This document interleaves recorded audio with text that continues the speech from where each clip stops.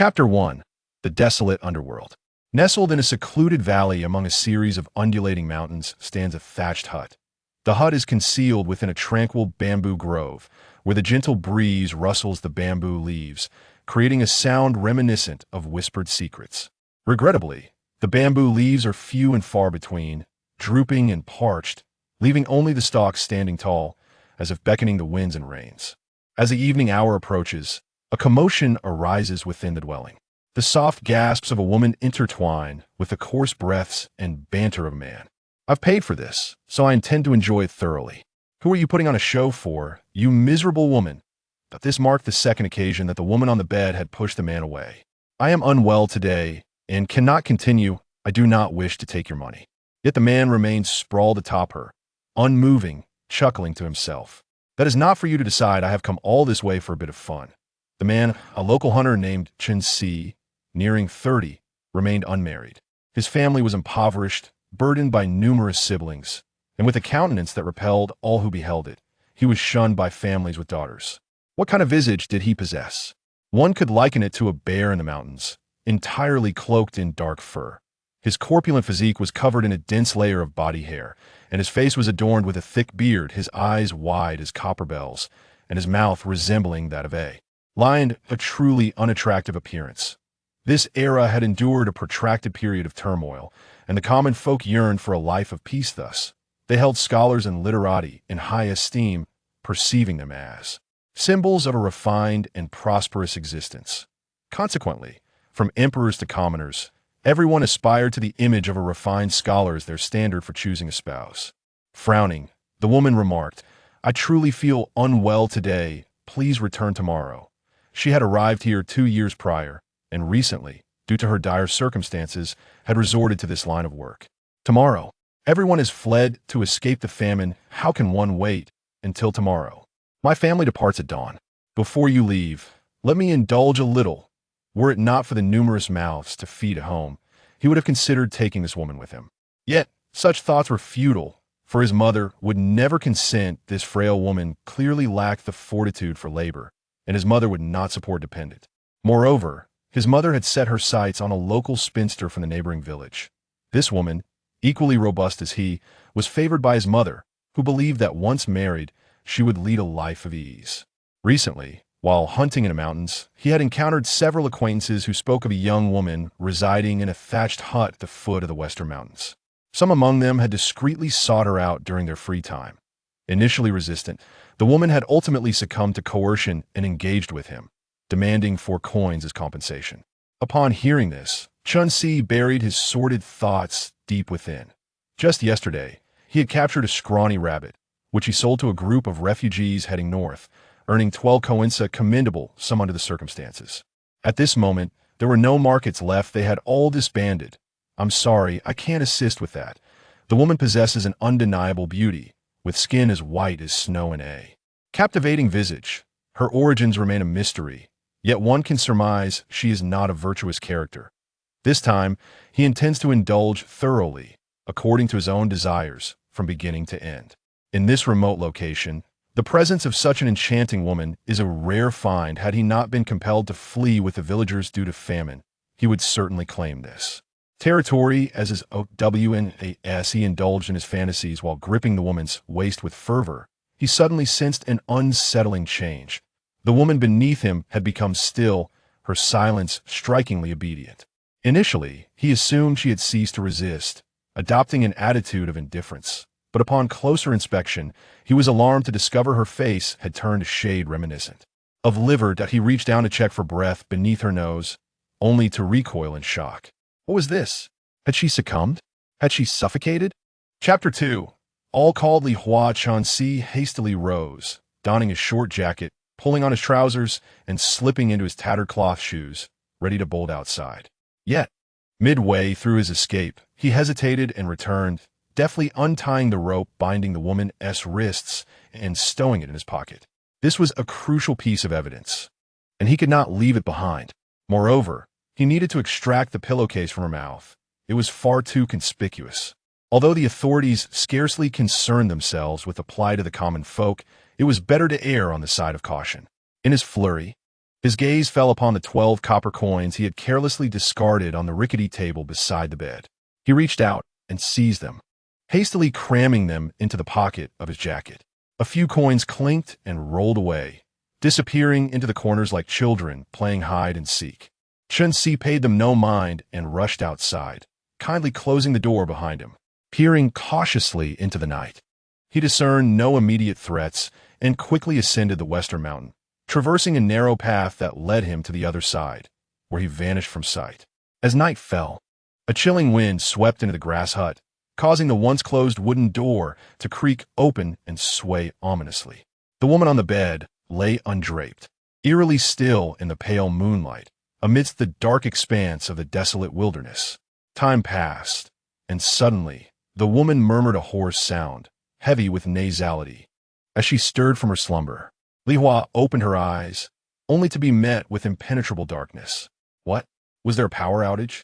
Habitually, she reached for the light switch beside the bed, but after searching for what felt like an eternity, she encountered nothing but emptiness.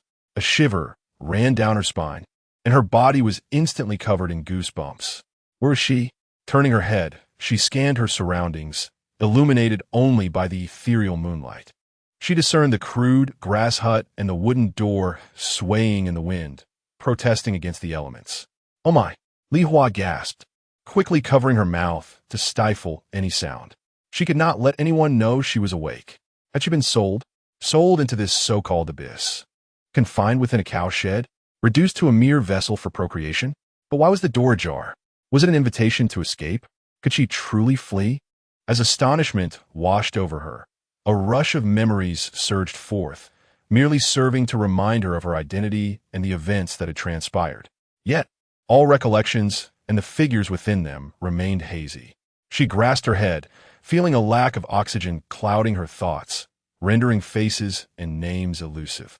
Shaking her head, she resolved that she must have been suffocated by the oppressive atmosphere, leading to her memory's deficiency. Thankfully, she recalled who she had been in her past life. Fortunate indeed that she hadn't become a fool. Otherwise, her soul's transmigration would have been all the more tragic. Once more, she gazed at the swaying wooden door and the dark expanse beyond, fearing it might attract wild beasts. She had no desire to become a meal for the mountain's predators upon her arrival, nor to suffer the agony of being devoured. Moreover, she was not ready to die. She had only just escaped one death, only to face another. What an unfortunate fate. But how had she met her end? How had she died in her previous life? She found herself momentarily lost in contemplation.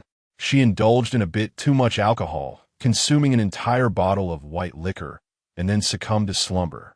Tragically, she passed away. She was allergic to alcohol. How could she have consumed such a quantity, knowing her sensitivity? It was due to a class reunion. Of course, the reunion was merely an occasion. The primary reason was that Li Hua intended to confess her feelings to the handsome senior she admired. However, the senior, instead, took another female classmate by the hand and announced to all present, "I have found my true love." Li Hua recognized that girl, though not as beautiful as herself. She was reputed to be exceptionally talented and had recently been promoted to department manager. Meanwhile, Li Hua was merely a lowly staff member, with tears welling in her eyes. She watched the two embrace and kiss before her. The other classmates erupted in enthusiastic applause, while all she could hear was a buzzing in her head. Throughout the gathering, she felt utterly disengaged. Her sense of loss and heartbreak drove her to seek numbness, prompting her to leave the event early. Upon returning to her newly purchased apartment, she retrieved a bottle of white liquor that her best friend had left behind and began to drink, intending to drown her sorrows. The quantity consumed became a blur.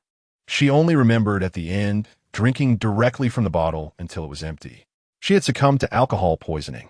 Regret washed over Li Hua as she contemplated the anguish her death would inflict on her parents, who had labored so hard to raise her. The thought of her lifeless form, surely a ghastly sight, filled her with guilt. Her beauty-conscious mother would likely be tormented with sleepless nights. This brush with death made her realize the value of life. A second chance was not guaranteed. With some effort, she propped herself up, feeling utterly weak, and a dull ache radiated from her lower abdomen. She understood the ordeal this body had endured. It appeared that the original owner of this body had been in dire circumstances. Ignoring the pain, she wrapped herself in a piece of clothing and staggered to the door, a chill breeze sending shivers through her. She secured the door tightly and found a sturdy wooden stick to brace it from behind. After pulling the door several times to ensure it was immovable, she finally felt at ease to return to her bed. As she lay down, Li Hua began to sift through the fragmented memories of the original owner. Her name was also Li Hua. She was the only daughter of her parents, who never conceived again. They showered her with affection, spoiling her and nurturing her into a life of comfort. The family resided in a small courtyard in the town, a legacy from her grandparents. Her father was their sole son, and after marrying her mother, he never pursued further academic accolades. Though he had received a scholarly education and commanded respect in the community, he had not engaged in business or agriculture, yet he managed to provide for their small family. Li Hua opened her eyes wide, attempting to visualize her original parents. While some memories were hazy, their faces eluded her.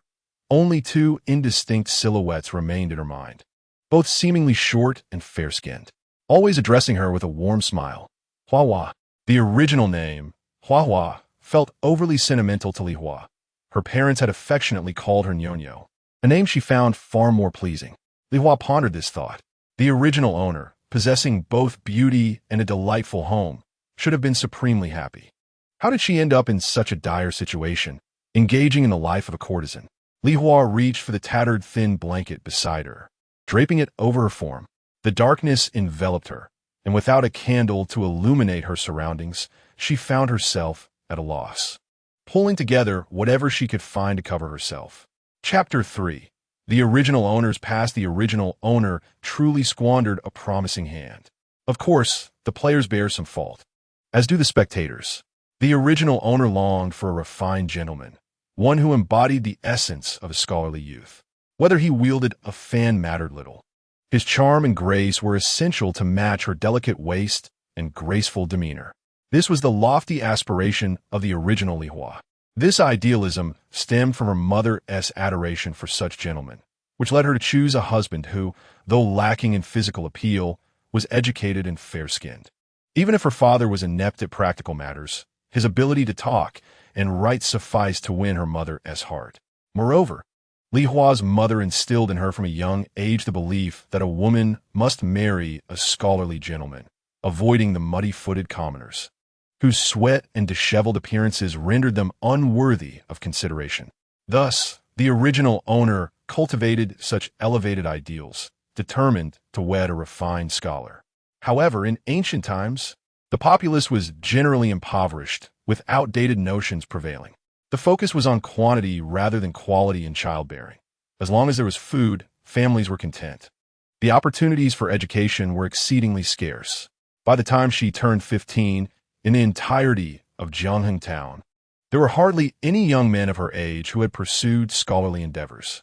The only suitable match was the third son of Lu Yuanwei, age 17. The others were either too old or too young. Li Hua identified her target and embarked on her strategy, frequently orchestrating chance encounters along the route to Lu Yuanwei's son's private school. With her fair skin, graceful figure, and a delicate, fox-like face adorned with large, glistening eyes reminiscent of autumn waters, she was captivating. Her long eyelashes fluttered like the fan in the hands of Zhuge Liang, utterly enchanting. After several encounters, she successfully captured the attention of Lu Yuanwei's third son. Gradually, they began to converse, and eventually, they arranged outings together. At times, he even skipped classes to accompany her on leisurely excursions. 6 months later, they pledged their devotion to one another, declaring that neither would marry anyone else. Unbeknownst to Lu Yuanwei and his wife, as their son approached 18, they arranged a marriage for him, setting the date for the following year. This news sent Li Hua into a frenzy. The duck she had nearly grasped was about to take flight. Seizing the opportunity during the festive season, when everyone was preoccupied with New Year celebrations, she persuaded Lu Yuanwei's son to elope with her. Infatuated with her, he readily agreed. Thus, on a certain day before the New Year, both Li Hua and Lu Yuanwei's third son vanished. Lu Yuanwei and his wife, bewildered by the circumstances, dispatched individuals to search far and wide. Upon learning the truth from a few informed acquaintances, Liu Yuanwei was consumed with rage and led his servants to utterly devastate the home of the original owner. However, recognizing that the original owner's father was merely a scholar with limited means, Liu Yuanwei refrained from excessive cruelty and redirected his efforts toward locating his son. After a month of relentless searching, he finally discovered the two individuals residing together in a modest dwelling within the town. Liu Yuanwei seized only his son, casting not a glance at the original owner, for such a woman, regardless of her beauty, held no value in his eyes. Liu Yuanwei's third son proceeded with his wedding as customary after the new year. In the aftermath, the original owner's father, Li Tongsheng, humbly approached Liu Yuanwei, pleading for his daughter, who had already become the third son's betrothed, to be accepted even as a concubine. Yet, Liu Yuanwei, looking down upon them, merely replied, "My family will not accept a woman who does not uphold her marital duties, even as a concubine." The original owner, having lost her virtue and subjected to the scorn and ridicule of neighbors, remained confined within her home, rejected by the Liu family. Consequently, her prospects for marriage became increasingly bleak, causing her parents considerable distress. Despite the advances of some unsuitable candidates, including widowers, none were deemed satisfactory, and the situation lingered for 2 years. By the time the original owner turned 18, a farmer from Donghan village sought the services of a matchmaker to propose marriage. Her parents, seeing the man, reluctantly acquiesced, recognizing their daughter as advancing age and the urgency of her situation. This man, aged 25, had also endured the trials of marriage twice. At 19, he had wed a robust woman, and their union was filled with affection. However, tragedy struck when one day, while tending to the fire, she inexplicably collapsed and perished. This unfortunate event sparked considerable gossip in Donghan village, with some attributing it to malevolent spirits haunting his household. In truth, it was a case of cardiovascular disease, but the villagers were unaware, relying solely on their imaginations. The tale morphed into various chilling versions, thrilling and horrifying both storytellers and listeners alike. 3 years later, the man married for a second time, this time to a frail woman. His generous dowry of 3 taels of silver astonished the community, as typical dowries rarely exceeded 1 tael and often consisted merely of grains or fruits. The woman's parents, swayed by the substantial offer, disregarded the ominous rumors and consented to the marriage. Shortly after her arrival, she became pregnant. However, complications arose during childbirth, resulting in a harrowing 3-day ordeal filled with her anguished cries, during which the man sought the assistance of numerous midwives, all to no avail. Tragically, both mother and child perished. From that moment on, the man acquired a notorious reputation for bringing misfortune to his wives. Despite his towering stature and handsome visage, no families in the vicinity dared to offer their daughters to him. 3 years had passed when the man's mother visited Jiangning town to socialize with relatives and friends. She overheard discussions about the original owner's elopement, which had tarnished her reputation and rendered her unmarriageable. This stirred her heart, prompting her to consult with her eldest son. "Delang, I've heard that the Li family in Jiangning town has a daughter who eloped 2 years ago, and her reputation is ruined. What do you think about hiring a matchmaker to make an inquiry?" The man pondered for a while. He realized that living a solitary life was not an option. Without a woman, a home, or children, he felt an ache for companionship, a yearning for a woman's affection in a proper manner. "Very well. Let us engage a matchmaker," he agreed. The matchmaker made her rounds with great decorum, fulfilling the man's requests by purchasing numerous gifts for the original owner's parents, who were quite pleased and eager to meet. On the day of the meeting, the man dressed appropriately, though he was a farmer. His tall stature exuded an air of nobility. While he lacked the scholarly demeanor of a gentleman, he was still quite presentable.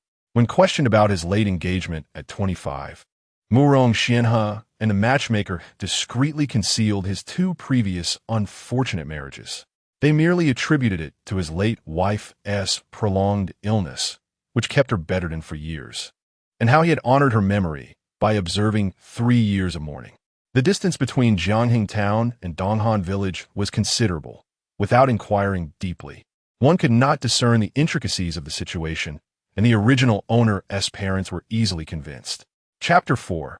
Another elopement upon seeing the original owner. The man's heart swelled with satisfaction. Her beauty was akin to that of a wealthy young lady. It was no wonder she had captivated the son of a high-ranking official enough to elope with him. She possessed the allure to do so. He added an additional 2 taels to the promised bride price, totaling 5 taels, which delighted both families. However, the original owner was less than thrilled. She yearned for a refined scholar and craved the delicacies of life, such as white-cut chicken. The thought of a farmer, sun-baked and earthy, who could only dig and toil, seemed utterly mundane and devoid of romance. Yet, she dared not voice her dissent. At 18, she was already considered on the shelf, while other women were marrying and bearing children by 16. If she hesitated any longer, she would risk becoming an old maid. Thus, the original owner married the man that year. After their union, she was pampered by him, spending her days in their home, often lying with her eyes open, more frequently tending to her lustrous black hair, ensuring it was smooth and sleek. Aside from venturing out for meals twice a day, she wouldn't even wash a bowl, let alone engage in any labor. After some time, one of her sisters-in-law discreetly informed her that the man had previously taken 2 wives and shared the ominous rumors about him bringing misfortune to his spouses. This revelation deepened her discontent, and thoughts of escape began to take root in her mind. The man's mother, Mrs. Zhou, was discontented, as were 2 of her sisters-in-law, whose disapproval was evident in their sullen expressions directed at both the original owner and her husband. The trio openly and covertly criticized them on numerous occasions. The man regarded their expressions merely as embellishments, paying no heed to their words, which seemed as inconsequential as the wind rustling through nature. The original owner would lower her head as she exited the room, bowed over her meals, and kept her gaze downcast upon entering her quarters, indifferent to their ire and resentment, engrossed solely in her own amusements. Unable to bear it any longer, Zhou separated the man from the original owner. The man, unperturbed, was an adept farmer, skilled at laboring to earn a living. Each day, after toiling outside, he returned home to cook and prepare meals with unwavering diligence, expressing no grievances, and devoted himself entirely to the original owner. Before long, the original owner became pregnant, and the man cherished her even more, bringing home whatever she craved, and making every effort to procure what was unavailable. A year later, she safely delivered a boy, which filled the man with immense joy. However, the original owner was not pleased. She gazed at the cooing infant with a furrowed brow, lacking the desire to nurse him. More often than not, the child would grow pale from hunger, prompting the man to brandish a kitchen knife at her, declaring that if she did not feed the baby, he would resort to violence. Terrified, the original owner complied, nursing the infant dutifully. Well cared for by the man, the child thrived on her milk, growing plump and exceedingly adorable. Yet, this bliss was short-lived. When the child reached 1 year of age, the original owner eloped with a traveling merchant who had visited Donghan village several times. The merchant, a clean-cut fellow, bore the appearance of a refined scholar, despite carrying his wares on his shoulder. In her flight, the original owner absconded not only with her clothing, but also with the family savings. Upon discovering her sudden absence, the man inquired far and wide, and a few witnesses revealed that they had seen her depart with the merchant. He rallied the entire village to assist in the search. But after several days of fruitless searching, some began to lose hope, burdened by their own matters. Undeterred, the man offered a generous bounty of 10 coins per person to continue the hunt. But after 3 months of relentless effort, it proved as futile as searching for a needle in a haystack, and he found himself in considerable debt.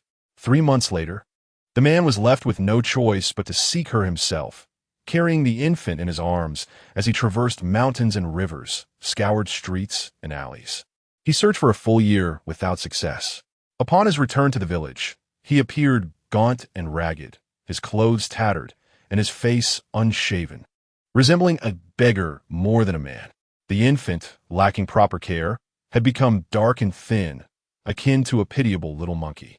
Back in Donghan village, Zhou, unable to bear the sight of her son and grandson's suffering, reunited them to live together once more. Li Hua, in a haze of sorrow, lamented the original owner's choices, pondering how one could so easily abandon a husband and child for mere fleeting desires, running off with a stranger. As Li Hua meticulously contemplated the image of this husband, it was akin to facing an examination paper. Though she concentrated deeply, the figure remained a mere indistinct shadow, suggesting that the original owner's mind had become clouded. The only recollection I have is of a towering figure, whose gaze, when fixed upon others, exuded a chilling intensity. Each time I conjure the image of this shadow, an involuntary shiver courses through me, a sensation deeply rooted in the original owner's experiences, indicating her trepidation towards her husband. Shaking her head to dispel the unsettling thoughts, Li Hua twisted her neck in an attempt to relax her mind. The original owner had fled here with a peddler, who subsequently erected a thatched hut for them, and they lived together for over a year until, one day, he vanished without a trace.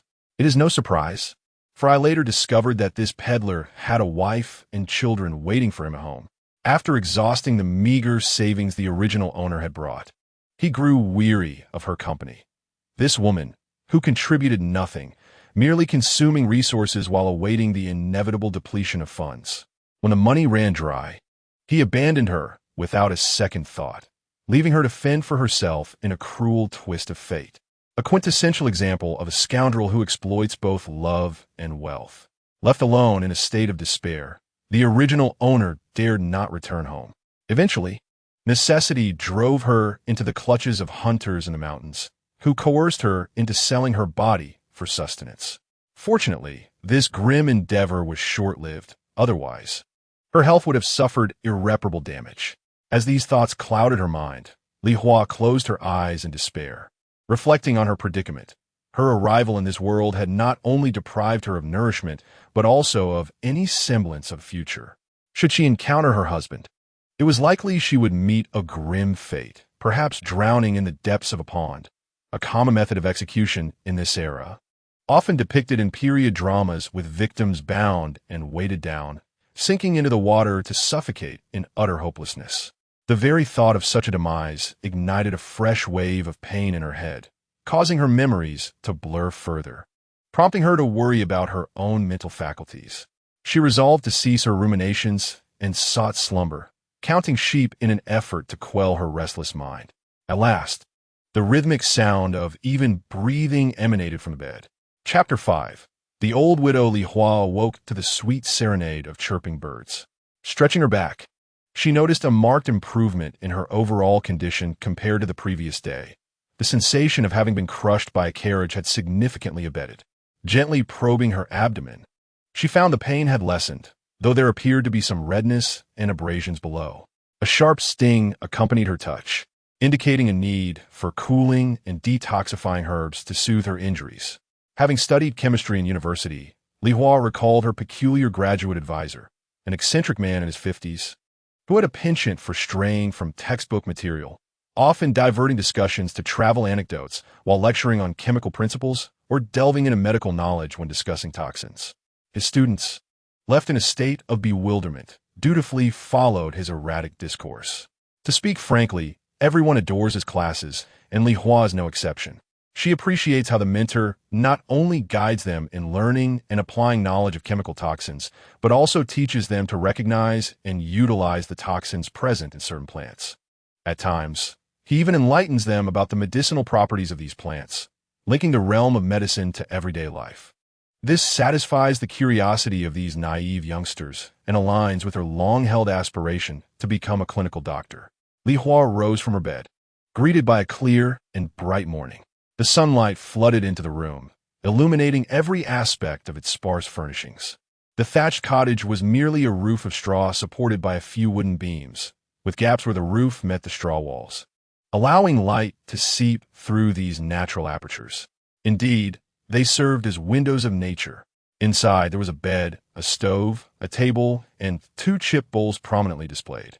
In one corner, a dark and unkempt earthen jar sat, and beyond that, there was little else to behold. Her clothes lay haphazardly on the bed, and the thin blanket she had covered herself with the previous night was riddled with holes. What a dismal existence. Life was meant to be cherished, yet here it was squandered. There were hardly any possessions of worth in this home. Li Hua mused that perhaps outside lay a landscape reminiscent of the verdant hills of Babaoshan. With a heart full of anticipation, she opened the wooden door and was immediately met with a view of the sprawling mountains. However, instead of lush greenery, the mountains were a dull yellow. The plants surrounding her drooped and withered, showing little trace of vitality, with only a hint of green visible near the ditches. Looking closer at the nearby ditches, they appeared parched, with some areas cracked like tree bark. Drought. A severe and relentless drought. As Li Hua ventured a few steps beyond her door, the sight of the endless mountains filled her with trepidation. Her heart raced with a palpable anxiety. How could she have slept so soundly last night? Amidst these vast mountains and desolate wilderness, where any wild beast or malevolent person could easily extinguish her fragile life. A life so hard-won. What had the original owner of this body been thinking, enduring over a year in such an environment with that peddler, merely because he resembled a plucked chicken? In her previous life, she had been a pure maiden, yet in a single moment, she found herself transported here, transformed into a woman of ill repute, abandoning her husband and children. How could one navigate such a life? No, she could not remain in this place. She pressed onward, determined to scale the mountain before her and discover what lay beyond. When her clothes became drenched with sweat, she finally reached the summit. Standing atop the peak, she gazed down and beheld a winding mountain path leading into the distance, where she perceived a few figures struggling along the route. The conditions on this side of the mountain appeared far more favorable than those of her residence, offering a broader vista and clear signs of human activity. The presence of movement indicated the possibility of escape. Li Hua then noticed several wooden houses at the foot of the mountain, even some made of brick. Fragments of memories began to resurface, though they remained somewhat hazy. Not long ago, the original protagonist found herself in dire hunger and knocked on the door of a wooden cottage, where an elderly widow resided. This kind-hearted woman not only provided her with sustenance, but also engaged her in conversation. Upon learning of her plight, the widow persistently urged her to leave that wretched place.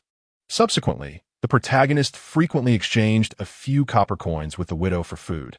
Uncertain whether the widow was still alive, she yearned for companionship, for she could no longer bear to stay in that grass hut at night. Li Hua raised her foot and approached one of the small wooden houses. Gently, she tapped on the wooden door, but received no reply. Wondering if her knocks had gone unheard, she lifted her right hand and struck the door with greater force. With a creak, the door swung open, and Li Hua hesitated for a moment before pushing it ajar. The interior was dimly lit. She allowed her eyes to adjust and peered inside while calling out, "Annie! Annie!" To her horror, she discovered the widow lying motionless on the floor. Without a second thought, she hurried over to help her up, recalling how she had once assisted an elderly person struck by an electric bike in her previous life, believing that lifting her would suffice. However, after several attempts, the old woman remained unresponsive on the ground. As Li Hua raised her hand once more to assist the widow, she caught a glimpse of the woman's face. It was devoid of color, her eyes tightly shut and her lips pressed together, a visage unmistakably that of a corpse. The stark realization of the widow's lifelessness, compounded by the rigidity of her body, sent a shiver down Li Hua's spine. She let out a piercing scream and fled the cottage. She ran far, longing to encounter a living soul to share her dread, yet found no one. Once her heart settled, she returned to the small village, as she had nowhere else to go. Gently, she knocked on the doors of other homes. The doors of the few remaining houses stood ajar, easily pushed open, and in some cases, the doors had even been removed entirely, leaving the entrances exposed. Each dwelling was barren, containing only the remnants of broken, unmovable belongings. Li Hua recalled the tales of refugees shared by the hunters. It dawned on her that the villagers had fled from the famine. Presumably, the widow, unable to escape, had been left behind, her death unnoticed. Standing in the silence of the desolate landscape, the sounds of wind and insects were hauntingly clear, amplifying her fear and trepidation. After standing in contemplation for what felt like an eternity, she turned back to the widow's home. From behind the door, she retrieved a hoe-like tool and began to dig a grave beside the old woman.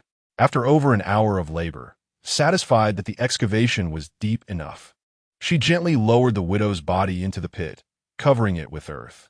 She then paid her respects with 3 bows, remaining silent for 3 minutes before departing from the dwelling. May the deceased find peace in their final resting place. This was her duty, a repayment for the widow's past kindness and assistance. Chapter 6. A small spring. Li Hua returned to the thatched cottage, meticulously searching for something to eat. After a while, she discovered a sweet potato, roughly the size of a fist, nestled in a dark, dusty jar in the corner. Alongside it, she found a few coins that had fallen to the floor. Holding the sweet potato in her hands, she observed its slightly dry and withered state, yet it remained edible. Approaching the small stove, which was simply constructed from a circle of stones topped with a small iron pot, she retrieved a fire starter. Drawing upon her faint recollections, she exerted considerable effort to ignite the dry twigs within the stove. Once the flames flickered to life, she poured in a bowl of water and, using a small knife, peeled and diced the sweet potato into small pieces, which she then added to the pot to boil. After approximately 10 minutes, Li Hua prodded one of the sweet potato chunks with a pair of chopsticks, finding it tender. She then rinsed a handful of wilted wild vegetables she had gathered on her way back and tossed them into the pot. 2 minutes later, she sprinkled a bit of coarse salt from a broken bowl beside the stove into the mixture. After a brief moment, she extinguished the fire and ladled the sweet potato and vegetable soup into a bowl. Allowing it to cool for a few minutes, she began to eat. This was her first meal since arriving in this world.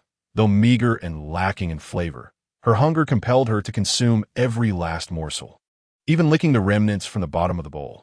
Blushing, she felt akin to the pug she had once cared for in her previous life, a creature that would always clean its bowl thoroughly after meals. She had often teased that gluttonous dog for its voracity, which exceeded her own. Now, she found herself in a situation even more pitiful than that of a mere dog. Truly, it was better to be a peaceful canine than a person in chaotic times.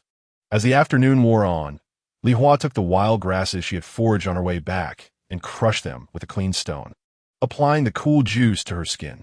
It was refreshing and soothing. These grasses possessed properties that alleviated heat, reduced swelling, and dispelled bruises. Finally, she lay on the wooden bed, lost in quiet contemplation. It appeared she would have to spend the night here. Though situated in the mountains, the area had once been frequented by hunters, and most of the larger beasts had been hunted nearly to extinction. The primary advantage of this location was its seclusion, making it unlikely for desperate refugees to discover her presence.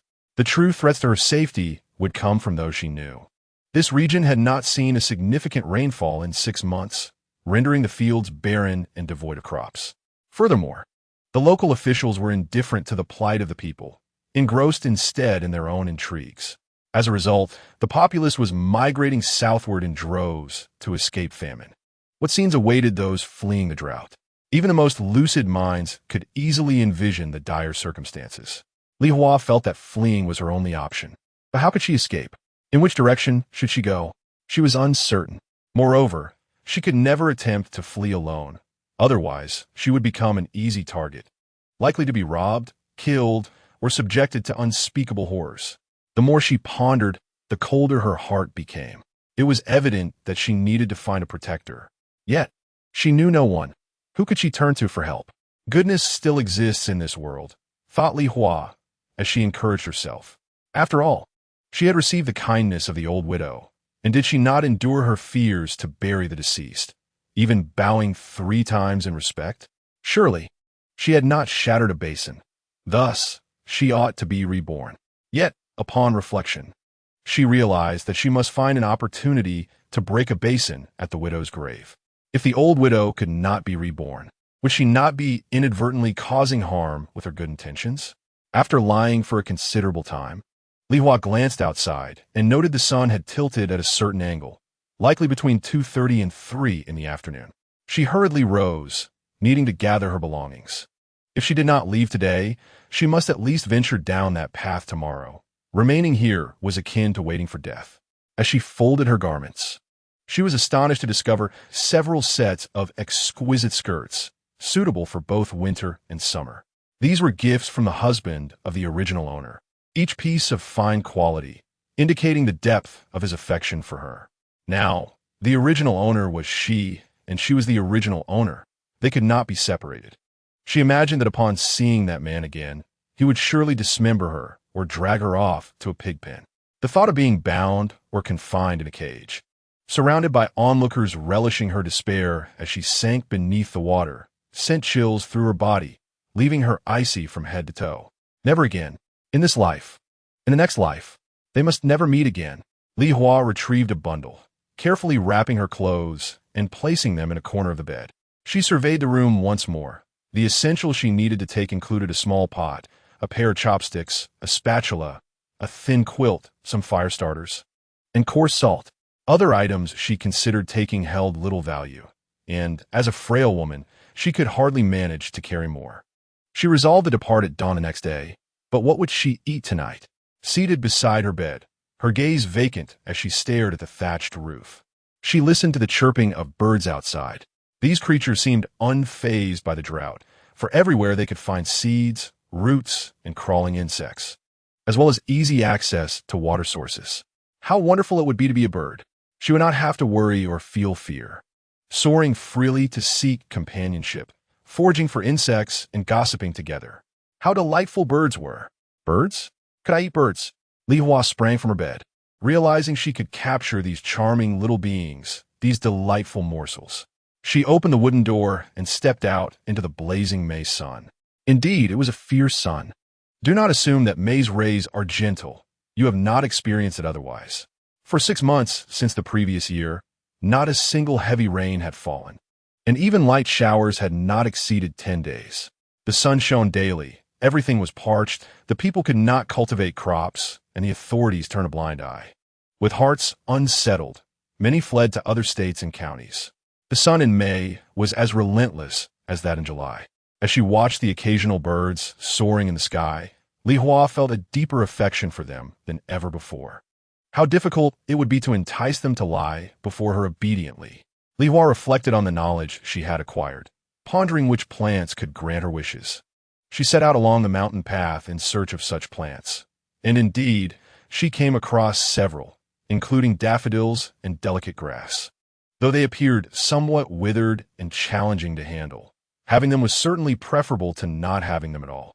As she continued her search, she stumbled upon a small spring nestled within a nearby valley.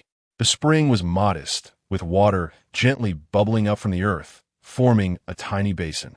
Scattered around were numerous paw prints, undoubtedly left by various animals. Li Hua examined these prints carefully and was relieved to find no signs of large predators. The original owner of this body must have frequented this spot for water, although Li Hua's memories of the original owner were hazy, leading her to overlook this detail. The spring was still flowing, likely connected to an underground water source, providing her with a means of survival until the rains would bless the land. Yet, Li Hua was unwilling to remain in this place. She did not wish to continue living the original owner's dismal life. The thought alone filled her with discomfort. She longed for grander places, bustling with life, particularly markets where goods were traded, culinary delights were plentiful, and there was a semblance of order and governance. Just the thought of it brought her joy. Chapter 7. Bird Meat at this moment. Li Hua could not afford to be discerning about whether the water was spring or boiled, or to worry about parasites. She quickly cupped her hands to drink several mouthfuls of the refreshing liquid, which tasted delightfully cool with a hint of sweetness. After quenching her thirst, a sudden realization struck her. Her escape plan had not accounted for the availability of water, a crucial concern. Water would undoubtedly be a scarce commodity on the road to safety. What could she use to carry water? Her eyes brightened as she noticed some bamboo nearby. She could cut a section, drill a hole in one end, and insert a hollow reed to drink from, ensuring it would not spill easily. However, obtaining a piece of bamboo was no simple task. With her small knife, Li Hua struggled to saw through the bamboo, quickly becoming drenched in sweat. At this rate, she might toil until dusk. It would be wiser to seek something to eat first, as she could always return to the bamboo later. While she found some poisonous plants, The birds were unwilling to consume them without bait. Where could she procure bait? With her wide, watery eyes scanning her surroundings, she looked to the skies and then to the ground. As she passed the small spring, she fortuitously discovered several adorable tadpoles.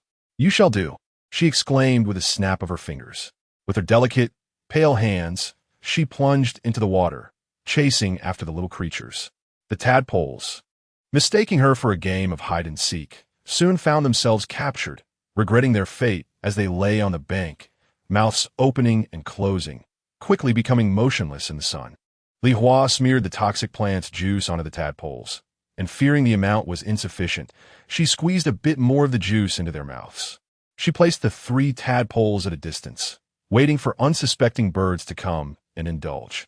Then she returned to the spring, creating a small opening to let a trickle of water flow, which she used to wash her hands. Having washed her hands thoroughly, she awaited the arrival of birds to consume the tadpoles while deftly tugging at the bamboo beneath her.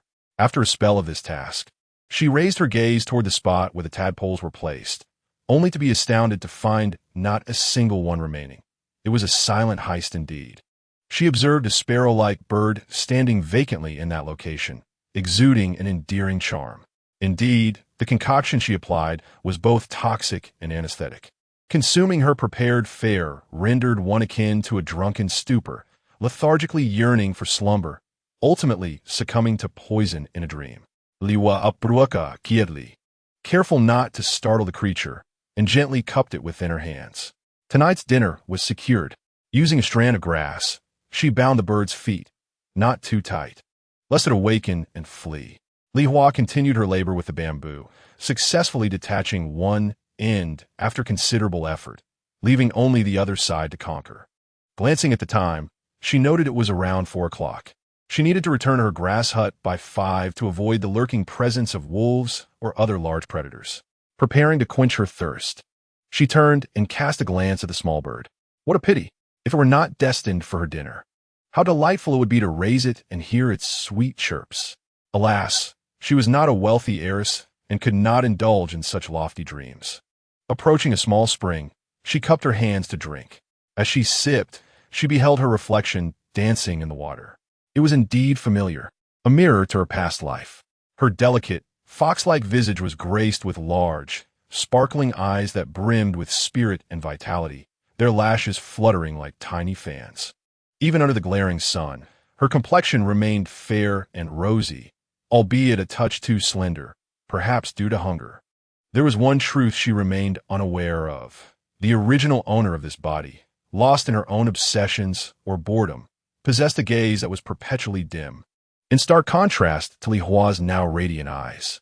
The original's lovely face was often shadowed by worry, resembling a gem dulled by dust, unlike the vibrant glow it carried now. Having quenched her thirst, Li Hua returned to the bamboo and, summoning her strength, set to work with renewed vigor. Just before the sun dipped below the horizon, she successfully severed the remaining end. She raised her right hand, where blisters had formed at her grip, now raw and bleeding, a sharp ache pulsating through her. With the bamboo tube in one hand, the knife, and the small bird in the other, she made her way to the grass hut, arriving just as the sun set. There, she commenced the task of plucking the bird's feathers. Once clean, she poured water from a wooden bucket into a pot to rinse, discarding the murky water afterward. She then began to gut the bird, setting aside the intestines while retaining the other innards, chopping the flesh into pieces and placing them into the pot. Adding fresh water, she ignited a fire with a match and set the pot to boil. After the water reached a boil, she lowered the heat to a gentle simmer. She felt akin to Robinson Crusoe on a deserted island, living like a wild person in another realm. Unlike Robinson, who later discovered a ship filled with useful items to enhance his existence, she lacked such fortune. The greatest stroke of luck she had was encountering fellow bipeds traversing that path. She needed to find trustworthy companions for her journey. Sensing that the bird meat had become tender, Li Hua sprinkled some coarse salt to enhance the flavor, allowing it to cool for a few minutes before consuming it directly from the pot. The taste was quite pleasant. The meat was tender, sweet, and bore a wholly natural flavor, albeit in limited quantity. During natural disasters, even animals suffered, their bodies reduced to mere skin and bones. Ultimately, she lifted the small pot and drank every last drop of the broth. She caressed her stomach, feeling a sense of satiety from the nourishing soup. In her previous life, she had not endured hardship. Her parents were both employed, and although she had a younger brother, hunger had never plagued them. Whenever her mother had the time, she would creatively prepare delicious meals for them. After entering the workforce, Li Hua often indulged in fresh vegetables to reward herself with delightful dishes. During her days off, she frequently enjoyed barbecues in the great outdoors with her close friends. Overall, her culinary skills were commendable. After finishing the bird's soup, night had fallen.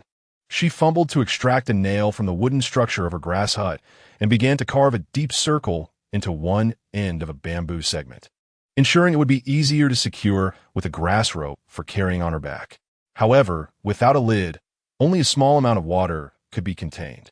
Once the bamboo tube was ready, she started to gather her belongings, ensuring to include salt, which not only whetted the appetite but also replenished her strength. She wrapped her pot, knife, bamboo tube, and other essentials in a coarse cloth. Tomorrow, she simply needed to roll up her thin quilt to embark on her brave journey ahead. As for her meal the following morning, she was uncertain. She had set aside the bird's intestines to use as bait. Chapter 8. At killing the next morning, Li Hua awoke to the melodious chirping of birds. Stretching her limbs, she felt quite well, her recovery progressing favorably. Rising from her bed, she remained clothed, as she had slept in her attire. In the wilderness, even with a grass hut to shield her from the elements, it could not protect her from ill-intentioned individuals, so she dared not sleep without her clothes. Keeping a small knife by her pillow, she retrieved a piece of gray cloth from a rope on the wall, aware it was meant for washing her face. Having neglected to wash her face the previous day, she had only splashed some water from a small spring. Today, she intended to properly cleanse herself at the spring and wash away the unpleasant odor from the heat. After changing into a clean outfit, she planned to wash her soiled clothes once she finished at the spring. However, the belly band she wore was unattractive and impractical.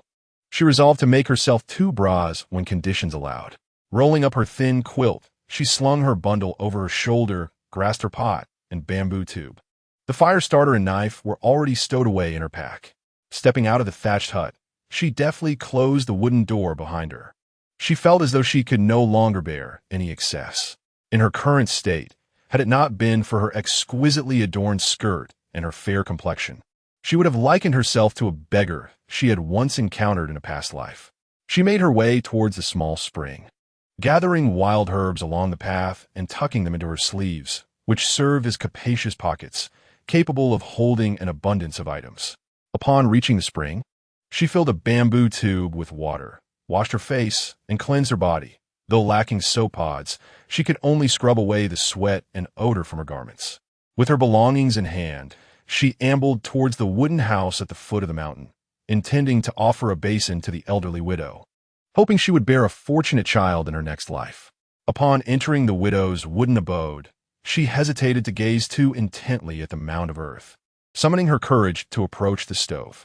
Lacking a basin, she settled for breaking a few bowls instead. With a cacophony of clattering, she shattered them into countless fragments, murmuring, "Dear lady, may your journey be smooth. I regret forgetting to break a basin for you yesterday. Today, I make amends. I wish for you to bear a wonderful child in your next life." As she prepared to leave, she was drawn to a large basket and a water jug nestled in the corner.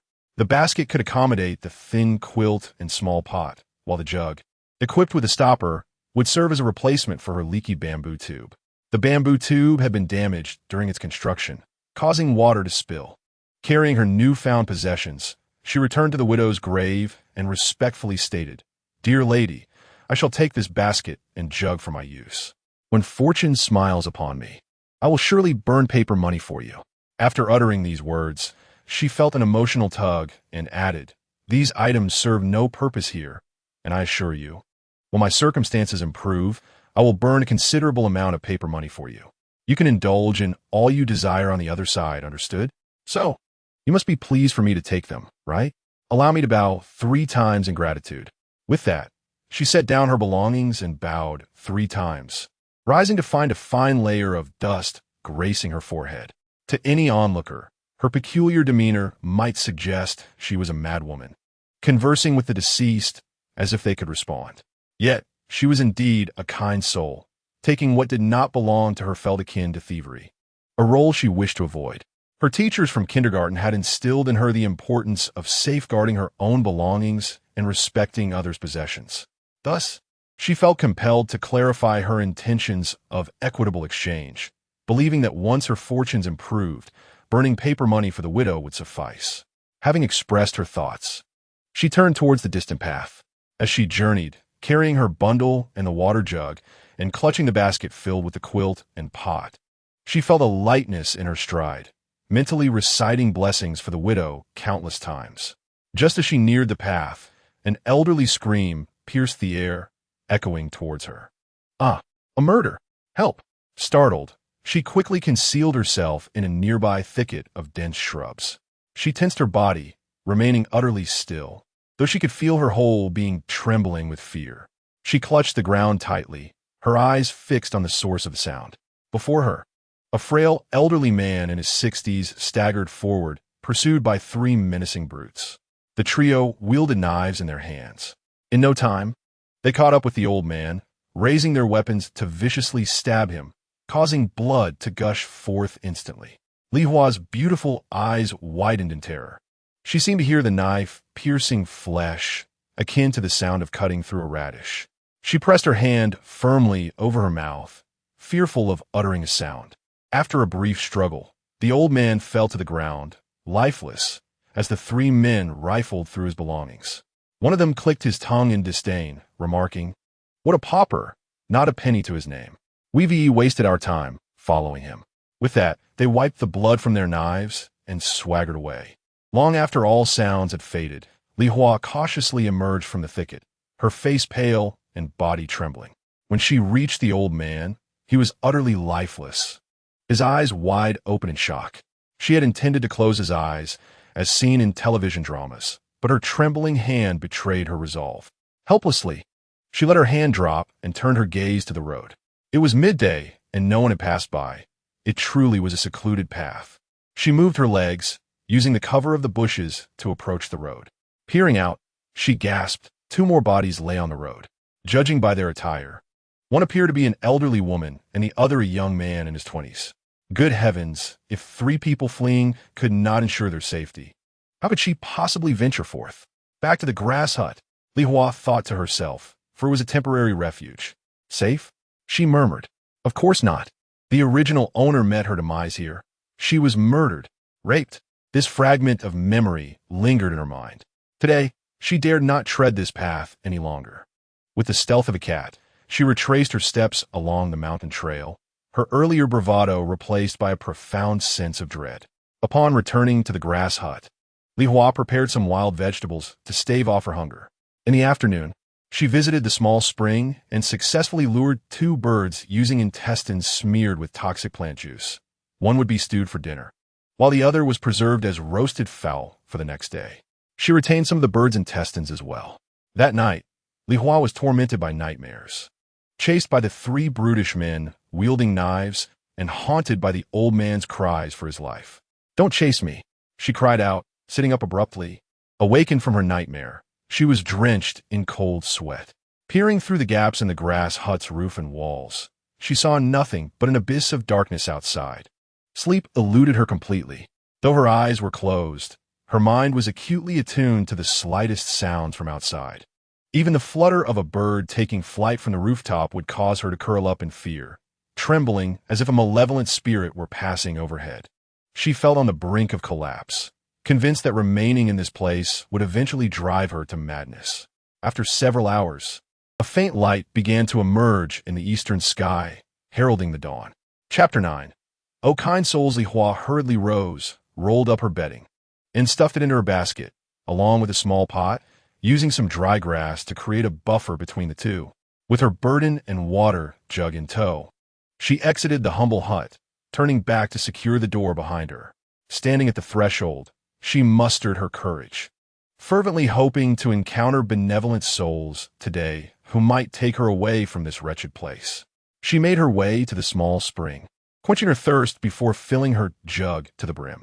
After washing her face and rinsing her mouth, she surveyed the area around the spring, noting the fresh tracks of little birds and the occasional chirping from the underbrush.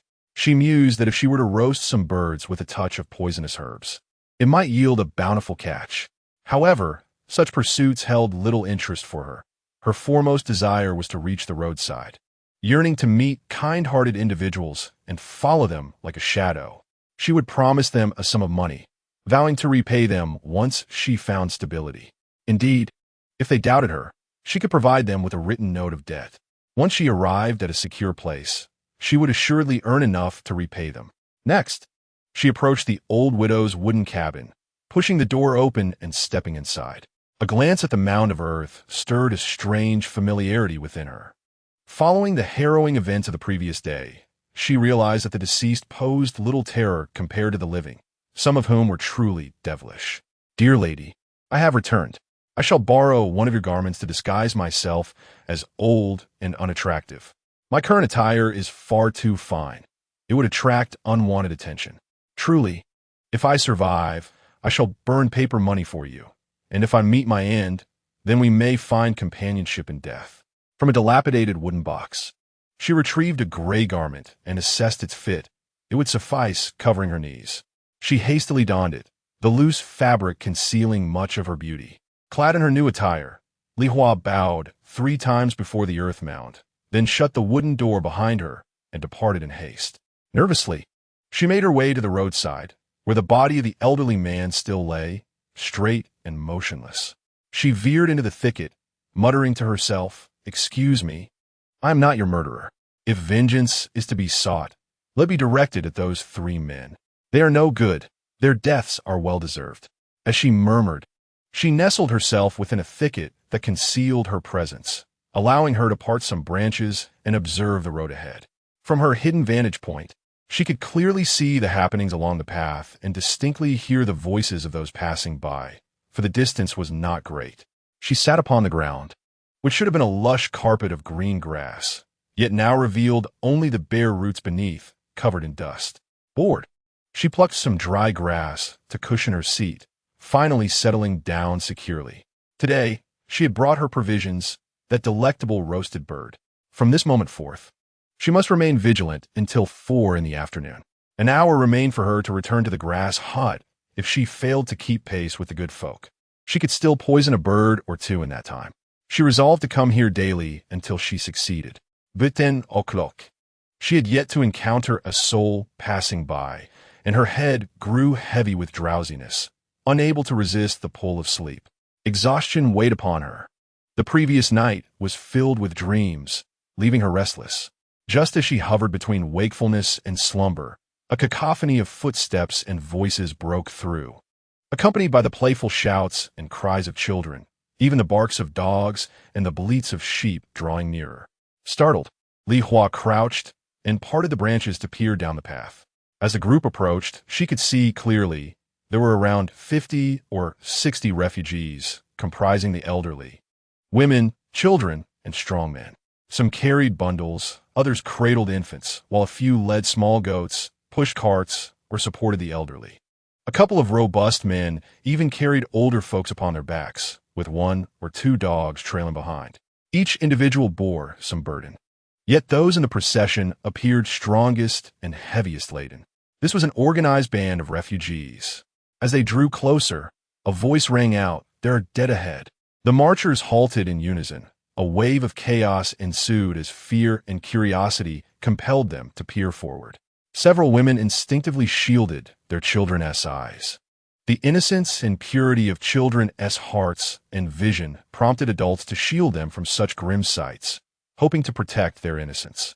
Yet, this very act of concealment only intensified the children's curiosity. Some strained to peek through their guardians' fingers, while others resigned themselves to their parents' shielding, conjuring even more dreadful imaginings. At that moment, 7 or 8 young men emerged from the throng, their sun-kissed skin a deep bronze, glowing healthily in the sunlight. "What is happening?" One robust young man, cradling a boy of about 3, pressed to the front. He was tall and broad-shouldered, exuding a vigorous aura. Upon seeing him, Li Hua's eyes lit up. He embodied her ideal type. This man was strikingly handsome and radiated a sense of safety.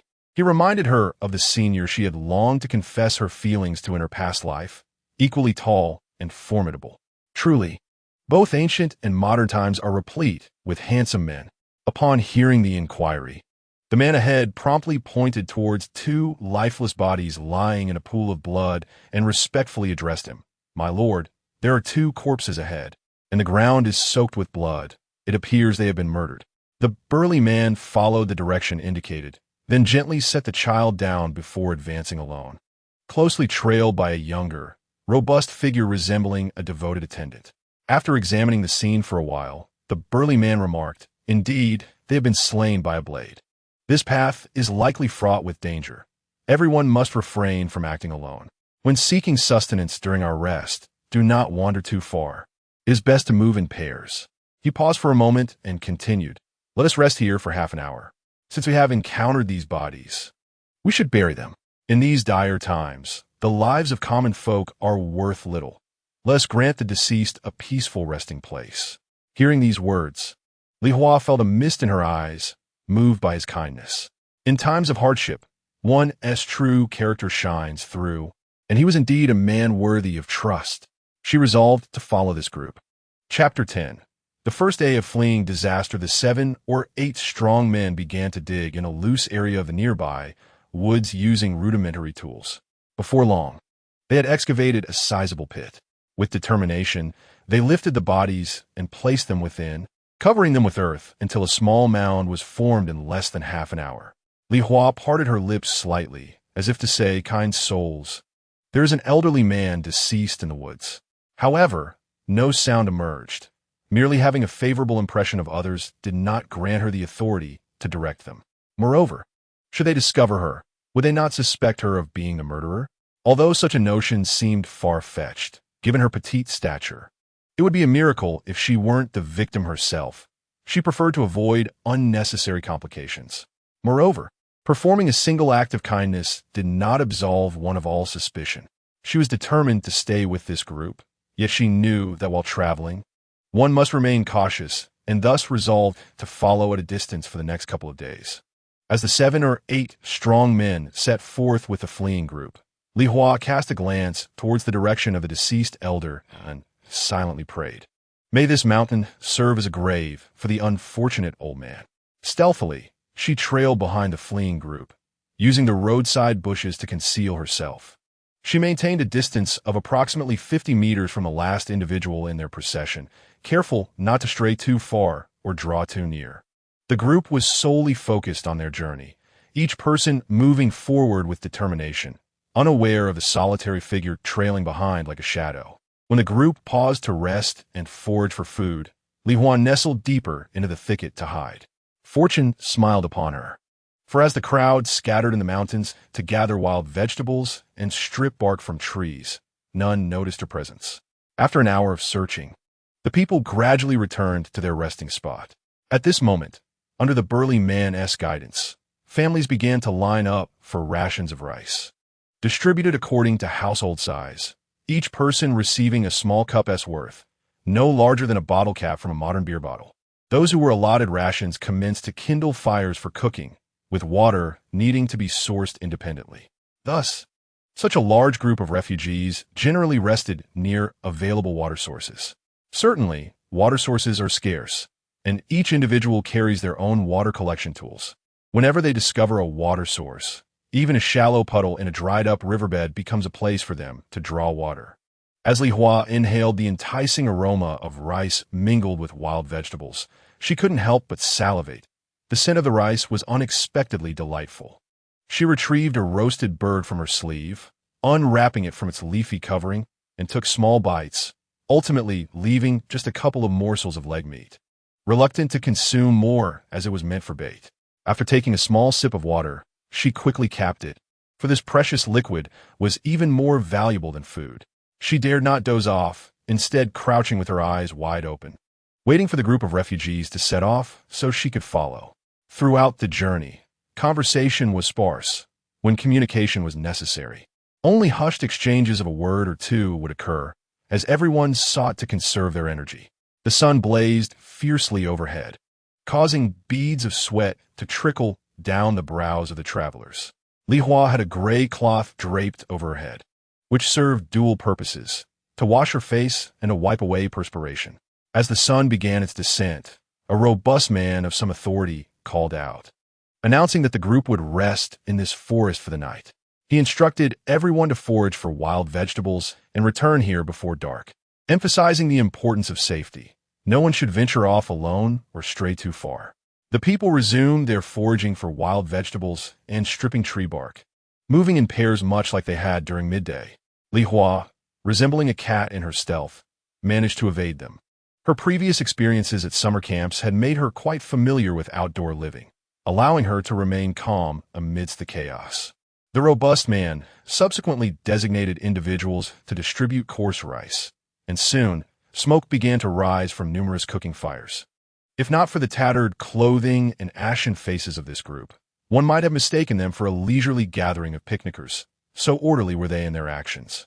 Through her observations over the day, Li Hua discerned that this band of refugees was not only organized but also demonstrated mutual care. For instance, while searching for wild vegetables, parents would leave their children in the care of elderly relatives and retrieve them upon their return, often sharing portions of their harvest with those who were less mobile. She also noted that children were cradled in the arms of the men, while women primarily carried supplies and followed along, with little sound of scolding or conflict. As the aroma of rice and wild vegetables wafted from the communal pots, Li Hua's stomach rumbled like a drum, echoing its hunger. Having finished her roasted bird, she was left with only a couple of pieces of meat reserved for bait. Consuming them was out of the question. She took a handful of wild grass she had gathered along the way and added it to the pot, rinsing it with a small amount of water before starting a fire to cook it. After bringing it to a boil, she let the wild vegetables simmer for a minute or two, ensuring they were cooked without becoming overly mushy and emitting an unappealing odor. As Li Hua chewed on the wild vegetables, her mouth filled with astringency. Fortunately, she had added a pinch of salt to enhance the flavor. Otherwise, it would have been nearly impossible to swallow, each gulp causing discomfort in her throat. After dinner, as dusk settled, the group began to lay down some wild grass to prepare their sleeping arrangements. They all sleep closely together, with most of the women on one side and the men on the other, while the children occupy the center. The families form a circle, with a small pile of firewood burning in the middle, occasionally crackling as it burns. Every 2 hours, someone takes their turn to keep watch. Li Hua dares not stray too far from them. The wolves in the mountains are ravenous and could even attack adults. She chooses a spot upwind, feeling it safer. And under the dim light of the moon, she scatters a bit of bait around her, quietly keeping vigil. Wrapped in her thin quilt, she knows she must have some success, as she has no coarse rice to distribute, and being unfamiliar with them, she must remain vigilant, knowing that tomorrow's rations depend on tonight's catch. Li Hua dozes off, and when she awakens to a sky full of stars, she feels a momentary disorientation, as if she were still in her newly purchased apartment. It is only when she surveys her surroundings, filled with withered branches and leaves, that she realizes the perilous situation she is in. Surprisingly, she had slept so soundly that not a single nightmare had disturbed her. Could it be that the presence of others provided her with a sense of security? She quietly rises and approaches the spot where she had placed her bait, only to be disheartened to find a gaunt mouse lying beside it. As she lifts the once dreaded creature, a wave of nausea washes over her, and she is tempted to discard it immediately. Yet, her grip on the mouse remains firm, as if releasing it would lead her to the guillotine the following day. Eat. It is imperative to eat. In such extraordinary circumstances, one cannot afford to be choosy. Mere survival is the order of the day. Taking advantage of the moonlight, Li Hua skins the utterly limp mouse, opening its belly to remove the intestines while preserving the rest. She then grinds a few coarse salt grains on a stone and sprinkles them inside the mouse's belly, believing it will keep until noon tomorrow. Finally, she wraps it in a few leaves and places it in her pot within the basket. Glancing at the discarded entrails, she feels a pang of regret, swallowing hard. What pity! After wiping her hands with leaves and grass, she returns to sleep, conserving her strength. Chapter 11. Discovery Li Hua awakens to a cacophony of voices. Seeing the crowd ahead busily packing their belongings to set off, she quickly rises, rolls up her thin quilt, and stuffs it in her basket, following along. The dawn has just begun to break, and some children are still lost in slumber. The adults either carry the little ones or shake them awake, leading them along as half-asleep children stumble after their families. Everyone aims to cover as much distance as possible before the sun's heat becomes unbearable. As they journey on, their provisions of rice are scant, and there is little to eat along the way. The earlier refugees have stripped the mountains of wild grasses, leaves, and roots, leaving only scattered wild vegetables, leaves, and tree bark for the rest. This region is characterized by undulating hills, which should ideally serve as a treasure trove and a paradise for their existence. However, the absence of water has rendered the land barren, stifling the growth of life and depriving them of sustenance. The only creatures that roam the mountains now are primarily insects, rodents, and birds. The riverbeds have run dry, with only the deepest recesses offering a scant supply of water. The inhabitants are struggling to survive. Their village, lagging in the exodus, is small and closely knit, enjoying relative prosperity in times of peace. When calamity struck, their ample reserves led to a delayed realization of their plight. Unlike the nearby villages that had already witnessed 2/3 of their population flee, some individuals remained paralyzed by indecision, unable to find a guiding force to lead them through the chaos. Under the leadership of the village's stalwart figure, Murong Xianhe, they consolidated their rice and grains to distribute evenly among the villagers. Naturally, there were dissenters reluctant to surrender their provisions, yet through Murong Xianhe's persuasive discourse, they came to appreciate the merits of such cooperation. Carrying individual rations on the arduous journey proves burdensome. However, pooling resources allows the village's able-bodied men to transport the supplies via tricycles, showcasing one of the many advantages of their collective approach. Furthermore, the perilous nature of their flight is fraught with uncertainties and dangers, with lives hanging by a thread. The precious grains for survival have become targets for malefactors, and there are even chilling rumors of cannibalism in certain locales. Consequently, they dare not stray from their companions. Li Hua quietly trails behind them, and as they traverse a more open mountain path, the shrubs that once concealed her have thinned considerably, leaving her exposed to the group ahead. She feels helpless, aware that it is only a matter of time before they notice her presence. She clings to the hope that they might show mercy, considering her vulnerable status as a woman. Perhaps, with a plea for compassion, she might be permitted to join them. She firmly believes in the goodness of those ahead, particularly the robust leader who seems incapable of preying upon the weak. Just as Li Hua follows, her heart pounding with anxiety, a boy trailing behind suddenly exclaims, "Look, there's an old woman following us." His cry halts the entire group in their tracks, all eyes turning towards her. Li Hua freezes in fear, akin to a thief caught in the act, her face flushed with embarrassment. Her breath quickens, and her frail form trembles slightly as she anticipates their next move. What if they choose to drive her away or bully her? Yet, the group merely gazes at her, seemingly pondering whether she might bring them misfortune. Murong Xianhe, cradling a slumbering young boy, squints back at the frail woman trailing them. She appears emaciated, clad in tattered gray garments, with a piece of gray cloth draped over her head. The distance makes it difficult to discern her age. The woman stood there, tense and fearful, her body rigid with apprehension as she watched them approach, as if she were a frightened rabbit ready to flee at any moment.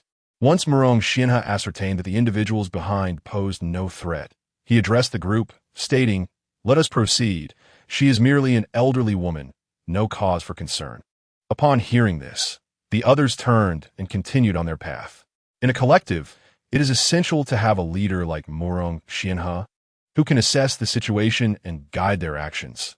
This is what is known as a central pillar of support, with all eyes fixed upon him. Li Hua noticed that the individuals ahead did not intend to confront her, and her anxious heart began to ease. She followed their lead, and when she was spotted by the front runners, she boldly fell in line behind them. With each step she took in their wake, her confidence grew, and she closed the distance slightly. The group moved with urgency, walking for several hours without pausing for rest. Some, unable to endure, suddenly buckled at the knees and sank to the ground. Those still able would lend support, while family members would assist their own without complaint. They understood that every additional day on the road meant more provisions consumed, and their supplies were dwindling, though they had traveled for over 10 days. A considerable distance remained to their destination, Dongjun, which, according to those who had been there before, typically required a month and a half of walking. This group of refugees was far from the pace of a normal traveler, comprising many elderly, weak, and ill individuals, and even the young men carried significant burdens. The longer they remained on the road, the greater the risks they faced. Murong Xianhe had forewarned them of this before their journey began. In years past, he had traversed both Dongjun and Nanjun in search of a wayward woman, carrying his infant son step by step, enduring trials that were truly unbearable to recollect. Through that experience, he had come to believe that Dongjun offered better economic conditions, systems, and opportunities for growth than Nanjun, and he estimated it would be more accommodating to them as refugees. It was fortuitous that their escape route had been determined by that earlier search. Occasionally, a curious soul would glance back at Li Hua, checking if the follower remained behind and had not been left behind. Murong Xianfu cast a glance over his shoulder, confirming that she was indeed keeping pace with them. As the younger brother of Murong Xianhe, he approached and remarked, "Brother, that woman is closely trailing us. Let her be. As long as she poses no harm to us, she's indeed a pitiable soul." Murong Xianhe replied calmly. "It seems she has a knack for following. Had she joined another group, I imagine her possessions would have been pilfered long ago, and her life would be in peril." Murong Xianfu jested. Murong Xianhe raised an eyebrow. In these times, self-preservation was the foremost thought. Chapter 12. Meteor. As with yesterday, around 11 in the morning, the group halted in an open valley, and the search for food commenced anew. This time, several strong men deliberately spread out into the hollows to forage. Li Hua observed for a while before realizing that they were in search of a water source, likely due to their dwindling supply. She shook her water bottle, hearing the faint slosh inside, and discerned that only about half remained. Should she fail to replenish her water supply in the next 2 days, continuing her journey would become impossible. Fortunately, this group was also in pursuit of water, instilling her with a glimmer of hope for a potential share. The robust men scoured the area but returned empty-handed. They joined their families for a modest meal before seeking refuge in the shade for a midday rest. The midday foraging, cooking, and resting consumed approximately 2 hours. Around 2 in the afternoon, they resumed their journey, moving with slightly eased limbs. Li Hua felt comparatively better. During the rest period, she had not expended excessive effort in searching for wild vegetables, having prepared her midday meal the night before. As for her evening sustenance, she had gathered food along the way and had also foraged a few wild greens while cooking the mouse earlier. She ate sparingly, shouldering no burden, embodying the notion that one well-fed individual could alleviate the hunger of the entire family. Thus, she enjoyed ample rest, making the 2-day trek bearable. As she walked, Li Hua reflected on the mouse she had eaten at noon. It had been surprisingly palatable, imbued with a meaty aroma. She had saved a small morsel as bait, hoping for a better catch that evening. The mouse had not been thoroughly cooked, as she aimed to conserve water, resulting in a texture that was somewhat difficult to chew. Yet she had consumed the broth, striving to minimize her intake of raw water, which could easily harbor bacteria in the sweltering heat. The water in her bottle was no exception. Overindulgence could lead to stomach troubles, rendering her weak and unable to continue, with dire consequences if the situation escalated. Around 6 in the evening, the front of the line began to halt, scattering to find a place to rest. Once settled, they commenced their foraging and distributed coarse rice, portioning out cap by cap to each household. No one paid her any mind in the dim light. Everyone was eager to find something to mix with their scant rice for a meal. That night's resting point was elevated, so the strong men merely searched the low-lying areas nearby for water, spending little time on the task. After experiencing disappointment, they had little hope left. Li Hua, witnessing their return with disheartened expressions, felt a twinge of anxiety regarding her dwindling water supply and her survival. Everyone was engrossed in their own affairs, and no one ventured over to inquire about her, perceiving her, in her tattered clothing, as less appealing than a mere blade of grass. However, this solitude offered her a measure of peace, prompting her to position herself closer to the group. The thought of wolves haunting the night filled her with dread. Their eyes glowed a haunting green, reminiscent of demons emerging from the depths of hell, instilling a paralyzing fear within her. Though she had yet to encounter one, she feared that should she do so, her fate would be sealed. This was the first night after her discovery, and Li Hua felt an inexplicable sense of apprehension. Perhaps this group would not harm her during the day, yet she could not dismiss the possibility that they might come for her life or her possessions under the cover of night. Despite her fear drawing her closer to them, she lay amidst the hay and blankets, tossing and turning after consuming wild vegetables. She vigilantly guarded her bait, hoping for a catch, while intently observing the movements of the group, ready to spring into action at the slightest stir. As the night deepened, Li Hua was startled to find a snake near her bait. The serpent was as thick as her wrist, and aside from its fierce nature, tonight's fortune was indeed substantial. It was a venomous snake, its triangular head reminiscent of a viper she had seen in the wildlife documentaries on television. Anxiety gripped her. How had she not considered that the vast mountains could harbor such creatures, capable of killing several adults with a single drop of their venom? Had she narrowly escaped death? Li Hua pondered whether she should gather more poisonous herbs along the way, sprinkling their juice around her as she slept. However, that would consume too much time, preventing her from keeping pace with the others ahead. Suddenly, she recalled that in ancient times, people would wear fragrant pouches to ward off mosquitoes. Perhaps she could carry the wild grasses that snakes feared, achieving a similar effect. After a brief search, she indeed found several such herbs and tucked them into her sleeves, placing some over her chest for protection against snakes. Then, she drew her knife and decisively severed the head of the venomous viper, skinning it and removing its entrails. She crushed some coarse salt and rubbed it over the snake's body, wrapping it in dry leaves before placing it in her basket. The stars twinkled in the night sky like children on an evening stroll. Occasionally, a shooting star would streak across, bringing delight. Li Hua contemplated what wish to make, as wishes upon shooting stars were said to be potent. She closed her eyes, clasped her hands together, and silently wished for a life of sustenance and comfort.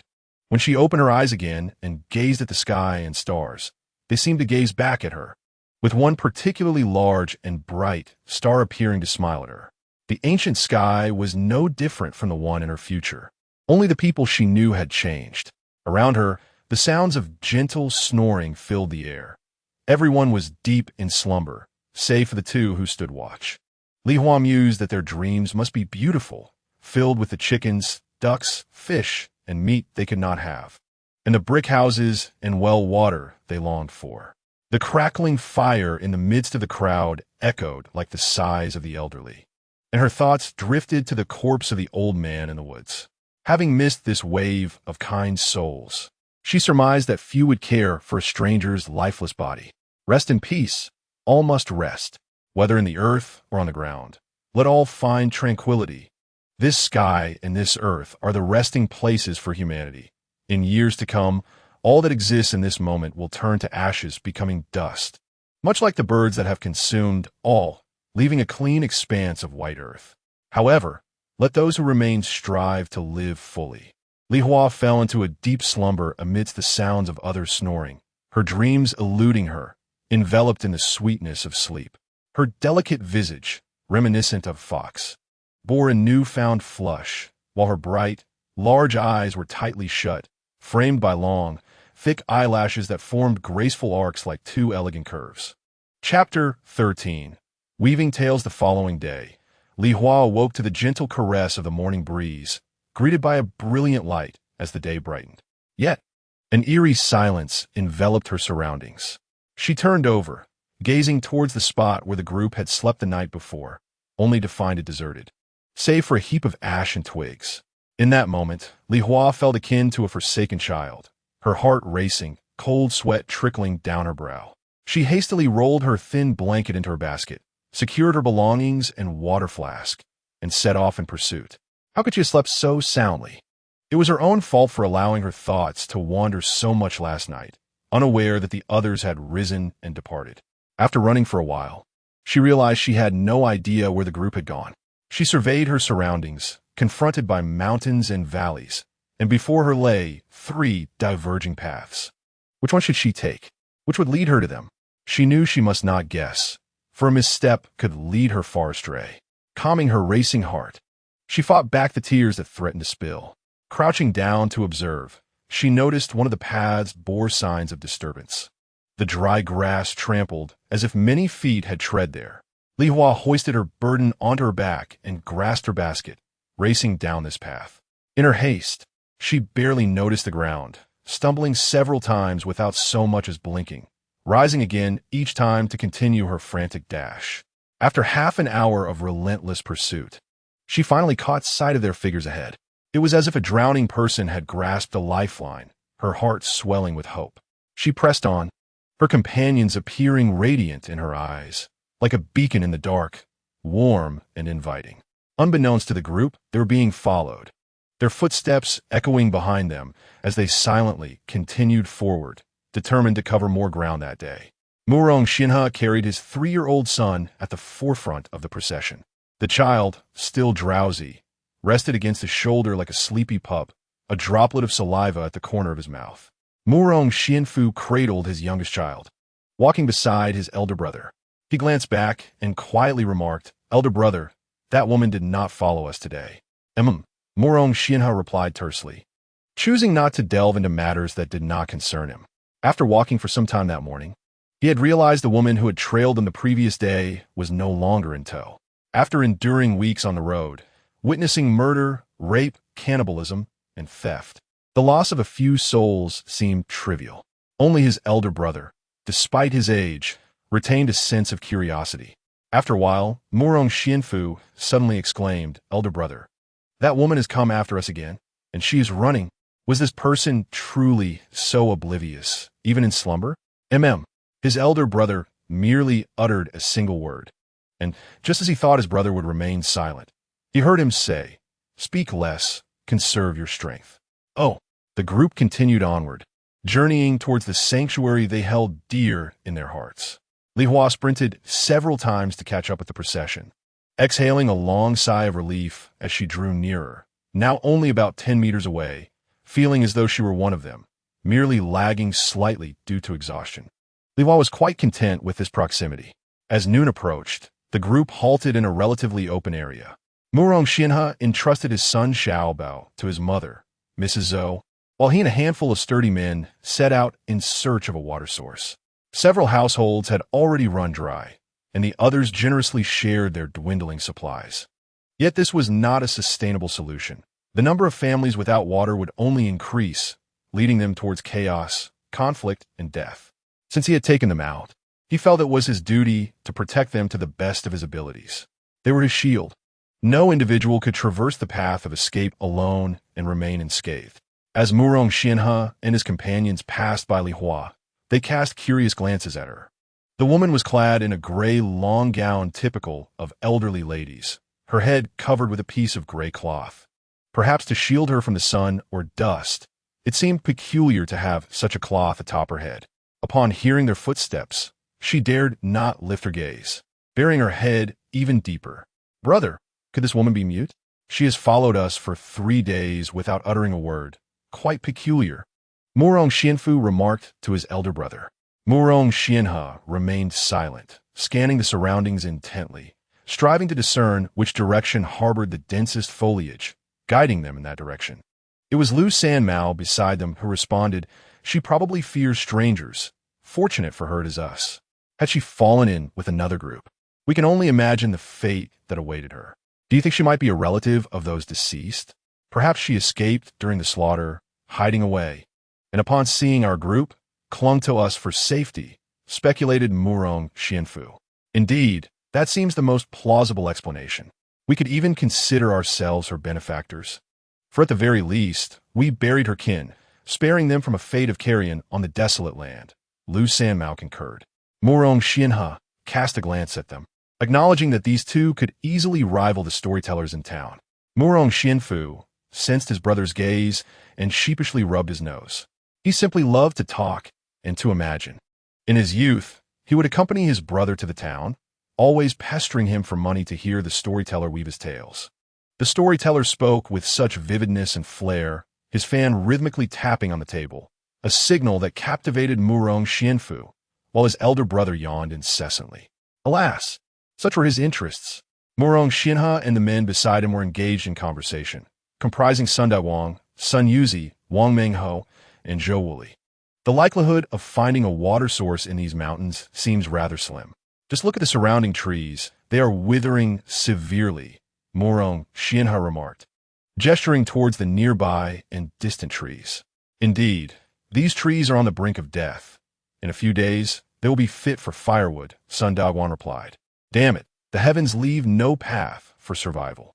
If I can no longer endure this, I shall march to the government office with my sword and slay that turtle-like magistrate, Zhou Wuli exclaimed in a hoarse voice, spitting out imaginary saliva in his indignation. His family was among the first to suffer from the lack of water. His wife, somewhat simple-minded, was inept in managing the minutiae of daily life, and with 3 children, she had already squandered the water he had meticulously prepared. Murong Xianhe returned from their futile expedition. Murong Xiangui lagged behind, kicking small stones along the path. As the youngest son, he received the preferential treatment of the Zhou matriarch at home. He was not as industrious or capable as his 2 elder brothers, often resorting to underhanded tricks. However, his wife was dutiful, frequently praising him before his mother, Zhou, who, as a mother, cherished hearing compliments about her son. Thus, she never criticized his lack of diligence, and the merits earned by his brothers were often attributed to him as well. Chapter 14. The venomous serpent Li Hua observed the actions of the robust men, noting that they had once again failed to locate a water source. Her gaze dimmed as they turned back. As they approached her, she hastily lowered her head, feigning a demeanor of fearfulness. Murong Xianhe and his group strode past the woman. Suddenly, a gentle breeze swept through, causing him to momentarily pause. Sun Yuzi, following closely behind, inquired, "What is the matter, my lord?" Murong Xianhe shook his head and replied, "It's nothing," before continuing to merge back into the crowd. Within the ranks, individuals were assigned to distribute coarse rice, and steam was rising from the pots of every household, wafting the faint aroma of rice. Just moments ago, Murong Xianhe had caught a whiff of something meaty in that breeze. Was that woman cooking meat? Where did she acquire such provisions? He quickly sought out his son, Xiaobao, only to find him engrossed in play with his cousins, completely unfazed by the family's plight. Children possess this unique ability. For them, this journey resembled an adventurous outing, only to be marred by the death of a loved one before their eyes. As long as his son was safe, he turned to Sun Dagwan and softly urged, "Have everyone check if their children are present. Is anyone missing?" Understanding the nature of his lord, Sun Daiwan stood and addressed those preparing the meal.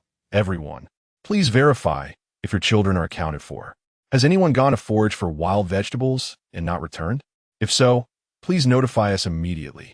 Upon hearing this, the crowd became alert, voices calling out to their children in a cacophony, which soon subsided. All the children were present. Not a single one was missing. Murong Xianhe received Sun Daiwan's report. "My lord, everyone is accounted for." "Good. Let's eat," he replied.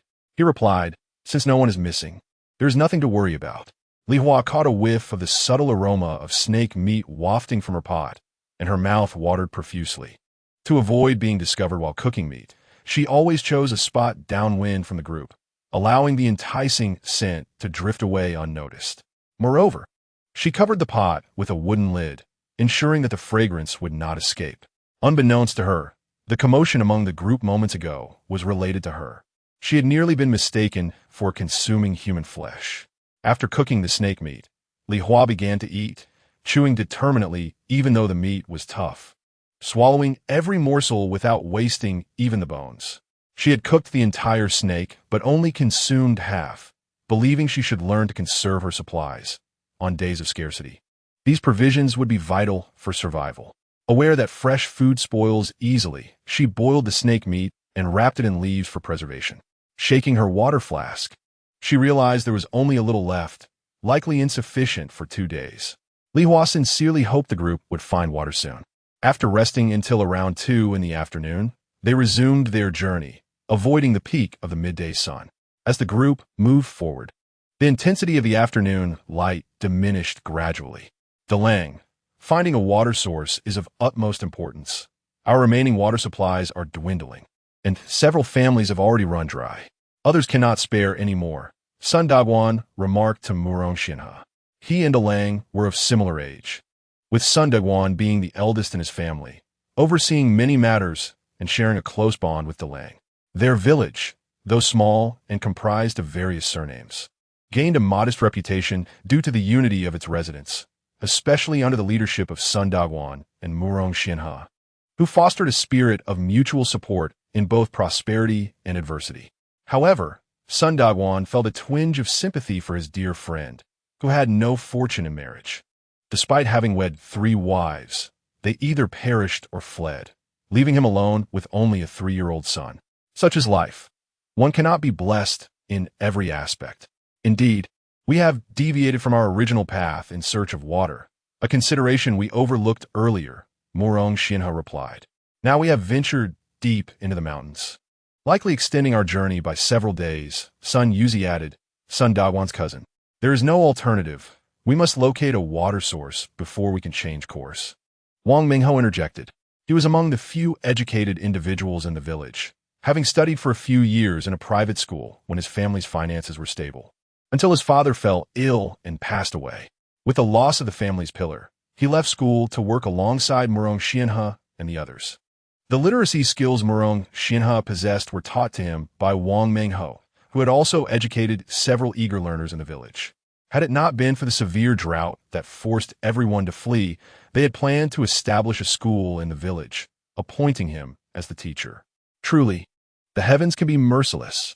By around 4 in the afternoon, they had arrived in a dense and ancient forest. The surrounding trees stood tall and lush, casting only dappled shadows on the ground despite the intense sunlight overhead. Due to the lack of water, some trees had withered, their leaves turned a sickly yellow. A gentle shake would send them cascading to the earth. Only a few trees in the low-lying areas retained a hint of vitality, their branches still holding a few green leaves. The grass and moss on the ground were either completely parched or, like the trees, thrived in the moist hollows, displaying a touch of verdant life. Li Hua accompanied them on their journey, aware that they were searching for water. Along the way, she spotted edible pine mushrooms, red mushrooms, and even wood ear mushrooms, though they were lamentably dry. How much water would it take to cook them? Women, burdened with children, occasionally bent down to gather these finds. Li Hua also collected a few, tucking them into her sleeves, hoping to enjoy a bowl of mushroom soup if they could find water. Suddenly, the crowd ahead came to a halt. A ripple of commotion ensued. Those in the back anxiously inquired what was happening. The front responded, someone encountered a snake. What? Were they bitten? Came the next question. Yes, they're being treated, was the reply. Who was careless? The crowd lamented. Zhou Liwa, the eldest son of Zhou Wuli, someone answered. Oh dear, that child is so restless, always wanting to touch and see everything. And his mother, poor thing, didn't hold on to him tightly enough. Indeed, misfortune has befallen him. It is said to be a venomous snake, leaving 3 deep bite marks. Upon hearing this, Li Hua felt a chilling numbness in her hands and feet, as if venomous snakes were coiling around her limbs. The procession was forced to halt on the narrow path, and the adults, forsaking their dignities, sat on the ground, restraining their children from wandering. A gravelly voice called out, "Everyone must be vigilant while walking. Watch for snakes and insects in the trees and grass. A single bite could cost you your life." Chapter 15. Water found after what seemed like a mere 10 minutes. Cries of a man and a woman pierced the air. "Li Hua, my child," came the anguished wail. The crowd stirred again. Did the child perish? Is there no hope? He is frothing at the mouth. His body is swollen, came the grim report. Alas, the poor child, just 10 years old, taken so soon. What cruelty from the heavens! The lament echoed in their ears, a haunting incantation that cursed them all. A palpable aura of death seemed to hang in the sky, suffocating them with its presence. All the children fell silent. gravely remaining by their parents' sides. Let's move on. At the command, everyone scrambled to their feet, gathering their belongings to press further along the path. As if the earlier turmoil had been but a fleeting illusion. As Li Hua passed the site of the incident, she noticed a vibrant green snake lying lifeless on the ground, its triangular head flattened at the midsection. It was this small venomous serpent that had, in mere minutes, claimed the life of a 10-year-old child with just a few drops of its venom. Beside her lay the lifeless child, his exposed skin displaying a ghastly hue of purplish blue. Even his lips bore the same dismal tint, encircled by a ring of white froth. A robust man knelt beside the child, one hand resting on the child's shoulder while the other propped against his thigh, seemingly offering solace and encouragement, imparting strength to the young soul. Yet, all his words and gestures were futile against the encroaching venom. Li Hua, who had studied chemistry in her previous life, was acutely aware of the potency of toxins. Yet she lacked the knowledge to detoxify. Her understanding of toxin production was merely superficial. She had, however, absorbed the eccentric teachings of her mentor, such as the functions of wild herbs and methods of extraction. Thus, she could only poison small creatures, but certainly not a wolf. Regret washed over Li Hua. Had she foreseen her current predicament, she would have thoroughly mastered both the art of toxin creation and detoxification, becoming the revered antidote savior as depicted in novels. In that case, this group would have venerably regarded her as a divine entity, sparing her the need to stealthily trail behind. 3 sturdy men were digging a grave nearby, preparing to lay the child to rest. One of these men was the leader of the group. Li Hua felt an inexplicable attraction towards him and couldn't help but steal glances. He wore a dusty gray tunic and trousers, and his cloth shoes had a small hole at the tip, barely revealing a glimpse of his toe. She longed to gaze at his face, but he seemed to sense her scrutiny and was about to look up. Alarmed, she quickly averted her gaze and hurried ahead. Murong Xianhe felt the weight of the woman's gaze upon him. When he looked up, he noticed her hastily moving forward, leaving only a slender silhouette behind. His eyes narrowed slightly. Observing her hurried yet steady stride, he deduced she was not an elderly woman, despite her shabby attire that seemed to mask her true age. Li Hua followed the crowd ahead, and after a while, she heard footsteps approaching from behind. Upon glancing back and confirming it was the same robust man, she obediently stepped aside to allow them to pass. Murong Xianhe and the men walked by her, and he cast a sidelong glance at the woman, noticing a corner of her gray cloth fluttering gently on her face. A swift appraisal of her figure suggested she was relatively youthful. As night fell, they settled deep within the mountains, no longer daring to disperse as they had in times past to forage for wild vegetables, strip bark, or gather mushrooms. They formed collective groups, each individual wielding a wooden stick, their sleeves and pant legs tightly bound with grass ropes. At every new location, they would first strike the ground with their sticks, ensuring the area was safe before proceeding. Should they encounter anything of value, they would not rush forward in a frenzy. Instead, they would cautiously prod with their sticks before reaching out, preventing any lurking dangers from springing forth unexpectedly. All the children were encircled by a group of elderly guardians, confined to a small area for their safety. Witnessing this arrangement, Li Hua felt a twinge of anxiety. If she were to be bitten by a venomous snake or insect, or taken by a wild beast in the mountains, it was likely that no one would even notice her absence. Now, their ability to tolerate her trailing behind is indeed a rare occurrence. Li Hua, feeling too timid to venture alone in search of wild vegetables, remained at a distance. Along her path, she gathered a few wild greens, plucked some leaves, and even stumbled upon 2 pine mushrooms, coupled with the snake meat she had saved from the morning. She had more than enough sustenance. She repositioned herself to a slightly elevated and drier spot, closer to the nearby households, estimating a distance of about 5 meters, allowing herself a better chance to mingle with the crowd in case of danger. She combined the snake meat with the wild vegetables, leaves, and mushrooms, bringing them to a boil, and once cooled, she began to feast. As customary, she had not added much water. Shaking her water flask, she discovered only a sip remained, predicting a severe shortage by the next day. If she could not find more water, what would she do? Should she resort to the dramatic scenes she had seen in movies and drink her own urine? When a wave of people returned, Li Hua lifted her face towards the other households, noticing several families beseeching others for a bit of water to cook their meals. This group had managed to gather a considerable amount of wild vegetables, leaves, and mushrooms. Eventually, the last group returned, and Murong Xinhe instructed Sun Dagwang to relay the good news of their water discovery to everyone. Sun Dagwang whistled a few notes and announced loudly, "We have found water. You can use it all tonight, and tomorrow morning we will move over there." The crowd erupted with joy, many dancing exuberantly, while some, overwhelmed by the unexpected happiness, shed tears of joy. Li Hua, too, felt elated, her face radiating the sweetest smile she had worn since arriving. And the pot of mixed food tasted particularly delightful to her. As night descended, bonfires ignited among the crowd, not just one, but three, creating a vibrant atmosphere. Initially, children frolicked around the flames, but as time passed, one by one, they succumbed to slumber. Scattered about the fires lay individuals deep in sleep, and the number of those assigned to watch over the night increased from 2 to 3, rotating every few hours. Only after everyone had drifted off did Li Hua kindle a small fire beside her to ward off any lurking beasts. That night, she had successfully caught 2 sparrows, likely a couple, inseparable in life. Apologies to them, for they had become her meal. If they had offspring, she would indeed feel remorse. Yet at this moment, even pity felt like an indulgence.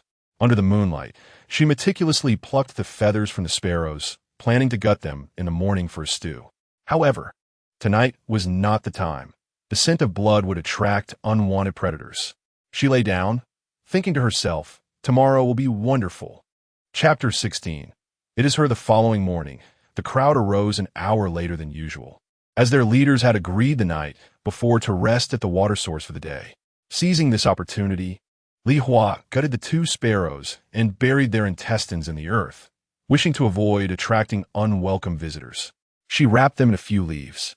The crowd began to gather their belongings and head towards the water source, and Li Hua followed eagerly behind, filled with anticipation. When they arrived at the water source, what greeted them was not the lake or river they had previously encountered, but rather a modest stream formed by the convergence of mountain springs. The water was crystal clear, gently meandering through the forest, flowing deeper into the wilderness. Occasionally, a small fish would dart by, enticing those on the banks to swallow hard, wishing to leap in and catch one for a delectable fish soup. Though such thoughts lingered, they remained composed, unwilling to let a mere couple of fish disrupt their purpose.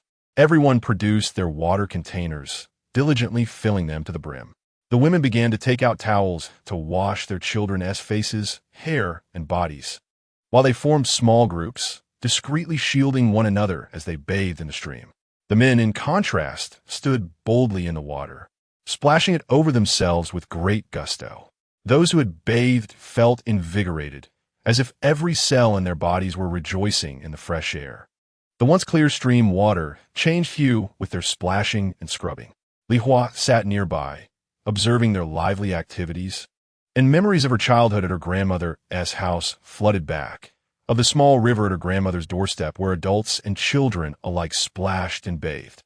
What a harmonious scene of humanity.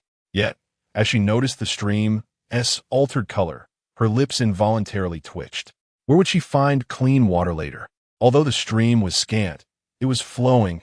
They would gather enough before she went to fetch more. Quietly, she foraged for edible wild vegetables and herbs nearby. She mused that this vast mountain must harbor the ginseng often spoken of by others. Unfortunately, she did not recognize it, and even if she did, it would be unwise to collect it.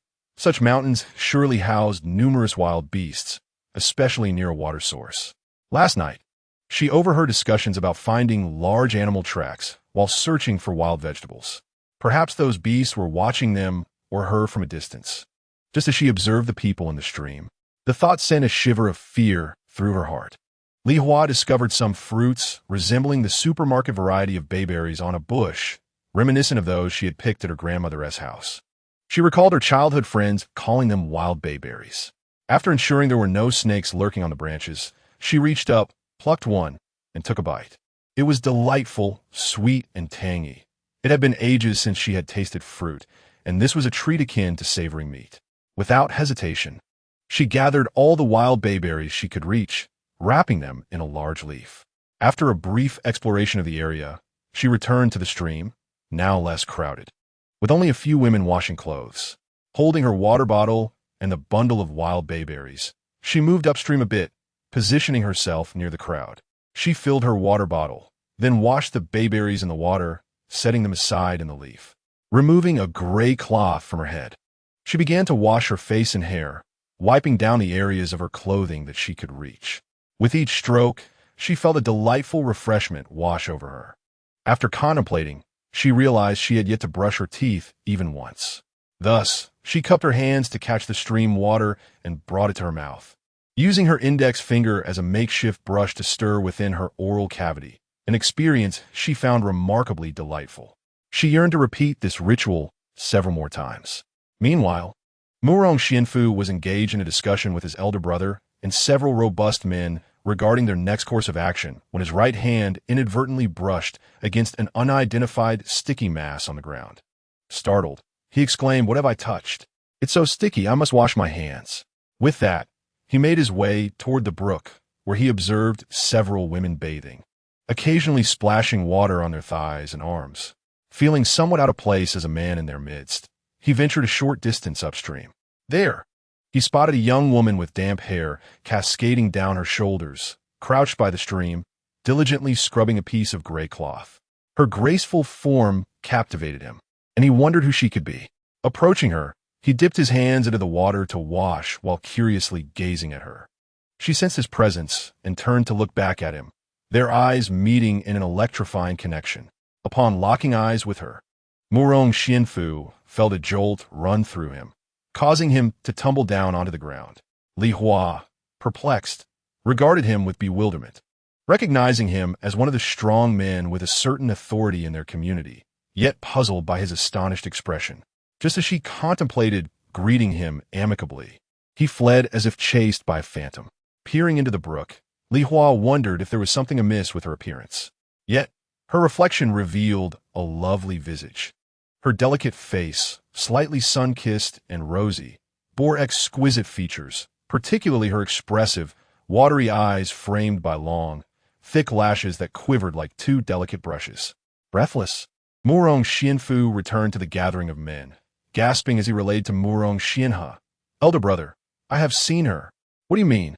Murong Xianhe responded, momentarily bewildered by his brother's words. Regaining his composure, Murong Xianfu elaborated, "Brother, I saw that woman. She is Li Hua, the very one." "Where?"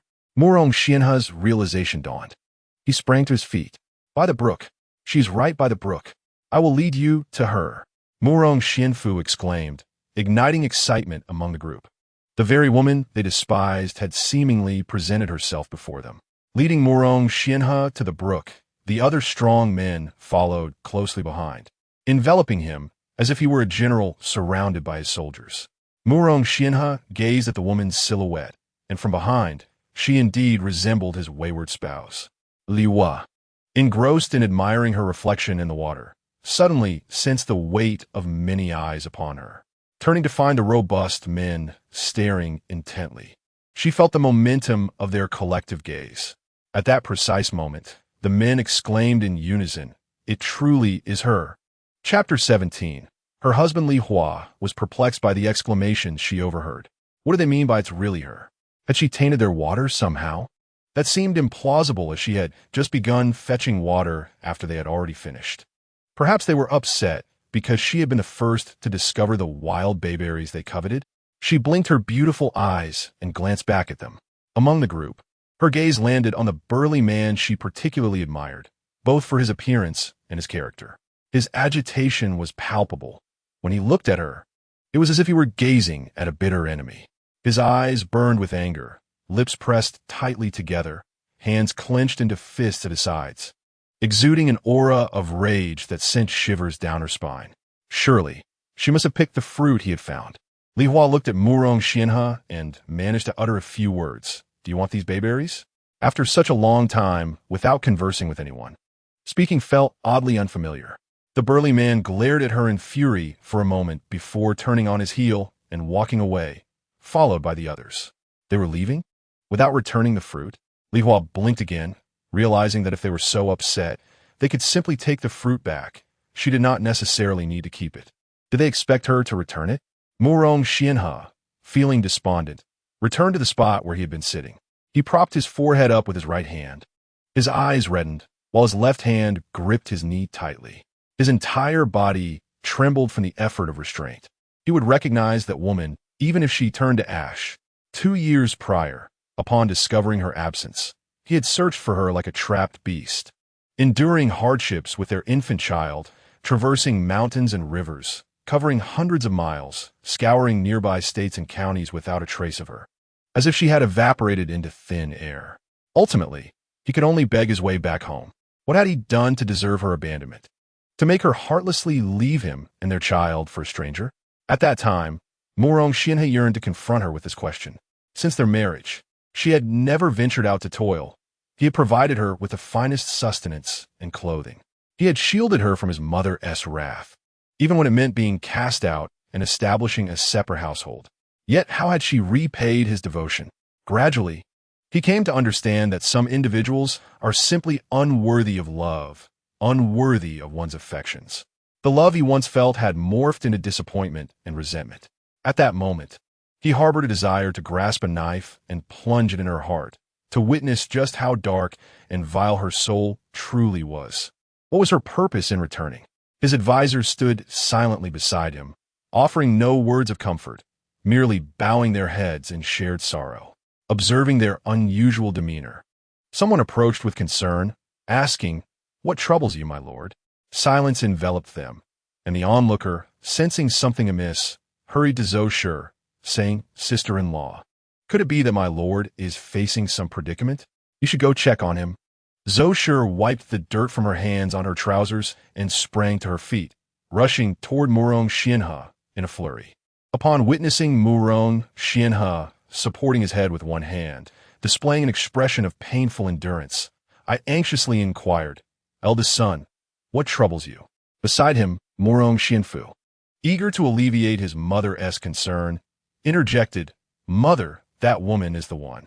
Unable to comprehend, Zhou Shi squinted her clouded eyes and raised her voice. "Which woman? Which woman?" Her son was a strong and composed individual. What woman would dare to provoke him? "The woman trailing us is Li Hua, the mother of Xiaobao." Wang Mingho clarified. "What did you say? That woman is Li Hua, that harlot?" Zhou Shi was taken aback. In her mind, that loose woman was likely entangled with some man, not wandering here to suffer.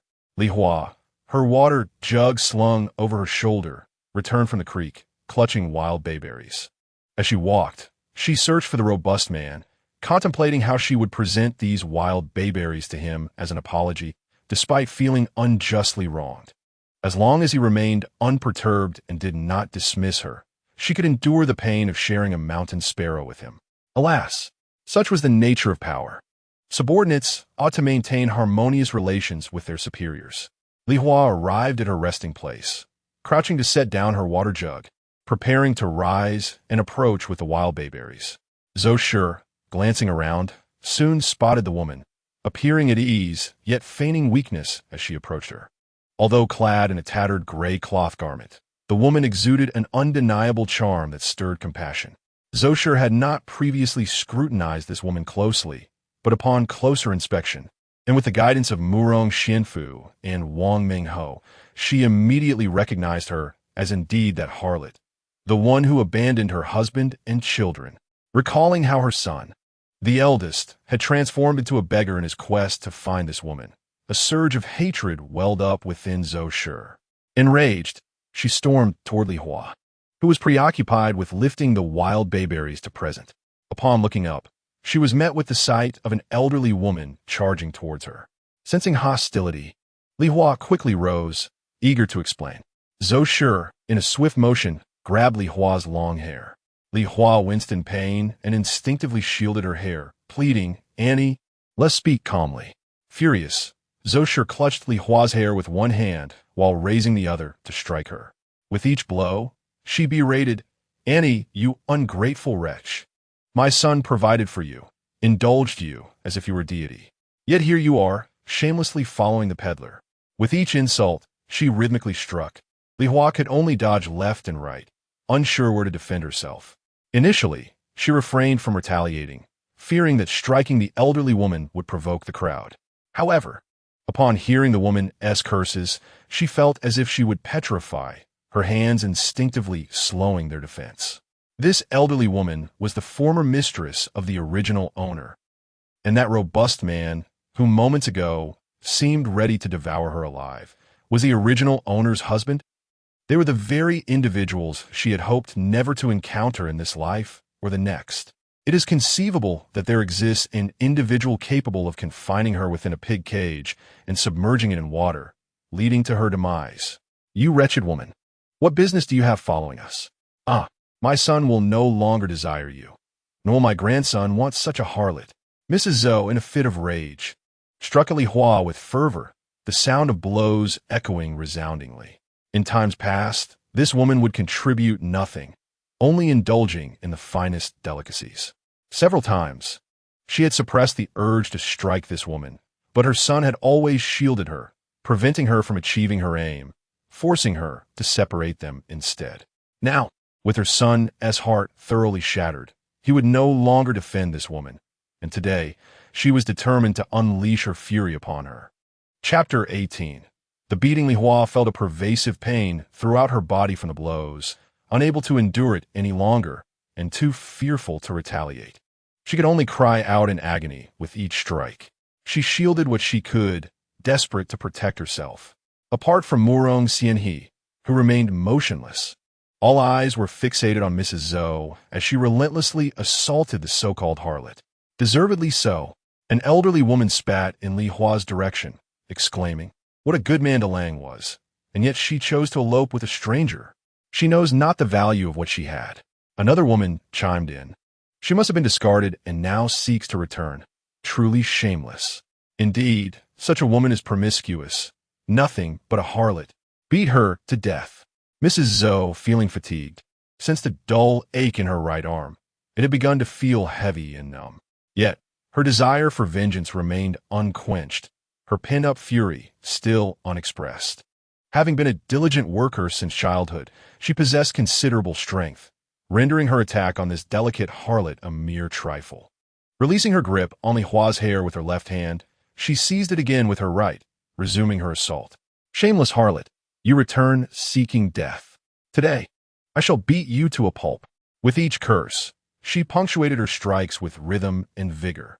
Li Hua, desperately attempting to evade the more vulnerable areas of her body, cried out, "Mother-in-law, please stop. Please, no more." Initially, she managed to endure, but the ferocity of this old woman was overwhelming. Despite their similar stature, every punch and slap inflicted genuine pain. Li Hua felt compelled to plead for mercy, for without the need to be submerged in a pig cage, she might well be beaten to death right then and there. The moment misses. Zhou heard Li Hua still daring to address her as mother-in-law. Her fury intensified. Ignoring the pain radiating through her left arm, she launched into another round of furious strikes. Muttering, "You dare call me mother-in-law? You dare? Ha! I have no daughter-in-law as disgraceful as you. From this day forth, should you dare approach my Delang, I shall crush you with a hoe, smash you to bits." Amidst the crowd, someone murmured, "Mrs. Zhou truly can fight." A few women erupted in laughter. They often endured beatings, yet none had experienced such a merciless thrashing. A sense of schadenfreude swelled within them, for at last there existed someone more unfortunate than themselves. And that was a source of amusement. Little Bao, with wide eyes, observed his grandmother fiercely assaulting a woman. It was the first time he had witnessed such ferocity from her. Previously, he had only seen her scold or toss chopsticks. Gu Chuanqiu's eyes sparkled with mirth. This brazen woman had finally received her due. In the days of yore, when that wanton first entered the household, she basked in glory. Her mother-in-law doted upon her. Her husband adored her, and all manner of treasures were bestowed upon her. Even in the throes of passion, her husband would whisper sweet nothings, extolling her beauty and femininity, proclaiming his good fortune in having her. Such flattery infuriated her. That scoundrel would saunter around her abode, surreptitiously courting the delicate Li Hua. She had long been aware of Li Hua's clandestine rendezvous with that rogue, but chose not to disclose it to her brother-in-law or the rest of the family. Instead, she maliciously disparaged Murong Xianhe in front of Li Hua, claiming that all the women who wed him met untimely ends. Soon after, Li Hua indeed eloped with that scoundrel. A wave of joy surged within her, as if her rival had been vanquished. Today, the re-emergence of Li Hua, now a pariah, branded as a harlot, brought her immense satisfaction. What did it matter if one was beautiful? Without intellect, one's existence was far less dignified than her own. She noticed Xiaobao's bright eyes fixated on Li Hua and pointed out, "Xiaobao, that woman being punished is your mother. She is nothing but a shameless harlot. You need not feel pity for her." How Zhaodi glanced at her sister-in-law, pondering the appropriateness of such words to a child. Xiao Shi, utterly fatigued from the exertion of scolding, remarked that without her son's protection, Li Hua was merely a fragile vase, easily shattered. Even she, an elderly woman, deemed herself superior. With that cunning visage, she had seduced many a man. Zosher longed to mar that face beyond recognition. With this thought, Zosher summoned her strength and lunged at Li Hua's face. Li Hua, preoccupied with shielding her body, was taken aback by the sudden assault aimed at her visage. Li Hua cried out, hastily covering her face, pleading, "Do not scratch my face. Please spare my face." Xiao Shi, relentless, clawed at her repeatedly until Li Hua's face bore numerous scars, only then relenting. The onlookers observed with indifference as Li Hua, the wanton, was berated and beaten by her mother-in-law. After all, her actions had caused great suffering to Dala, who had endured countless hardships in search of her. When she had eloped with the rogue, she not only absconded with all of Dala's wealth, but also left him in substantial debt while he sought her, a burden he only recently cleared. In his quest, Dala, once a striking figure, had wandered the streets with his infant son, returning looking like a beggar, unrecognizable to Zosher. When Dala, cradling Xiaobao, called out to her, she was taken aback to find the beggar was, in fact, her son. Overcome with grief, she wept for an entire day, lamenting the disgrace brought upon her family by Li Hua, cursing her ancestors to the 8th generation.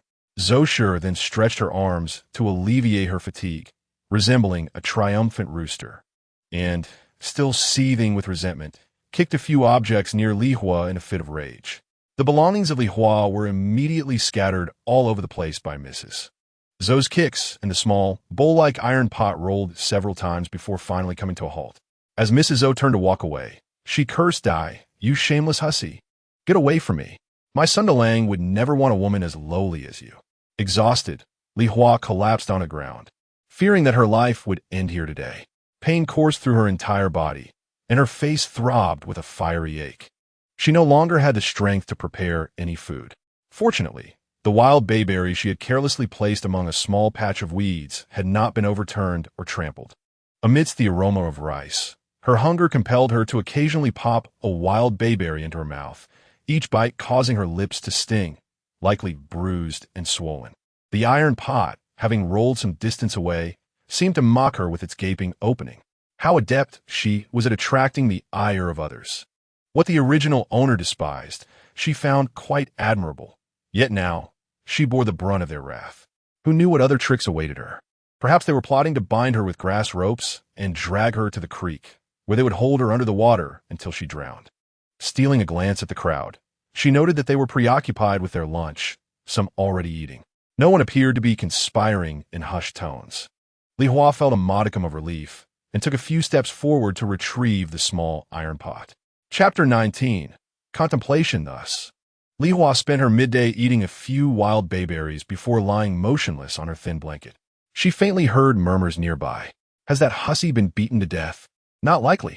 Mrs. Zhou used her fists, not a stick or stone. How much force could she muster? She deserves it. Who doesn't see hope for harmony when marrying off their daughter? Why did she even come back? She was abandoned. Where else could she go? That woman is truly despicable. Do you think Delang would still want her? Not a chance. Widow Tian treats Delang well. That hussy is quite beautiful, but beauty alone is not enough. One must have a good character. Marrying a bad person and seducing men daily. What a distressing life. Indeed, it is unfortunate for that little boy, Xiao Bao. Widow Tian is formidable. How could life be good under the thumb of a stepmother?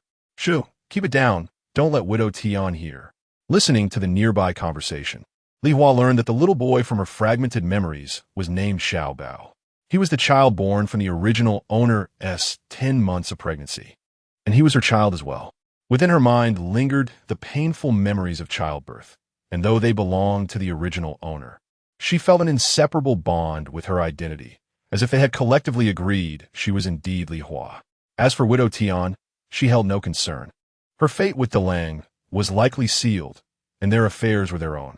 During her beating, she had heard her former mother-in-law repeatedly calling out for Delang. Thus, she discovered her husband's name. Yet, Xiao Bao was her own flesh and blood, and despite the original owner's indifference, she felt compelled to care for him in any way she could. However, she remained oblivious to whether they would allow her to live. Currently, Delang had taken a lover, and her presence was nothing short of a calamity, an impediment. As the saying goes, a woman is to adhere to her husband's authority. Her misdeeds were numerous, and to rid the world of her would not be deemed a crime. Alas, let her live one day at a time, hoping that fortune might grant her another chance to don a better identity. It was not until around 5 in the afternoon that Li Hua felt some relief from her bodily pains. After all, the blows from a human fist have their limits. She opened the pot and retrieved the 2 mountain sparrows from the basket to prepare them. If left unattended, they would soon spoil. And what would she have to eat then? In a hurried manner, she processed them, chopping the meat into 4 sizable pieces before adding water to the pot and igniting a fire. The others had fared well that day. The forest was abundant with water, allowing both flora and fauna to thrive. After meandering through the woods, they gathered a plethora of edible mushrooms, wild vegetables, fruits, and even managed to catch several rabbits and birds. As steam began to rise from their pot, releasing the aroma of the wild vegetable rice, a faint scent of meat wafted from Li Hua's pot. After sprinkling some coarse salt, she set aside a portion of the sparrow meat, wrapping it in a large leaf for tomorrow's meal, as cooked meat would preserve longer. Li Hua tore at the sparrow meat with her teeth, suppressing the pain in her cheeks as she chewed. While eating, she contemplated that if she survived, she would indulge in tender, well-cooked meat at every meal, reminiscent of the succulent beef she had relished in her past life. Meanwhile, the others enjoyed their dinner, with curious women occasionally glancing towards Li Hua to see if she could still move after enduring such a beating, whispering gossip amongst themselves. Guchu and Xiu observed Li Hua for a moment before gently remarking to Mrs. Zhou, "Mother, you were rather lenient today. That harlot is cooking something to eat." When mentioning the term harlot, she timidly cast a glance at Murong Xianhe, and upon seeing no reaction from him, her confidence grew bolder. Little Bao looked at his third aunt, wondering if she was referring to his mother. Why Wei Zabao, Ezabao, Shanbao, Sibao, Zanu, and Ernyo's mothers so commendable, while his own was labeled a harlot and subjected to beatings, ignoring him? Little Bao felt a tinge of discontent. He longed to approach her, to discern what she was like, to question why she did not embrace him, and why she had chosen to be a harlot. What was a harlot? His grandmother often told him that his mother had run away with someone else, abandoning him and his father, yet hadn't his mother returned? Little Bao dared not inquire of his father, having observed his father's dark, sullen expression throughout the day, which was a clear indication of his anger. Thus he held his questions close. By nightfall, Li Hua had yet to encounter the feared pig cage, which brought her a measure of solace. She kindled a small fire, took out 2 pieces of sparrow meat she had saved, drizzled them with the tasteless juice of poisonous herbs, and placed them in a spot near a cave. Awaiting her prey, she was becoming increasingly adept at hunting in this manner, for small creatures often lurked within the caves, requiring no deliberate search. As Li Hua awaited the demise of her prey through poisoning, she kept a vigilant eye on the actions of the group, discerning whether they harbored any intentions of bringing about her demise under the shroud of night. After all, the daylight thronged with people, including children, and committing such cruel acts before their innocent eyes would undoubtedly terrify them. However, she observed no one approaching her. The group had merely dispatched 3 individuals to stand guard for the night. Half an hour later, a rather plump bamboo rat lay lifeless on the ground. Li Hua felt a surge of joy, for it was the largest and most robust creature she had captured. She concealed it beneath the bottom of her basket. There was no need to worry that someone might consume it and succumb to poison. The toxin was not lethal, even to a newborn who would merely be momentarily subdued. Moreover, any animal boiled in water would naturally have its toxins neutralized. Though Li Hua's initial anxiety about her predicament had subsided somewhat, she remained cautious, maintaining her guard even in sleep. In her dreams, she beheld the indistinct figures of her parents, calling out to her, "Hua, Hua, Hua." She also dreamt of Delang and Xiao Bao. Delang, with a blurred visage, merrily shook a rattle before the cradle, eliciting bright laughter from the infant within. Little Bao's chubby face radiated joy, grinning widely to reveal her toothless gums. Upon awakening, Li Hua wiped her face, discovering tears upon her cheeks, uncertain whether they were her own or remnants of the original owner's sorrow, perhaps both. She gazed upward to see the stars twinkling down at her. Gently, she rose, adding kindling to the fire before lying back down, casting her gaze toward the haphazardly sleeping figures nearby. Tonight, she was safe. Li Hua's thoughts drifted away like wisps of cloud across the horizon. The fate of this body had culminated in such a manner through its own misdeeds, the greatest sorrow being for her parents, followed by her husband and child. Though she had been led astray by erroneous ideologies, the fundamental truth remained. She had failed to cherish those deserving of her love. If granted another chance, she vowed to live fully, to love herself, and to hold dear those who warranted her affection. Chapter 20. Offering suggestions upon hearing the bustling voices of the crowd and observing them retrieving their water containers to fill them once more. Li Hua understood that they were preparing to embark on their journey again. Yet, the group seemed to linger in place, uncertain of the reason. After waiting for everyone to finish filling their containers, she hurried to the stream, filling her own water jug and a metal pot as well. To prevent any chance of being forgotten, the entire process took her merely 2 minutes. Murong Xianhe and his cadre of advisors are being detained by several elderly individuals, engaged in earnest discussion. Delang, must we continue to flee? There's a water source here, ample food.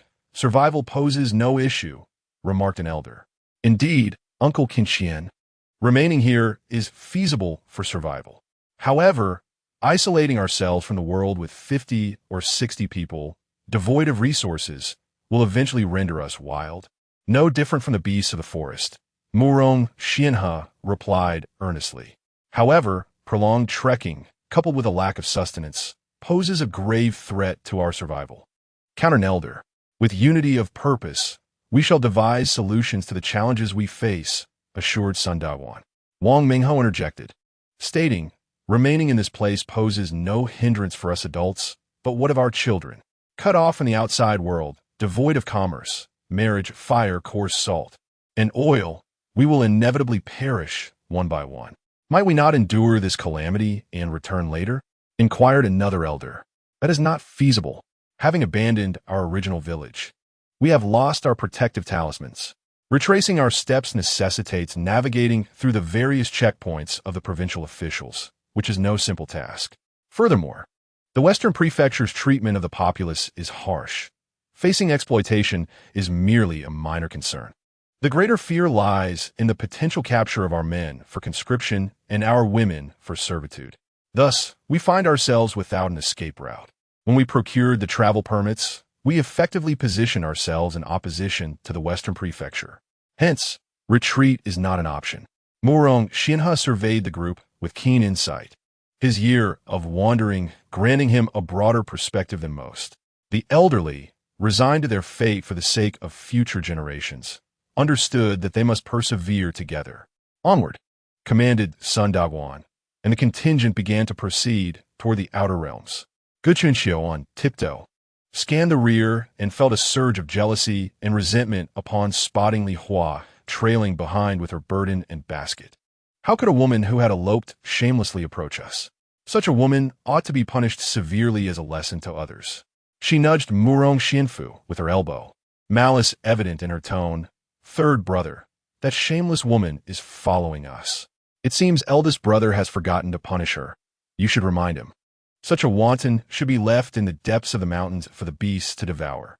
Hao Zhaodi, walking behind, looked up in surprise at Good Chuanqiu's harshness. Indeed, her sister-in-law was quite ruthless. She recalled how, since her marriage into the Morong family, Li Hua had treated everyone poorly. Her arrogance evident in her disdain for her second sister-in-law, while befriending Good Chuanqiu, with whom she often whispered and giggled. Shouldn't this be a moment for camaraderie instead? It seems interpersonal relationships cannot be judged solely by appearances.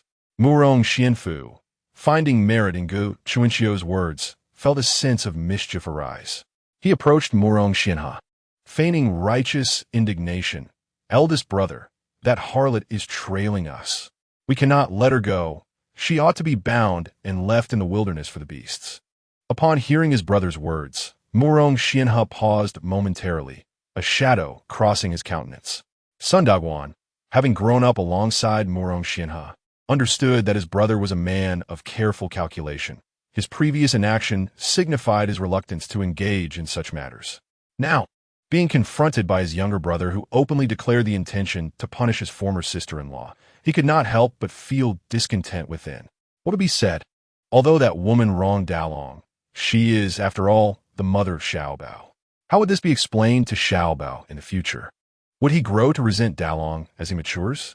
Murong Xianfu found himself at a loss for words, his mouth agape in disbelief. He sullenly retreated to Good Chuanqiu's side, shaking his head as he spoke. Eldest brother disagrees, fearing that Xiaobao may hold resentment against him in the years to come.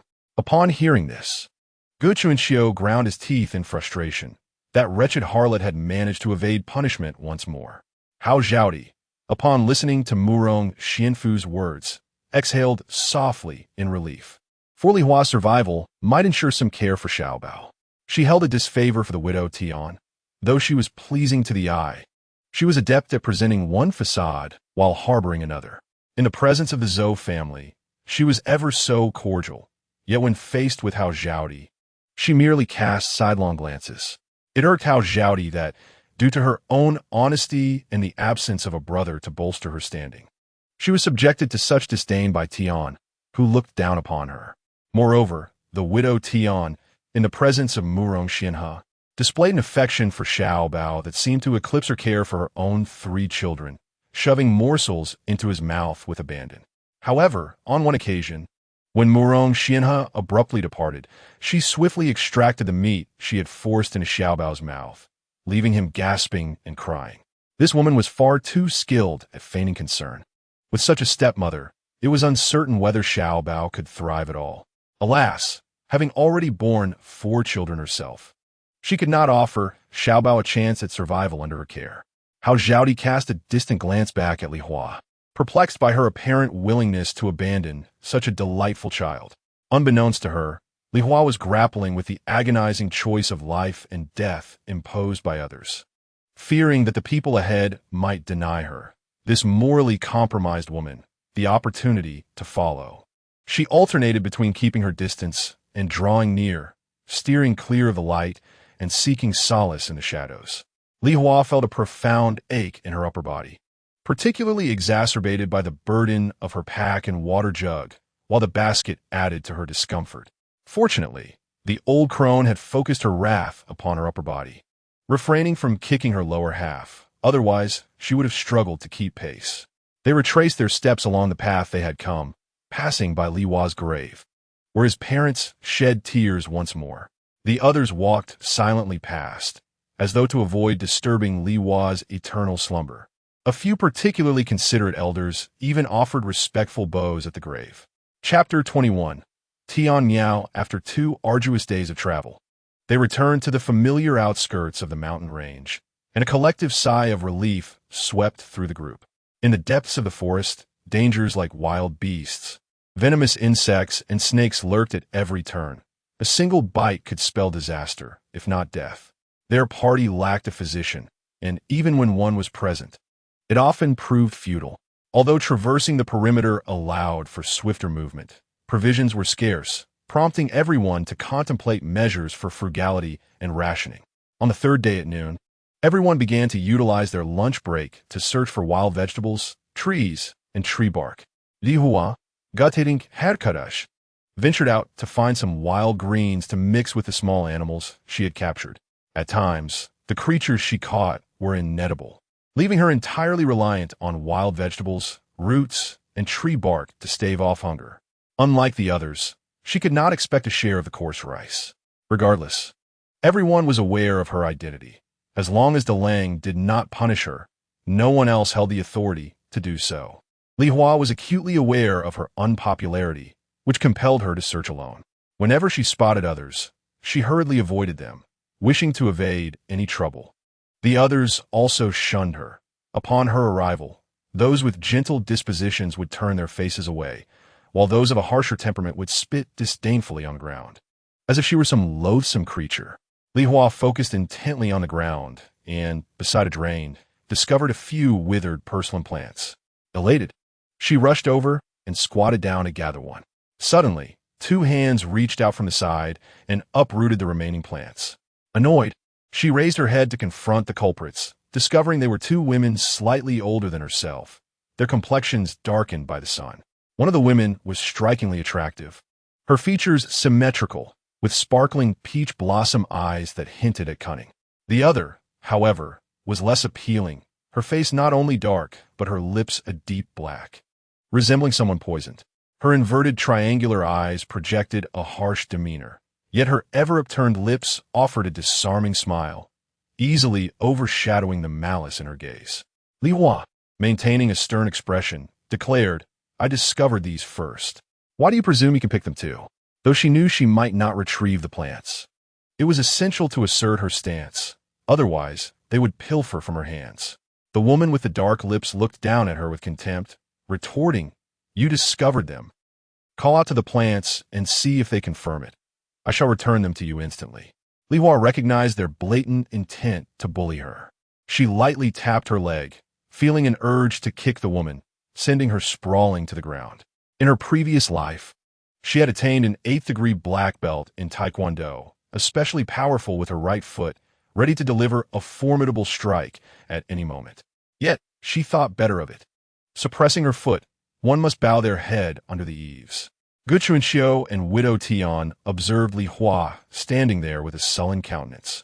Her once beautiful face now marred by bruises, with deep scratches adorning her left cheek. They relished the thought of her bearing long scars. Both felt a surge of satisfaction, enjoying the misfortune of someone they disliked. Gu Chuanxiu spat at Li Hua, saying, "What right does a harlot have to compete with us for goods? Come, Widow Tian, let us not waste our time on this loathsome creature." Gu Chuanxiu smiled at the woman beside her, adopting a sycophantic tone. Widow Tian was regarded as a paragon among the village women, not only beautiful and capable, but also notable for her vow to remain in mourning for 3 years following her husband's death before considering remarriage.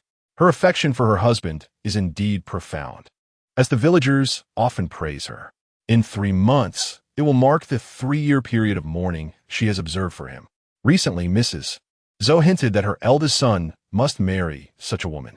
Consequently, Widow Tian has been ingratiating herself with Mrs. Zhou, showing particular kindness to both the eldest son and Xiao Bao. Especially since the famine began, they have been together daily, and Widow Tian has increasingly appeared by their side, almost forgetting her own 3 children, the youngest of whom is merely 3 years old. Usually, it is her children's uncle who assists in caring for them. Widow Tian has become a familiar name among the villagers, as she often insists, "No need for formality, just call me Widow Tian." Thus, no one addresses her by her real name. They simply refer to her as Widow Tian. In truth, she possesses a lovely name, Tian Miao. When she hears others call her Widow Tian, she feels a surge of anger, yet she must maintain a facade of grace and virtue in public.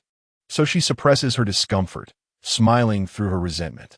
Upon hearing Gu Chuanxiu call her name, she reluctantly withdrew her gaze from Li Hua's face and hurriedly followed. It must be said that she noticed how beautiful this woman was. Though they were of similar height, Widow Tian was of a more balanced figure, while the woman before her was an epitome of grace. Her curves were perfectly accentuated, and her delicate features resembled that of a fox with large, sparkling eyes that seemed to hold a pool of autumn water within. Her long, lush eyelashes were exquisite embellishments, casting soft shadows around her eyes, adding an aura of mystery to her visage. During the time of famine, everyone appeared gaunt and disheveled, their faces pale and haggard. Yet this woman, clad in a gray coat and covered in dust, showed no signs of sunburn or pallor. She exuded a certain charm.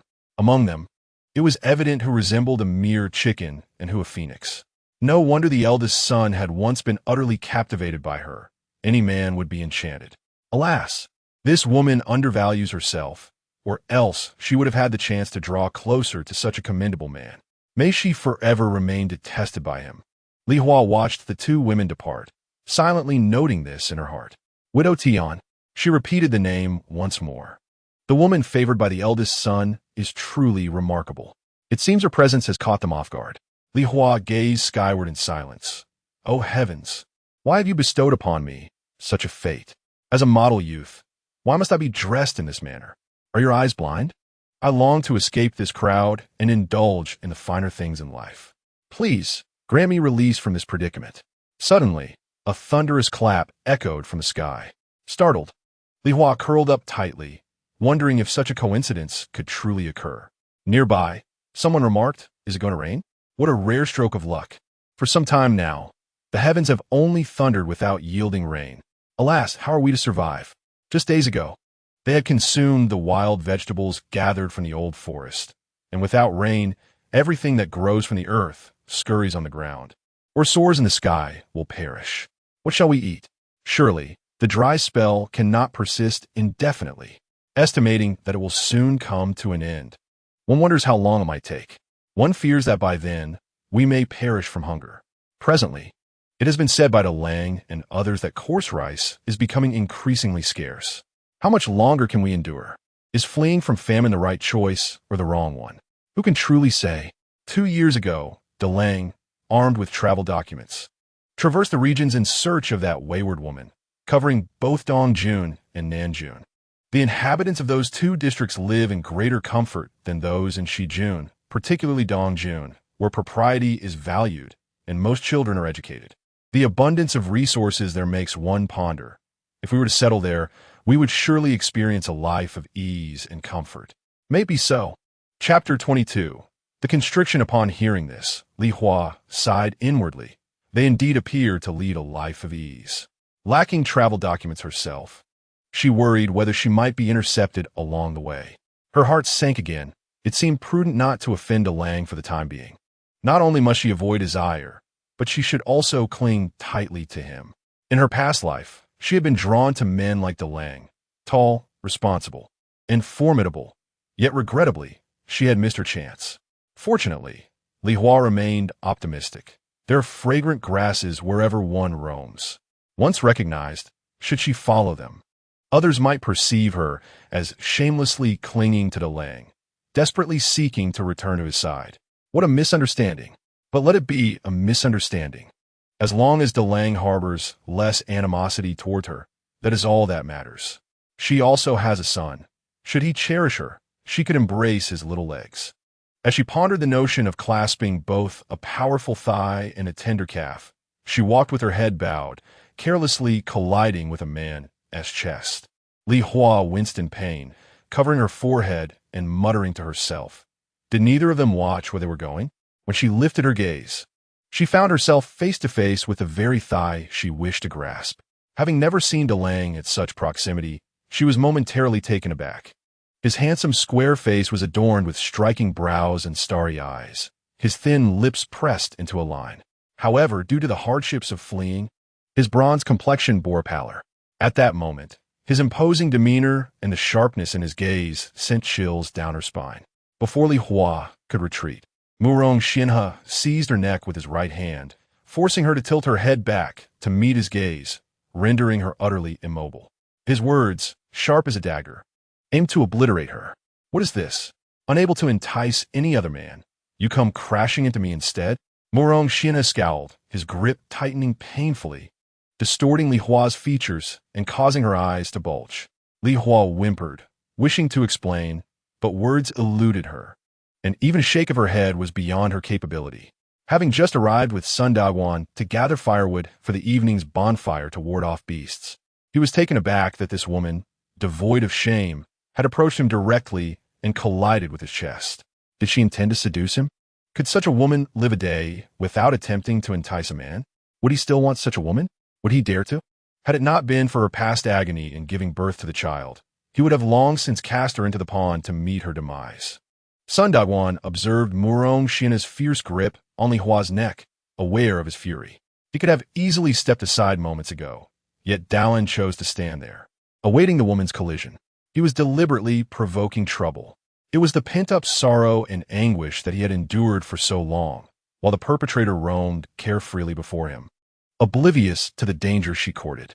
Sun Dawon quickly turned his face away, allowing Dallin to vent his anger, hoping to intervene should the situation escalate beyond control, thus preventing any regrettable actions born of rage. Are you truly this despicable? Murong Xianhe continued his furious interrogation. After a moment of adjustment, Li Hua managed to utter a few words in a strained voice. No, I am not despicable. Upon hearing her words, Murong Xianhe laughed mockingly, his tone laced with venom as he exclaimed, Not despicable? Then who here could be more so than you? Tears blurred Li Hua's vision, the pain overwhelming her. Yet she could not cry. Her hands, once clutching the wild vegetables, had long since relinquished their grip, desperately attempting to pry away Murong Xianhe's vice-like hold on her throat. Despite her efforts, she found herself powerless against him, feeling increasingly suffocated. Not despicable, but mistaken. She summoned all her strength to explain, fearing that this man would surely take her life today if she failed to clarify. Indeed, upon Li Hua's admission of fault, Murong Xianhe's hand suddenly released her neck. Without the support, she collapsed to the ground, her hands instinctively protecting her throat as she coughed violently. Fresh air rushed into her lungs, and she breathed deeply, overwhelmed by a sense of having narrowly escaped death. Murong Xianhe cast her a disdainful glance before turning away, and Sun Dawon hurriedly followed in his wake. As Murong Xianhe walked, he reflected on his earlier impulse to strangle the woman, but reason eventually triumphed over fury.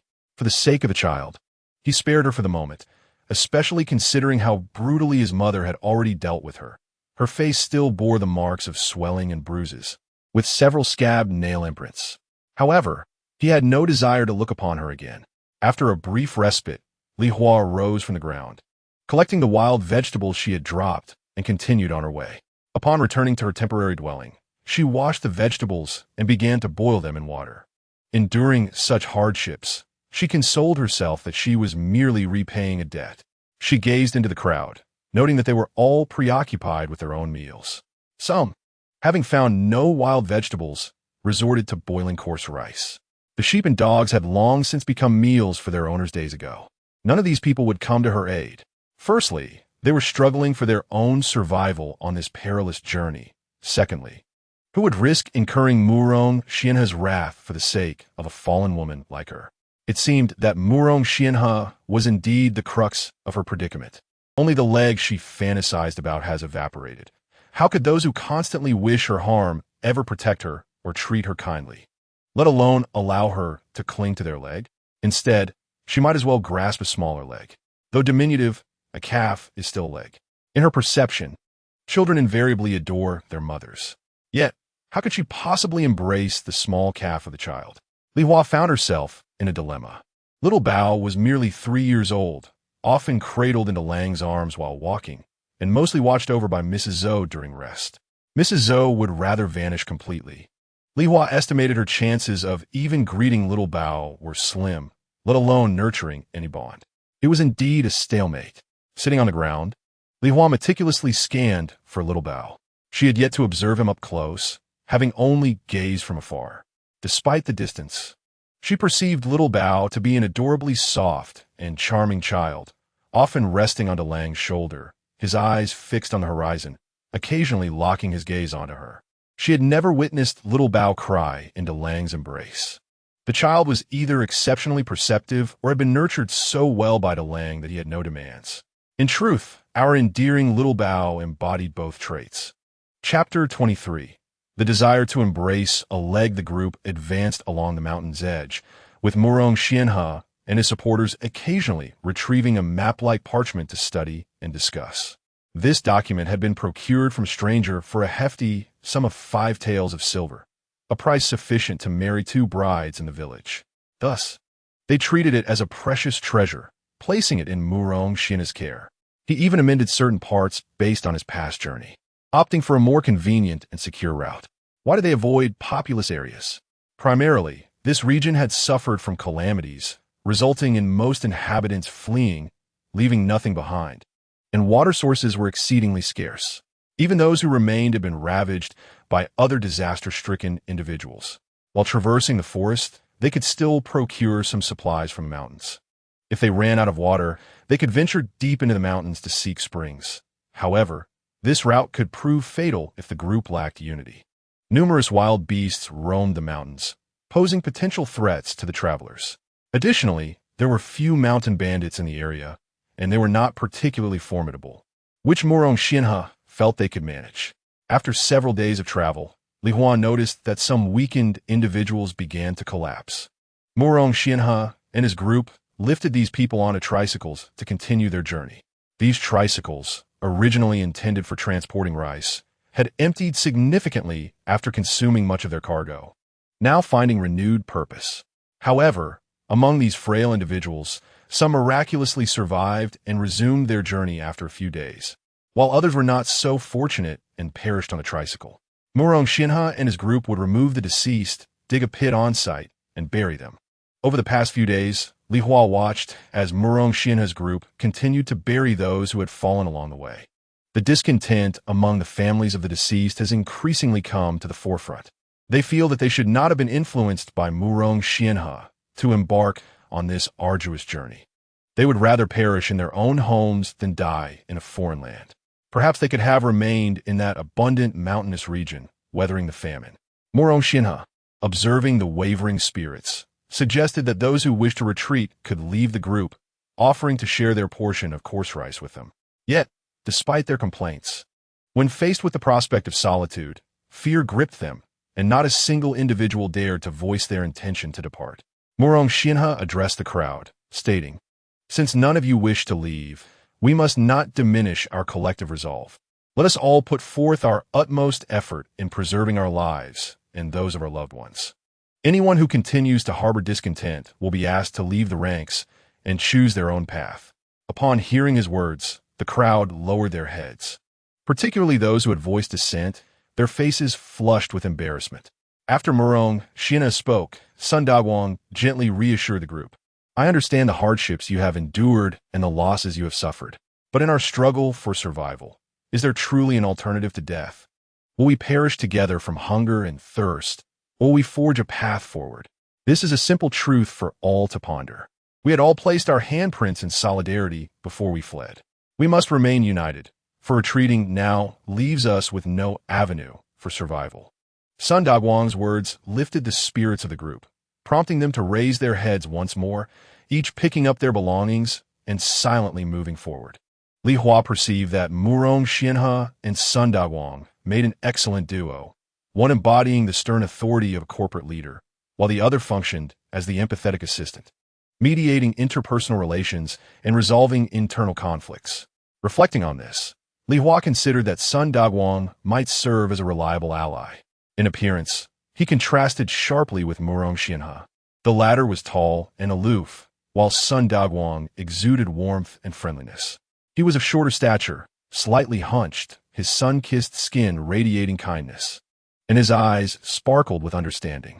One evening, as the group searched diligently for anything edible in the mountains, Li Hua unexpectedly encountered Sun Dagwang's wife, Lu Meilin. She appeared older than Li Hua, with fair skin and a slightly shorter stature, giving her a somewhat frail appearance. However, what caught Li Hua's attention were her eyes, largely devoid of luster, revealing more white than black. Determined to forge a connection, Li Hua approached Lu Meilin with a friendly smile and said, "Sister-in-law, This low-lying area might yield some wild vegetables. Shall we search together?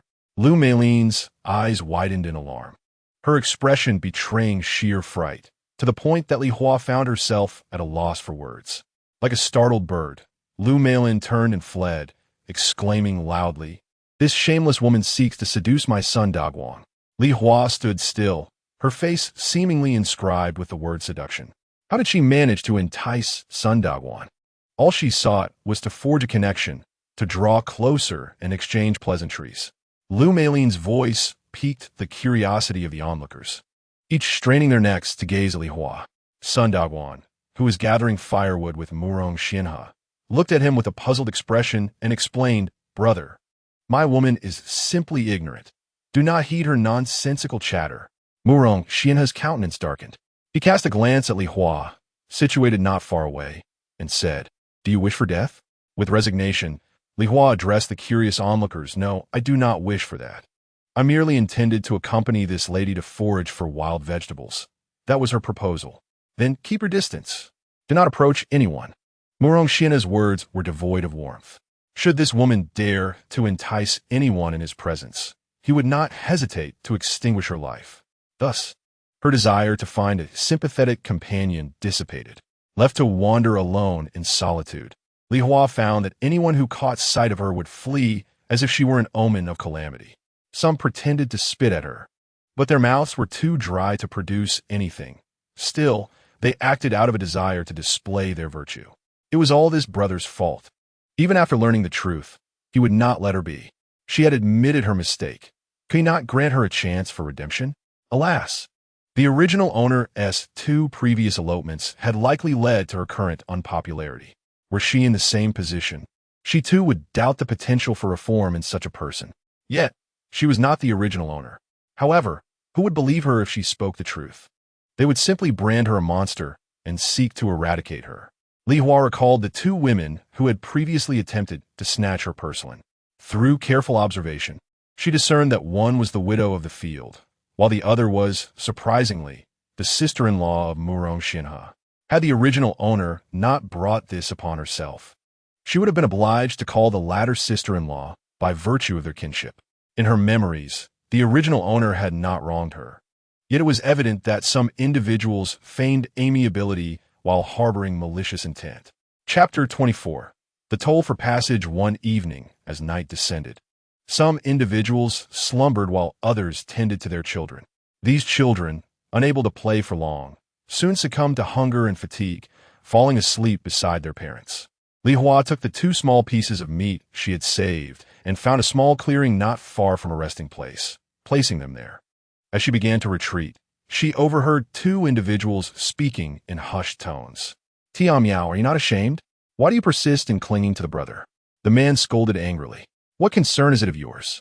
I am your elder. Do not harbor such delusions," the woman retorted. "Big brother, these 3 children require your care. How can you abandon them?" "What do you mean abandon? Their mother promised to take the 3 children and marry my brother. Has not their mother returned? He will not marry you. That harlot? Eloping with a man? Would my brother still desire her? But you promised me that we would be together, raising these 3 children. What nonsense are you spouting? You are the children's uncle. We cannot possibly be together. However, you clearly stated otherwise before. It was only when the Zhou family hinted at marrying you as their eldest daughter-in-law that you changed your tone. Tia Miao, in order to be with you, I have rejected numerous matchmaking proposals. Now that our parents are gone, there are no more obstacles for us to be together. It is impossible. I will not be with you. In truth, you are merely infatuated with Murong Xianhe. You do not genuinely care for Xiaobao, the Zhou family, or Guchunxiu. This is evident to me. You are merely flattering them for the sake of Murong Xianhe. Marrying him with 3 children, he will not treat them well. Have you ever seen him hold those 3 children? He only embraces his own son, Xiaobao. What does it matter? Once I have children with Delang, he will naturally come to love them. Why would he still favor the offspring of that harlot? Tia Miao, you cannot treat me this way. Since the calamity, I have been the one caring for your children. Yet, you incessantly revolve around Murong Xianhe.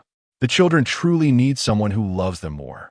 I have said that there is no possibility between us. Morality will not permit it. Yet you were not saying this before. You mentioned that we fled to a new place, seeking a location where no one knows our past, settling down to raise the children together. After the man spoke, it seemed he embraced the woman named Tian Miao. Tian Miao gasped, pushing the man away and hurriedly departing. After a while, he too left. Li Hua listened intently. So, Delang's name is Murong Xianhe, a name filled with charm. Yet unfortunately, he is ill-fated, lacking a wife, and now he fancies the widow Tian, who has brought him disgrace. Li Hua chuckled inwardly in satisfaction. This widow Tian indeed possesses allure. Not only does Delang admire her, but even her husband's younger brother is enamored. Li Hua seemed to have uncovered a monumental secret, her spirits soaring. So, you are all in the same predicament. How dare you look down upon her? Once these two departed, Li Hua quietly returned to her resting place. Due to Delang's disdain and restrictions, others were unwilling to let her approach. Thus, Li Hua found herself abandoned at a distance of 50 meters, and her resting spot had to be concealed by shrubbery. Otherwise, even at such a distance, people would be displeased, calling out for her to keep away or to simply get lost. Li Hua felt utterly miserable. However, her fortunes tonight were fair. When she went to check her bait, a wild dove lay before her. The wild dove, well fed when food was abundant, had grown plump, its body resembling a round ball. Yet, during these times of calamity, animals too suffer from hunger. This wild dove felt light in her hand. Nevertheless, she was delighted. No matter how she compared it, this dove was far superior to the coarse rice that came from a beer bottle cap. Under the moonlight, Li Hua meticulously plucked the dove's feathers, squeezing the tender flesh, savoring the enticing aroma. She returned to her resting place, wrapping the dove in leaves and placing it at the bottom of her basket. As she noticed that most of the others had fallen into slumber, she quietly kindled a small fire to ward off the beasts and serpents that lurked in the shadows. The thought of unclean creatures creeping near her filled her with dread. The following day, the entire party arrived at a relatively spacious area, somewhat distant from the mountains. They were compelled to pass through this place, for the path along the mountains had long since vanished. The original route merely extended to this point. This location appeared to be a confluence, albeit modest in size. Yet it was the essential passage to the eastern county, and thus had once thrived with activity. Now, apart from their band of refugees, two other groups from different regions had also gathered here. The individuals from these two groups appeared in a dire state. The elderly and children were gaunt and grimy, their tattered clothing resembling the desiccated leaves scattered upon the mountainside. The able-bodied men among them wore ashen expressions, listless and devoid of vigor. As they observed the approaching members of her party, their murky eyes fixated intently upon the possessions of her group, as if any hint of opportunity would prompt them to surge forward. Li Hua felt an overwhelming fear and clung tightly to the rear of her group, pressing closely against the throng. At that moment, the attention of all was diverted from her, and none noticed her proximity. Murong Xianhe called out loudly from the front, urging everyone to keep pace and to lift their feet despite their hunger. After issuing his command, he cast a sidelong glance back, and Li Hua felt his gaze upon her, causing her to instinctively halt for a moment. However, after that fleeting glance, he promptly turned away, never to look at her again. With a sense of relief, she resumed her close positioning within the group. It seemed that everyone comprehended the underlying message from Murong Xianhe. Heads bowed, they pressed forward in silence, daring not to provoke any trouble. Yet their avoidance of conflict did not guarantee that others would refrain from troubling them. Several robust young men obstructed their path, declaring that to pass through, they must pay a toll. Behind them loomed a dozen more young men, wielding knives and clubs, each adopting a nonchalant demeanor as they struck various poses. Chapter 25. Protection. Wang Mengho inquired, "How much is the toll?" 10 taels. One of the men replied. This group was estimated to comprise 50 or 60 individuals, and with each person valued at 201, 10 taels seemed rather reasonable. Upon hearing the demand, a collective gasp arose. Such a sum was unattainable. Prior to their flight, they had spent their scant resources on food and supplies, leaving their pockets nearly empty. While Wang Mengho negotiated with the man, Murong Xianhe discreetly handed the small child he was holding to Murong Xianfu. who in turn passed the child to the rear to Zhou Shi, who caught the child and retreated further back. The young men subtly inched forward, while the women, children, and elderly began to fall back. Li Hua sensed impending conflict. It appeared that this band of refugees was no stranger to such situations, demonstrating remarkable foresight. She moved closer to the women, children, and elderly, as all eyes remained fixated on the front. "We possess no money. We cannot pay the toll." Murong Xianhe addressed the men before them. The leader at the front squinted his eyes as he regarded Murong Xianhe, then cast a sweeping glance over the crowd.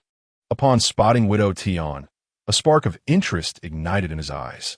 As he continued his search, Li Hua hastily lowered her head, concealing her entire face beneath a drab gray cloth.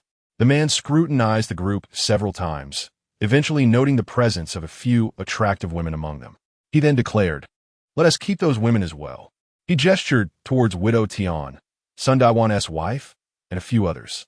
Murong Xianhe, following the man's pointed indications, turned to look behind him, assuming that among those selected would surely be the shameless Li Hua, who would leap forward at the sight of any man.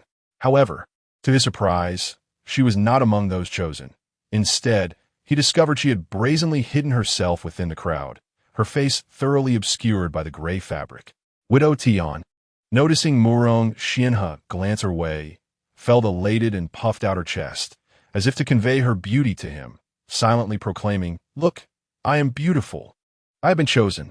Yet, upon seeing Widow Tian's demeanor, Murong Xianhe frowned. "The women from our village do not offer themselves up," he asserted to the individuals ahead. Widow Tian, upon hearing this, was nearly moved to tears, realizing how deeply De Lang cared for her. The others in front were taken aback, incredulous at his declaration. They had already compromised, yet these individuals were rejecting their advances.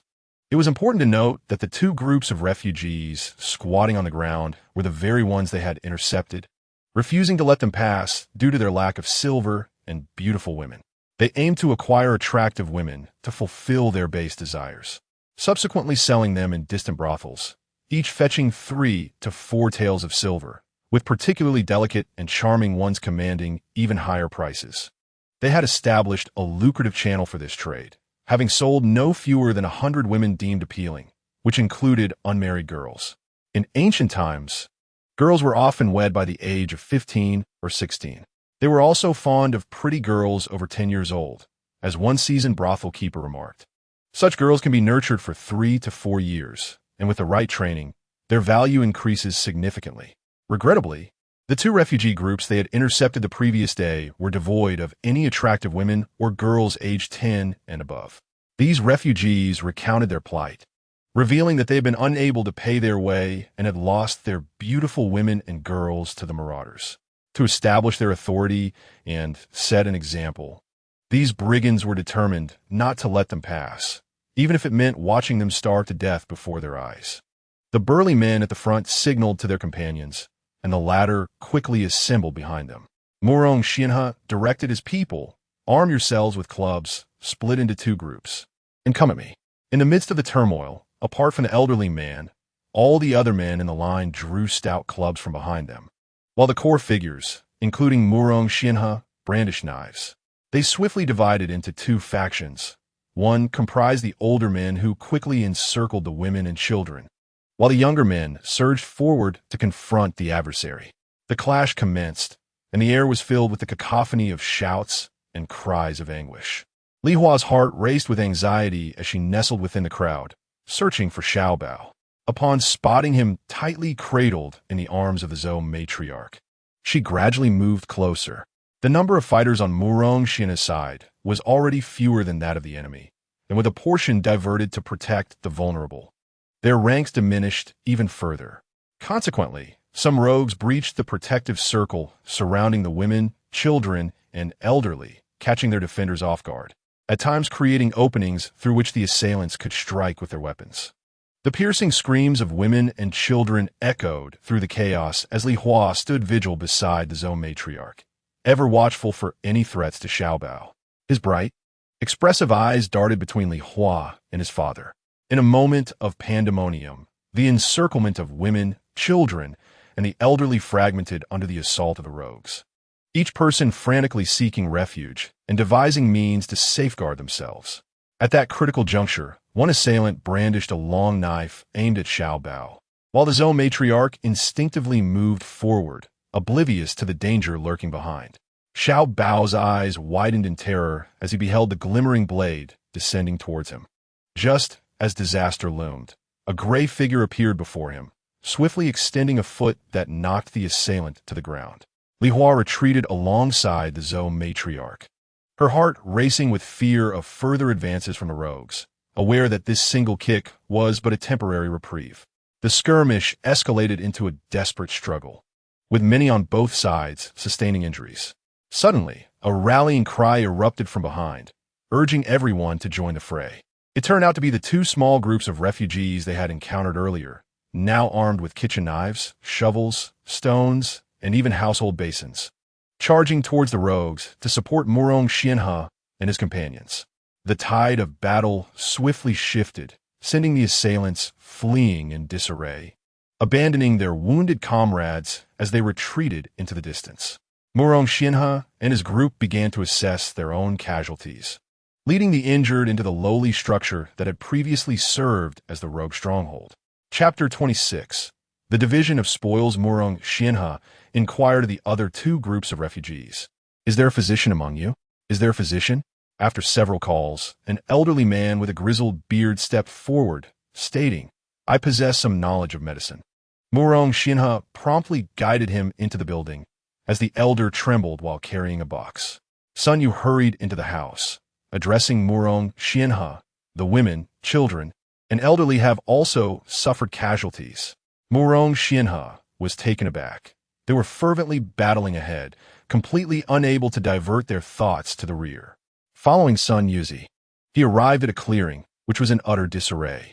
Several individuals lay strewn across the ground, including Sun Daguan, Wang Mengho, Zhou Wuli, Murong Xianfu, and Murong Xiange, who were all engaged in post-incident recovery efforts. With a swift glance, Murong Xianhe spotted Xiao Bao nestled safely in his mother's embrace, unharmed, thereby alleviating a heavy burden from his heart. The wailing of Widow Tian pierced the air, prompting Murong Xianhe to move towards her. He beheld the tragic sight of Widow Tian's youngest son, Senguzi, whose entire arm had been severed. This child, slightly older than Xiao Bao, was now unconscious. The boy's uncle, Lu Mingli, was cradling him, his body trembling with sorrow. Murong Xianhe crouched down and addressed Lu Mingli, urging, "Quickly take the child into the house. There's a physician inside." Lu Mingli sprang into action, scooping the child into his arms and hastening towards the house. Widow Tian, as if finding her anchor, collapsed into Murong Xianhe's embrace in a fit of tears. Lu Mingli, momentarily halted, cast a dark glance at Widow Tian before resuming his urgent flight with the child. His affection for his brother's child was genuine, treating him as his own. Lu Mingli and his brother, Lu Minghui, had grown up relying on one another after their mother passed away during their childhood. Soon after, their father remarried a widow with children, a cruel and callous woman who forced the brothers to leave home at the tender ages of 10 and 12. From then on, they endured a life of scarcity, with Lu Minghui always insisting on allowing Lu Mingli to eat first whenever they managed to procure food. In the past 2 years, following his brother's death, Lu Mingli vowed to care for Lu Minghui's child. He harbored a deep admiration for his sister-in-law, who had defied family opposition to marry his brother, and wished to ensure her well-being. Widow Tian was acutely aware of Lu Mingli's sentiments and was inclined towards him, which led her to contemplate a 3-year mourning period to facilitate a relationship with the child's uncle, garnering sympathy from others for her struggles. However, ever since the Zhou family expressed a desire to wed Widow Tian, her heart had become wholly entwined with Murong Xianhe, leaving no room for Lu Mingli. As Murong Xianhe felt Widow Tian collapse into his embrace, his heart raced, caught off guard. Although his mother had previously assured him that once they settled after the calamity, she would arrange a marriage between him and Widow Tian, he had come to appreciate her character and her adeptness in managing household affairs. Moreover, at his age, Approaching 30 in ancient times was akin to being a venerable figure. Given his unfortunate fate of being a wife killer, most women would hesitate to marry him, making Widow Tion the most suitable choice for him at present. Yet, the shameless woman from his past had returned, although he had no intention of rekindling the relationship. It felt somewhat awkward to embrace another woman in front of his former spouse. He could not help but glance towards Li Hua, who was standing nearby, observing the scene unfold, contemplating how contrary to the notion that women in ancient times were bashful, this was indeed a live spectacle. Suddenly, Murong Xianhe cast his gaze in her direction. Li Hua assumed he was attempting to intimidate her, warning her against her foolish infatuation and daring to approach him. In her effort to distance herself from their prior embrace, she feigned disinterest, merely wishing not to be dismissed. She quickly turned her eyes skyward, resembling a child counting stars. Murong Xianhe, believing Li Hua was envious, thought to himself, "Ah, how the tables have turned. You, a woman who professes not to love me, will find others who do." He gently patted the back of Widow Tion, saying, "Go check on the child." It was then that Widow Tion seemed to awaken from a dream, stumbling towards the house. Inside were supplies left behind by the bandits who had occupied the place: water, rice, vegetables, oil, and salt. Murong Xianhe ordered everyone to bring them out, intending to share them among the other two groups of refugees. The leaders of the other two groups remarked, "Thank you, but we merely assisted in driving away the bandits for our own sake. Without your help, we would have never made it through. Assisting you is a means of assisting ourselves." Indeed, they were right. Their own casualties were significant, necessitating a good meal to restore their strength. Though they acknowledged their reliance on one another, Murong Xianhe proposed, "Let us divide these provisions into 4 portions. We shall take 2, and you each shall take 1. Does anyone have any objections?" "None at all," the crowd joyfully replied. Li Hua noticed a damp patch on Murong Xianhe's back, its shape suggestive of injury, though the gray of his clothing concealed it from casual observation. It was evident that he too had sustained wounds, yet he seemed unconcerned, preoccupied with directing the distribution of supplies. In her heart, Li Hua admired his fortitude. Such a man deserved the love of women like Widow Tion. However, she held reservations about Widow Tion, having observed her cunning nature. She feared that her little Bao would not fare well under such a stepmother. If only she could take Bao with her when she departed one day, she would need no other man. Bao was a bond she could never sever. She wished to raise him, ensuring that in her old age, someone would protect her. The institution of marriage paled in comparison to this bond, as even spouses could part ways, as exemplified by the original owner in Murong Xianhe or Widow Tion and Murong Xianhe. As the group rummaged through the chaos to recover their lost belongings, Li Hua did not need to search. Throughout the commotion, she clutched her possessions tightly, reassured that as long as Murong Xianhe and his companions emerged victorious, she would possess sufficient means to ensure her own safety. Moreover, she had few to protect. Even little Bao was merely a silent helper, primarily cared for by the Zhou family. Li Hua sat at a distance, observing as they divided the goods. Once the distribution was complete, each person took their share back to the group for safekeeping, a communal effort where everyone received their due. However, Li Hua was left out, not belonging to their group. By all accounts, she was a discarded woman. So be it. Once she had escaped to a safe haven with them, she too could forge a good life for herself. In her previous life, she resided alone in a sprawling metropolis, and within a mere few years, she acquired a residence valued in the tens of millions. Her ability to read, write, and perform arithmetic set her apart significantly in this world. Li Hua, nonchalantly consuming a half-eaten apple she had scavenged, had retrieved it after a scoundrel discarded it while issuing commands for an assault on Murong Xianhe and his companions. At that moment, he had taken only a few bites. Li Hua's gaze remained fixed on the apple as it fell to the ground. Once the battle concluded, she hurriedly picked up the discarded fruit, carefully slicing away the bitten portion before devouring it as her lunch. Chapter 27. Chun Ermiai Murong Xianhe extended an invitation to 2 other fleeing groups to join their ranks. However, the other 2 parties were bound for Nanjun, compelling them to part ways on the spot. Fearing that the miscreants would rally more individuals to obstruct their path, the 3 groups hastily departed. lacking even the time to prepare a midday meal, and were given only a small amount of water to stave off hunger temporarily. Murong Xinhe and his entourage hurried along the road, with some individuals too famished or fatigued to continue, relying on family or acquaintances for support. Despite this, Murong Xinhe and Sun Daguan persistently urged them to hasten their pace, believing it prudent to conceal their trail as swiftly as possible. With open terrain devoid of mountains to shield them, they aimed to retreat into the distant woods to rest. The severely injured were placed on tricycles, though some, gravely wounded, could not remain stable even in that. They had to be secured with ropes to the vehicle's frame. Murong Xinhe, among the less severely injured, found himself pushing a tricycle laden with the wounded. Little Bao was being carried by another woman. Li Hua had observed for some time and recognized her as Hao Zhaodi, the wife of Murong Xinhe's second brother, Murong Xinfu. Unlike Guchuan Xiao, who was sharp-tongued and adept at ingratiating herself, she was simply a down-to-earth person fulfilling her responsibilities. Watching her carefully carry little Bao while her own child stumbled alongside her and Zhou Shi, Li Hua felt a profound sense of gratitude toward her. At last, they entered the woods. It was now 3 in the afternoon, signifying that since rising, they had consumed nothing aside from some water.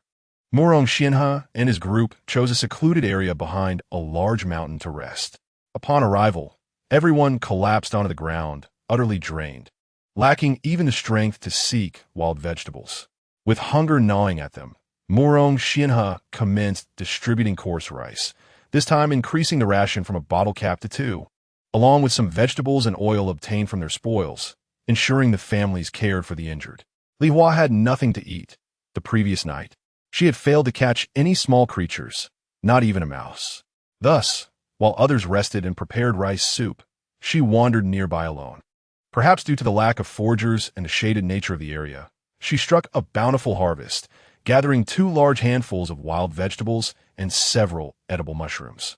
Li Hua wrapped her belongings in a piece of gray cloth, preparing to head back. Suddenly, a thud echoed nearby as a woman of similar age collapsed to the ground. Li Hua recognized her as one of the refugees, yet she pondered why the woman was not busy cooking or consuming rice soup. Why was she lying here unconscious? Approaching her, Li Hua noticed the woman's pale complexion and trembling body. She was starving. Gently, Li Hua called out, "Wake up! If you lie here any longer, you will perish." Upon hearing the word perish, the woman opened her eyes. She could not die. If she did, her child would also succumb. Struggling to rise, she found herself too weak from hunger to move. With a sigh, Li Hua retrieved a small piece of the last remaining morsel of rat meat from her sleeve. Intended as bait for catching small animals that night, her glimmer of hope, which she could not bear to consume. The meat had yet to be laced with poison. However, she realized that without sustenance, the woman could not possibly rise today. Li Hua offered the piece of meat to the woman's lips, saying, "Eat, this is the last bite." The woman looked at her with tear-filled, lifeless eyes, opened her mouth, and after a few chews, swallowed it down. After a couple of minutes, she seemed to regain some strength, managing to rise from the ground and whisper, "Thank you." Li Hua observed her, urging, "Why are you foraging alone? Shouldn't you be drinking rice soup like the others?" The woman replied softly, "My mother-in-law is harsh. She forbids me from drinking rice soup and insists I find food myself." "What your husband?" Li Hua inquired. The woman shook her head. "He does not care." "What is your name?" "Chen Ermiai." "Ah, take half of these wild vegetables and mushrooms to cook. If you don't eat, you will starve." Li Hua said compassionately. How difficult life was for women in this era. "Just a little, please. I do not need much." "Take it. Hide some for later when food is scarce." "You're truly kind."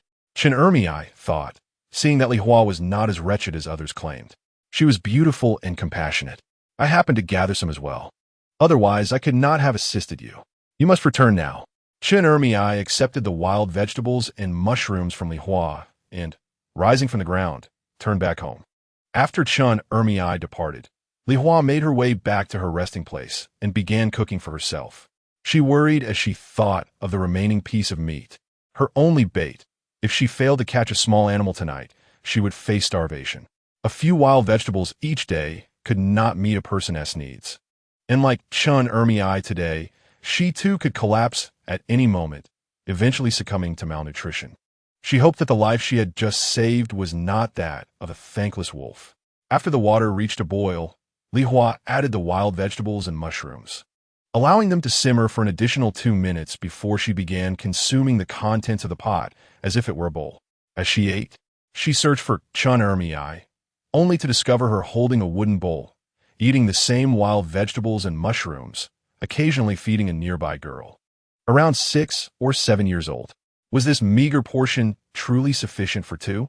Fortunately, some mushrooms were included. Otherwise, how could the child manage to swallow and digest those wild greens? It was no wonder the girl appeared so emaciated, far thinner than Xiao Bao. Although Xiao Bao lacked the baby fat typical of his age, he at least resembled a normal child, while Chun Ermiai's daughter seemed like a mere skeleton. What astonished Li Hua further was the approach of a not overly thin young boy, who piped up, "Fourth aunt, I want some too."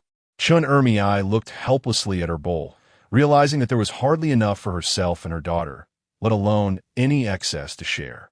A nearby woman scooped up the boy and remarked, "We don't covet her meager offerings. She has the appetite of a sparrow."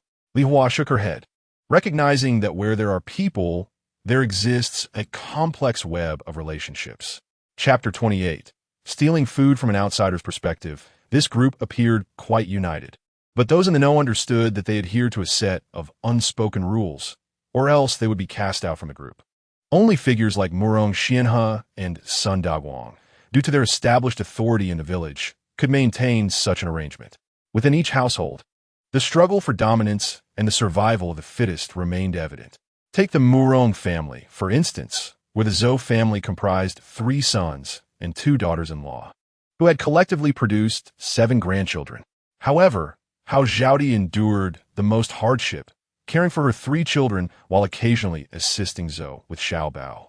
Her husband was preoccupied with managing the group alongside his elder brother Murong Xianhe, only occasionally helping her with her second daughter. This daughter, age 5, followed 2 sons, aged 10 and 8, after which she ceased to conceive. As for Guchuanxiu, she kept her husband Murong Xinghua by her side to help care for their 3 children. But she still complained of fatigue, never lending a hand to Hao Zhaodi. Sometimes, she incited Murong Xinghua to claim that the food distribution was unequal. Hao Zhaodi occasionally grew frustrated and insisted that Guchuanxiu prepare the meals, fearing that she would be accused of favoritism. Yet Guchuanxiu always feigned ailments, claiming she had not cooked since the onset of their plight. While enjoying her meal, Li Hua noticed Xiao Bao finally eating. It seemed he had just awakened from slumber. He was using a wooden spoon to scoop a small amount of mush, barely enough to cover the bottom of the bowl. Li Hua beamed with joy from a distance as she watched her son eat, his deliberate mannerisms reminiscent of her own. Just as Li Hua was savoring the moment, a wooden spoon intruded into Xiao Bao's bowl, while the one responsible for supervising his meal, Zhou, was dozing off. The spoon filled with mush was hastily shoved into someone's mouth. To her shock, it was Guchuanxiu. While nibbling and glancing around, little Bao remained oblivious to his surroundings. After merely a few spoonfuls, he discovered his bowl was empty, his countenance reflecting sheer disappointment. He had barely satiated his hunger. Li Hua was infuriated. It was one thing to bully her, but to mistreat her son was utterly intolerable. In these dire times of famine, children were already deprived of essential nourishment, and if someone intentionally snatched away their food, how could any child survive unscathed? Although the Zhou family was kind to Bao, their attention was inevitably divided among numerous grandchildren. At merely 3 years of age, Bao was left to fend for himself while his caretaker dozed off nearby. If he were to spill his food, he would face a day of hunger. What was Murong Xianhe doing at this moment? Li Hua scanned her surroundings and soon spotted Murong Xianhe assisting Widow Tian with her son's hand-dressing. Clenching her fists in fury, she thought, "Your son is on the brink of starvation, and yet you are preoccupied with others." They weren't even married yet, and he was already straying, more shameless than she could have imagined. The saying rings true, where there is a stepmother, there is a stepfather. Moreover, Li Hua believed the original owner of this body was even more reprehensible for forsaking her own child for a man. Such behavior was simply unconscionable. Li Hua feared for her son, Bao, knowing that if he continued to be subjected to such schemes, he might perish, especially as she had noticed his weight had diminished significantly over the past few days. In stark contrast, Guchunxiu appeared to be thriving. After a mere hour's rest, they set off again around 4 in the afternoon. Li Hua had anticipated a longer respite. Hastily gathering her belongings, she followed behind. After the recent skirmish, it seemed the people had momentarily forgotten their intent to target the fallen women, allowing Li Hua to draw closer to the group. Murong Xianhe, cradling Bao, called out ahead. Today, we shall travel until dusk and find a safe place to rest. We cannot linger here, for if that group discovers us, we will surely face dire consequences. Feeling secure in his father's embrace, Bao nestled against Murong Xianhe's shoulder, his small hands wrapped around his father's neck. Father, he murmured. What is it? Murong Xianhe inquired, as Bao typically called for him when he needed something. I'm hungry. Didn't you just eat? Murong Xianhe asked, surprised. They had only been traveling for a little over an hour. It was unusual for Bao to express hunger so soon. He usually waited until nearing a break. Too little, Bao replied, listlessly leaning against his father's shoulder. Murong Xianhe wondered if his son was experiencing a growth spurt, explaining his rapid hunger, as he had clearly saved a small portion for him. Is that so? Then I shall ensure you have more at dinner, Murong Xianhe reassured him. Bao nodded in agreement. Murong Xianhe found his son to be the most obedient and reasonable child. He reminisced about the days when he carried his 1-year-old son while searching for that ungrateful woman. Bao would lie contentedly in his arms, never crying, only whimpering when hungry, and once fed, he would amuse himself or drift into slumber. Whenever he needed to relieve himself, he would scrunch his face in exertion, his little feet kicking restlessly. At first, Murong Xianhe was oblivious to his son's intentions, but once he discerned them, a smile crept upon his face, realizing his son was indeed quite the little schemer. During that time, he had exhausted all the borrowed funds at his disposal, and thus he found himself laboring for others in exchange for meager alms while resorting to begging. Reflecting upon those days, which mirrored the hardships of the present, he felt fortunate to have his son by his side, who had become his sole source of solace. Yet, thoughts of that shameless woman plagued Murong Xianhe's mind, leaving him tormented. What had he done to deserve her abandonment of husband and child? He demanded answers from her. With this thought, Murong Xianhe turned sharply to cast a cold glance behind him, only to find Li Hua shamelessly trailing behind the crowd. Li Hua had been keeping her head raised, gazing at her son, and noticed that he appeared unwell, leaning heavily against Murong Xianhe's shoulder. Suddenly, meeting Murong Xianhe's gaze, which was as chilling as that of a venomous serpent, her heart quivered involuntarily. She quickly lowered her head, shrinking behind the backs of those before her, resembling a quail in its fright. Murong Xianhe sensed an increasing fear emanating from Li Hua towards him. This wretched woman, why did she still harbor such trepidation towards him? Was she courting disaster? As she moved stealthily among the crowd, Li Hua muttered to herself, feeling doomed. Once again, I've caught Murong Xianhe's attention. I wonder what calamity he will unleash this time. Oh heavens, how many more days of this wandering must I endure?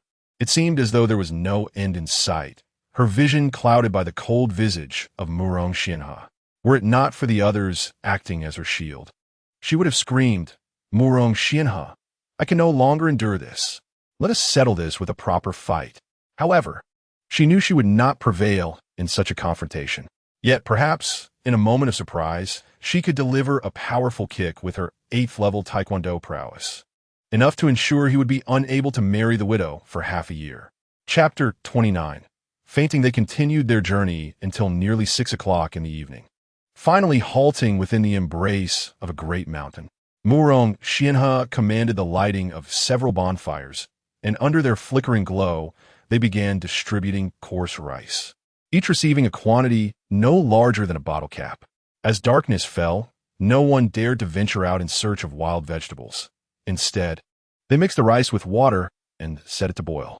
A fragrant aroma of rice wafted through the crowd, and although the proportions were skewed, Li Hua found herself salivating at the scent, for she had nothing to eat that night.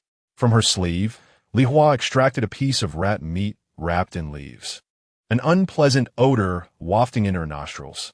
Covering her nose, she retrieved the dried poisonous leaves she had gathered, mixing them with water to create a paste. After much effort, she deemed it acceptable, then submerged the foul-smelling rat meat into the concoction, pulling it out once it appeared sufficiently coated. The juice from the poisonous leaves, while tasteless, bore a brown hue, and now the rat meat too exhibited a similar tint. Li Hua could not ascertain whether it would attract small animals or if it would suffice to entice them to devour it. Should she fail to gather anything that night? Continuing on like this the following day, without rice rations and no time to forage for wild vegetables, would surely lead her to exhaustion and ultimately falling behind. Li Hua wrapped the piece of mouse meat in leaves and placed it carefully on the ground at a resting spot. She then wandered nearby, hoping to discover some wild vegetables. After a fruitless search, she returned to her original location, feeling disheartened. Not far from her, an elderly couple sat, their vision impaired, so they failed to notice her presence. Otherwise, they would have surely berated her as a harlot and driven her away. Reflecting on her harrowing experience of fleeing, Li Hua mused that becoming a photographer who shadows celebrities in their private lives requires no formal training. One could simply step into the role and attain mastery.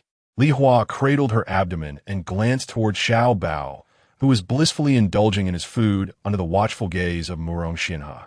Xiao Bao, with a joyful expression, delightedly munched on the porridge his father had prepared in abundance, unaware that each mouthful was a sacrifice made by his father. In the Murong household, portions for adults and children were strictly regulated, and any deviation from this norm would incite the ire of good Chuanxiu. Even Murong Xianhe, who contributed greatly to the family, would face reprimand unless he conformed to the rules. Li Hua pondered on the disparity. Her little Bao was eating heartily while her own mother was on the brink of starvation. Alas, it is difficult to be virtuous. If only she could find a few wild vegetables and mushrooms to boil, it might alleviate some hunger and restore her strength. Just as Li Hua was grappling with her hunger, a sudden cry pierced the air. Chen Ermiai has fainted! Chen Ermiai has fainted! Some individuals rose and hurried towards the source of the commotion. Murong Xianhe, Sun Daguang, Sun Yuzi, and Wang Mingho soon arrived at the scene where Chen Ermiai had collapsed. What has happened? Sun Daguang inquired, looking at Chen Ermiai's husband, Xie Guzi.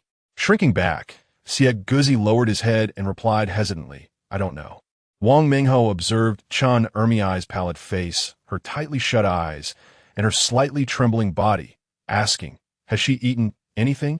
A sympathetic elderly woman nearby responded, no. Her mother-in-law forbade her from consuming the rice soup, insisting she forage for wild vegetables instead. At this late hour, where could she possibly find any? Then who consumed her share of rice? Sun Daguang pressed Xie Guzi again. We all cooked it together in the pot, Xie Guzi stammered. Wang Mingho surveyed the crowd, which included Chen Ermiai's in-laws and Xie Guzi's brothers and their spouses. You all drank the rice soup, didn't you? She questioned Xie Guzi. He nodded. So, Chen Ermiai did not have any. And you let her go hungry, Sun Daguang exclaimed, anger rising. At that moment, Chen Ermiai's daughter began to wail, Wah, Uncle, they won't give me or my mother anything to eat. Today, Mother begged them for a long time before they finally let her have a sip of rice soup, which she gave to me. Why are you crying? That harlot has no rice either. If she can survive, why can't you? You are all equally discarded by man. Chen Ermiai's mother-in-law, Zhuang, retorted with a fierce expression. Before marrying Xie Guzi, Chen Ermiai had been wed to another man, who abandoned her after taking a mistress. Subsequently, Chen Ermiai married Xie Guzi and bore a daughter. Her mother-in-law, Madame Zhuang, looked down upon the quiet and unassuming Chen Ermiai, relentlessly finding ways to torment her. Xie Guzi, a man of submissive disposition, dared not voice his discontent and instead joined others in their mistreatment of Chen Ermiai. Her life was nothing short of tragic. Murong Xianhe had initially allowed Sun Daguang and Wang Mingho to handle the situation, but upon hearing Madame Zhuang speak ill of him, his demeanor darkened. He glared at her and declared, from now on, let Chun's provisions be collected solely by her. Should I find that you have usurped her rations, you shall take your belongings and leave. With that, Murong Xianhe turned on his heel, not sparing her a glance. Madame Zhuang was momentarily taken aback. Having just flattered Murong Xianhe while deriding the woman, she now found herself on the receiving end of his ire. Sun Dagwang chuckled inwardly, realizing she had misjudged the situation. Her flattery had missed the mark, for the matter of Li Hua was a sensitive subject for Murong Xianhe. As for Li Hua, though she was starving, she found some solace in watching the live stream, momentarily distracting herself from her hunger. Yet, as she watched, the old woman continued to berate her, shifting the blame for Chen Ermiai's plight onto her, as if she were at fault. Li Hua was thoroughly exasperated by these people. Meanwhile, Murong Xianhe, feeling agitated, returned to find little Bao, who had just eaten and was now sound asleep, his delicate eyelids resting gently, framed by long, lush lashes that resembled the graceful arc of a distant horizon. He tenderly brushed his fingers over little Bao's lashes, cherishing the resemblance to his mother. He lifted his gaze to find Li Hua watching him. In that fleeting moment, their eyes met, reminiscent of two solitary birds separated by the vast expanse of the galaxy. In his heart, Murong Xianhe thought, "You wretched woman, it is too late for regrets. Do not expect my forgiveness." Li Hua, returning his gaze, silently asserted, "Murong Xianhe, I have no part in Chen Ermiai's troubles. You cannot unjustly condemn me." Chapter 30, Pursuit Today. Sun Dagwang and his companions managed to procure a half cabbage from the belongings of the captured bandits to assist an elderly woman in the village, who cooked it for Chen Ermiai and her daughter. Thus, against all odds, Chen Ermiai survived, as the moon ascended into the sky, casting its silvery glow upon the world. The heavens resembled a breathtaking canvas. Li Hua, clutching her stomach, rose to a seated position and kindled a small fire beside her. Under the moonlight, she stealthily crawled toward the spot where she had laid her bait, cautious not to disturb the night watchman. Upon reaching her baiting spot, she discovered the piece of rotten meat, still intact and resting upon the leaves. Li Hua plopped down onto the ground, two muddy imprints glaring on her knees. A sigh escaped her lips as she realized she had underestimated the hardship of fleeing. She had thought her meager skills would suffice to weather the storm. Never had Li Hua experienced such hunger. Perhaps a prolonged period of comfort had dulled her memory of disaster. She had never anticipated encountering such villains, nor the urgency of her journey that left her without sustenance. It appeared that the preservation of food in the days to come would be crucial. Determined, Li Hua resolved to crawl back, uncertain if her strength would keep pace with the group after a night of hunger. She returned to her resting place, lying down on the thin blanket she had prepared, curling herself into a tight ball. It took her quite a while to fall asleep. The next day, Li Hua awoke to the cacophony of chatter around her. Though her stomach grumbled, she had slept reasonably well and felt alert, albeit with slightly weak legs. She had contemplated beseeching Murong Xianhe for a bit of food, but she doubted the efficacy of such an approach. Murong harbored a deep-seated animosity towards her and would be unlikely to offer her anything. Moreover, those supplies belonged to the public. Even if he had the inclination, the others would surely object. It was a considerable grace that he had not thrown her into the pig pen already. Li Hua wished to avoid drawing attention to herself, not wanting to become the subject of their gossip, which would not bode well for her. Clinging to a flicker of hope, she returned to the spot where she had cast her bait. A large mountain rat lay motionless on the ground, and her eyes sparkled with tears of joy as she knelt beside it. She was immensely grateful to this creature for saving her life. Li Hua quickly took the rat back, using her small steel knife to skin it, then gut it, discarding the inedible entrails. She set up her small pot, added some water, and cut the rat into 4 pieces, placing them to boil. Just then, the group began to move out. Li Hua knew that if she did not eat something soon, she might collapse on the road, and no one would notice her care. Watching the distant figures of the departing crowd, she memorized their route. After 3 minutes of bubbling in the pot, she hastily retrieved 3 pieces of meat, wrapping them in leaves and stowing them at the bottom of her basket. Grabbing the last piece, she devoured it with fervor, akin to a wild beast tearing into its prey. Once finished, she wrapped the bones in leaves as well, believing they might attract small animals. Then, she lifted the pot of water, blowing on it while enduring the heat, before gulping it down. Once quenched, she swiftly placed her small pot into the basket and sprinted in the direction the group had taken. Murong Xianhe, carrying his son, Xiaobao, led the front of the procession. Generally in good spirits, he had struggled to sleep the previous night, troubled by thoughts of that damned woman who had callously abandoned her husband and child. Leaving him somewhat fatigued today, Murong Xianfu approached from behind and remarked, "Eldest brother, that woman did not follow us." He was initially unaware of the situation until his wife, Hao Zhaodi, whispered in his ear, suggesting that Xiaobao's mother had not come along and was likely too weak from hunger to move, or perhaps had succumbed to starvation. Upon hearing this, Murong Xianhe halted in his tracks. Murong Xianfu recognized that his elder brother was deep in contemplation.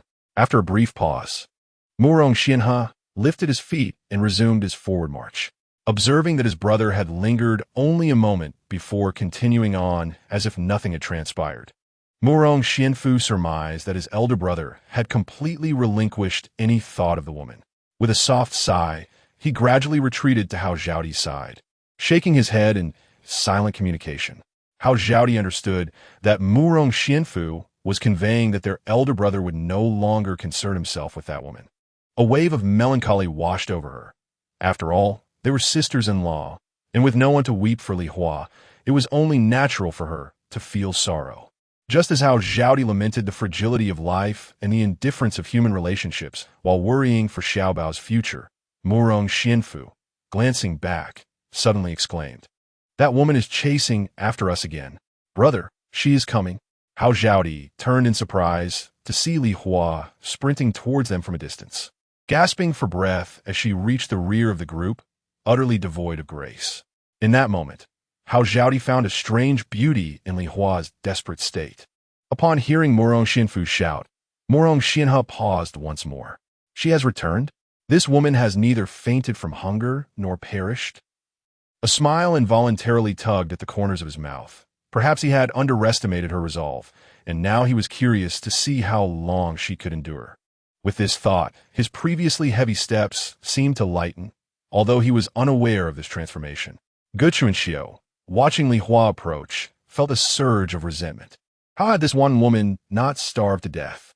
Initially, when she noticed Li Hua's absence, she had exchanged a triumphant glance with Widow Tian. With Li Hua completely out of the picture, Widow Tian's marriage to Murong Xianhe would become an inevitability. Consequently, the silver bracelet that Widow Tian had gifted would no longer need to be returned. That bracelet was exquisite. She had long admired silver jewelry, and each time Murong Xiangue ventured to town, she would implore him to procure one for her. Yet he always claimed that their mother would not provide the funds, leaving him unable to afford such luxuries. However, it took only 3 months of marriage for his elder brother to purchase a silver bracelet for that brazen woman, drawing from his additional earnings from work in town. Last year, Hao Zhaodi received a silver bracelet as well, a gift from her second brother. She had worn it with a radiant smile that lasted an entire month. Ge Chunxiu grumbled about Murong Xiangue and also lamented the influence of the Zhou family. Yet, Zhou insisted that if she desired a silver bracelet, she would have to rely on her own means, earning extra income beyond their public duties. Murong Xiangue preferred to stay home, avoiding hard labor, making it unlikely that he would ever afford a silver bracelet in this lifetime. Fortunately, Zhou harbored intentions of having her elder brother marry Widow Tian, which delighted the widow. She pleaded for assistance in speaking favorably of her to Zhou and Murong Xianhe, even removing the bracelet from her wrist to adorn herself with it. It is said that this silver bracelet was purchased by her deceased husband for the Widow Tian, and it holds some value. Ge Chunxiu gently stroked the silver bracelet on her wrist. Its texture was truly delightful. Chapter 31. Foreseeing thus, the group traversed the periphery of the mountains for approximately 10 days, passing through several villages. Regrettably, these were mere shells of homes, devoid of life, and they frequently encountered corpses gnawed upon by maggots along the way. Li Hua found it rather peculiar. The calamities in this region did not seem more severe than those she had previously encountered, yet the devastation appeared far more profound and tragic. Upon reflection, she surmised that there must be human mischief at play. Murong Xianhe led the group, seldom pausing in such desolate areas. They pressed on relentlessly, only allowing a respite in secluded mountains where they could forage for wild vegetables and prepare meals. Some were perplexed and inquired of Sun Dagwan why. Despite the presence of houses in those villages, they could not rest for a night. Why did the eldest son hastily lead them past these places? Sun Dagwan replied with gravity, "If we were to rest in those houses for a night, many would surely awaken the next day as corpses." "Why?" one person asked, eyes wide with terror. "The calamity here is not particularly severe. Why is there such ruin and so many corpses? There are malevolent individuals lurking nearby, preying upon those fleeing from disaster. They emerge at night to scour each household," Sun Dagwan patiently elucidated. Upon hearing this, the man nodded vigorously, chills running down his spine. No one relished the thought of having their throat slit in the dead of night. Murong Xianhe guided the group to a mountainside where they could begin to rest, a location that was easily defensible. It was already late afternoon, and many had stumbled their way up the slope. As he announced a break, everyone collapsed to the ground, men and women alike, abandoning any semblance of decorum. Li Hua, fortunate enough to gather small creatures to eat at night and accustomed to rationing her supplies, was not as fatigued as the others. Whenever hunger struck, she could pull out a piece of cooked meat to nibble on, ensuring her nutritional needs were not excessively compromised. Additionally, with the burden of caring for only herself, she felt relatively unencumbered. Setting down her pack, she took a seat and retrieved a piece of meat, roughly the size of half her palm, to eat. By the time she finished, the others had yet to rise and search for wild vegetables. Li Hua stood up and began to scout the area for edible greens and the poisonous herbs she required. Perhaps due to the mountainside's location, it was too far for the fleeing individuals to gather wild vegetables, and thus the edible plants remained untouched. In a short while, she managed to find a small handful of greens and the toxic plants she sought, just as she bent low to gather more wild vegetables. A wall of people obstructed her path. Startled, Li Hua wondered if there were indeed villains here. She quickly lifted her head, only to find the shadowy, handsome face of Murong Xianhe before her. Li Hua was acutely aware that encountering him would invariably herald misfortune. Even his handsome visage appeared less appealing, resembling more the countenance of the king of hell. Murong Xianhe observed the fear etched on the woman's face, a stark contrast to the indifference she once displayed during their time together. He scoffed internally, pondering whether she had finally come to understand fear. What had happened to the audacity she had when she eloped with that peddler? As Li Hua attempted to sidle past, Murong Xianhe seized her, gripping her chin tightly. Once again, she found herself in his grasp. The pressure distorted her features, and tears welled in her bright eyes from the pain. "You wretched woman, how is it that you still thrive? You ought to be starving," Murong Xianhe declared with evident disdain.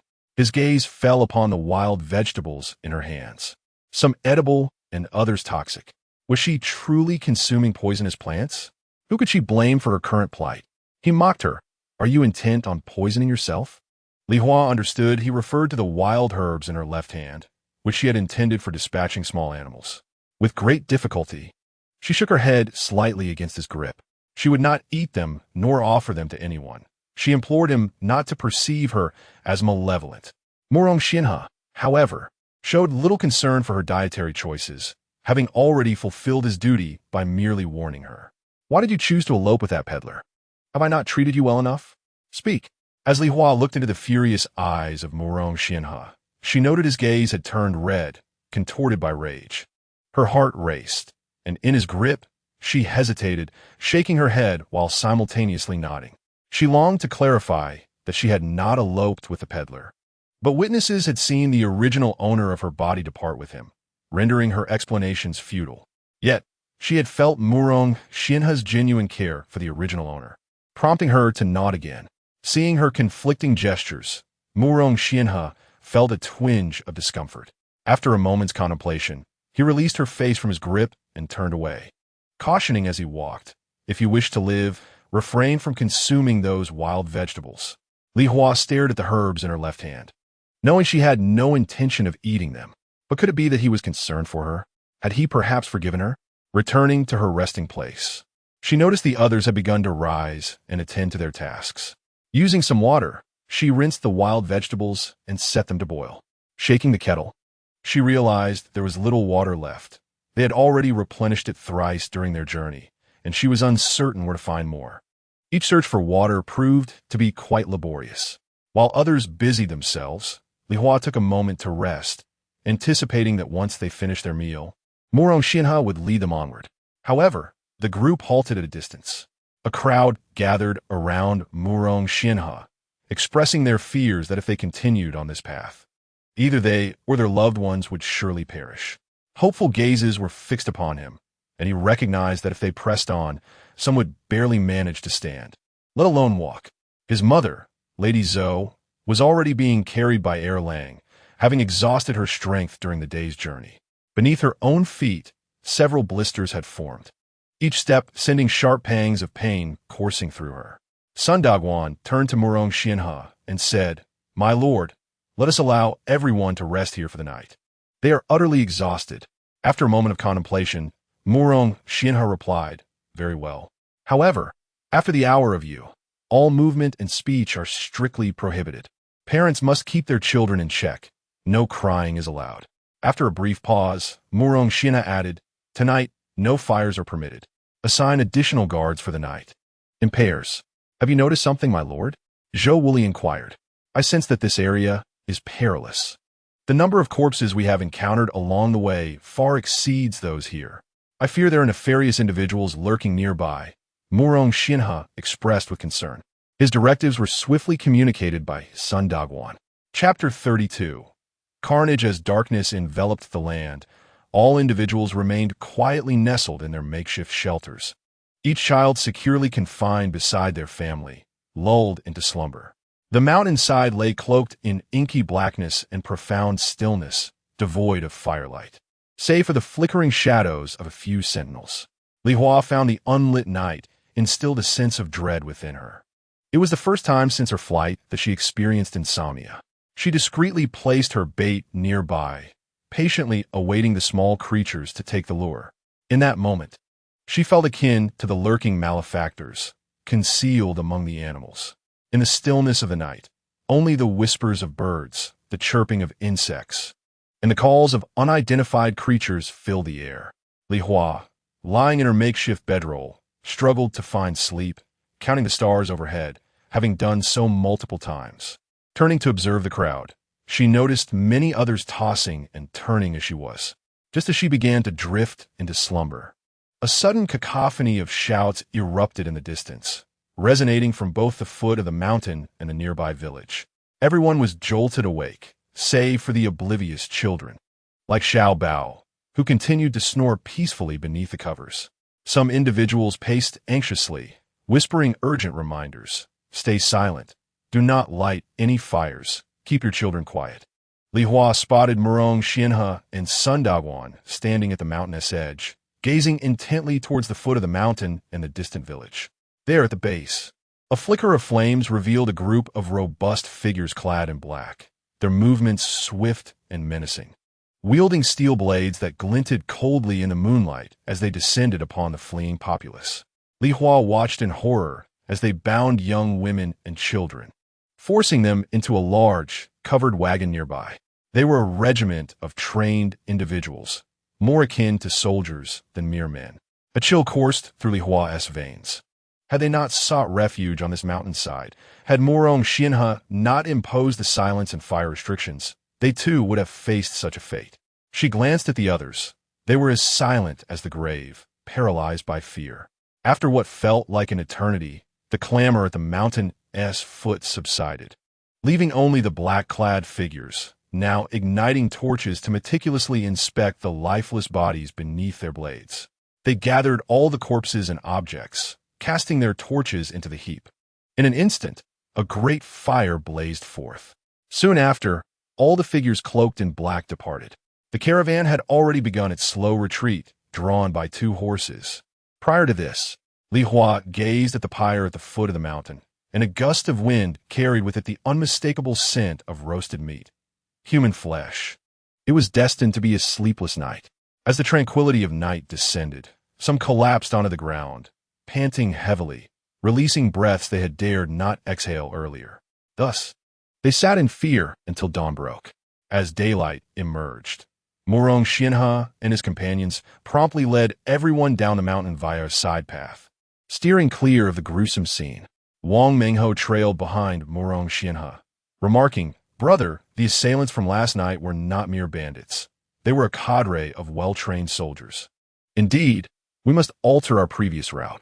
It is preferable to traverse the mountain paths, even if it means taking a longer journey, rather than risk proximity to the village." Murong Xianhe responded. "Could they have several ambush points?" Zhou Wuli inquired. Although Zhou Wuli spoke with a rough tongue, he was known for his straightforwardness. "Quite likely. Last night, I seemed to hear the sound of hooves. They must have more than one ambush point, and their scouts are likely numerous. Whenever they detect a large group of refugees, they will surely strike," Murong Xianhe explained. "But if only a few refugees pass by, there should be no issue, right? They wouldn't mobilize a large contingent for such a small number." Murong Xianfu interjected without much thought. "No, those scouts would act immediately, without the need to report back to their headquarters," Murong Xianhe asserted. Sun Daguan interjected. "The garrison commander of Shijuan, Qian Dequei, seems to reside in this vicinity. Could it be his subordinates at work? What purpose would his subordinates have in capturing these women and children?" Murong Xianhe pondered. "It is said that Qian Dequei is quite the libertine, and his men seek out beauties to please him. They are all debauched, and within his jurisdiction, brothels abound. As for the children," Murong Xianhe hesitated, the recollection of last night still haunting him. "It is rumored that Qian Dequei delights in consuming roasted human flesh, particularly that of children, much like a whole roasted lamb." Those who heard Murong Xianhe's words gasped in horror, realizing they had narrowly escaped death the previous night. "If the scouts had detected us, how did they overlook our presence?" Zhou Wuli mused. "We must thank the group of refugees at the foot of the mountain. Their presence likely led the scouts to believe we were part of the same batch," Murong Xianhe deduced. He too felt regret, wishing he had decisively led everyone away from that location and sought refuge in the mountains to conceal their whereabouts. They had underestimated the danger. He could scarcely bear to imagine his son, Xiaobao, being roasted on a spit like a whole lamb. All present expressed their gratitude for Murong Xianhe's leadership, which had once again allowed them to evade death. Meanwhile, under Murong Xianhe's tolerant gaze, they no longer troubled Li Hua, allowing her to stay close or distant as she wished. After witnessing the brutal reality of death, who could still concern themselves with notions of virtue? Murong Xianhe and his companions guided everyone deeper into the mountains, as she traversed the depths of the mountains in search of a water source. Her journey was fraught with challenges. The path was lengthened and wild beasts obstructed her way. Yet, compared to the soldiers, armed and more ferocious than bandits, she and her companions preferred to confront these dangers. On the following day, they arrived at a spring, the second flowing stream that Li Hua had encountered, vibrant with the life of mountain spring water. The water cascaded with a melodious tinkling, akin to a piano sonata. Once everyone had filled their containers, they joyously immersed themselves in the stream to cleanse their bodies, men in one group, women in another. Li Hua distanced herself slightly, beginning to fill her own container while washing her hair and scrubbing her body. She let the stream water flow through her hair, gently massaging it with her hands, the strands clinging together like tangled threads, already exuding an unpleasant odor. Fortunately, she had a habit of using her fingers as a comb to untangle her locks each day, letting them loose at night to sleep. Otherwise, she would undoubtedly suffer from lice like the others. She recalled an incident when she invited Sun Daguan's wife to gather wild vegetables, only to discover several lice crawling on Lu Meiling's head. At that moment, she had been utterly astonished, and now, reflecting on it, she feared she might soon find herself in the same predicament. If only there were some soap pods available, her hair would be much cleaner. As Li Hua meticulously washed her hair, Widow Tian passed by the bank, holding her youngest son's hand, followed by her two elder children. Upon noticing Li Hua's graceful silhouette, jealousy surged within her. If a woman from another household were to engage in a scandalous elopement with a man, she would have been swiftly punished. Yet Li Hua seemed to thrive unscathed. If one day she were to lure Murong Xianhe back, all of Widow Tian's efforts would be in vain. She whispered something into her eldest son's ear, and he nodded in response. Chapter 33. The fairy drenched in the refreshing water, Li Hua plunged her entire head beneath the surface, reveling in the sensation. Just then, a small figure approached her, brandishing a large stone. Lu Bu, Widow Tian's eldest son, raised the stone, intending to strike Li Hua on the head. However, the shifting position of Li Hua made it difficult for him to determine the right moment to drop it. His mother had instructed him to knock her out and then push her into the stream to drown. In his haste and fear of being discovered, he clumsily brought the stone down upon Li Hua's back. Feeling a sharp pain, Li Hua turned around to find Lu Bu staring at her in terror. In his panic, the child thrust her into the stream and fled.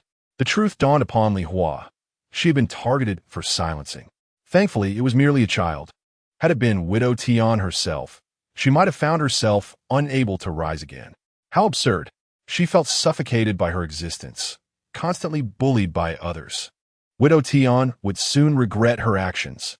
Li Hua, unharmed in reality, decided to linger in the water a bit longer, cleansing herself thoroughly. She had chosen a secluded spot, away from the main path, where few would venture unless they were playful children. Having finished her wash, Li Hua began to contemplate where she might change out of her wet clothes.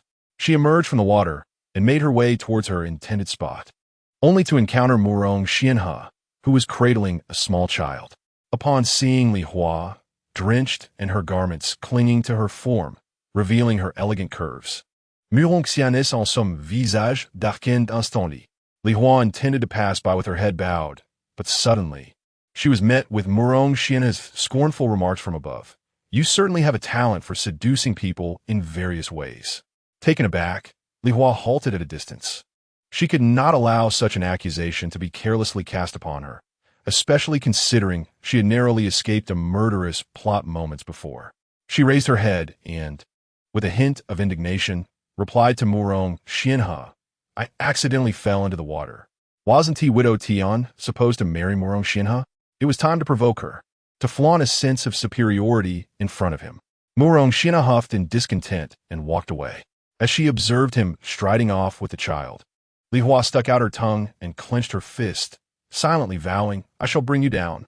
The child, with his bright, sparkling eyes, gazed at Li Hua, who smiled warmly at him, determined not to frighten her own son. The little one's eyes gleamed even brighter, gleefully thinking, Mother, oh no, the harlot is smiling at me, and it's truly delightful. Li Hua gutted her garments, using a cluster of bushes to create a makeshift enclosure where she could discreetly change out of her wet clothes.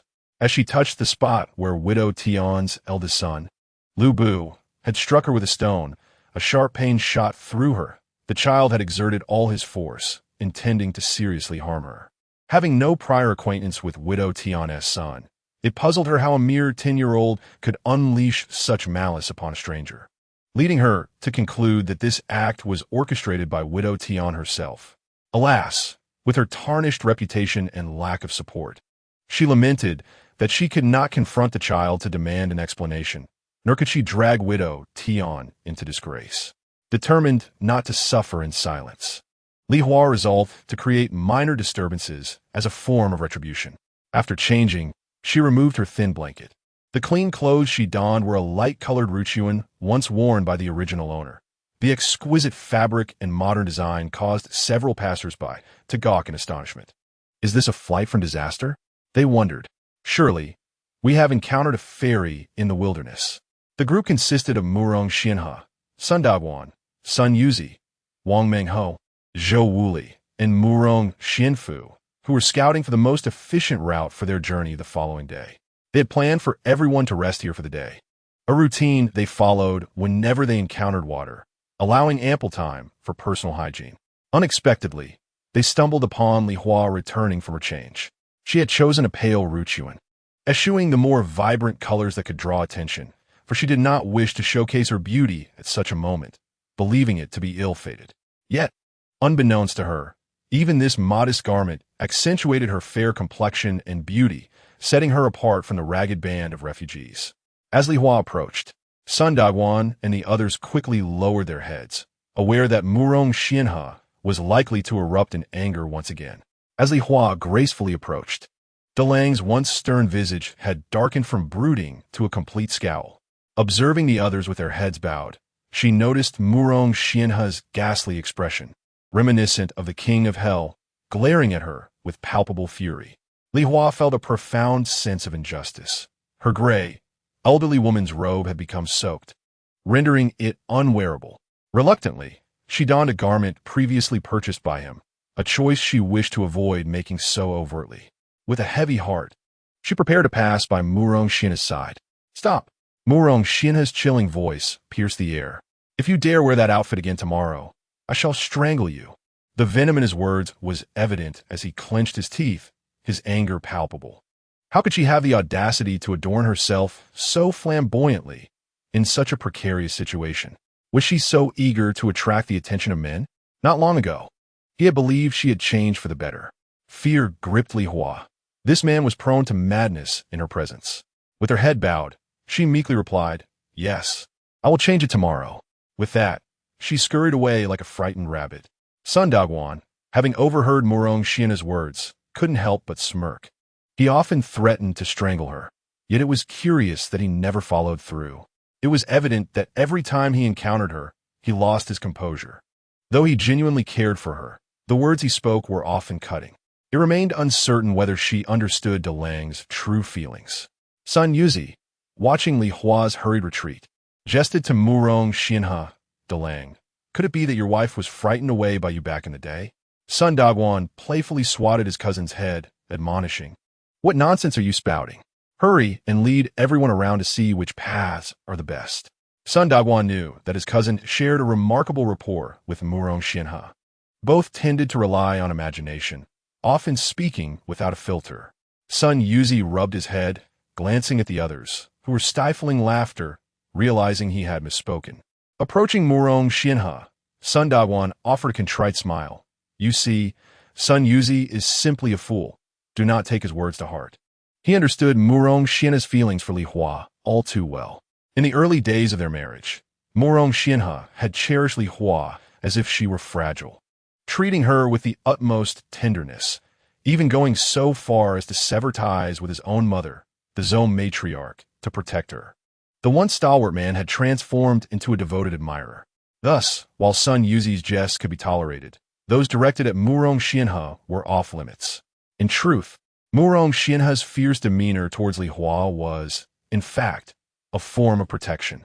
"Never mind," Murong Xianhe replied, well aware that Sun Yuzi bore no malice. If he could not possess such fortitude, how could he lead others through adversity? Chapter 34. The first friend upon returning to her lodgings. Li Hua meticulously washed the wild vegetables she had foraged along the way, preparing to cook them in combination with a bat she had struck down with a stick the previous night. She had cut the bat into several pieces, and now, with the luxury of time, she endeavored to prepare the dish with greater care.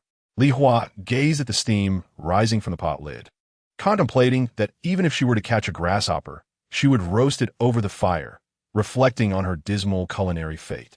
The thought of the exquisite delicacies of future generations filled her with despair. Was the heavens toying with her, reveling in her misfortune? As Li Hua's thoughts wandered, a celestial child's voice suddenly broke through her reverie. "Mother!" Startled, she lifted her head and turned towards the sound. Xiao Bao. Her astonishment swiftly morphed into delight as she spotted Xiao Bao standing not far from her, timidly clutching a wild vegetable and gazing at her with wide eyes. Li Hua responded with a smile, extending her arms in a gesture of affection. However, with the next words spoken by Xiao Bao, her hands awkwardly froze in midair, and her smile faltered. Xiao Bao cast a resentful glance at her. It seemed that Mother did not appreciate being called a loose woman. He then turned and stumbled away in a hasty retreat. Li Hua felt a surge of anger. She had hoped to embrace his little legs, only to find that they were just as sharp-tongued as the adults. "Of course, it's what the grown-ups taught," she exclaimed, addressing Xiao Bao's retreating figure. "A loose woman is still your mother. You have only me as your mother." Xiao Bao paused, turning back to regard Li Hua, sensing that she had indeed been upset. As she beheld his adorably aggrieved expression, her heart softened, and she smiled at him gently. "From now on, just call me Mother, all right?" To her surprise, Xiaobao nodded and then dashed off towards the distant figure of Mrs. Zhou, who was busy preparing food. In his haste, he stumbled and fell, causing Li Hua's heart to clench. But fortunately, the child was resilient and quickly bounced back to his feet, running joyfully once more. Though Grandma had forbade him from approaching Mother, he yearned to do so. Grandma had labeled Mother a loose woman, shameless, warning that she might run off with other men. But hadn't Mother returned? He adored her, relished the smile she bestowed upon him. Li Hua felt a surge of joy at Xiaobao's understanding, realizing he was indeed a child worthy of guidance. Unlike the hopelessness of Murong Xianhe, Li Hua first placed the wild vegetables on a large dry leaf with a stick to eat, while the bat meat simmered gently over low heat, becoming tender and delectable. Glancing at the sun, she noted it was already 3 or 4 in the afternoon. It seemed they would not be leaving today, and perhaps it was time for her to relax as well. After finishing the wild vegetables, she removed her cloth socks and examined her feet, noting the thick calluses in some places and fresh blisters in others, which throbbed painfully at this moment. As she gently massaged her soles, she suddenly sensed a pair of fearful yet resentful eyes upon her. Turning to investigate, she discovered it was Lu Bujiao, the eldest son of the widow Tian, the very boy who had earlier pelted her with stones and pushed her into the creek. Upon meeting her gaze, the boy snorted dismissively and turned away. The widow Tian shot a dark look at Li Hua, spitting on the ground. Today, not only had her son failed to kill Li Hua, but she was also dressed so splendidly that it made widow Tian feel like an ugly hag by comparison, fueling her resentment towards Murong Xianhe. She thought to herself, "Let you bask in your glory for a few days. This time, I will let you live, but next time, I shall take matters into my own hands." As she seethed with indignation, contemplating how to rid herself of the obnoxious woman before her, her second son, Lu Biyu, unexpectedly plunged a wooden spoon into the steaming pot and scooped out a mouthful of rice porridge, immediately shoving it into his mouth. This was followed by a heart-wrenching scream from Lu Biyu. The widow Tian hastily abandoned her spatula and began to blow air into her son's mouth. In the blink of an eye, Lu Biyu's mouth swelled, blisters forming and skin peeling away as he sat on the ground, whimpering incessantly. A nearby woman observed the scene and remarked, "What were you thinking? It took so long to cook that meal. The child must be starving." Li Hua, witnessing the chaos, couldn't help but exclaim in delight. She hadn't even intervened yet, and the situation had already unraveled. Observing the widow Tian's flustered movements, Li Hua felt a mix of contempt and pity. How could such a wretched person dare to cross her path? She pondered how she could possibly compete for a man with someone like her. Li Hua had encountered her fair share of handsome men. Even if Murong Xian was striking and imposing, she would never feel envious over a man with such a lackluster appearance. Moreover, whom one fancied was surely a matter for Murong Xian himself. Why involve her in it? If the widow had any prowess, she should focus on captivating Murong Xian instead. Li Hua gazed at the widow's rustic demeanor and mused inwardly. What could Murong Xian possibly see in her? With 3 young children in tow and teaching her son to commit heinous acts, she was nothing short of a shrew and a villainess. It appeared that Murong Xian was not particularly remarkable either. Her little Bao was so endearing. With such a stepmother, would he have any hope for a bright future? Li Hua contemplated the idea of leaving her fatherless child behind. After some time lost in her thoughts, she hung her gray elder woman's gown on a branch and gathered some dry twigs nearby, preparing to kindle a fire later for cooking. Once she had busied herself for a while, she returned to her resting place to enjoy her bat meat. She cooked the bat meat until it was sufficiently dry, then wrapped several pieces in leaves for tomorrow's meal. Although it was sunny and not raining, the weather was still mild, and storing meat for a day was manageable, but any longer would surely lead to spoilage. Li Hua consumed a few pieces of bat meat, the texture eliciting less than pleasant recollections, yet hunger prevailed. She could stomach anything, especially meat. After finishing her meal, she reclined on her makeshift grass nest for a brief respite before rising to forage for wild vegetables nearby. Most people were resting, but a few women like her were also searching for greens. Li Hua primarily scoured the stream's edge, where the water nourished lush plant life. Chun Ermiai approached Li Hua, her voice soft as she called out, "Li Hua, here's some wild vegetables for you." Li Hua looked up to see Chen Ermiai and, considering she had a daughter to care for, replied, "You should keep them. You have another daughter to raise." Chen Ermiai insisted, "Take them. Although I have a daughter to care for, the village distributes coarse rice at every meal. I can manage alone with my child, which is better than your situation." Li Hua noticed that Chen Ermiai's complexion had improved significantly since they last met. Recognizing the sincerity in Chen Ermiai's offer, she accepted the vegetables graciously. Chen Ermiai continued, "Dwang is a good man. If he still desires you, you must cherish him and refrain from causing him any further hurt." Li Hua was astonished that she could articulate such sentiments. Looking at Chen Ermiai, Li Hua confided, "Doesn't he fancy Widow Tian? Furthermore, Zhou Shi harbors a deep animosity towards me, so the likelihood seems rather slim." Chen Ermiai cast a glance at Li Hua, acknowledging her beauty, though tarnished by her reputation. "Isn't she still unmarried? It's merely that Zhou Shi has made a claim." Sighing, she added, "Alas, what will you do? It is untenable to be without a home." She had intended to say that one cannot be without a man, but reflecting on her own situation, where having a man was hardly preferable to being alone, she retracted her words. Chapter 35. Kindness. Li Hua nodded in response to Chen Ermiai's words. Though Chen Ermiai was 2 years Li Hua's senior, she bore the signs of age, with wrinkles adorning her face, making her appear as if she could be Li Hua's aunt.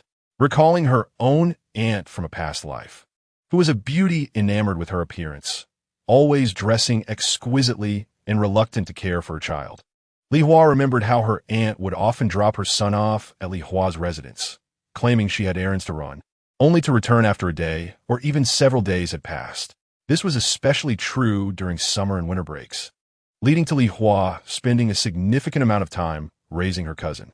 Eventually, as she attended university and entered the workforce, her cousin matured as well. Each time he called her, he sweetly addressed her as sister, and would even blow a kiss at the end of their conversations, a gesture that had become a habit since their early partings. Despite her aunt's vanity and disinterest in childcare, she possessed a remarkable gentleness, speaking in a soft and soothing tone akin to Chen Ermiai's. Half of the garments in Li Hua's wardrobe had been gifts from her aunt. Chen Ermiai's demeanor mirrored that of her aunt, yet their destinies diverged entirely. After finishing her remarks, Chen Ermiai took her leave. Li Hua had initially intended to invite her to forage for wild vegetables, but considering her own reputation and Chen Ermiai's circumstances, she decided against it, fearing it might provoke unwarranted gossip. Although the valley nestled between the two mountains was lush with trees, many of the plants had withered, with fresh wild vegetables primarily found near the stream. Li Hua focused her search along the stream's edge and, after some time, discovered an abundance of wild greens. Among them, she stumbled upon several taro seedlings flourishing by the water. Her eyes lit up at the thought of taro growing beneath those seedlings. Without further deliberation, she crouched down and eagerly began to dig with a stick. Just as she uncovered a dark, bulbous taro root, a sudden exclamation startled her. A stick whizzed past her head, followed by a hissing black snake that fell to the ground nearby, writhing in pain before slithering into the underbrush. Li Hua was drenched in cold sweat as she looked up to see the assailant, who turned out to be Hao Zhaodi, the second sister-in-law of Murong Xianhe. Although she had little impression of her, by following them every day, Li Hua gradually discerned who was who in their names. If asked why she bothered to remember such inconsequential details, Li Hua would roll her eyes and reply, "Because I am utterly bored, with little else to do but walk." She listened to their names and pondered their relationships and personalities, much like watching a television drama. In Li Hua's eyes, Hao Zhaodi was typically taciturn, always immersed in her work, walking quietly, and exhibiting no facial expressions. With a slightly dark complexion and a birthmark at the corner of her mouth, she appeared rather unremarkable. Li Hua observed that aside from Murong Xianhe and the Zhou family, Hao Zhaodi was the one who cared for Xiaobao the most. She recalled an instance when Gu Chunxiu stealthily scooped rice porridge from Xiaobao's bowl into her own son Sanbao's bowl while no one was watching. Upon discovering this, Hao Zhaodi confronted Gu Chunxiu, who outrageously accused her of slandering her. Zhou, without discerning the situation, reprimanded Hao Zhaodi, leaving Xiaobao to watch curiously, utterly confused. During the matchmaking event years ago, Zhou had noticed how Zhaoti's birthmark and deemed her a fortunate person, overlooking her impoverished background and numerous siblings, which had initially displeased the somewhat particular Murong Xianfu. After 8 years of marriage, however, Hao Zhaoti had yet to demonstrate any fortune as Zhou had predicted. Life continued with the mundane cycle of eating and bearing children. Yet, her parents had borrowed money from Zhou's family twice, which displeased her greatly, leading to a gradual estrangement from Hao Zhaoti. Noticing Li Hua's gaze upon her, Hao Zhaoti nervously set down her stick and explained, "That was close. The snake was lunging at you with its tongue. How could you not pay attention? Thankfully, I happened to pass by, or you could have become the second victim of a snake bite." Hao Zhaoti was aware that Li Hua had always looked down upon her, finding her uninteresting, as if she intentionally sought attention. Nonetheless, she could not bear the thought of Li Hua being bitten by a snake.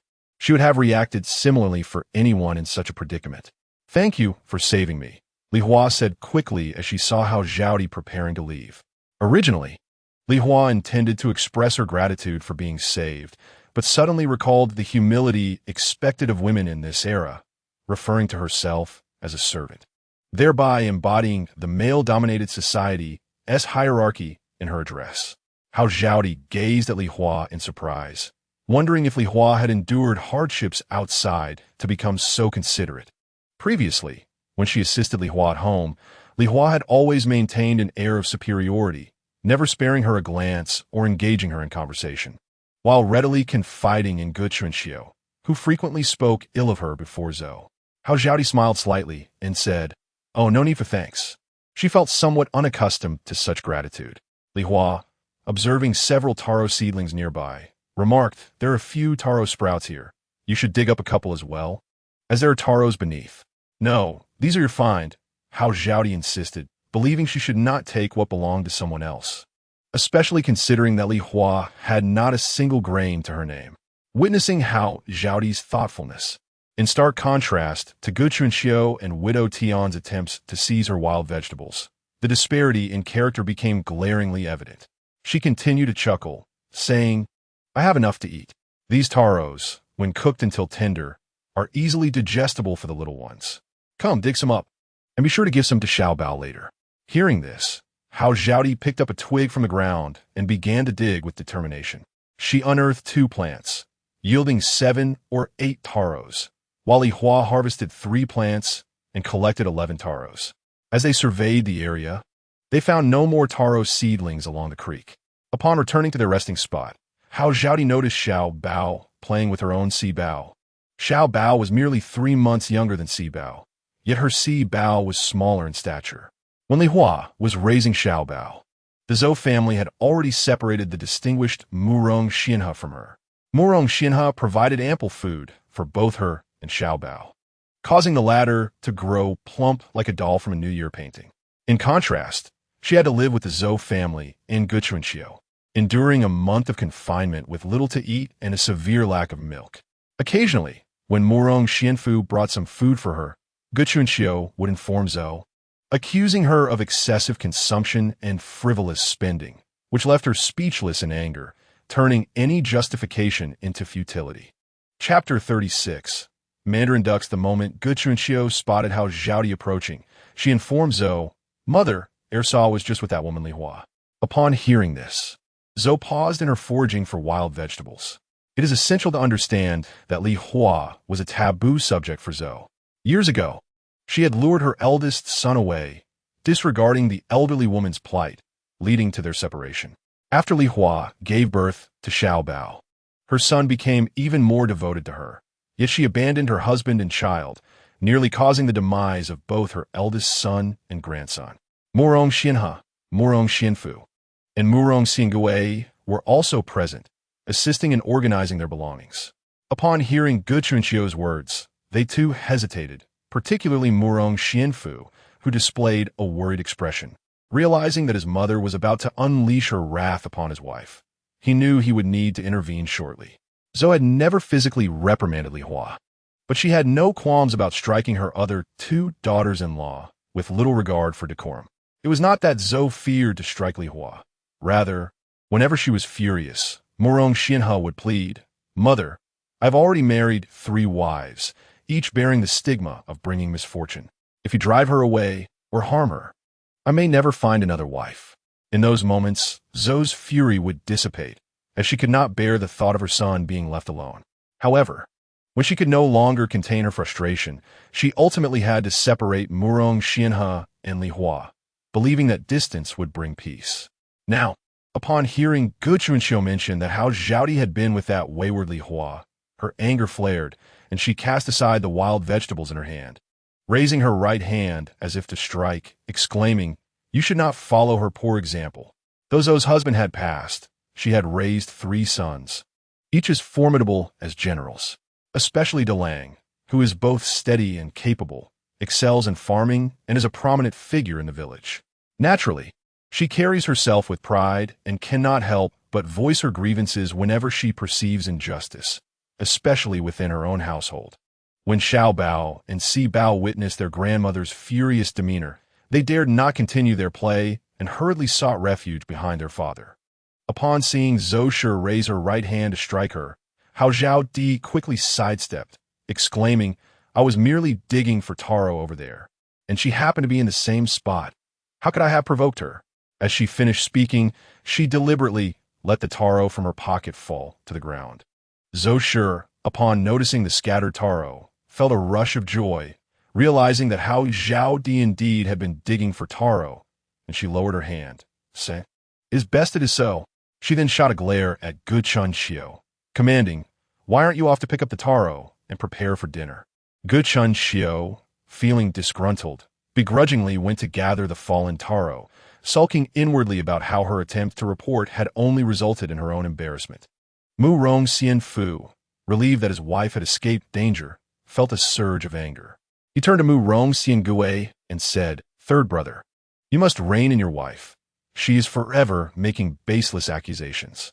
Second brother, this time it is Gu Chunxiu at fault. I shall address her directly." Mu Rong Xiangui seized the opportunity to slip away. Xiao Bao, having overheard their discussion about his mother, felt a deep affection and concern for her.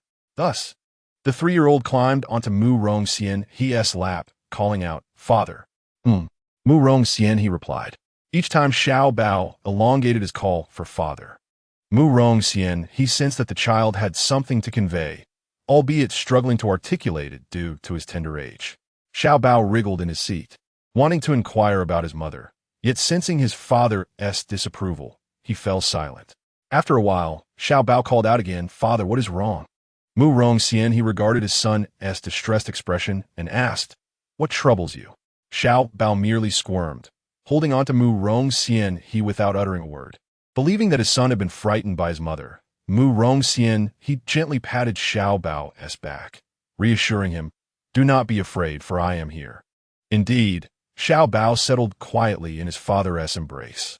Gu Chunxiu was particularly eager to assist Hao Zhao Di and Zhou Shi in preparing dinner. And with the inclusion of taro, the meal was especially sumptuous. 8 taros in total, 1 for each child. Hao Zhao Di bestowed the largest taro upon Xiao Bao. For Li Hua had instructed her to ensure that he received one, a promise she honored. Furthermore, this taro was given to her by Xiao Bao's mother.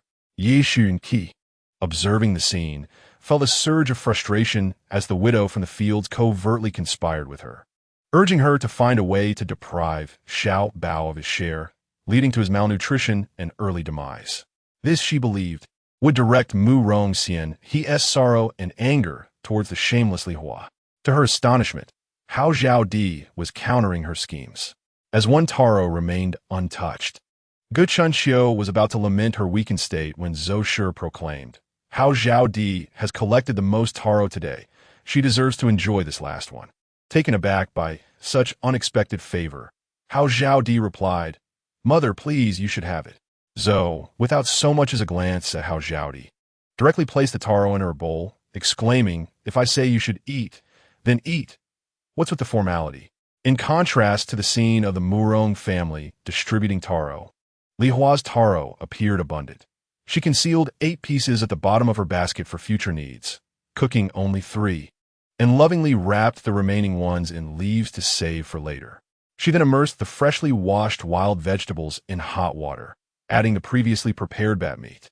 After allowing it to boil for 3 minutes, she extinguished the fire, letting it cool before indulging in her meal. Once Li Hua finished eating, she waited for the moon to rise and, guided by its light, began to scout the vicinity for a suitable spot to place the tainted bat meat to poison small creatures. Having narrowly escaped a venomous snake attack during the day, she prudently struck the ground with a stick at each new location to ensure her safety before proceeding. As Li Hua stealthily approached a relatively clean area, she was startled by faint sounds reaching her ears, sounds she had never encountered since her days of fleeing. She paused to listen intently, and to her astonishment, she realized the noises were those of a couple engaged in intimate pleasures. Quickly retreating from that spot, she crouched and made her way towards another illuminated area. Just as she found a place to deploy the poison bat meat, she overheard a conversation between a pair of lovers. "I'm suffocating. Let us have some fun tonight," the eager man declared. "We still have to travel tomorrow. Be gentle. Don't hurt me," the woman playfully replied. Reluctantly, Li Hua crouched back.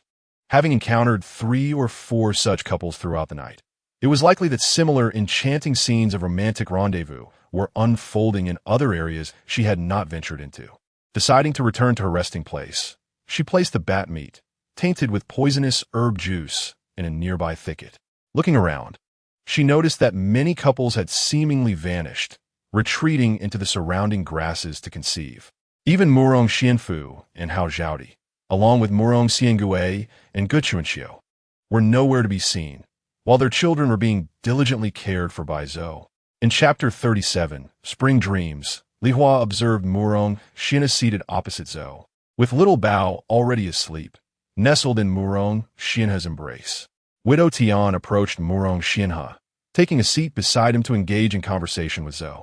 After a while, Widow Tian bashfully suggested, "Young master, the moonlight is lovely tonight. Shall we take a stroll nearby?" Having finished their meal, Tian Miao watched the pairs of young couples disappearing into the nearby thickets, fully aware of their intentions. Seizing the moment, she wished to invite Murong Xianha, contemplating that if things went well tonight, she would become his woman. Tomorrow, she could openly rid herself of that shameless woman who constantly lingered around them. Xiao, being an experienced individual, understood Tian Miao's intentions, recognizing her desire to bond with the young master. Thus, she remarked to Murong Xianha, "It's rare for Tian Miao to express such sentiments. A walk would do her good." However, Murong Xianha responded as if he did not comprehend their words. "Say no. There are people all around. It would be inappropriate to disturb them. Where there might be disturbances, we shall find a thicket." As the conversation progressed, Widow Tian's face turned crimson. Having made her intentions so evident, he ought to have comprehended her feelings. Murong Xianha cast a glance at Widow Tian, cleared his throat gently, and said, "I'm feeling a bit unwell. I shall not go." Upon hearing this, Widow Tian felt utterly embarrassed, exchanged a hurried farewell with Mrs. Zhou, and swiftly departed for her lodgings. Lu Mingli, lying on the ground, observed the scene, and upon seeing Widow Tian return with a flushed face and a semblance of tears, he coldly snorted and turned away to sleep in another direction. Li Hua watched their interactions as if it were a film, and was surprised to see Murong Xianha decline Widow Tian's invitation, secretly admiring him as a man of integrity, not one of dubious character. In truth, Murong Xianha was conflicted. He yearned for comfort in all forms, including physical, yet he hesitated to engage in such matters with Widow Tian. He still harbored resentment towards her, believing that before embarking on a new relationship, he must first let go of his animosity. Soon, those young couples hiding in the thicket began to return, with the men appearing satisfied and the women blushing with shyness. From a distance, Li Hua mused that the fundamental nature of human interaction between men and women had remained unchanged throughout history, akin to the mating rituals of animals, albeit adorned with more eloquence and embellishment.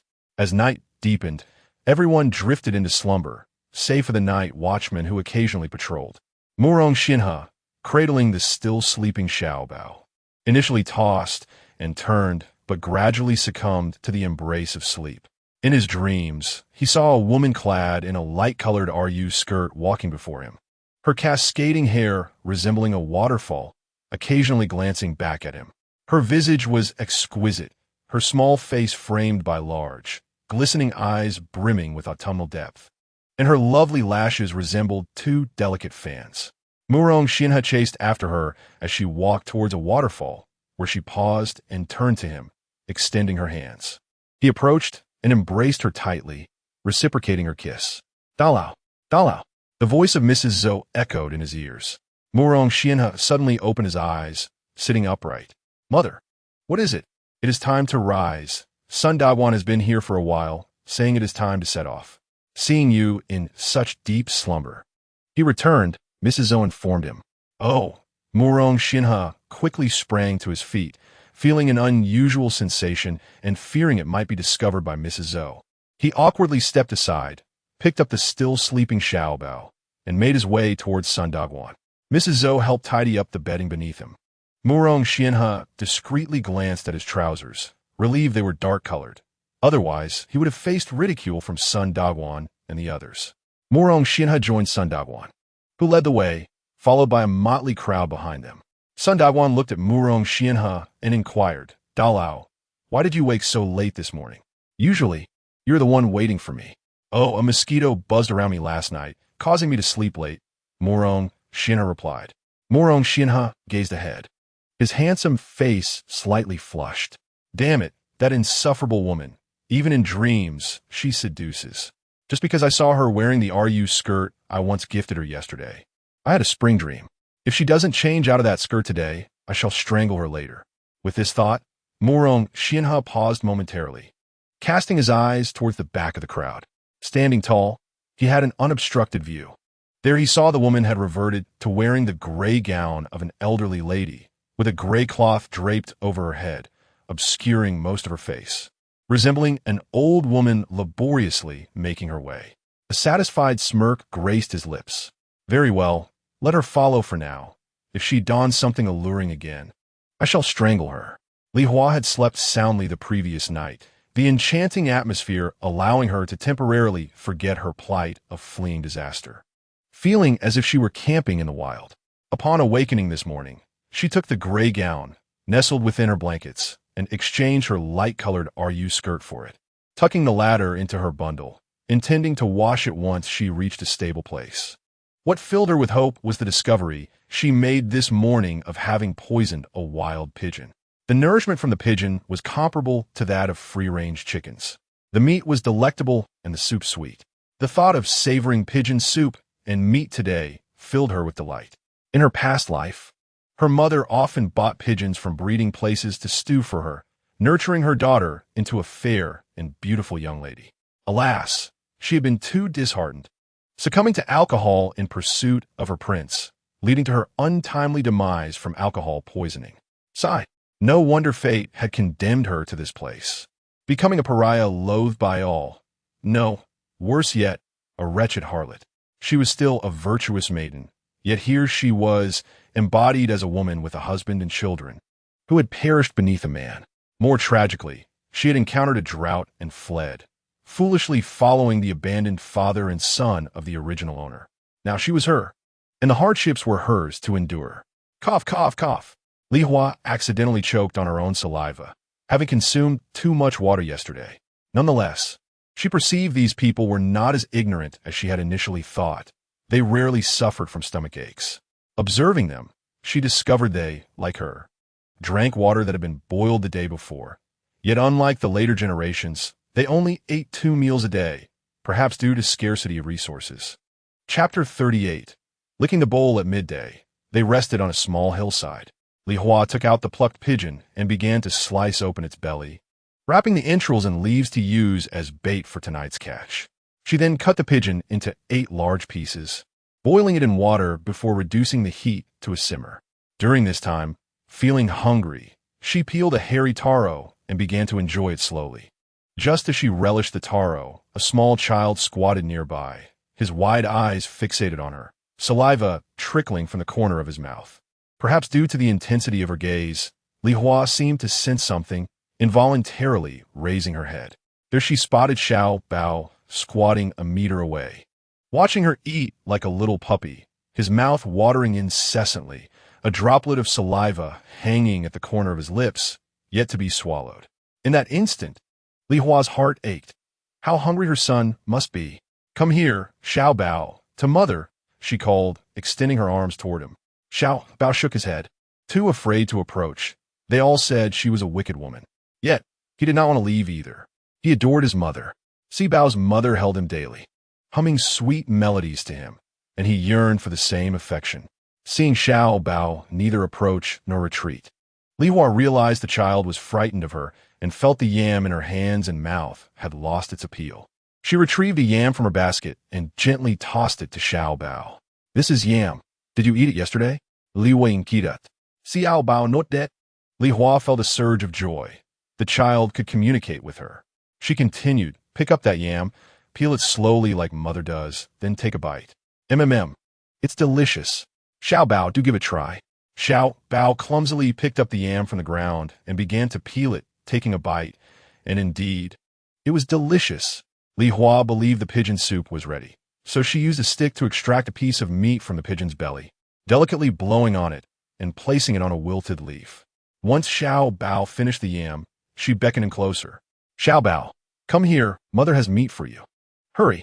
Perhaps the allure of the yam was too great, for Xiao Bao truly approached, squatting before Li Hua. Her heart blossomed with joy. Her son was indeed drawing near. Li Hua gently tore the meat from the pigeon's bone and offered it to Xiao Bao. He opened his mouth to receive it, munching contentedly. "Is it tasty?" Li Hua asked.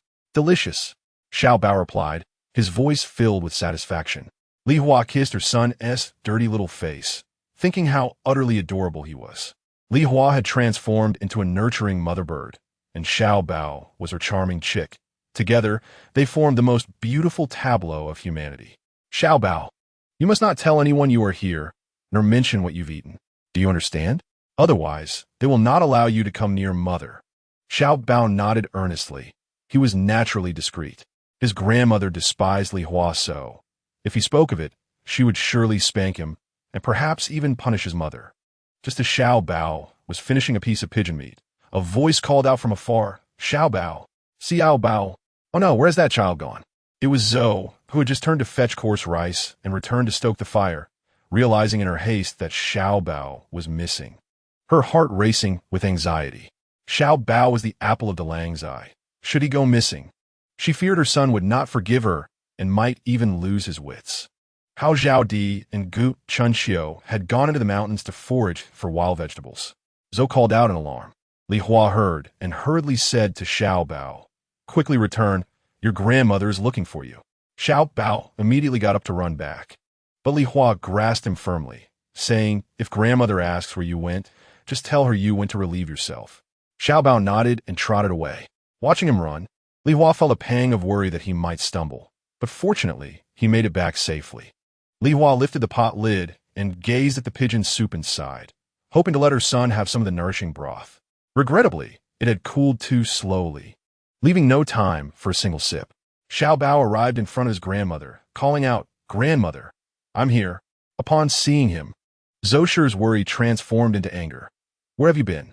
Xiao Bao blinked, thinking to himself how fierce his grandmother was, lacking the tender warmth of his mother. Indeed, she seemed like a wicked woman. "Grandmother, I went to relieve myself," Xiao Bao replied, feigning innocence. Zhou Shi then addressed the little girl beside her. "Ernyo, from now on, when Xiao Bao goes to relieve himself, you must accompany him and watch over him, lest the big bad wolf in the mountains carry him away." The little girl, Gu Chuanxio's youngest daughter, 5 years old and known simply as Ernyo, nodded in acknowledgement, understood grandmother. Upon returning, Hao Zhaodi and Gu Chuanxio quickly washed a few wild vegetables with a bit of water and began cooking them with coarse rice. After boiling for a while, they reduced the heat to simmer slowly. With many children around, the adults had no choice but to eat the rice and vegetable porridge together. When the Morong brothers returned, Zhou Shi instructed Hao Zhaodi and Gu Chuanxio to serve the porridge into bowls. The boys received a generous half bowl, the girls half a bowl, while the children had smaller portions. Xiao Bao held a small bowl of porridge. detecting the bitter scent of the wild vegetables and recalling the pigeon meat he had just enjoyed with his mother, which instantly diminished his appetite. Seeing Xiao Bao holding his wooden spoon, hesitating to dig into his bowl, Murong Xianhe asked with concern, "Xiao Bao, why aren't you eating? Are you unwell?" Xiao Bao looked up at his father and replied, "No," before slowly scooping the porridge into his mouth. Relieved, Murong Xianhe felt a weight lift from his heart. It would be a calamity if the child fell ill at this moment, with no doctor around. After the brothers finished their meal, they took a brief nap. Although they did not gather wild vegetables much, their responsibilities were heavy. They had to carry children and household items, and when it came to pushing the village's collective goods, their burden increased even more. Xiao Bao had not yet finished his food. Though the porridge was unappetizing, hunger compelled him to continue eating. However, being young, he was slow, and at that moment, Zosher was resting, leaving no one to supervise him. As Xiao Bao tended to look around while eating, this provided an opportunity for those with ill intentions. Thus, Gu Chunqiu's spoon reached into Xiao Bao's bowl, scooping a hefty spoonful to fill her own mouth. Hao Zhaodi, preoccupied with soothing her fourth child to sleep, remained oblivious to the situation. Upon witnessing the scene, one hesitated to speak out of fear that Gu Chunqiu might retaliate. At times, a concerned voice would call out, "Xiao Bao, hurry up and eat." Today, Xiao Bao sought out Li Hua, who was brimming with excitement. In her joy, she even discreetly watched her own son as he savored his rice porridge, only to catch sight of Gu Chunqiu surreptitiously consuming her son's portion. Enraged, she struck the ground with her hand, lamenting the heartlessness of this woman who seemed intent on starving her own child. When Xiao Bao desired more to eat, he discovered that his bowl was nearly empty, with only a scant residue remaining. He diligently scraped the bottom of the bowl, ultimately resorting to licking it clean. Gu Chunqiu lay there, regarding Xiao Bao's actions with disdain. Li Hua's eyes grew moist. She had resolved to claim this mother for herself. Chapter 39. Foul and odorous. After finishing the pigeon soup she had prepared, Li Hua indulged herself heartily, albeit with a tinge of regret that Xiao Bao had not partaken. She relished a piece of pigeon meat, packing the remainder into a basket with leaves. Having consumed a taro earlier, she was no longer hungry. Following a brief rest, the group commenced their journey, with Li Hua trailing behind. Clinging to Murong Xianhe's neck, Xiao Bao's bright eyes scanned for his mother, determined not to lose her. Li Hua noticed her son's gaze fixed upon her and quietly beckoned him from behind. Murong Xianhe carried Xiao Bao at the forefront of the group, leading them into the distance alongside Sun Dagwan and others. Sun Dagwan remarked, "Dalong, according to the map, we shall soon approach the border of Shijuan. Beyond that lies Dongjun." "Indeed," Murong Xianhe replied. "It is said that the border of Shijuan is plagued by bandits. We must exercise caution." Sun Yuze interjected, "Bandits seek riches, yet we, as refugees, possess naught but our own sustenance. We have nothing they desire. Bandits covet not only wealth, but also men and women," Wang Mengho countered. "Why is that?" Sun Yuze inquired. Puzzled, "Men can join them as bandits, aiding in their skirmishes, while women serve as their playthings," Sun Dagwan elucidated. "And what of the children?" Sun Yuze asked, somewhat apprehensive. "Children are of even greater utility. In dire circumstances, they may be slaughtered for sustenance, and as they mature, they can fulfill the roles of men and women." Sun Dagwan continued. His cousin was indeed a paragon of virtue, never entertaining malevolent thoughts towards others, believing all to be as benevolent as he. Sun Yuze felt a chill in his heart. Should they encounter bandits, they would be utterly doomed. Thankfully, he was yet unmarried and childless, although a betrothal had been arranged. The chaos of fleeing left him disconnected from his intended, rendering it null and void. The mere thought of having a wife and children suffering was more unbearable than death itself. Murong Xianhe glanced at Sun Yuze, recognizing his concern and sorrow, and said, "This area is primarily occupied by small bands of bandits. Our numbers render us safe. Even against larger groups, we must be prepared to fight. However, from this day forth, we shall refrain from lighting fires at night, and the night watch must be increased." Around 5 o'clock, the group came to a halt at the foot of a mountain. Whispers circulated advising against foraging for wild vegetables today and urging everyone to prepare something to eat and rest. It was made clear that there would be no campfire tonight, and everyone was to keep their children quiet. Such words indicated the inherent dangers of the area.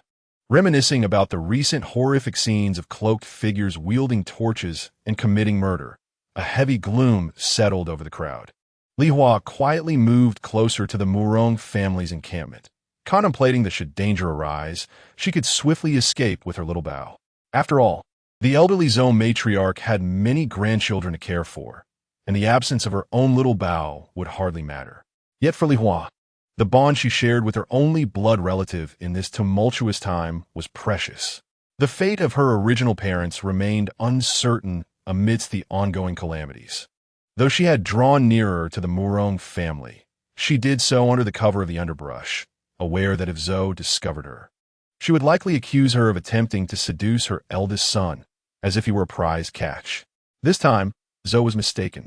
Li Hua's intentions were directed towards her grandson, and she had already succeeded in her endeavor. Meanwhile, Murong Xinhe led the village's young men in a strategic discussion about potential attacks from bandits, considering their possible points of assault and how best to confront or evade them. Little Bao had not taken his eyes off Li Hua all afternoon. Once she settled, he turned to Zhou and declared, "Grandmother, I need to go to the bathroom." Zhou shot him a disdainful glance, finding it absurd that he would announce such a trivial need so loudly, as if he were a general preparing for battle. She turned to Ernyo and said, "Accompany him and keep an eye on him." Guchu and Xiao scoffed, "What's the danger in using the restroom? Why the fuss?" At this, Zhou fixed him with a fierce glare, causing him to lower his head in silence. Ernyo trailed behind Little Bao with a sulky expression, her disdain evident for a child born to a mother she deemed promiscuous. After a short distance, Little Bao halted and called back, "Don't follow me, you smell too bad." Ernyo complied, turning away from him. Little Bao dashed over to Li Hua, calling out, "Mother!" She had already noticed him and was holding a piece of pigeon meat, while the rest simmered in a pot over the fire. "Come here, Little Bao," she exclaimed, embracing him. "Mother has some pigeon meat for you." With that, she tore off a piece and placed it in his mouth. Little Bao had grown even thinner since Li Hua first laid eyes on him, looking more lethargic than before. The harsh journey had left little to eat, let alone any nutritional sustenance. Adults struggled to endure, and children bore the brunt of neglect. Though many expressed concern for him, it was superficial at best. After he finished the morsel of pigeon meat, Li Hua ladled out some pigeon broth from the pot using a hollowed fruit shell, gently blowing on it to cool it before feeding it to Little Bao. He eagerly extended his gaunt neck and drank it all in one go, exclaiming how delicious it was. Li Hua spoke while feeding. "Xiao Bao, did you not notice that someone stole your porridge while you were eating?" Xiao Bao looked at Li Hua and shook his head. Li Hua sighed and said, "Whenever you eat your porridge, as long as your father and grandmother are asleep or not beside you, your third Aunt Guchunshio will sneak a spoonful away while you are distracted. Next time, you must not look around while eating. You must keep your eyes on your porridge. If you see her taking it, cry out loudly so that others will know. Otherwise, you might starve." Xiao Bao nodded in response, but Li Hua, dissatisfied, insisted, "You cannot merely nod. You must say good." Xiao Bao complied, turning to Li Hua and saying, "Good." Li Hua then pulled Xiao Bao close and planted a kiss on his forehead, only to be greeted by a foul and rancid odor. She drew Xiao Bao nearer, carefully sniffing, and discovered the unpleasant smell emanated from his head. "Did you not wash your hair yesterday?" Li Hua asked in surprise. "I did," Xiao Bao replied in a soft voice. "Who helped you wash it?" Li Hua inquired curiously, unable to fathom how hair washed yesterday could smell so foul today. "Third aunt," he answered. "How did she assist you?" "She just sprinkled some water on my head." "She only sprinkled a bit of water and did not wash your hair thoroughly?" "No." Hearing this, Li Hua was infuriated, her stomach tightening with frustration. Upon further inspection of Xiao Bao's head, she noticed numerous tiny white specks in his hair, lice eggs. It seemed Xiao Bao had not washed his hair since the Exodus. Li Hua felt a surge of contempt for the original owner and for Mu Rong Xianhe, who had been so negligent in caring for the child. How could he not detect the stench from Xiao Bao's head? "Is your head itchy?" Li Hua asked sympathetically. "A little," he replied. Chapter 40. Captured Li Hua wished to continue her conversation with Xiao Bao when suddenly A loud voice belonging to Zhou Shi echoed. Ernyo. Xiao Bao. Where are you? Ernyo, engrossed in play with the village children, had completely forgotten her duty to accompany Xiao Bao to the toilet. Upon hearing Zhou Shi's call, she hurried home. Zhou Shi only saw Ernyo return and, with bulging eyes, asked, Where's Xiao Bao? Huh? And you finally remember it. He's over there using the toilet, she replied, feeling guilty. Goodness, how could you not know he has been in there for so long? Xiao Shi exclaimed, immediately turning to search for him. Grandmother Xiao Bao stood silently behind Zhou Shi, her large eyes fixed on him. At that moment, Xiao Bao resembled a little turnip, with a big head, big eyes, and a small neck. Zhou Shi looked at Xiao Bao and said, What kind of mess is this? It could rival a slaughtered cow. Gu Chunxiu chimed in, Xiao Bao, you are not hiding somewhere to play instead of taking care of business, are you? Ignoring Yi Shunqi. Xiao Bao sat quietly on grass. It was understandable. Even adults had difficulty in such matters when consuming too many wild vegetables, let alone a child. Zhou Shi did not press further. Meanwhile, the three brothers Mu Rongxian he approached from a distance. Before Mu Rongxian heard the voices of Zhou Shi calling for Ernyo and Xiao Bao, he turned to Zhou Shi and said, Mother, tonight may not be safe. Once it gets dark, please send them to bed early and ensure they do not make too much noise. Zhou Shi replied, I understand. It's just that Xiao Bao insists on moving far away when he needs to relieve himself, claiming he can do it nearby, but he never complies. I raised my voice earlier out of urgency. Mu Rongxian's three brothers quickly finished their rice porridge and went to meet Sun Daiwan and the others to make preparations nearby. After a long day, Zhou Shi set down the bowl and instructed Hao Zhaodi to tidy up. Gu Chunxiu deliberately fed her Ernyo slowly, the bowl nearly empty. Zhou Shi glanced over and remarked, Ernyo is 5 years old and you still feed her? Xiao Bao, at 3, can already eat by himself. You are indulging her. Mother, you know well enough that she always lets the porridge dribble down her chin. Such food is precious. It's a matter of life. Zhou Shi ignored Gu Chunxiu and turned away, indifferent to her feeding habits. While Hao Zhaodi busied herself with the dishes, Zhou Shi turned her back once more.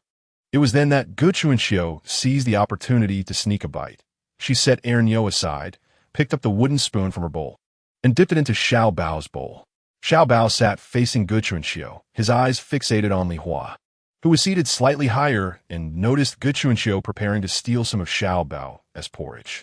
Li Hua pointed at Gu Chunxiu while mimicking a digging motion, and Xiao Bao suddenly understood.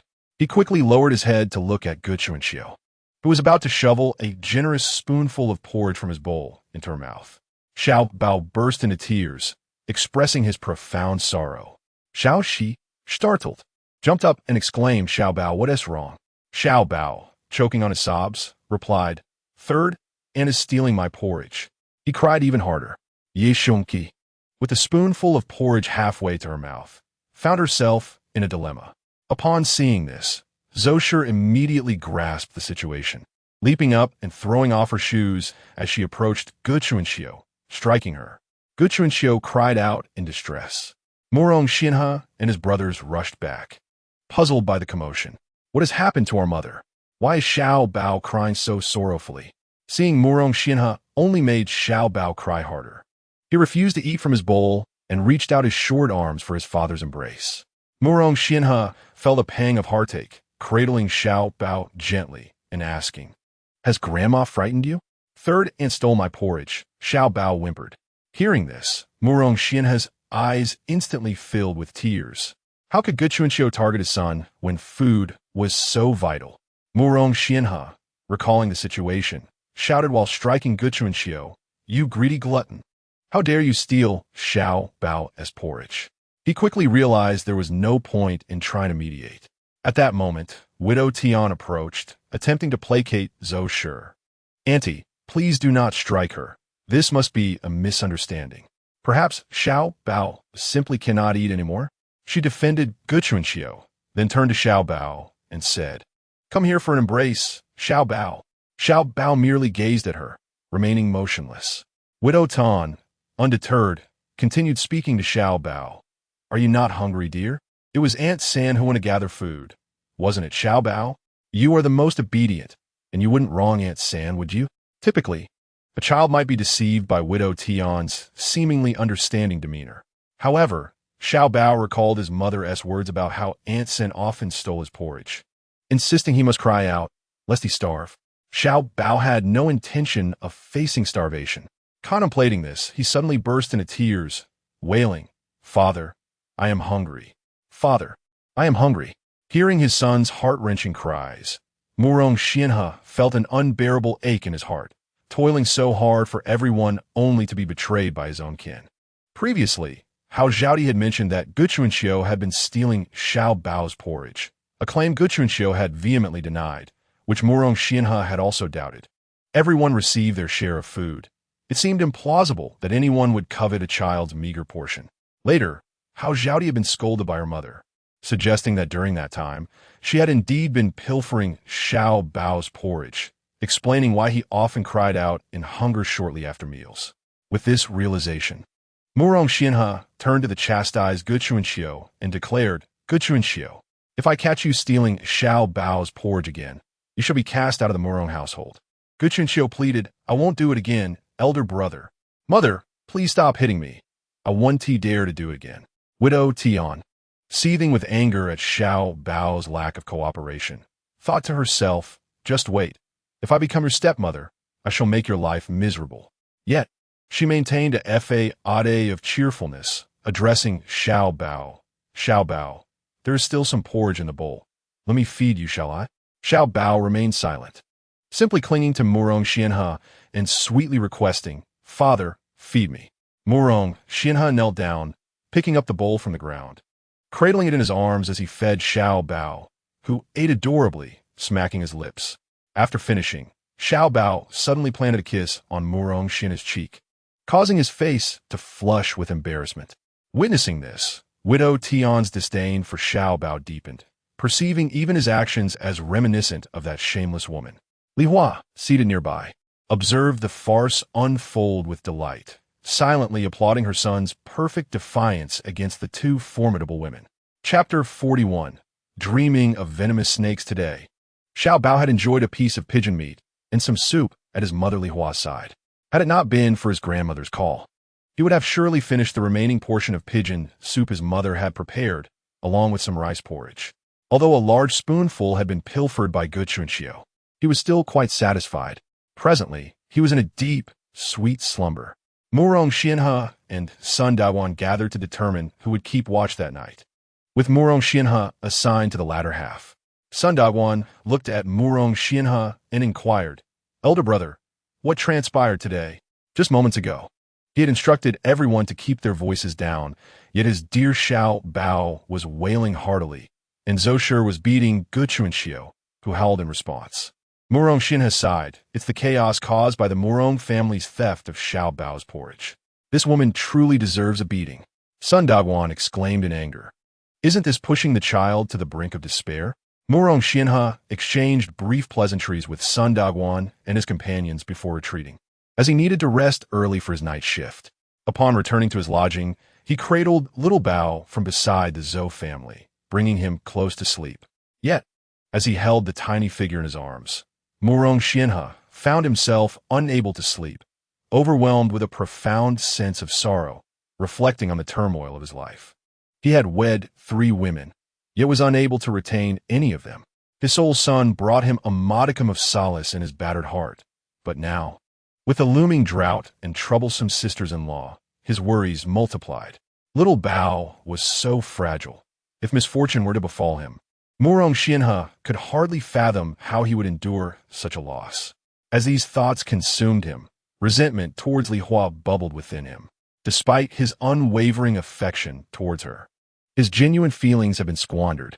Now, as his son cried out in distress, she remained indifferent, a cold-hearted woman who seemingly held disdain for both father and son. Had Li Hua heard the turmoil in Murong Xianhe's heart, she would likely have laughed heartily. She might wish to see her son, but would her mother permit such a visit? Each encounter with wild weeds resulted in her mother spitting in her direction. Moreover, had he not alerted little Bao about Gu Chuanxiu digging for his food, it would have taken an eternity for him to discover it, and the frail little Bao might not withstand such an ordeal. Eventually, Murong Xianhe drifted into a fitful sleep, only to be awakened by Wang Mengho at midnight. Murong Xianhe inquired, "Is it time for the shift change?" "Yes, it's your turn to watch the night," Wang Mengho replied, scratching his head. "Any unusual occurrences?" Murong Xianhe asked. "Nothing out of the ordinary. You should get some rest. I'll take over now." Murong Xianhe emerged from his blanket, adjusted Little Bao's covering, and began his rounds. The moon hung high in the sky, casting a serene, ethereal glow over the earth, instilling a sense of peace and mystery. Murong Xianhe walked along the perimeter of the sleeping crowd, vigilant and observant. At the slightest sound, he would halt, scrutinizing the source with meticulous attention until his curiosity was satisfied before continuing his patrol. After several rounds, he found himself pondering the whereabouts of that troublesome woman, prompting him to circle the crowd once more. It was only when he returned to his own lodging that he discovered Li Hua sleeping not far from him, separated only by a thicket of low shrubs. In the moonlight, Li Hua was cocooned in her blanket, with only her head visible, a gray cloth tied around it. Her face was partially obscured, smudged with dust, while her eyelashes formed delicate arcs reminiscent of the horizon. Murong Xianhe stood quietly beside her, his handsome yet weary visage cast in shadows as he gazed at the slumbering Li Hua. When had she endured such hardships? He had heard tales of her being pampered by her parents, and after their marriage, she had scarcely stepped beyond her threshold. He had not anticipated she possessed a resilient spirit. How had she managed these past 2 years? The garments she wore were still those he had once gifted her. Had that itinerant merchant treated her poorly? It seems rather unfortunate. Otherwise, she would not be trailing behind like a lost dog. If she wishes to follow this time, so be it. Alas, such a fickle woman is intolerable in their village and the neighboring ones, deserving of a fate akin to being submerged in a pig's cage. Out of consideration for Little Bao, I shall spare her life. I have already shown her ample mercy, and I wish to sever all ties with her. After a thorough contemplation, Murong Xianhe departed on his own. Li Hua, in the throes of sleep, was beset by a nightmare in which a venomous snake fixated upon her, its entire body a sinister black, flicking its tongue menacingly. The following morning, as dawn broke, the night watchman roused everyone, urging them to hasten their journey. At her designated spot for foraging, Li Hua managed to capture an unfamiliar small creature, its flesh somewhat meaty. She promptly wrapped it in leaves and placed it in her basket. Ever since Little Bao sought her out, she had been quietly striving to procure food, resolved to nourish him well. Simultaneously, she retrieved a fruit from her basket, resembling a plum, yet wild in nature.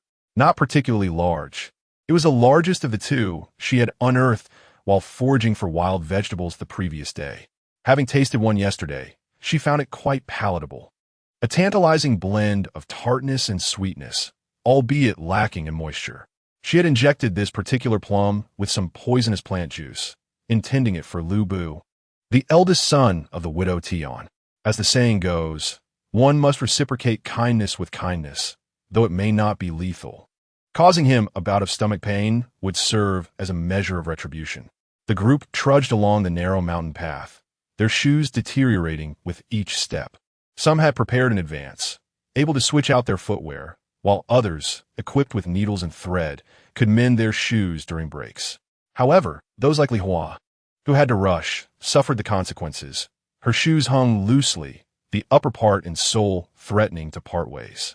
She gazed at her footwear, now gaping at the front, exposing the fabric of her socks, with only a small area still in contact with the sole, ready to sever ties at any moment.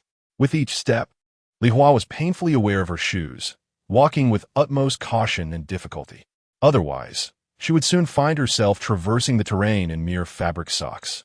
But how long could they endure? The heels were already frayed. Would she soon be forced to tread upon thorns barefoot? Could she even continue? Could she survive? Around 11 o'clock, amidst the group's stumbling progress, they arrived at a more spacious area, finally hearing Sun Daguan's call. "Everyone, rest here and prepare for lunch." A soft murmur arose from the crowd, followed by a multitude collapsing to the ground.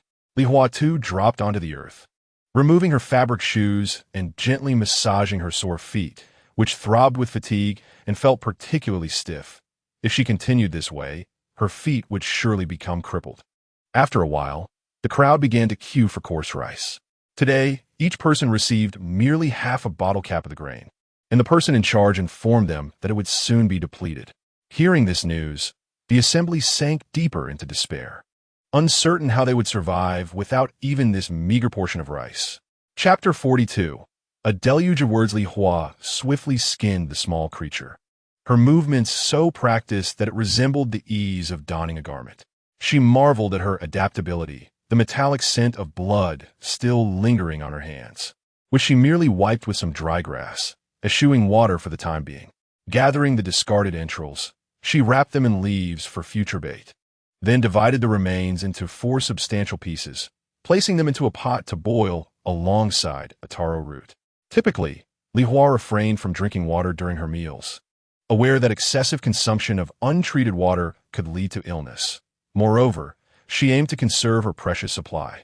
Hence, the broth from her cooking served as her primary source of hydration. Some women began foraging for wild vegetables in the forest, but as Li Hua surveyed the barren, desolate landscape, she deemed it unlikely that any edible greens could be found.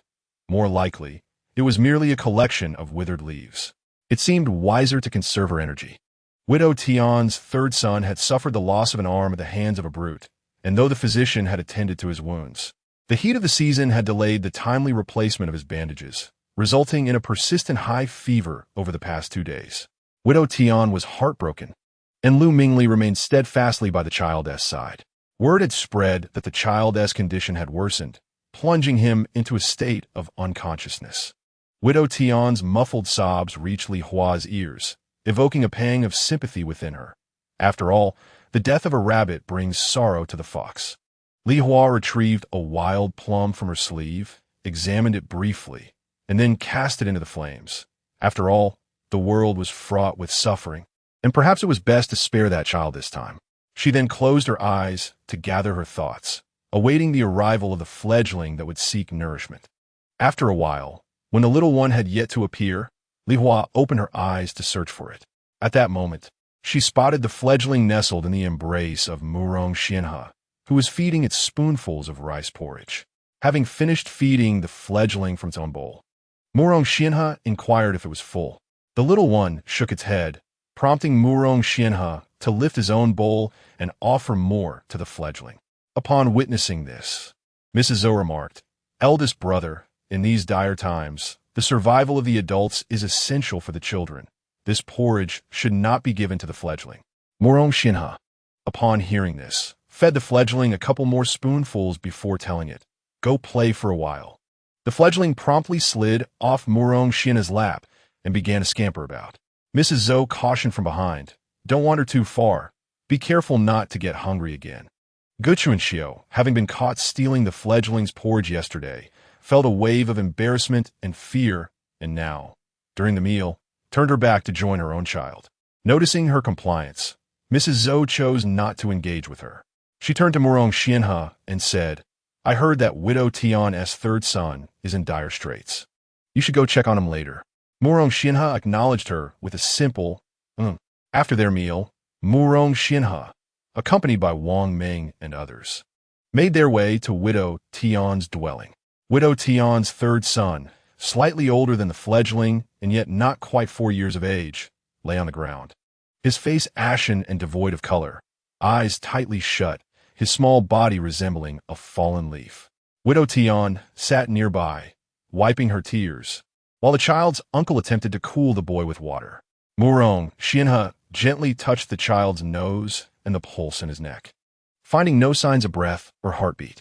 Thus, addressing the child's uncle Lu Ming, he said, "Prepare for the funeral." Upon hearing this, the widow Tian realized that her child was gone and collapsed to the ground, weeping loudly. Lu Ming, with reddened eyes, replied, "Very well. I shall first clean the child's body as a final farewell." Murong Xianhe and Sun Daguan dug a small pit in a seemingly soft spot and gently placed the child inside. The widow Tian, overwhelmed with grief, gazed into the pit and cried out in anguish. Seizing the moment while everyone's attention was diverted, Xiaobao circled around and approached Li Hua. "Mother," he called. Li Hua embraced him tightly, disregarding any unpleasantness, and planted a kiss on his cheek, embodying the essence of maternal love. She then lifted the pot lid, took some meat, and began to tear it into pieces, feeding it to Xiaobao bit by bit. With each morsel of meat and sip of soup, Xiaobao began to perspire lightly. After a while, he said, "Mother is full. Let mother eat." Hearing this, Li Hua felt a warm glow in her heart, touched by her son's intelligence and thoughtfulness. Knowing that she had yet to eat, just as Li Hua and Xiaobao were enjoying their moment together, Murong Xinha's voice echoed, "Xiaobao, Xiaobao." He had been burying the widow Tian's third son with Sun Daguan, and as they neared completion, he noticed that his mother and Gu Chunqiu were surrounding the widow, attempting to console her, while his son seemed to have disappeared. Not wishing to raise a fuss, Murong Xinha nodded to Sun Daguan, saying, "Xiaobao is missing. I shall go look for him." Upon hearing his father's call, Xiaobao quickly stood up from Li Hua's embrace. Unlike his grandmother, his father was not easily fooled. Li Hua sensed Xiaobao's nervousness and hurriedly advised, "Xiaobao, do not be afraid. If you pass through the thicket ahead and run out, your father Wen-Ti realize you've come to me." Xiaobao nodded and, with his little legs, dashed through the bushes, calling out, "Father!" Murong Xinha spotted Xiaobao emerging from behind him and felt a wave of relief. It was not uncommon for such a young child to be snatched away by wild animals in the mountains. He scooped Xiaobao into his arms and asked gently, "Where have you been?" Xiaobao was about to say he needed to relieve himself, but remembering that he had already done so earlier, he decided against that excuse and blinked innocently, saying, "Catching crickets. In these deep mountains and forests, there are wild beasts. You must not wander aimlessly," Murong Xinha warned. "I want to wander," Xiaobao replied in a sweet voice, thinking to himself that he would not stray, but rather seek out his mother. Murong Xinha, trusting his son's words, carried him back toward their resting place. As they walked, Murong Xinha occasionally glanced at Xiaobao. However, these fleeting glances revealed something amiss. Xiaobao's lips were glistening, as if there were remnants of something oily at the corners of his mouth. "Xiaobao, have you eaten something?" Murong Xinha inquired, preparing to wipe his son's mouth with one hand to discover what it was. Little Bao quickly turned his head to evade his father's hand, extending his tongue to lick around his mouth. After all, the crumbs at the corner of his lips were still morsels to be savored. He then answered in a childish voice, "It's saliva." Murong Xinha gazed affectionately at his son, this clever little sprite, who had always been full of ideas since childhood. Chapter 43. Diminishing presence. After a brief respite, the group prepared to set off once more. Li Hua donned her worn-out shoes, pondering how soon they might fall apart. She wished for a needle and thread to mend them. As June approached, the sun blazed down with an intensity greater than before. Among the front of the line, some donned dried leaves as makeshift hats, while others pulled short coats from their packs to shield themselves from the sun's rays. In just a few days, they would reach the borders of the western county, and after a few more days of travel, they would arrive in the eastern county, where they could finally settle down. Upon hearing this news, the group's spirits soared as if they had ingested a stimulant, momentarily forgetting their dwindling rations. Li Hua continued to protect her tattered gray cloth, carefully dragging her pitiful cloth shoes as she followed at the rear of the procession. The small mound of earth marking the burial site of the widow's son gradually shrank to a mere before vanishing from sight. In her heart, Li Hua silently calculated her remaining provisions, realizing she had only 7 taro left. As for the meat, today's meal had consumed what little they had. The animal was too small, and little Bao had eaten half, leaving her with a meager portion. Despite this, her stomach still felt empty. It seemed a daunting task to sustain a child in these years of famine. Fortunately, she still had a piece of intestines saved for tonight's supper, and she hoped for a fruitful catch. Little Bao, cradled in Murong Xinha's arms, who had previously been listless, now exhibited a remarkable vitality.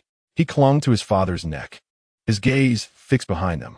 Whenever they turned a corner and Li Hua's figure was momentarily lost to sight, he grew anxious, worrying whether his mother had fallen behind. "Daddy," he called out in his sweet, childish voice. Murong Xinha replied. "Granny Yu, is the tea caught up?" "You're walking too fast," he said. Granny Yu was one half of an elderly couple, both of whom, having no children nearby, found it exceedingly arduous to escape the calamities of famine. Relying on each other for support as they walked, Li Hua often accompanied them. They were accustomed to the world and did not specifically shun her presence. At such moments, Murong Xianhe would deliberately slow his pace, walking more gently. He suspected that his son's concerns were not solely for Granny Yu, but perhaps for Li Hua, who was close by her side.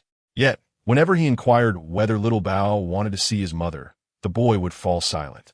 Around 6 in the evening, they rested on another hilltop, wary of local bandits lurking in the shadows. They traversed the hills cautiously, aware that many believed bandits resided solely in the mountains. However, during these years of hardship, this notion was misguided. The bandits too needed sustenance and thus descended from their lairs, taking advantage of the chaos and seizing opportunities to pillage and plunder. Fortunately, atop the mountain stood a dilapidated temple. Though it was but a remnant of its former glory, it provided some semblance of shelter. Everyone quickly surged inside, eager to claim a favorable spot, shedding their burdens and settling down.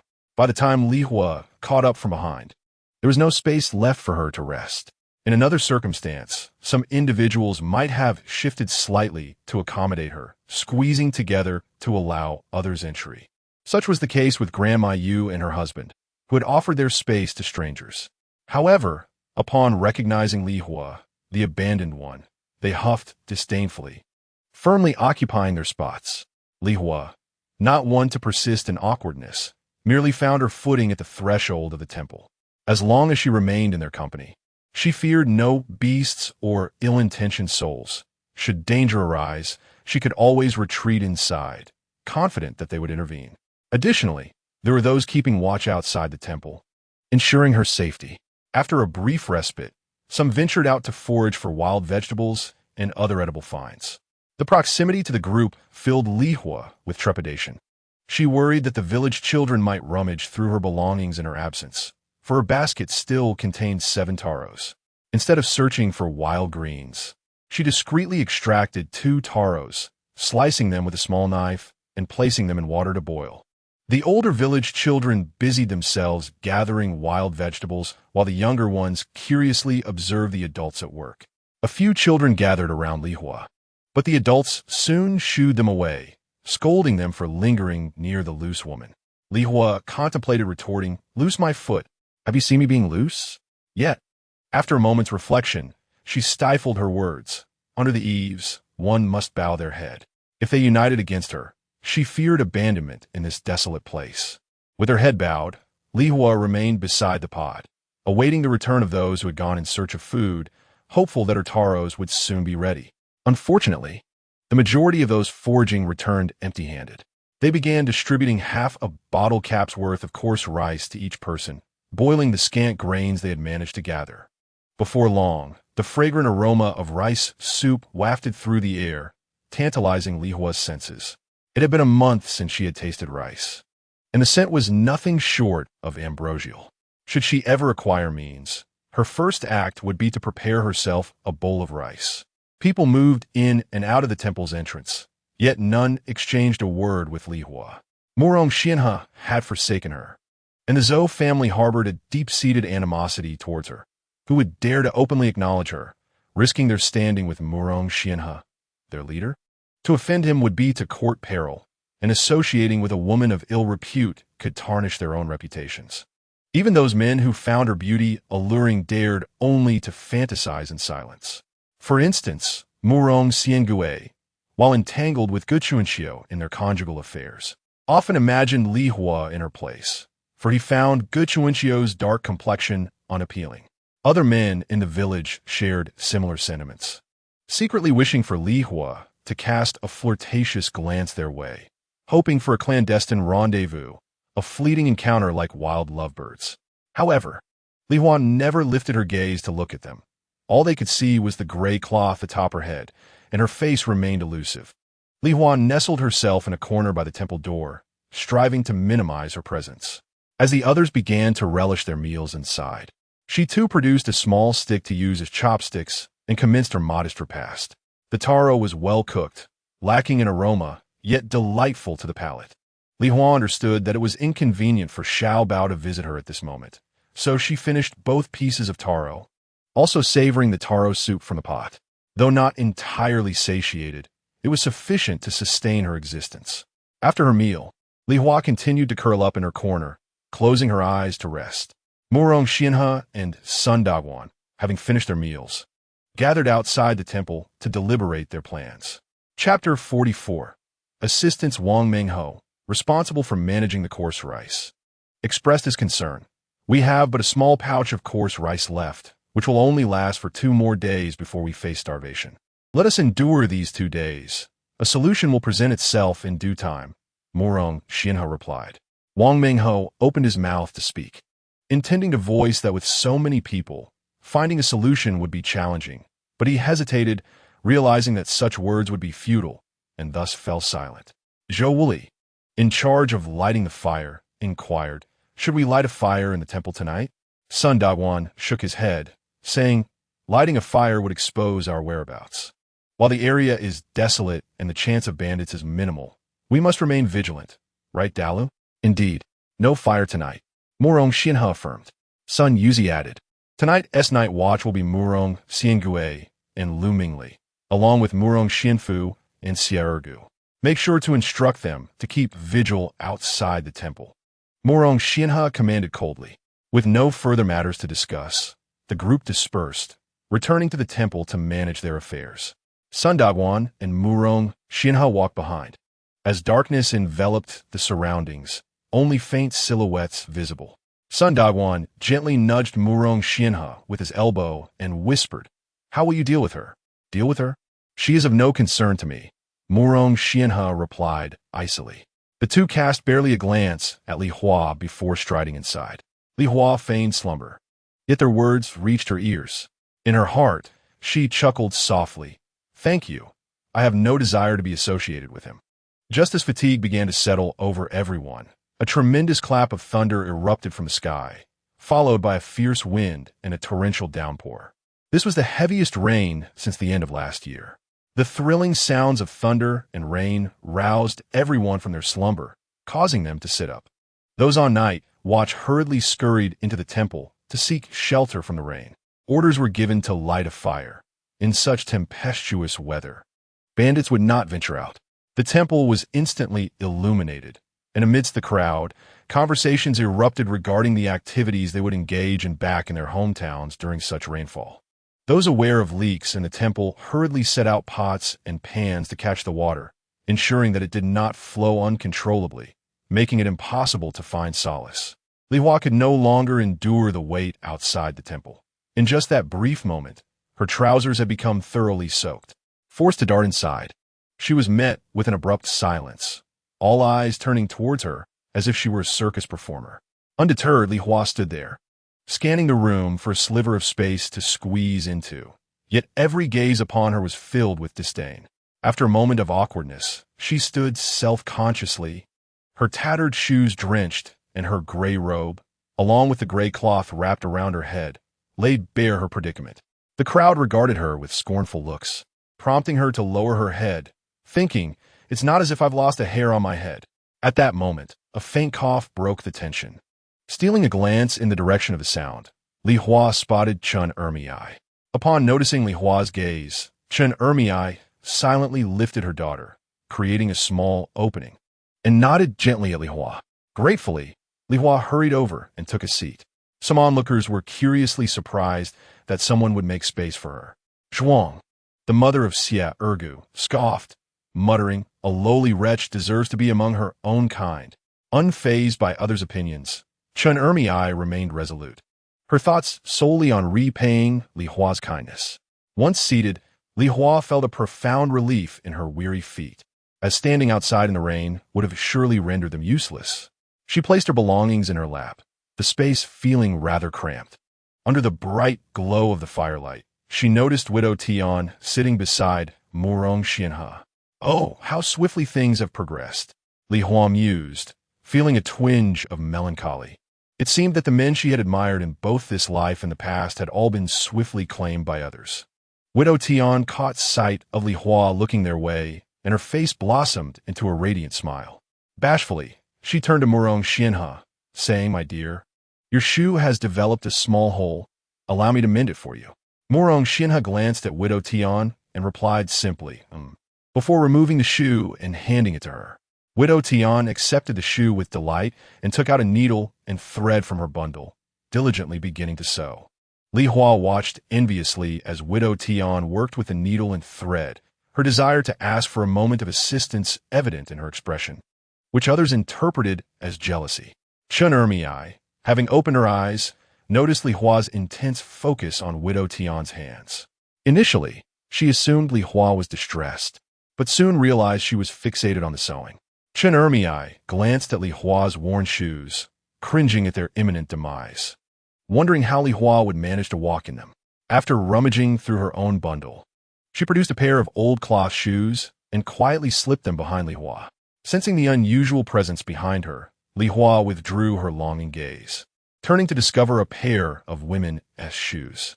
Astonished, she looked at Chen Ermiai, her heart swelling with gratitude.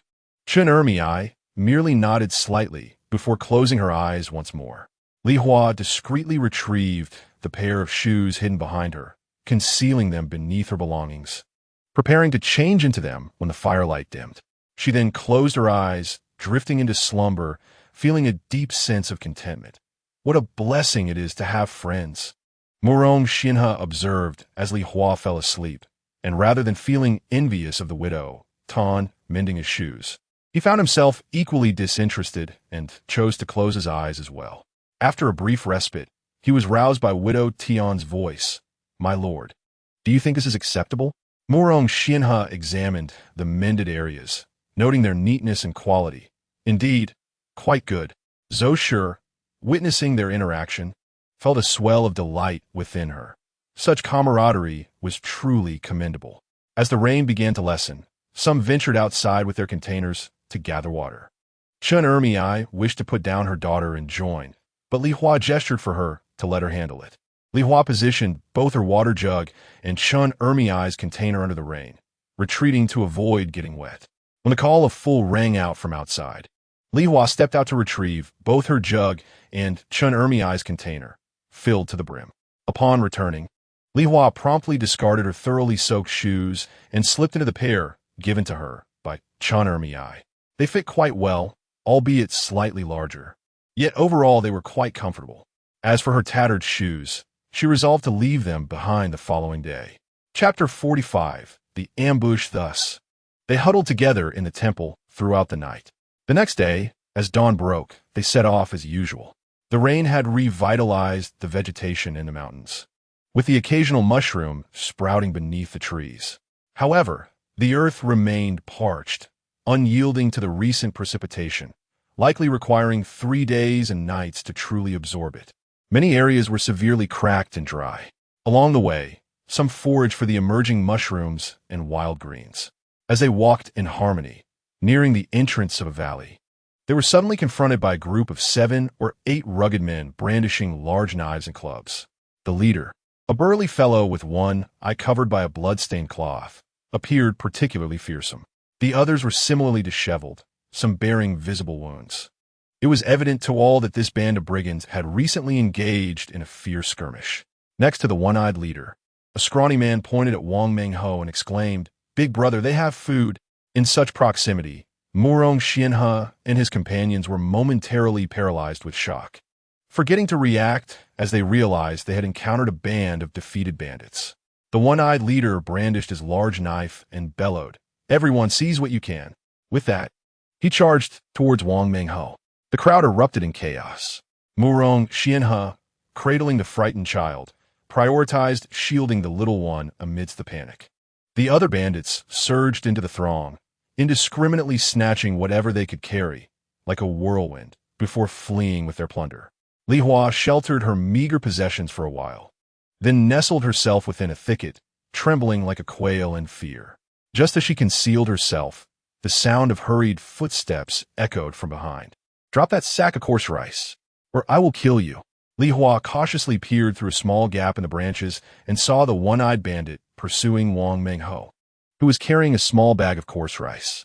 Anxious, Li Hua pondered the folly of protecting the rice at such a perilous moment. Her own escape was paramount.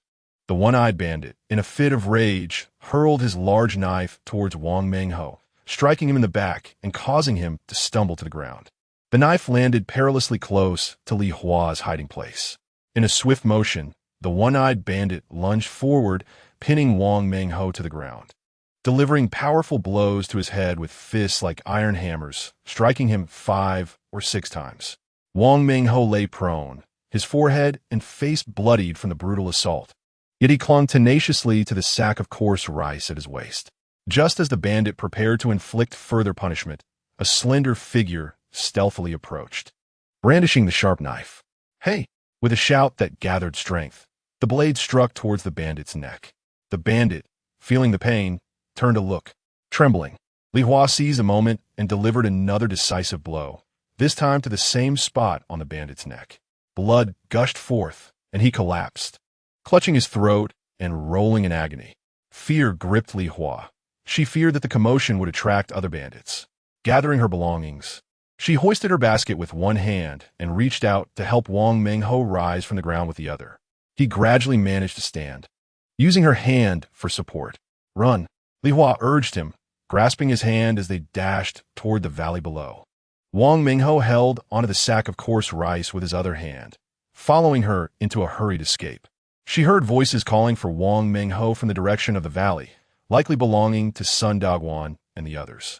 Indeed, after a brief flight, they spotted Murong Xianhe and Sun Dagwan approaching, calling out Wang Mengho's name as they walked. The bandits were after their supplies, particularly the sack of coarse rice slung over Wang Mengho's shoulder.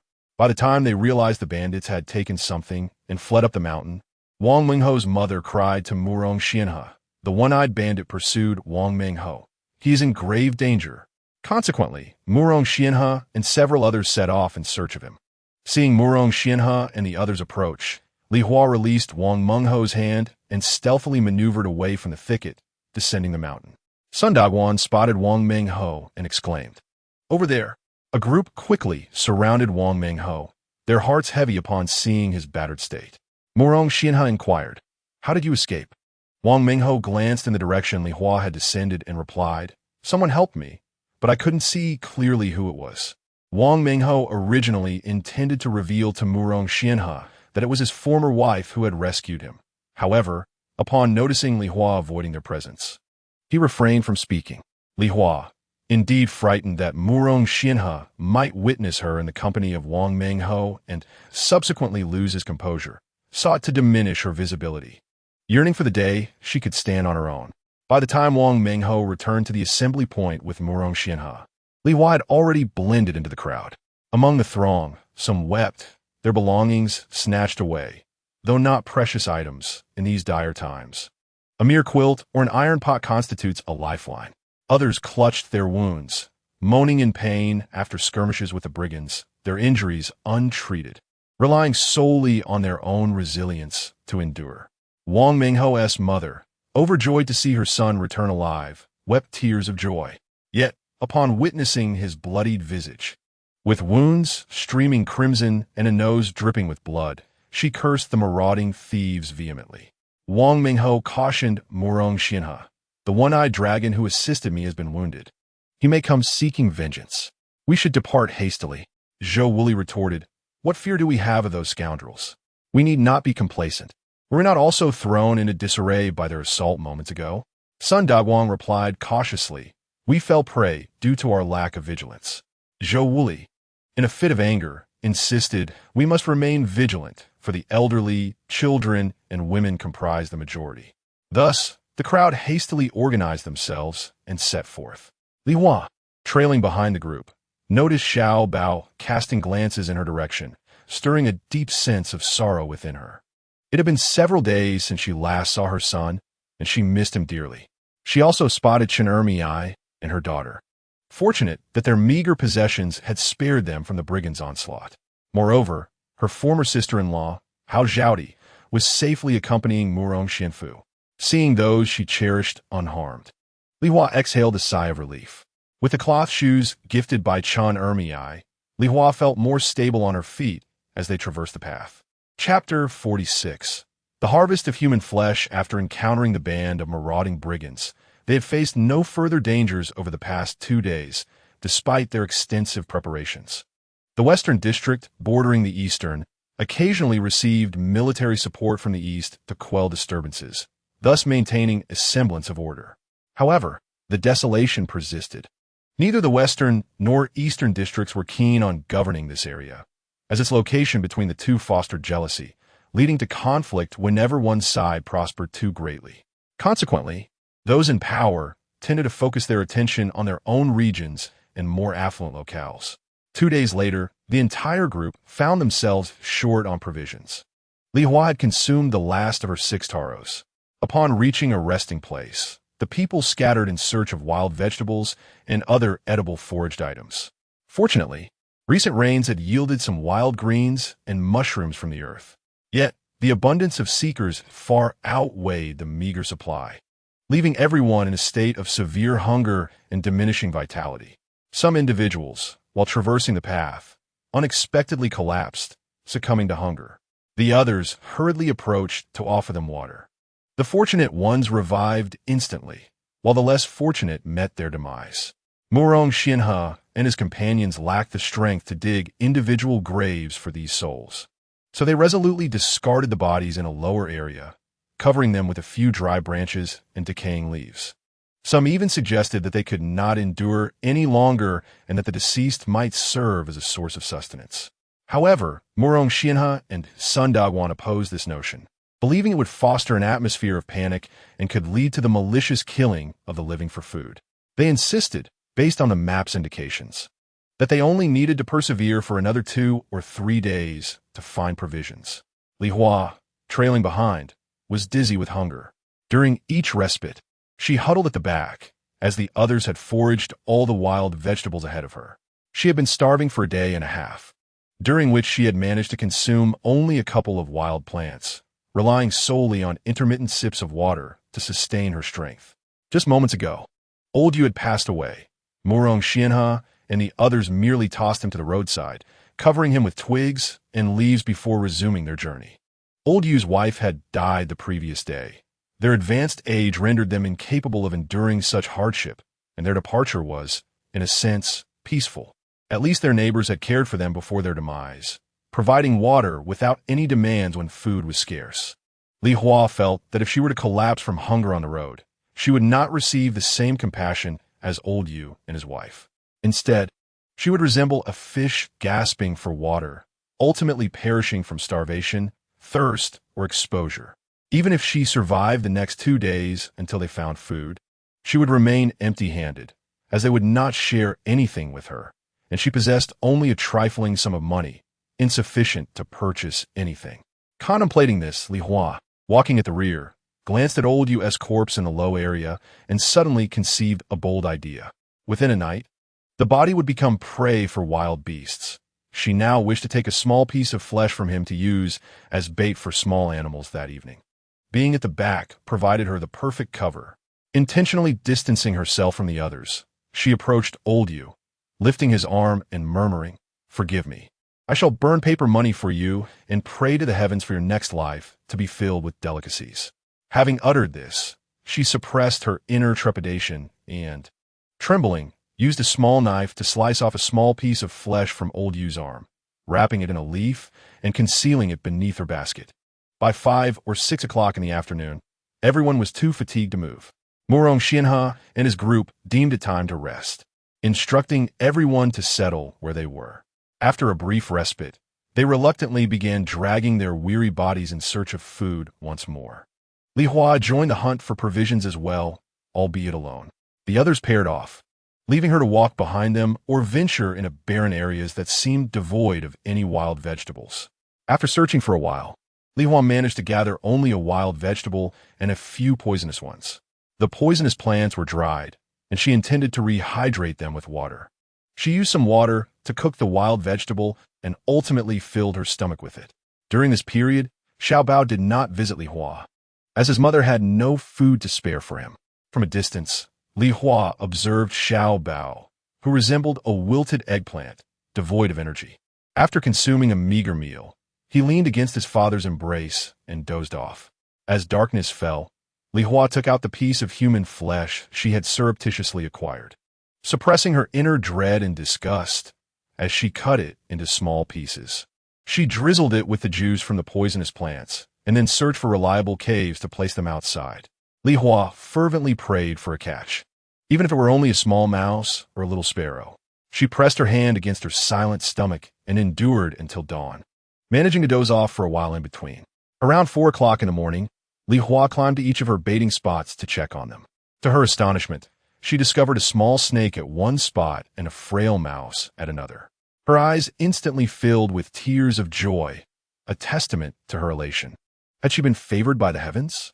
Li Hua swiftly decapitated the snake and skinned it. Following the same procedure, she removed the head and skin of the mouse. She kept the mouse's skin and intestines, realizing that any item with a bloody scent could serve as bait for small animals. Li Hua separated these items and stored them in a basket lined with leaves. Perhaps sensing that she had secured food, she felt invigorated throughout the morning. Even the gurgling of her stomach seemed melodious. Finally, around 11 o'clock, everyone paused, enduring their hunger as they began to search for sustenance. At some point, the men, perhaps inspired by someone, started digging small caves. After an hour of labor, they indeed found some rewards: a snake, a mountain mouse, and even larger creatures.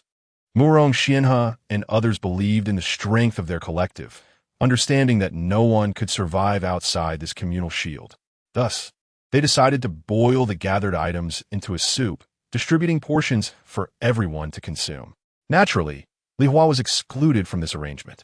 Wang Mingho looked at Murong Xianhe and suggested, "Eldest brother, I think we should share some with her.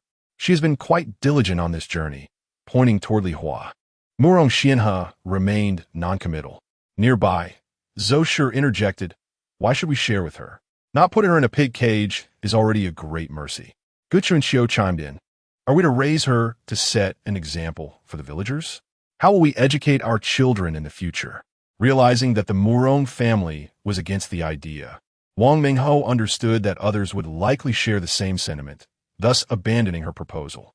Chapter 47. Let there be food. Li Hua remained unaware that Wang Mingho had intentionally sought to plead her case before the Murong family. At noon, she simmered a mouse and a snake together, cooking them just enough. Li Hua savored the broth and consumed 3 pieces of meat, leaving the remainder in the pot and placing it in her basket for future needs. The group continued their arduous journey through the towering mountains. At each resting point, women and children foraged for wild vegetables, while the men primarily sought out burrows to catch small animals, though such creatures were elusive and many burrows lay empty.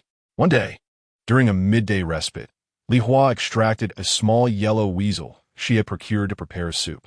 She positioned the pot in a sheltered spot away from the crowd, ensuring that the scent of the simmering weasel would not attract unwanted attention. As the weasel neared readiness, she called out to Xiao Bao, who was resting on the ground. Not long ago, Xiao Bao had visited Li Hua, but left disappointed due to the lack of food, and had since been reluctant to return. The group's sustenance had been exceedingly meager, and Xiao Bao's spirits were quite low. Had it not been for Murong Xianhe's persistent efforts to secure better food for Xiao Bao and the younger children, such as prioritizing them with the small animals he managed to catch, Xiao Bao might have faced dire consequences. After a prolonged attempt to catch Xiao Bao's attention, he finally noticed her gesture. In a hoarse voice, he told his grandmother, "Mrs. Zhou, I need to relieve myself." "Mrs." Zhou glanced at him, noting his emaciated frame, akin to a bony monkey, and questioned how he could possibly have so much waste. "En accompagne Xiao Bao," she instructed in a hushed tone. The scarcity of food had left them all weak. Reluctantly, Ernyo followed behind, her legs trembling from hunger, unwilling to move. After walking a short distance, Xiao Bao told her to wait, indicating the unpleasant smell. Ernyo found a shaded spot to rest lazily. Taking advantage of the bushes for cover, Xiao Bao discreetly made his way to Li Hua's resting place. She quickly lifted the pot lid. The hot broth had cooled somewhat, and she ladled some out, blowing gently on it before offering it to Xiao Bao. He had never experienced such satisfaction in drinking before. After a few sips, he urged his mother, "Mother, have some." Li Hua replied, "Mother will drink later. You should have first, lest they call you away again." After Xiao Bao consumed about a small bowl of soup, Li Hua extracted 3 pieces of meat from the pot to tear apart for him. The meat of the weasel was not particularly delectable. It bore a musky odor, yet was a delicacy in times of scarcity. Xiao Bao smacked his lips as he savored the meat. Once Xiao Bao had eaten his fill, Li Hua cautioned him, "When father offers you all the delicious food, remember to eat only a little and return the rest to him. If father becomes too hungry, there will be no one to care for you. Do you remember?"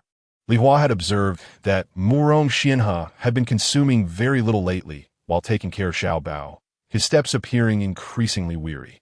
Her concern for Murong Xianhe was not born from pity, but rather from the understanding that if anything were to befall him, her little Xiao Bao would also suffer. She believed that only Murong Xianhe genuinely cared for Xiao Bao's well-being, while others had their own agendas.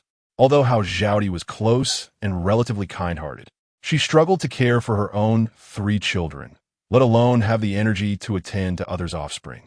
If Murong Xianhe encountered misfortune, it would be even more difficult for her to approach Xiao Bao under the opposition of the Zhou family. After listening to her mother's words, Xiao Bao nodded in agreement. Once Xiao Bao had eaten sufficiently, he stealthily made his way back to Ernyo through the thicket. Ernyo cast a sidelong glance at Xiao Bao and thought to herself, "So troublesome, so messy. It's all Uncle S' fault for feeding him too much." With a pout, she walked ahead of Xiao Bao. Today, the men had caught very few small creatures, only 2 mountain mice. They stewed the mice into a broth, while other families prepared whatever wild vegetables they had gathered. Xiao Bao returned to sit beside Zhou Shi, awaiting his share of the meal. After a while, Murong Xianhe returned with a bowl containing a bit more than the bottom of the bowl, filled with mouse meat soup. Murong Xianfu and Murong Xiangua also brought back similar portions of broth. Murong Xianhe immediately used a wooden spoon to feed Xiao Bao. After taking a sip, Xiao Bao urged Murong Xianhe, "Daddy, have a sip." Reluctant to drink himself, Murong Xianhe realized that if he didn't eat, neither would Xiao Bao. With a sense of resignation, he pretended to lick the spoon, but Xiao Bao was not satisfied and insisted that Murong Xianhe drink a spoonful. Ultimately, Murong Xianhe complied and drank that spoonful of soup. Seeing that his father had taken a sip, Xiao Bao took another for himself and insisted on Murong Xianhe having another spoonful. Thus, Murong Xianhe ended up drinking 4 spoonfuls of soup, while Xiao Bao did the same, finishing the broth. When Zhou Shi and Hao Zhaodi finished preparing the wild vegetable soup, Murong Xianhe brought it to feed Xiao Bao. Due to the small portion, they decided to share 1 bowl between adults and children. Murong Xianhe scooped some wild vegetables and broth for Xiao Bao, who took a bite.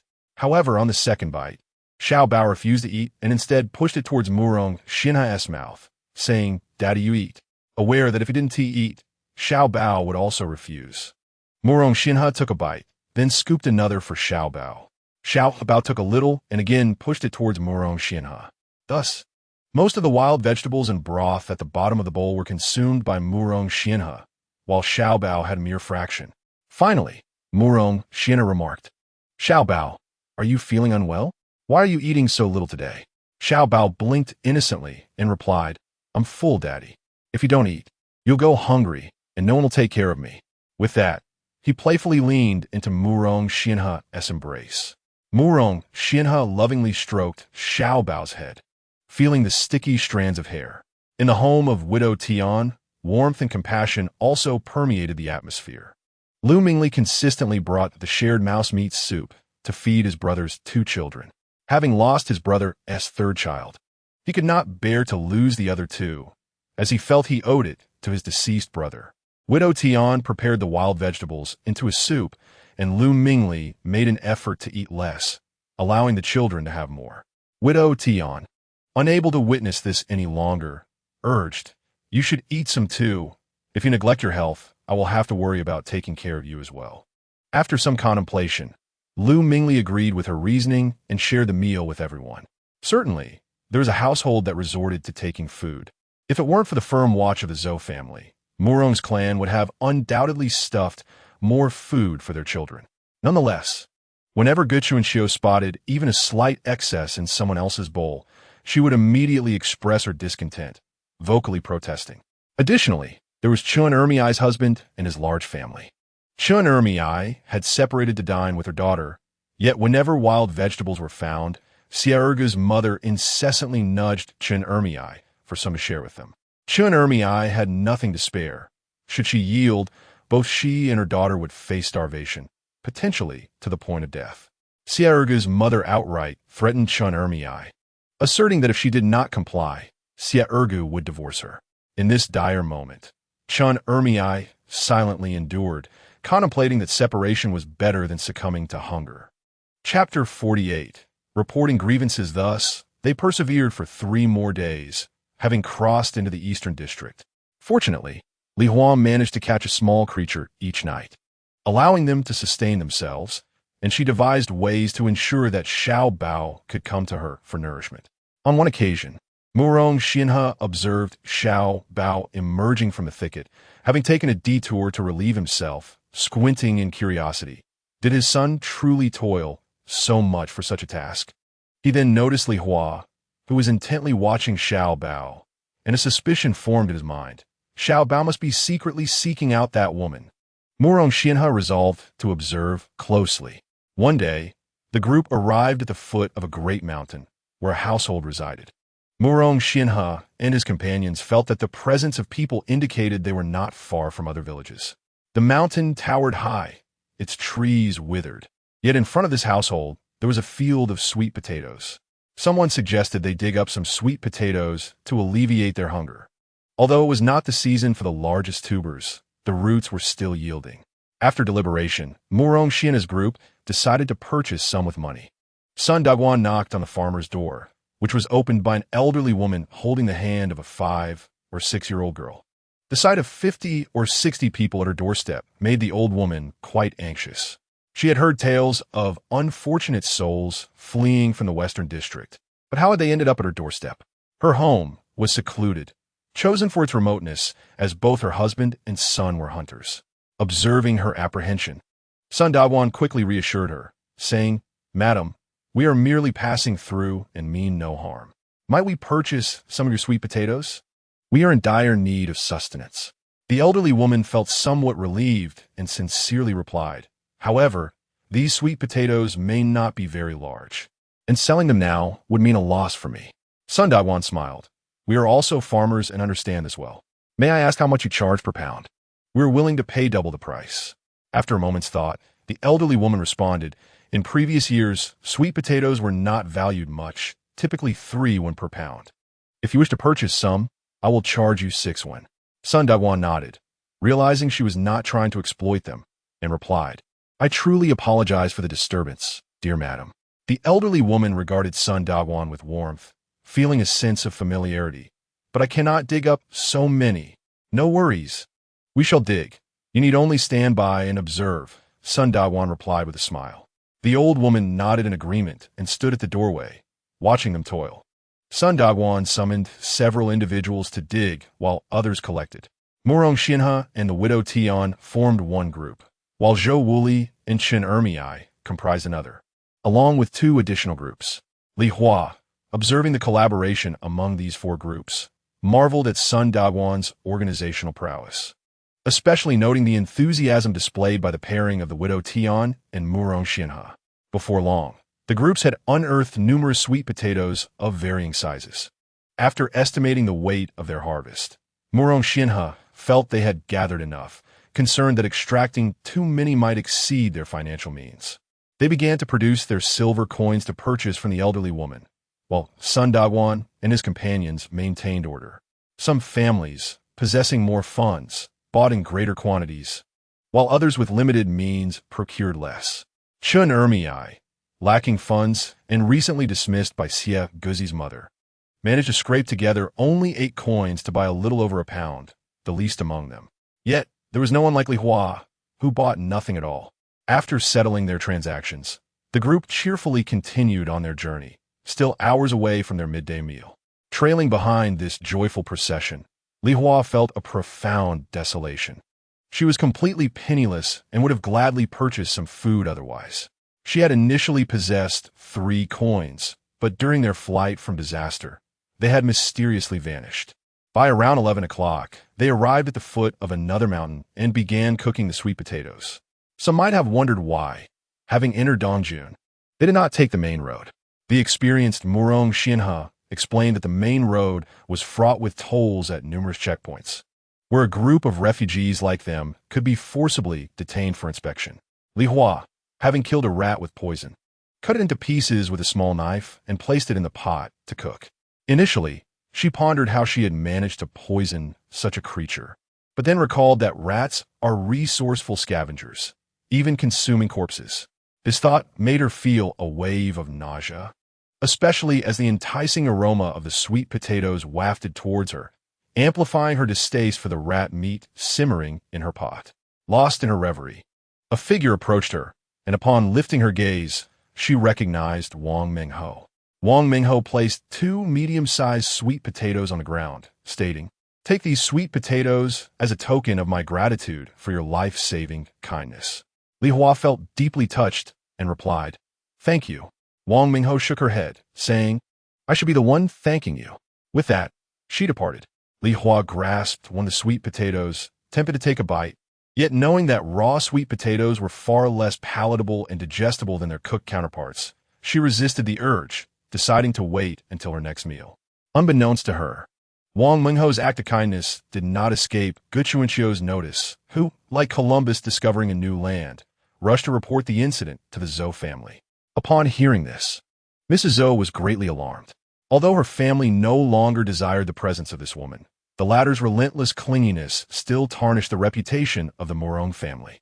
Murong Xianhe was nearby, joyfully playing with his son, Little Bao, finally free from the drudgery of foraging for wild vegetables, allowing him some cherished moments with his child before their meal. With reddened eyes, Mrs. Zhou approached Murong Xianhe and recounted the scene she had witnessed involving Gu Chuanqiu. Murong Xianhe's expression darkened, akin to a sky heavy with impending rain. This woman truly could not change her nature, brazenly enticing others right beneath his nose, and worse yet, ensnaring his own friend. After entrusting Little Bao to his mother, Mrs. Zhou, Murong Xianhe strode purposefully towards Li Hua, followed by a throng of curious onlookers. Li Hua was seated on the ground, gazing into the distance, pondering how she might navigate her life after surviving this ordeal. She certainly did not wish to continue living in such a pitiful state. Suddenly, a tall figure lunged towards her, yanking her up from the ground and, without hesitation, gripping her throat with considerable force. Li Hua needed no visual confirmation to recognize this mad dog. She struggled to pry away Murong Xianhe's large hand from her throat, desperate for air, yet it was futile. From behind Murong Xianhe, Gu Chuanqiu sprang forth, extracting 2 sweet potatoes from Li Hua's basket and declaring, "Elder brother, look. This is the evidence of her seduction." Upon seeing the sweet potatoes, Murong Xianhe's fury intensified, and he tightened his grip around Li Hua's throat. She felt her vision fading, realizing that her journey through time had truly turned disastrous. At that moment, Wang Mingho rushed over, exclaiming loudly, "Elder brother, release her. Those sweet potatoes were given by me. I was repaying her life-saving grace." Murong Xianhe glared at Wang Mingho with reddened eyes, seemingly demanding a thorough explanation. Chapter 49. The explanation with tears in her eyes. Wang Mingho recounted, "That time when I was knocked down by the one-eyed dragon, it was she who saved me by stabbing him twice from behind." Murong Xianhe regarded Wang Mingho, his expression still grim. "Truly, elder brother, do you not trust me? Everyone else purchased sweet potatoes today. Only she did not. Remembering her life-saving kindness, I could not bear to let her go without some. Then why, when we inquire about who saved you, could you not clarify at the time?" Murong Xianhe's face was as dark as ink. "It was because, upon seeing you all approaching, she immediately abandoned me, fearfully slipping away. I felt she did not want you to know she was my savior, so I remained silent." Wang Mingho admitted, "This is my fault. Truly, elder brother, if you must punish someone, let it be me. She has never uttered a word against me." Murong Xianhe loosened his grip on Li Hua's throat and demanded, "Why did you save Wang Mingho without informing us? Speak." Li Hua coughed several times, struggling to articulate her response as her throat ached painfully. After a brief pause, she replied, "You said you wanted me to keep my distance from you all." Li Hua trembled as she spoke these words intermittently. Murong Xianhe loosened his grip slightly, allowing her throat to regain some smoothness, though the pain from earlier had left her voice somewhat hoarse. Murong Xianhe recalled that he had indeed uttered similar words before, when she seemed intent on befriending Sun Dagwan's wife, only to be misunderstood as attempting to seduce Sun Dagwan. If I had not adhered to my principles, I fear you would have gone mad, Li Hua said, her eyes wide with grievance.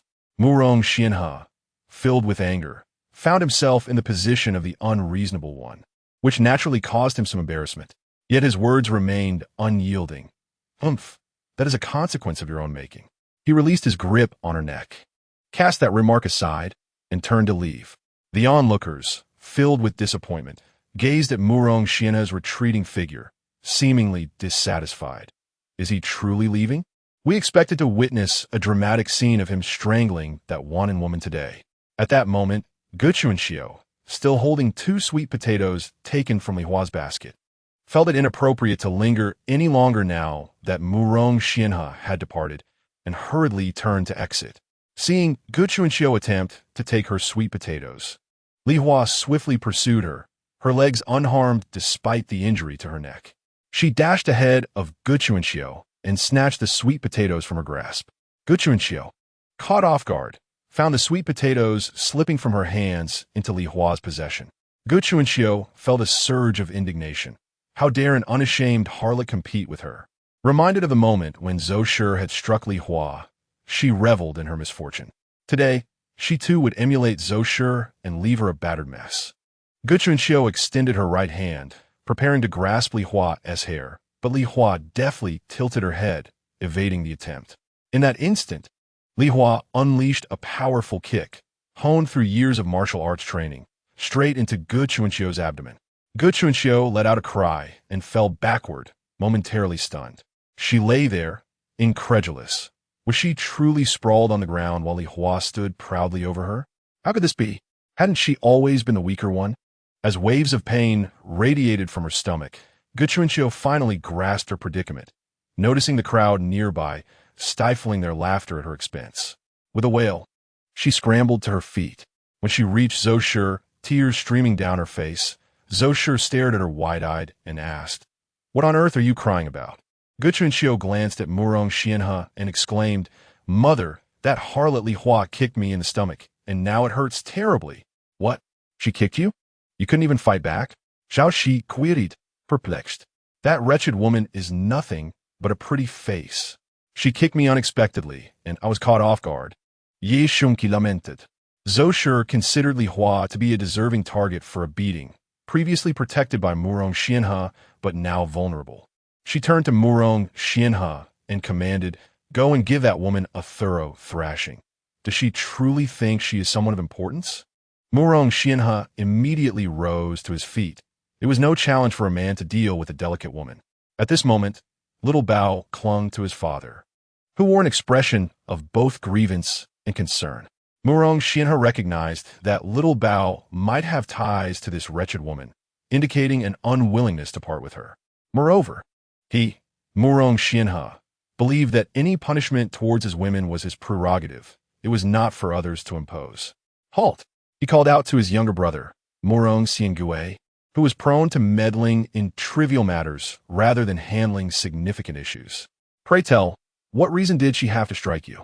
Murong Xianhe inquired, casting a scrutinizing gaze at Gu Chuanxiu. Gu Chuanxiu, avoiding eye contact, stammered, "I merely wish to take her 2 sweet potatoes." Murong Xianhe's countenance darkened. "For the sake of those 2 sweet potatoes, she nearly met her demise at my hands today. Do you truly believe she would relinquish them to you?"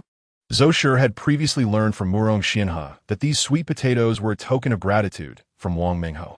Upon hearing Gu Chuanxiu's lamentations, she initially thought the woman was irate due to Gu Chuanxiu revealing the circumstances, unaware of the underlying drama. With a piercing glance at Gu Chuanxiu, she thought to herself, "This shallow-minded creature, taking from others and expecting us to retaliate on her behalf." Zhou Shi was not one to act so recklessly. Thus she declared, "Let us all sit down and partake in our meal." Naturally, Murong Xianhe obediently seated himself to eat the sweet potatoes, while Murong Xianhe calmly fed little Bao. Little Bao took a bite of the sweet potato and glanced at Zhou Shi, then at his father, sensing his grandmother's displeasure towards his father.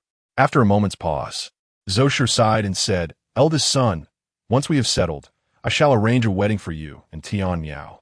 You appear quite the harmonious pair. Do not concern yourself with that vixen." Zhou Shi felt a knot of unease within her.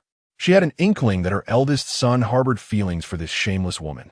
Whenever matters concerning her arose, he would become disconcerted, constantly defending her. She would not permit this brazen woman to cross the threshold of the Murong household again. Murong Xianhe understood that his mother was subtly admonishing him through her words. At times, he felt exasperated with himself, as any mention of Li Hua would throw him off balance, a trait he despised. He nodded in acknowledgement. Indeed. Little Bao, hearing this, wore a glum expression, pondering why they could not appreciate his mother, who was so wonderful. Chapter 50. Immersion in the pig cage upon entering the territory of Dongjun. The plight of the fleeing group improved significantly, as the drought in the west was not as severe here. Additionally, the lack of refugees in Dongjun led to an abundance of wild vegetables and small animals that could be unearthed from hidden burrows. Their complexions brightened, displaying a semblance of vitality. Li Hua fared even better. At night, she could catch 1 or 2 small animals to brew soup, no longer needing to hide from anyone. The aroma of their meat often masked the scent of the broth in her pot, leading to a noticeable improvement in her appearance. Little Bao frequently meandered over to Li Hua, chattering away before darting off again. Since everyone had enough to eat, Li Hua did not insist on keeping him for a meal. Aware that his grandmother and others disapproved of his mother, Little Bao never divulged any stories about her to anyone. Murong Xianhe noticed that Xiao Bao exhibited a particular concern for Li Hua whenever anyone mentioned her name. Xiao Bao would immediately listen intently. However, Murong Xianhe failed to observe how this wicked woman, Li Hua, cared for Xiao Bao. One day, the group journeyed to a picturesque location adorned with mountains and streams. Although still mountainous, a relatively broad brook meandered through the valley, flowing into the distance. The entire party decided to rest here for a day. As usual, the people engaged in washing their hair, faces, and clothing, albeit the women were more modest, constrained to don fitted garments for their ablutions. Li Hua selected a secluded spot, first filling a vessel with water before commencing her cleansing ritual, relishing the invigorating chill of the liquid. Along the way, she had gathered some soap pods, which she now intended to utilize for washing her hair and clothes. With the soap pods in hand, Li Hua found her hair and undergarments coming cleaner than ever. She pondered over Xiao Bao's sour-smelling, lice-infested hair and wondered if Murong Xianhe had attended to Xiao Bao's grooming. Scanning the crowd, Li Hua spotted Xiao Bao, crouched alone by the bank, while Hao Zhaodi and Guchuanxiu were preoccupied with washing their children, entirely neglecting Xiao Bao. Naturally, Zhou Shi had entrusted Xiao Bao to these 2 daughters-in-law, as she had her own tasks to attend to. Gazing further afield, Li Hua observed Murong Xianhe bathing upstream with Sun Daguang and others. Stealthily, Li Hua approached Xiao Bao, calling out, "Xiao Bao, come here." Upon hearing his mother's voice, Xiao Bao hurried over, exclaiming, "Mother, mother, help me wash my hair and bathe." Li Hua responded with a warm smile, full of affection. Leading Xiao Bao to a slightly lower section of stream, Li Hua first dampened his hair and then meticulously applied the soap pod, its slippery texture gliding from her hands onto Xiao Bao's head. Wherever Li Hua's hands roamed, murky water seeped from Xiao Bao's hair. As she washed, her heart ached at the sight. At that moment, Widow Tian stealthily approached Li Hua, intending to push her into the stream while she was distracted, hoping to drown her. If that failed, she wouldn't hesitate to strike the shameless woman with a stone, rendering her unconscious in the water. Surely, that would ensure her demise. Consumed with hatred for Li Hua, Widow Tian resented her for trailing after Murong Xianhe. What would she do if Murong Xianhe were to rekindle his affections for Li Hua one day? Suddenly, Widow Tian saw Li Hua crouched at the bank, pressing Xiao Bao down into the water, and she was astounded. Did this woman intend to drown Xiao Bao? If so, she wouldn't need to intervene. Murong Xianhe would undoubtedly take her life first. Thrilled by this revelation, Widow Tian could hardly contain her excitement and felt compelled to share this news with Murong Xianhe immediately. She hurriedly turned towards the area where the men were bathing and encountered Zhou Wuli, who had just finished his bath. Feigning urgency, Widow Tian exclaimed to Zhou Wuli, "Quickly inform Darling. I saw that wicked woman of his pushing Xiao Bao into the brook. She intends to drown him." Zhou Wuli, being Murong Xianhe's attendant, upon hearing this alarming news, dashed to the stream and reported to Murong Xianhe, "Darling, it's terrible. That wicked woman of yours is trying to drown Xiao Bao in the water." Upon hearing this, Murong Xianhe immediately dashed out of the stream. Given the woman's notorious disposition, it was entirely plausible that she could resort to such actions. When Xiao Bao was just born, she stubbornly refused to breastfeed, leaving the poor infant so famished that he ceased to cry. It was only when he intervened, brandishing a knife, that she trembled and reluctantly fed the child. Guided by Zhou Wuli and the widow Tian, Murong Xianhe arrived at the spot where Li Hua was washing Xiao Bao's hair. Indeed, this wicked woman was submerging the child in water. Murong Xianhe felt an overwhelming urge to possess a knife at that moment, yearning to end her life. Fearing he might be too late to rescue Xiao Bao, he sprinted forward, seizing Li Hua's hair that hung loosely behind her. Her hair, freshly washed and thick, was a nuisance as it kept falling into her face while she attended to Xiao Bao, prompting her to tie it back with a piece of gray cloth. At that moment, it became a convenient handle for Murong Xianhe. He yanked her hair with force, glaring at Li Hua, and angrily commanded, "Release him." Li Hua, compelled to tilt her head back, recognized the voice of Murong Xianhe behind her and hastily relinquished her hold on Xiao Bao. The instant she let go, an immense force yanked her hair, flinging her away. Li Hua crashed to the ground, her right temple striking the earth, and her right hand scraped violently against the surface. Pain surged through her as she touched her forehead, discovering a small wound that was bleeding profusely. Upon inspecting her right arm, she saw numerous abrasions, with blood seeping from the lacerations. Murong Xianhe swiftly cradled Xiao Bao in his arms and approached the riverbank, examining the child closely.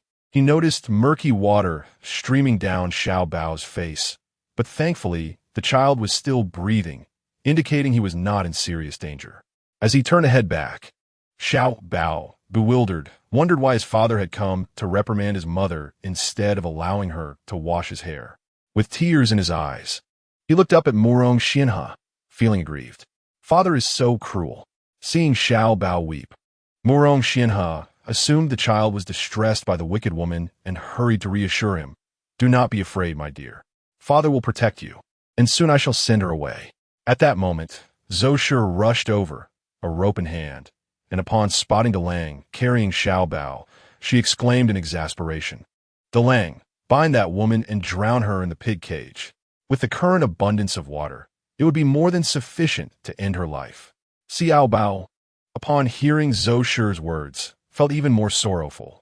Why couldn't he, his mother, wash his hair? Wasn't it because no one else was available that she helped him? De Bao and the others could have their own mothers attend to them. So why couldn't he? "You are all wicked people." With that, Xiao Bao burst into tears, sobbing grievously. Murong Xianhe gently patted his head, comforting him. "Do not cry, my dear. Please do not cry." After several soothing strokes, he suddenly felt something amiss with his hand. Rubbing his fingers, he wondered why they felt so slippery. Murong Xianhe leaned closer to Xiao Bao, inhaling the scent of soap pods emanating from his hair. With a look of surprise, he inquired, "Xiao Bao, is that woman going to wash your hair?" Upon hearing this, Xiao Bao burst into tears, feeling utterly wronged and heartbroken, lamenting that his mother was the best. He nodded at Murong Xianhe, saying, "Mother said Xiao Bao is stinky, so she'll wash my hair." At that moment, Murong Shigue and Gu Chunxiu approached the Zhous. Zhou Shi commanded, "Quickly bind that wicked woman. Today, I shall ensure she is submerged in a pig cage." Murong Shigue and Gu Chunxiu, upon hearing this, felt tremendous joy. Murong Shigue thought to himself, "Finally, I shall have the chance to touch this woman. I wonder how delightful it will feel." Meanwhile, Gu Chunxiu mused, "At last, I can rid myself of this woman. The silver bracelet will be mine." Gu Chuanxiu swiftly took the ropes and said, "Mother, it won't suffice with just the two of us. If she struggles, it will be arduous. We must call upon a few more." Zhou Shi replied, "Summon Murong Shifu and Hao Zhaodi." Gu Chuanxiu turned to fetch them. However, Murong Xianhe coldly looked at his mother and declared she merely wished to wash Xiaobao's hair. "I have wronged her." Zhou Shi, upon hearing this, became furious, slapping her leg in disbelief. "How can that be? She would wash Xiaobao's hair? How long will you protect her?" Murong Xianhe countered, "Xiaobao's hair is full of soap pods. If you don't believe me, feel for yourself." Zhou Shi approached and touched Xiaobao's hair, finding it indeed smooth and bringing her fingers to her nose. She detected the same scent of soap pods. Still skeptical, Zhou Shi retorted, "Perhaps that woman has employed some trickery." Xiaobao, feeling wronged, looked at Zhou Shi and said, "It's because I'm too stinky, mother. That woman isn't so kind." Ye Shunqi exclaimed. Xiaobao then cried out, "Oh, it's for washing my hair." Xiao Shi, finding the situation less amusing, speculated whether that woman had been abandoned by her patron and had come back to their family, his eldest son, merely to curry favor by washing Xiaobao's hair. If that were the case, she could never accept such a woman back into the Murong household. Her son would be the subject of ridicule, having been so easily manipulated by a woman. With narrowed eyes, Zhou Shi scoffed, "A woman like that could wash Xiaobao's hair 1,000 times. She shall never return to the Murong family." With that, she turned away without sparing a glance at anyone else. Seeing Xiao Shi depart, Murong Shigue and Gu Chuanxiu felt similarly dispirited and awkwardly turned to leave. Murong Xianhe then said to Xiaobao, "Let father help you wash your hair." Xiaobao nodded in agreement. Murong Xianhe carried Xiaobao to the stream, instructing him to bend over and lower his head, beginning to scoop water over Xiaobao's hair. Streams of dark water flowed down from Xiaobao's head, revealing how long it had been since he last washed it. Murong Xianhe understood that Li Hua was typically fastidious about cleanliness. She must have found it unbearable and decided to show mercy by helping Xiaobao. However, Xiaobao felt quite uncomfortable in Murong Xianhe's hands, finding it far less tender than when his mother washed his hair, as she would also gently wipe away the water from his eyes while washing. Little Bao cried out, "Water in my eyes, wipe my eyes." Murong Xianhe had come empty-handed to help Little Bao wash his hair. He had nothing to wipe his eyes with, so he had no choice but to lift a corner of his own garment to assist Little Bao. Throughout the washing process, Little Bao whimpered and squirmed, clearly uncomfortable. Murong Xianhe, feeling irritated, remarked, "Am I not doing it well? Is she better than me?" Little Bao, oblivious to the underlying meaning of his words, simply nodded and replied, "Not better." At that moment, Murong Xianhe felt as though his son was being taken away from him. Li Hua, wronged by Murong Xianhe, remained silent. After witnessing the commotion caused by the Zhou family, she understood that they were merely aiding Little Bao with his hair. They ceased their mischief, which was a relief. Since their bond with Little Bao was now apparent, there was no need for her to act furtively. However, she feared they would not allow Little Bao to grow close to her. Yet, if Murong Xianhe did not object, there remained hope for her to embrace Little Bao's leg. As night descended, the community, having washed themselves clean, saw some young couples invite each other to venture into the wild grass.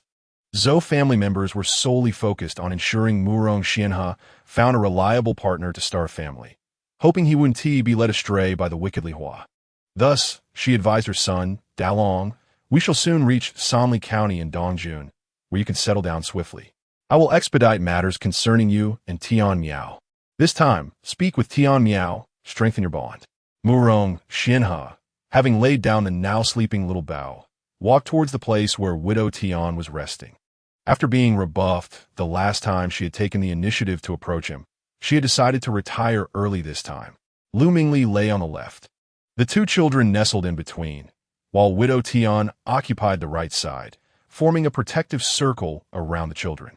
As Murong Xianhe glanced over, he was struck by the familial atmosphere. Recalling Lu Mingli's usual concern for the children and Tian Miao, a sense of speculation stirred within him. Tian Miao and Lu Mingli were not asleep. The hour was still early, and they merely rested, sleep not yet overtaking them. Upon noticing Murong Xianhe approaching, Widow Tian sprang up from the ground, her eyes sparkling with excitement. Dalong, she called out affectionately. Lu Mingli opened his eyes and turned to Murong Xianhe. But instead of rising or greeting him, he coldly observed him for a moment before resigning himself to close his eyes once more. Murong Xianhe discerned Lu Mingli's disdain for him, further deepening his suspicions.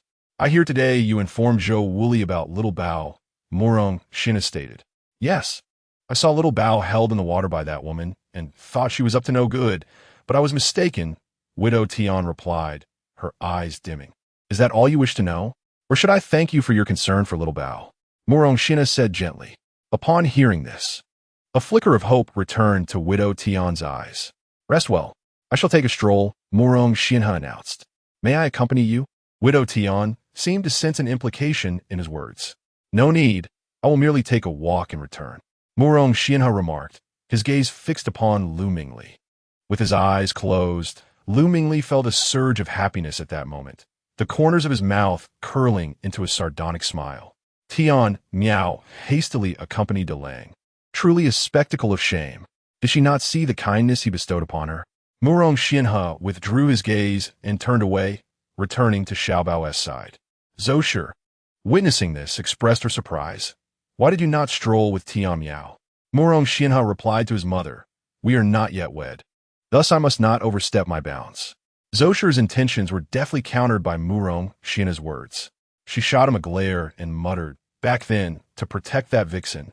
You cast aside your own mother. What bound are you speaking of? Oof. With that, she turned away in anger and went to sleep. Chapter 52. Applying medicine, Murong Xianhe cradled Xiaobao, who today was delightfully fragrant after a wash, his hair adorned with soap pods, exuding a lingering aroma.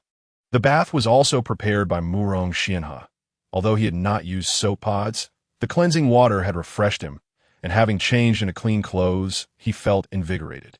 Soon, Murong Xianhe slipped into a deep slumber, yet his dreams were a tumult of unsettling images. In one moment, his first wife called out to him from a distance, prompting him to hasten towards her, only to realize she beckoned him to gather firewood.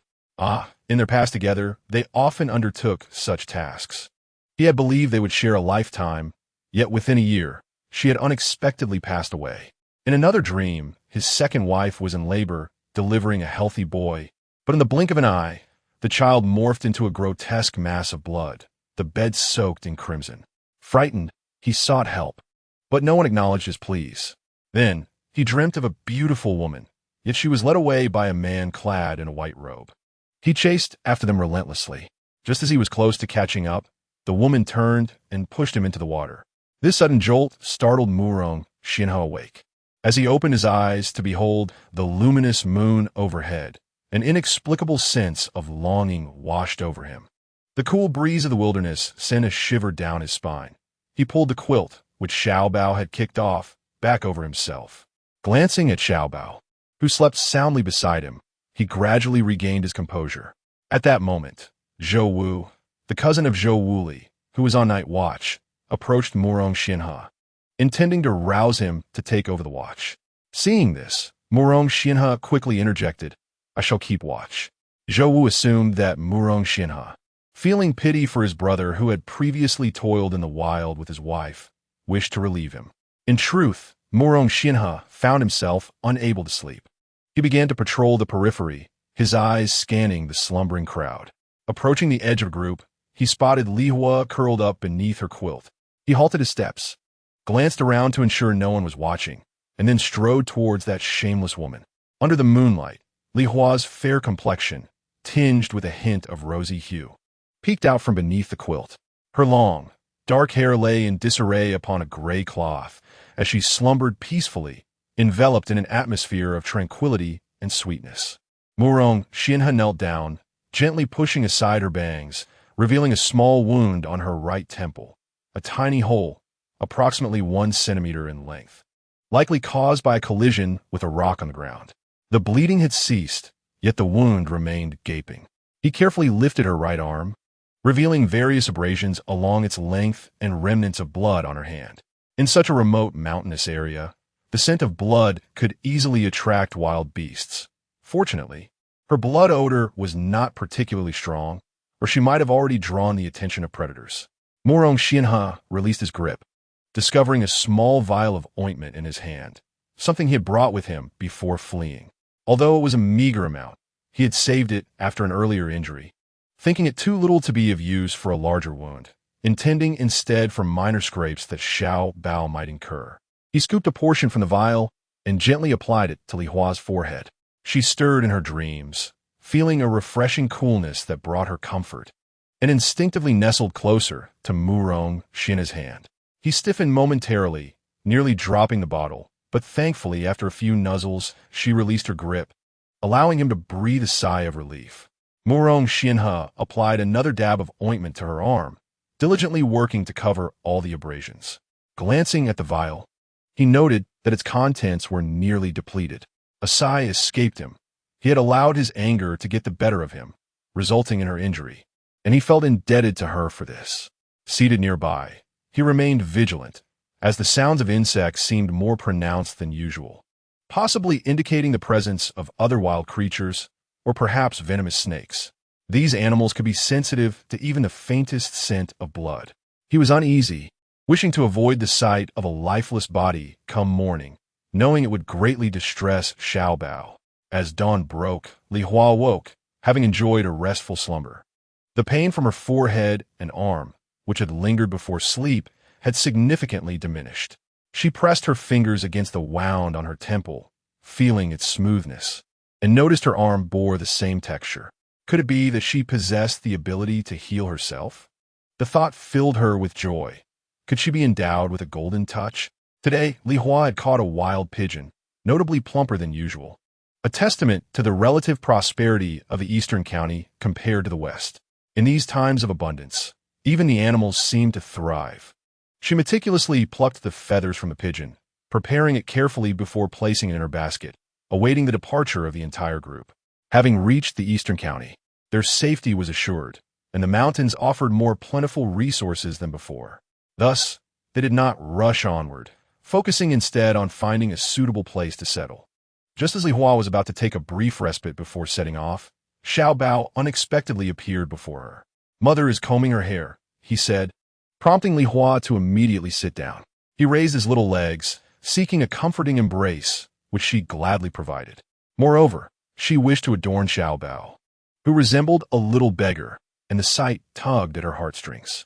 Li Hua retrieved a wooden comb, slightly chipped, and began to smooth Xiao Bao's hair, fashioning two delightful little buns atop his head.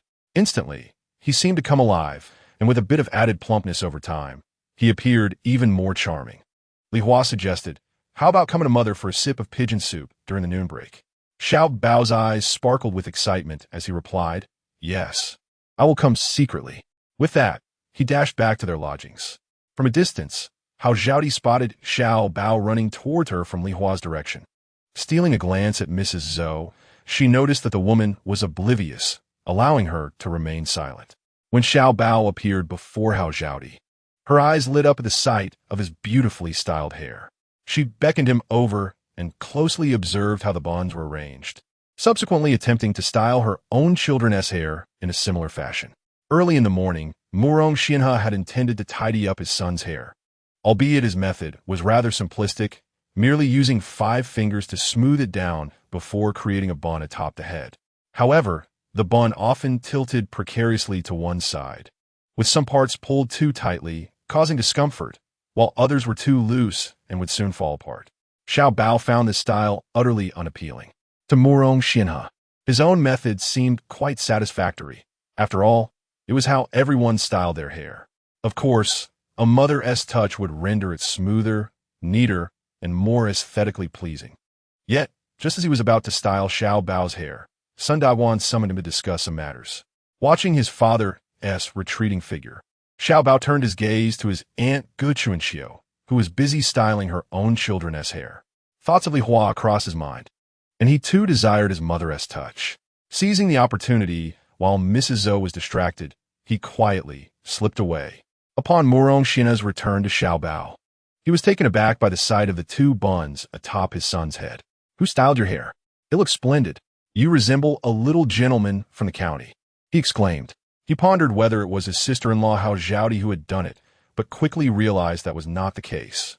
As she was intently observing Xiao Bao's buns, trying to replicate the style, an idea struck Murong Xianhe, and he cleared his throat, addressing Xiao Bao. Come here. Let father help you with your hair. Xiao Bao widened his eyes in protest. I did it myself. Second, Aunt said my buns look nice, and I don't want father to ruin them. He promptly retreated to the side. Murong Xianhe pulled Xiao Bao closer and whispered, if you don't want me to redo it, then tell me who styled it.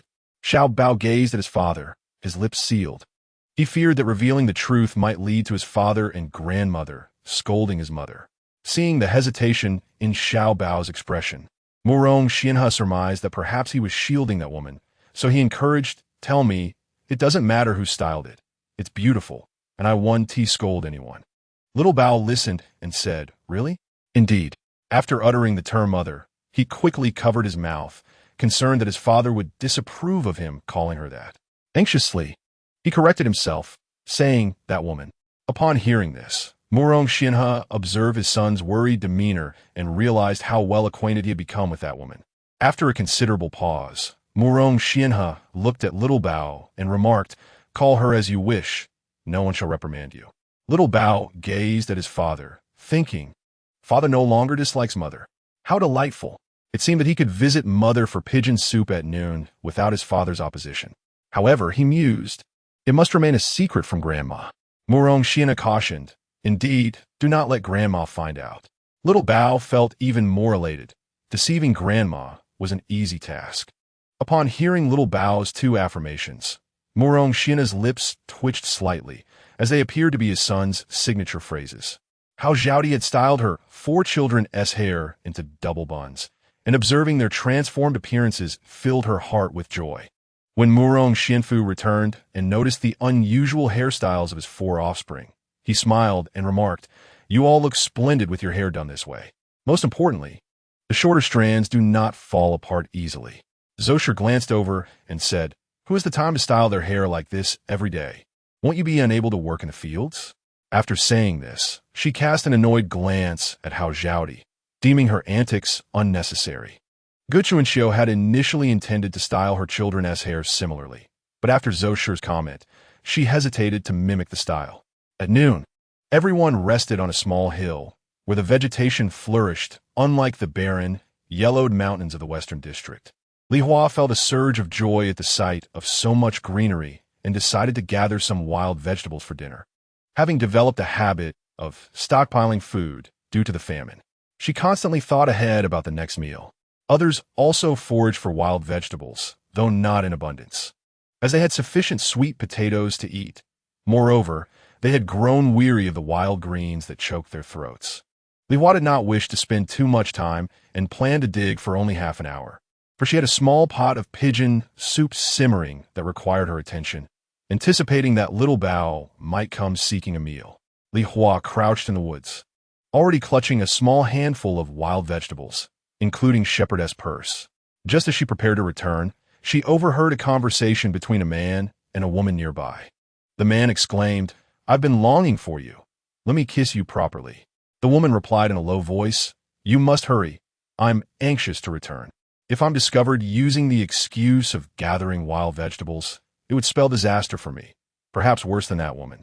Unable to discern who was speaking, as the voices were unfamiliar, Li Hua wondered why the conversation had veered towards her. That sickly creature cannot satisfy you, and yet you endure? I've invited you several times, yet you never come. Today, let us indulge. I'll bring you some sweet potatoes later, the man said excitedly. The woman retorted playfully, how annoying. Does your woman not keep an eye on you? She cannot. She is as stiff as a block of wood. I've long since tired of her. Originally, they were a pair of illicit lovers.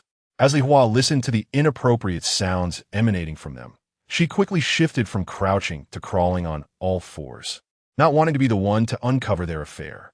She feared becoming a thorn in their side, left vulnerable and alone, with no one to advocate for her should they decide to silently dispose of her. As she crawled back, just as she was nearing the other end, a pair of cloth shoes suddenly appeared before her. Li Hua's heart tightened. Had she been discovered? Raising her gaze, she looked at the owner of the shoes. only to find it was Mu Rong Xianhe. Li Hua's hand went weak, and she nearly toppled over, but fortunately her right elbow caught her, preventing a re-injury to her previous wound. Mu Rong Xianhe, noticing her precarious state, felt a jolt of concern. His medicinal ointment had run out, and he could not assist her if she were to hurt herself again. However, he found her behavior perplexing. Why was she crawling instead of walking? Was she perhaps driven mad by hunger during some desperate flight? As Mu Rong Xianhe began to speak, Li Hua quickly raised her left index finger to her lips, shushing him, and then pointed toward the thicket behind her. Mu Rong Xianhe was bewildered by her odd actions. Did she fear some beast lurking in the bushes? He cautiously approached, straining to listen. From within the thicket came the unmistakable sounds of a couple engaged in amorous activities, causing his face to flush crimson. It turned out to be a pair of wild mandarin ducks indulging in public displays of affection. Turning to the direction where Li Hua had fled, he observed her scuttling away on all fours, her movements swift. He had no desire to disrupt the blissful couple. It was none of his concern. Silently, he retreated, only to intercept Li Hua, who was hastily jogging away. Furrowing her brows, Li Hua regarded Mu Rong Xianhe with a hint of exasperation. Was he about to lose his temper again? How shameless can you be, listening to that? Mu Rong Xianhe retorted coldly. I was merely foraging for wild vegetables. Why would I care to listen to other sordid affairs? Don't project your thoughts onto me, Li Hua replied, her voice laced with indignation. What a ridiculous notion. Everything is my fault. I'm simply gathering vegetables. Am I to blame if the sky falls? You've grown accustomed to bullying me. If it weren't for the need to follow you, I would have left your service long ago, and you'd be delayed for half a year in approaching Widow Tian. Mu Rong Xianhe was taken aback. Although Li Hua had lost weight, her spirit had grown fiercer. In the past, she had ignored his remarks, treating him as if he were invisible, but now she was quick to retort. Seeing her attempt to slip past him, he seized her by the collar. As Li Hua felt his grip on her clothing, she pondered what he intended to do. Perhaps it was time to play the victim. After all, men were often swayed by such tactics, and she felt a pang of guilt for having let him down. With tears welling in her eyes, she lamented. Are we not even allowed to gather wild vegetables? What am I to eat? As she spoke, genuine tears began to fall.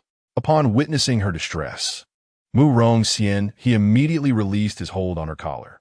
Why does she cry so easily? Gaining her freedom, Li Hua swiftly made her escape. Whoever wants this big man should take him away quickly. He is exceedingly difficult to get along with.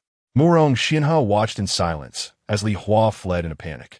Akin to a startled rabbit, did they truly lack any common ground? He had merely ventured out for a stroll, hoping to discover some special delicacies to prepare for his little treasure. Even catching a sparrow with a stone would suffice to nourish the child. Yet, he inadvertently stumbled upon such a situation. Li Hua hastily returned to her little pot, and upon arrival, she spotted her child peering curiously. As soon as he saw her, he sprang up like a little sparrow. Observing that the pigeon meat in her pot was ready to eat, Li Hua quickly scooped some out into a small shell. While foraging for wild vegetables, she noted that the firewood beneath had burned down completely. The pigeon was small, and its meat tender, making it easy to stew. At that moment, the delightful aroma filled the air as Little Bao savored the dish. Li Hua gently blew on the broth to cool it before offering him several shellfuls of the savory soup. Noticing that only half of the pigeon meat and broth remained in the pot, she realized Little Bao had eaten his fill and said, Little Bao, it's time to head back. You wouldn't want Grandma to call for you. As she watched him depart, curiosity piqued her interest in the direction of the wild mandarin ducks she had seen earlier. Sure enough, moments later, a man emerged from the woods, a man in his 40s. Seemingly the husband of the woman Xia Kakeo, who often spat when they encountered one another. He was Xie Degu, the elder brother of Chun Ermiai's husband, Xia Ergu. Li Hua chuckled inwardly. Soon after, a woman followed him out of the woods. She appeared to be in her 30s, her skin tanned to a wheat hue. Though not conventionally beautiful, there was an air of restlessness about her. She walked with a sway, her hips undulating, exuding a youthful femininity that contrasted sharply with the more demure Xia Kakeo. Later, Li Hua learned that this woman was named Lu Sanlian. After Little Bao left Li Hua, he joyfully ran back to the company of the Zhou family. Since witnessing Li Hua braid Little Bao's hair, Hao Zhaodi had grown accustomed to him visiting her. Sometimes, she even helped Little Bao evade detection. Upon seeing him approach from a distance, Zhou Shi, with a disapproving expression, remarked, "Where have you been? Be careful of wolves snatching you away." Hao Zhaodi laughed and replied, "Mother, Little Bao was just playing over there. Wasn't he, Little Bao?" Little Bao nodded enthusiastically, affirming, "Yes, I was playing." At that moment, Murong Xianhe returned, clutching a bird whose plumage was quite unique, though he could not identify it. He approached Zhou Shi and said, "Mother, please stew this bird for the children. They could use some nourishment." Zhou Shi examined the bird and replied, "It won't be ready by noon. Let us prepare it for dinner instead. This type of bird requires time to develop its flavor." "Very well," Murong Xianhe acknowledged, placing the bound bird on the ground. He then turned to Little Bao and asked, "Are you hungry, Little Bao?" Little Bao shook his head, responding no.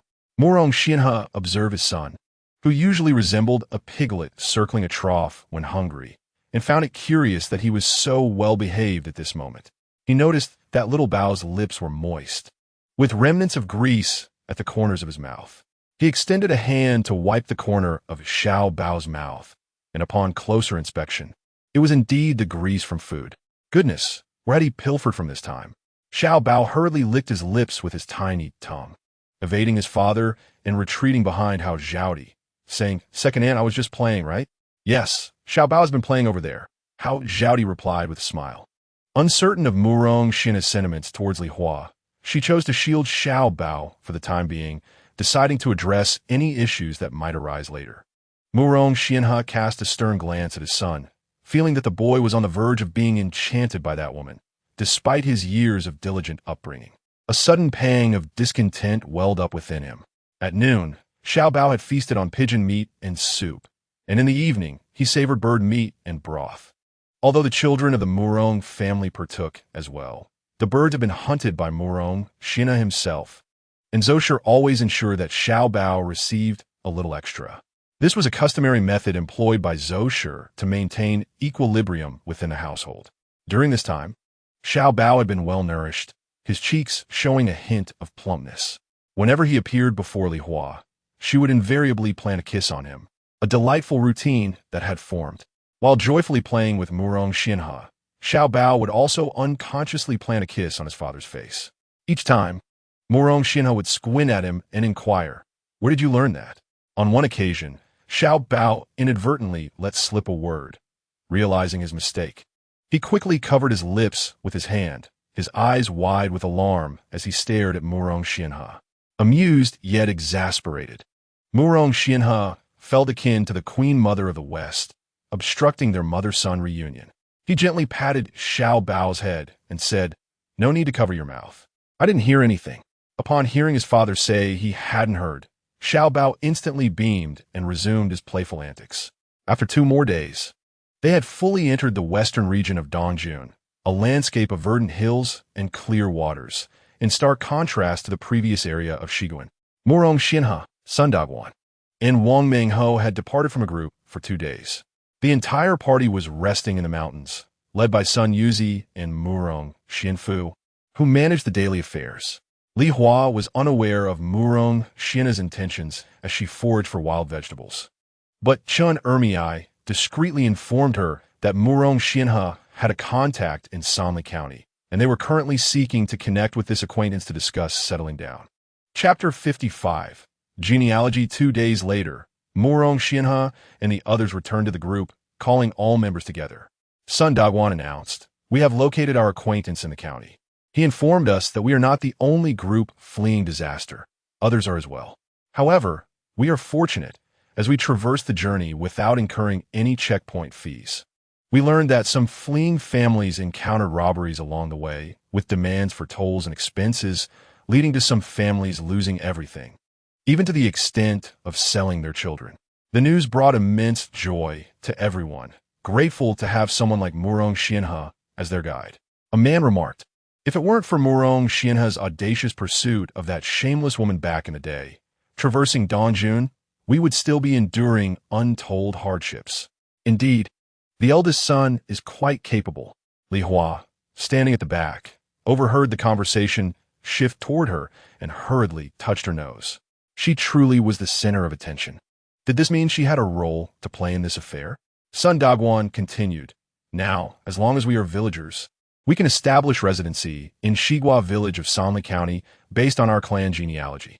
The county will grant each person a relocation subsidy of 10 won. The mention of the relocation subsidy ignited further joy among the crowd, causing an uproar of excitement. Yet, Li Hua stood dazed at the back. What? If the villagers required genealogy to qualify for settlement, what would become of her, a discarded woman with no family? After the meeting dispersed, Li Hua, with an uneasy heart, arrived at her temporary abode. A discarded woman she may be, yet she would follow the group. Though she bore no ties to the Morong family, she still possessed some identity, preventing her from being treated as a mere spy. It seemed best to take one step at a time, trusting a solution would present itself. At that moment, Guchu and Xiao, Hao Zhaodi, and Zhou Shi were busy organizing their belongings with the children. Guchu and Xiao looked at Zhou Shi and inquired, Mother, will the wedding for eldest brother and Tian Miao truly be held immediately after we settle? Zhou Shi cast a glance at Guchu and Xiao and replied, Naturally. Guchu and Xiao continued, But, Mother, that woman has been trailing us. She likely wishes to return to eldest brother's side. She can forget it. Our family will not take her back. We wouldn't even want her as a concubine, Zhou Shi declared vehemently. Hao Zhaodi, upon hearing this, twitched her lips. It appeared that Xiao Bao's mother would not be returning. Yet, her name still seemed to be on the genealogy. If she continued to follow along, how could eldest brother fail to secure her residency with us? Otherwise, she would be unable to settle anywhere. Guchu and Xiao regarded Zhou Shi thoughtfully, contemplating how quickly they could rid themselves of that wretched woman, ensuring the silver bracelet remained safe. I will speak to eldest brother and ask the clan elder to remove her name. Zhou Shi gritted her teeth. Unbeknownst to Li Hua, she had become the subject of their scheming. In truth, she had no desire to merge her household registration with the Morong family. Firstly, Morong Xianhe despised her. Following him would only lead to her own misfortune. Moreover, she could not envision a lifetime trapped within a farmer's household, enduring the monotony of daily life. Reduced to a pitiable woman at the beck and call of men, she longed for an independent female household, hoping that one day, with sufficient means, she might even take Xiao Bao with her, her only blood relative in this world apart from her parents. She did not want Xiao Bao to become a farmer, laboring daily, illiterate. The world was far too wondrous. She wished for Xiao Bao to experience it too, not confined to a single village or county. After Morong Xianhe conferred with Sun Dagwan and the others, he returned to his temporary residence, where Zhou Shi promptly approached him, saying, Eldest brother, settling here requires genealogy, correct? Only villagers qualify, right? Indeed, Morong Xianhe replied. That wicked woman, Li Hua. We shall now seek the clan elder to have her name expunged from the Morong family lineage. Zhou Shi gazed at Morong Xianhe and declared, Once the family settles, I shall arrange the wedding between you and Tian Miao. Morong Xianhe remained silent, his head bowed. Zhou Shi, anxious, pressed, surely you do not still desire this woman? My dear son, people are seldom changed. Her nature is unlikely to transform. Should she stray with another man once more, your life would be irrevocably ruined. After a moment of contemplation, Morong Xianhe lifted his gaze and replied, Very well. Ye Shunqi. Upon hearing this, felt a sense of relief wash over her. At last, that vile woman Li Hua would not return. She had avenged herself and gained a silver bracelet in the process. However, Hao Zhaodi frowned, glancing at Xiao Bao, her heart heavy with sorrow. The child's future seemed bleak. No matter the circumstances, a biological mother is preferable to a stepmother, especially one as adept at Fade as that widow Tian. Zhou Shi promptly urged Morong Xianhe to seek the clan leader to have Li Hua's name removed from the position of his wife. Years later, Morong Xianhe would reflect upon this scene with regret, for Li Hua's name would never again appear in the role of his spouse, until her death. She remained an independent woman. Unbeknownst to Li Hua, her name had been hastily erased from the Morong family tree. She was leisurely preparing wild vegetables for herself, contemplating her entry into the city the following day, convinced that her residency would be secured somehow. After all, she could always claim to be the discarded wife of Murong Xianhe, and surely the authorities would not disregard her existence. The next day, everyone gathered their belongings, setting forth into the city under the guidance of Murong Xianhe. The journey would take a day, and during this time, there were no wild vegetables to forage. Li Hua, however, fortuitously discovered she had poisoned a rat at dawn. Despite her aversion to the sight of the rodent, she resolutely consumed it. Upon reaching Sanli County, dusk had fallen. Murong Xianhe, armed with the documents procured from acquaintances in Sanli County, led the group into the city. They received no hospitality. Instead, resembling a band of beggars huddled in corners of the street, awaiting dawn to receive their residency papers from the county office for the settlement at Shigua Village. Li Hua overheard the crowd discussing that Shigua Village was a day's journey from Sanli County, a rather secluded hamlet. She mused on how distant it truly was. With nightfall obscuring her view of Sanli County's expanse, she could discern only that one street extended approximately 1,000 meters, cobbled with stones and lined with various shops. It was easy for her to identify the taverns, their entrances adorned with small flags she had only seen in dramas of her past life. Inscribed with the intricate character for alcohol, Li Hua resolved to scrutinize Sanli County thoroughly at dawn. She believed that securing a livelihood within the county was paramount to altering her fate. Only by earning money could she influence her circumstances, lest she succumb to despair. Chapter 56. Parents with the break of day. The group commenced their wait in line before the yamen, seeking resolution for their residency matters. Typically, a single family member queues while the others wait nearby, either preparing meals or simply biding their time. Li Hua stood at the end of the line alone, aware of her unique circumstances that might complicate her registration and prolong the process. She feared that others would resent her for taking up their time. Thus she instinctively positioned herself at the back. Murong Xianhe was the most esteemed figure in the village and had an acquaintance named Luo Sanjian, a clerk in a local government office who was responsible for this registration task, to ensure a smooth process for the displaced individuals seeking refuge. Luo Sanjian called upon Murong Xianhe for assistance. 2 years prior, during a landslide, Luo Sanjian had narrowly escaped death when he encountered Murong Xianhe, who was searching for his wife while carrying a child. Murong Xianhe rescued him from the mud, saving his life, and from that moment, they became brothers. At that time, Murong Xianhe had exhausted all his resources, reduced to begging. It was Luo Sanjian's help that enabled him to return to his homeland.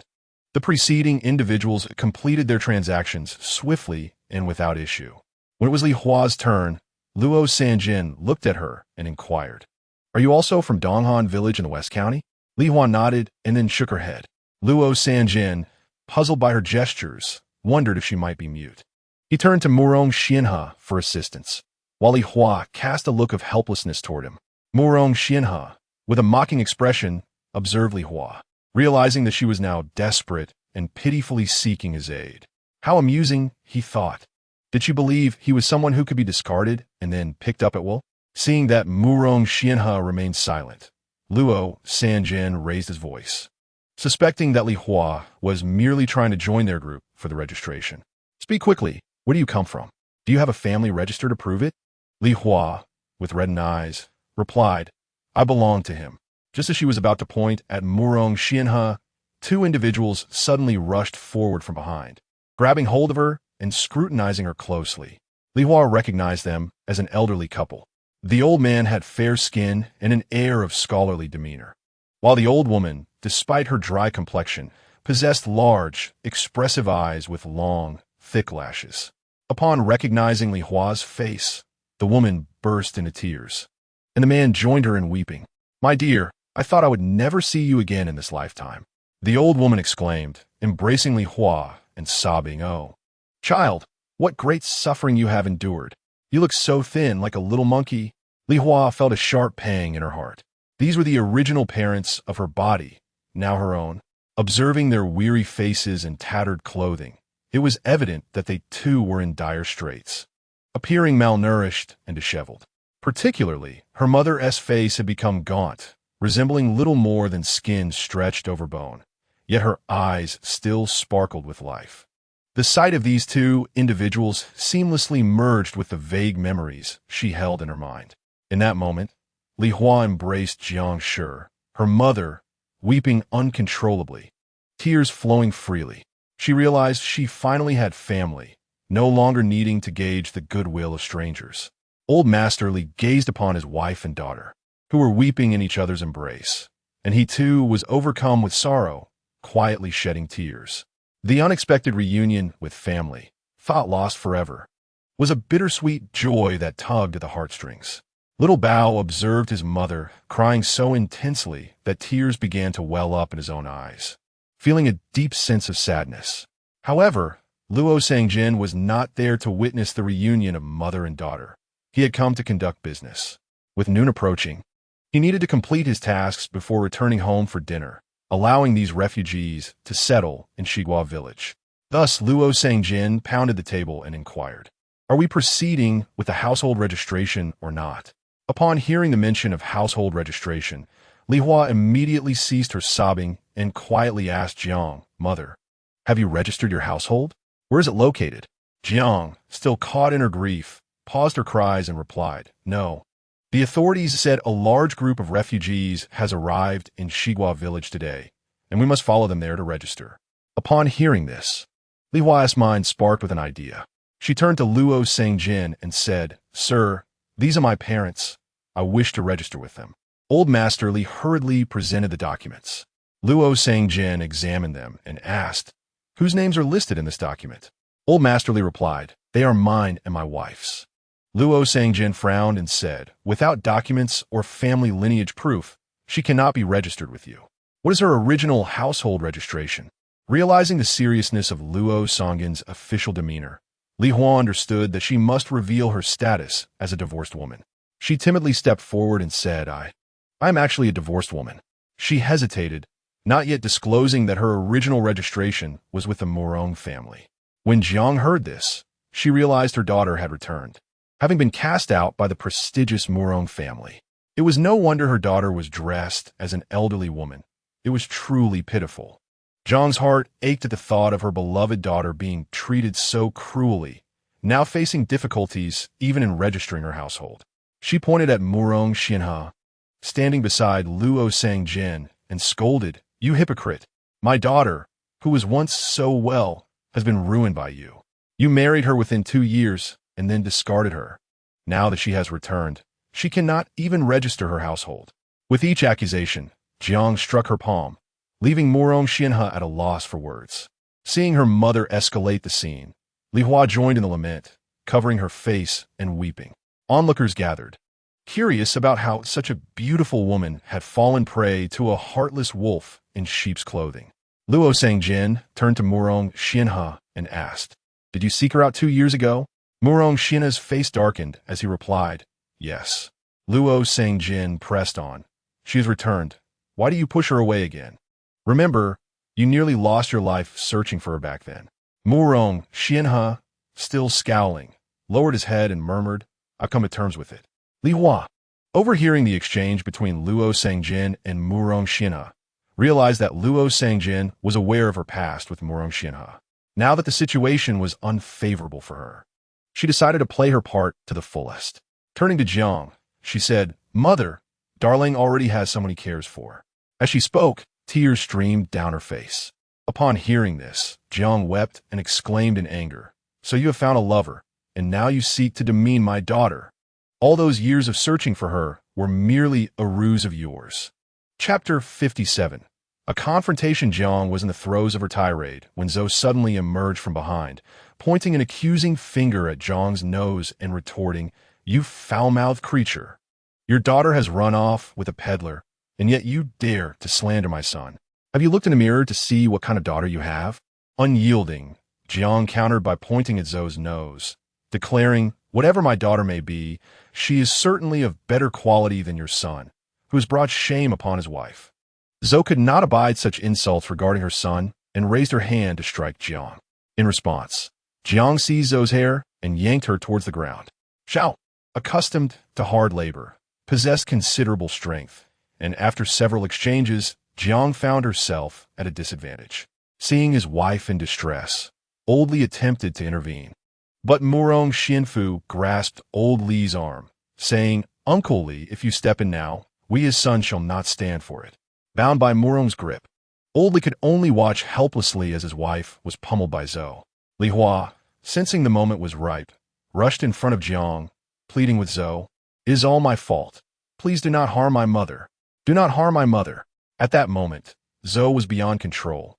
Driven by fury in the presence of her 2 daughters-in-law and 3 sons nearby, unwilling to appear weak, she raised her hands and struck Li Hua's face repeatedly.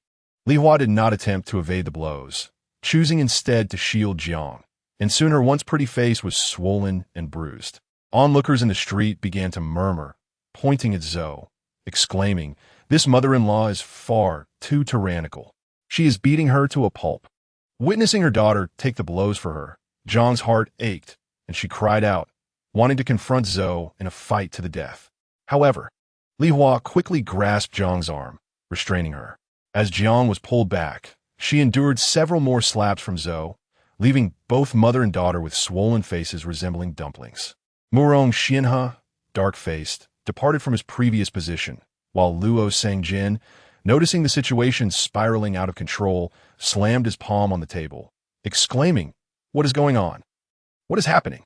Do you intend to continue this madness? Everyone, cease this at once." At the sound of his reprimand, Zhou reluctantly withdrew her hands, realizing that she was the only one inflicting harm, while the other party did not retaliate. The gazes of the onlookers dripped with disdain, and she turned back to her place in the crowd, feeling a bit ashamed. Li Hua lifted her swollen face to look at Luo Sangjin, saying, "Sir, I have nowhere else to turn. If my household cannot be united with my parents, then I am left with no path but to despair. Please have mercy." Her voice broke into sobs, as if she might kneel and bow before him. Clearing his throat, Luo Sangjin replied, "Since you are aware of your identity, I shall grant your request. If this continues to disrupt the peace and leads to tragedy, I shall lose my own means of livelihood. Never mind, these are trivial matters. Since the Lang no longer desires this woman, it is only reasonable for her to fall under the household registration of her parents." Upon seeing her name alongside her parents, Li Hua felt a surge of joy, exclaiming internally, "Oh yeah, I'm now a person of status." Being with her parents would enable her to accomplish many things, liberating her from the constraints of others. Li Hua, along with Old Man Li and the Jiang family, acquired their household registration and settled in Shigua village, each receiving 10 coins. Of course, other scattered households were also assigned to Shigua village, nestled deep within the mountains. The widows of Tian rejoiced upon hearing that there was land to cultivate and firewood to gather. Each received 10 coins as resettlement funds, and someone suggested purchasing buns or other food for the journey, but this was quickly opposed by others, particularly the women, who believed that arriving in a new place would inevitably require spending money, with every coin feeling as precious as gold. Murong Xianhe advised Mrs. Zhou mother, "I shall buy some easily digestible food like buns for the children." Mrs. Zhou retorted angrily, "Why be so extravagant? We've survived on wild vegetables along the way. What difference does a few more meals make? Arriving in a new place inevitably involves expenses for new necessities, and I wish to arrange your wedding with Tian Miao soon. Good times are ahead." Murong Xianhe remained silent, carrying little Bao as they continued forward. They would need to traverse Sanli County before they could forage for wild vegetables. Li Hua turned to her father and said, "Father, you should buy some buns or similar food for the journey." Old Man Li replied, "Hua Hua, with just these 30 coins, they will be gone in no time." Li Hua glanced at the 3 strings of coins in her father's hand and reassured him, "It's all right. Once we spend it, we can earn more." Old Man Li's eyelids twitched at her words. His daughter had never been good at making money, though spending was a different story. Mrs. Jiang, feeling sympathetic, said, "By them, look at how thin our Hua Hua has become. Let us get her 4, 2 for lunch and 2 for dinner." Li Hua responded, "Mother, can one person eat that much? Let us buy 10 instead. We can all share. Look at how you all have fared." "Ah, very well. We would rather be full than starve," declared Old Man Li with resolve. He then took the 30 coins and bought 10 vegetarian buns. Normally, these buns cost only 2 coins each, But with the influx of refugees, the price had risen. By the time Li Hua and the others procured the buns, Murong Xianhe and his group had already set off for Shigua village.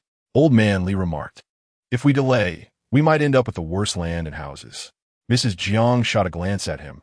"Humph, even if we arrive first, we might not receive the best allocation." "Why is that?" Old man Li inquired. Mrs. Jiang rolled her eyes at him again. "Haven't you noticed?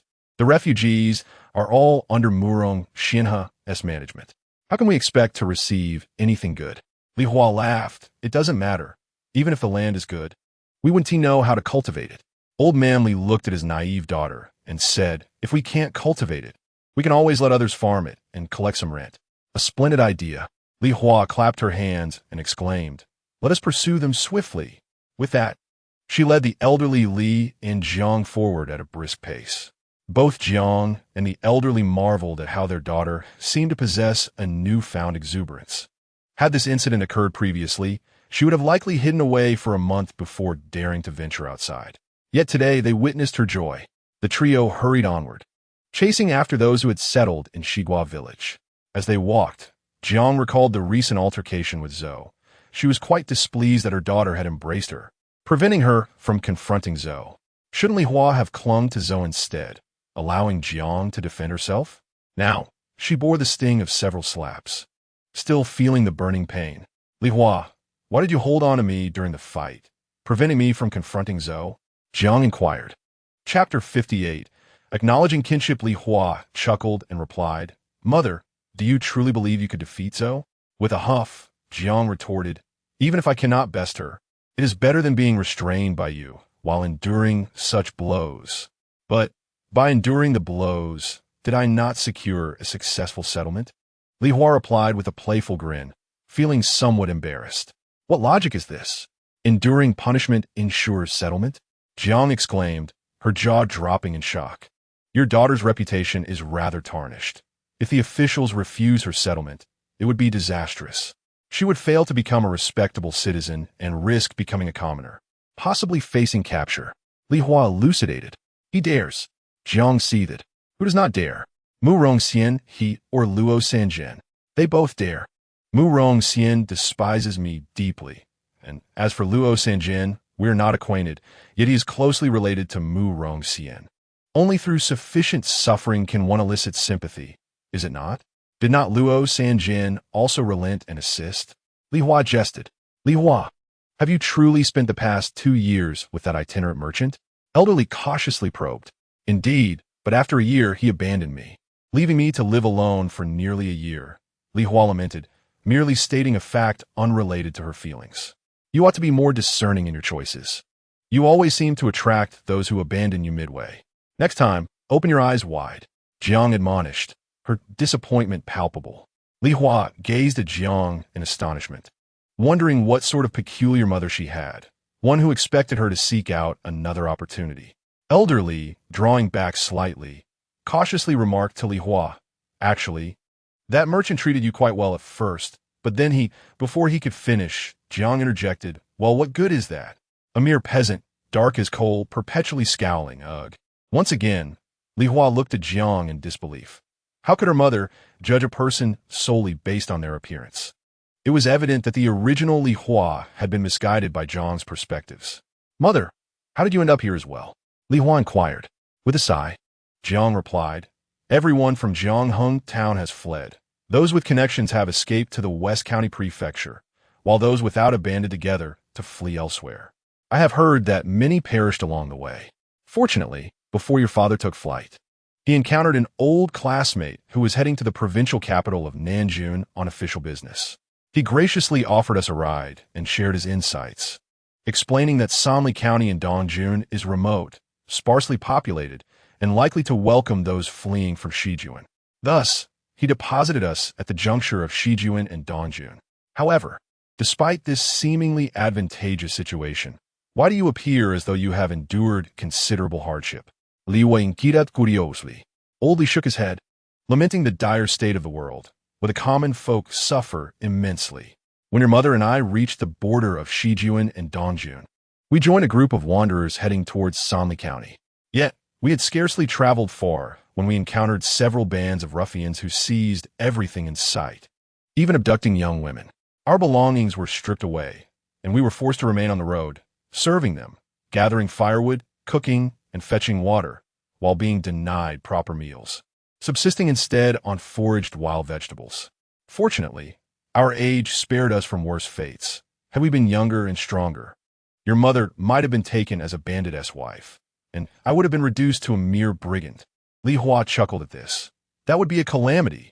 My mother despises such brutes. She would rather end her life than endure that fate. Jiang shot a glance at Li Hua, bemused by her daughter's newfound penchant for jest. After a short while, Li Hua looked up to see a group of refugees not far ahead, currently preparing their midday meal in a hollow. She guided Old Li and Jiang towards them. Little Bao, with his bright eyes, instantly spotted Li Hua and beamed with joy, grinning widely at her. Throughout their journey, he had been anxiously scanning the surroundings, desperately hoping to catch a glimpse of her, feeling restless in Murong Xianhe's embrace. Murong Xianhe bore Little Bao's anxiousness throughout the journey. Yet upon witnessing the radiant smile on Little Bao's face as he spotted Li Hua, a peculiar discomfort crept into his heart. This daughter had stolen away his son's attention. Upon seeing Li Hua, Old Li, and Jiang approach, Zhou spat on the ground and remarked truly, "They're like tenacious cockroaches that cannot be shaken off." Widow Tian, observing Li Hua and her companions trailing behind, internally scoffed, thinking, "This woman has the audacity to show her face. Even De Lang has cast her aside, yet she clings on. It's simply revolting." Li Hua noticed the myriad expressions on their faces and chuckled inwardly, asserting her identity as a proud citizen of Shigua village. "You may do as you please, merry revel, or whatever suits your fancy. Just do not provoke me, for I am ready to enter assault mode henceforth." Though lacking in strength, Li Hua had practiced Taekwondo extensively in her past life, achieving a commendable level of skill, particularly with her right leg.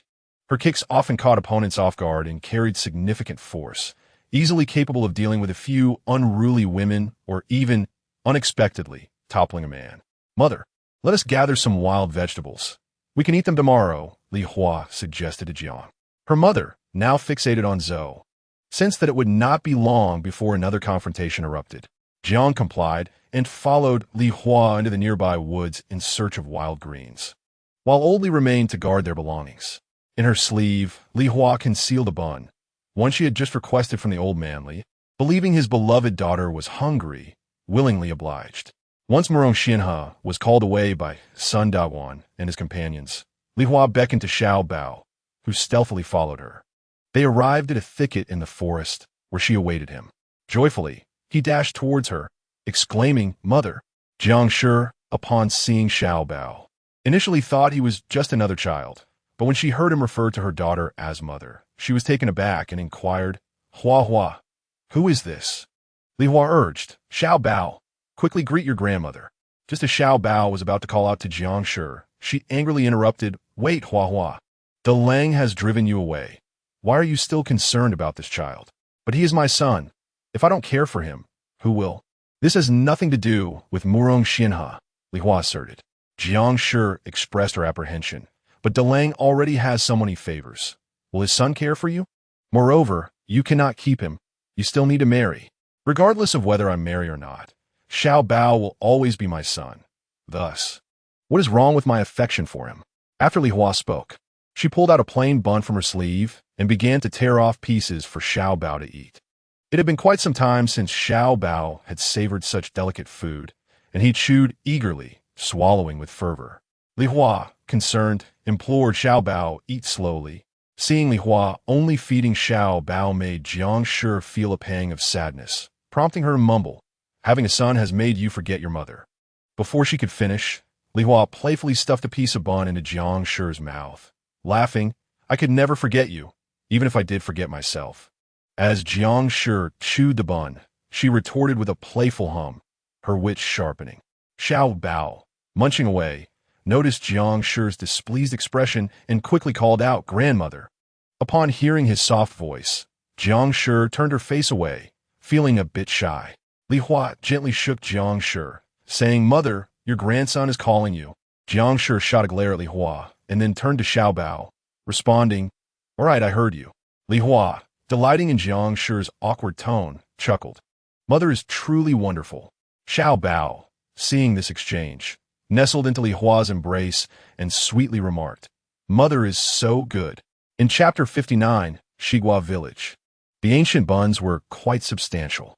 After consuming over half of one, Xiao Bao declared, "I can't eat anymore. Mother should have a rest." Li Hua, aware that Xiao Bao would soon have wild vegetable porridge, did not press him further. Instead, she divided the remaining half of the bun, one portion for Jiang Shi and one for herself, to temporarily satisfy their hunger, for their stomachs had been grumbling since the morning. Xiao Bao meandered back to the group with the Zhou family, while Murong Xianhe was scanning the area, wondering where Xiao Bao had vanished to the moment he had stepped away. Zhou Shi remarked, "Lately, Xiao Bao has taken to frolicking alone, showing none of Delang's steadiness. He may very well grow into a restless spirit." Murong Xianhe, hearing this, replied to his mother, "Mother, you mustn't speak ill of Xiao Bao. He is still just a child, merely indulging in play. You should protect him." Zhou, in a fit of anger, exclaimed that earlier during the household registration, Delang had not spoken to Luo San about sending that woman elsewhere. Now, they found themselves in the same village, encountering each other at every turn, which was truly distressing. Meanwhile, Murong Xianhe noticed Xiao Bao sprinting down from a nearby hillside. As Xiao Bao approached, Murong observed a few white crumbs lingering at the corners of his lips. Xiao Bao looked up at Murong Xianhe and said, "Father, Xiao Bao is going to play." Murong Xianhe reached out and wiped the crumbs from his lips, asking, "Where are you going to play?" Xiao Bao, with a hint of indignation, replied, "I won't tell father," before running over to Hao Zhaodi, calling out, "Second aunt." At that moment, Hao Zhaodi realized Xiao Bao was seeking assistance once more, so she smiled and said, "Indeed, Xiao Bao has told me he is going to play." Murong Xianhe did not pursue the matter further, merely gazing at the distant hillside. Sure enough, after about 10 minutes, Li Hua and Jiang Shi appeared, holding a handful of wild vegetables. Murong Xianhe watched as Xiao Bao leisurely consumed his porridge. The child seemed attached to that woman, and he wondered what she had fed him. After a while, Li Hua and Jiang Shi returned to Old Man Li's side, placing the wild vegetables down. Then, Old Man Li retrieved 3 vegetarian buns from the basket, and they each began to eat.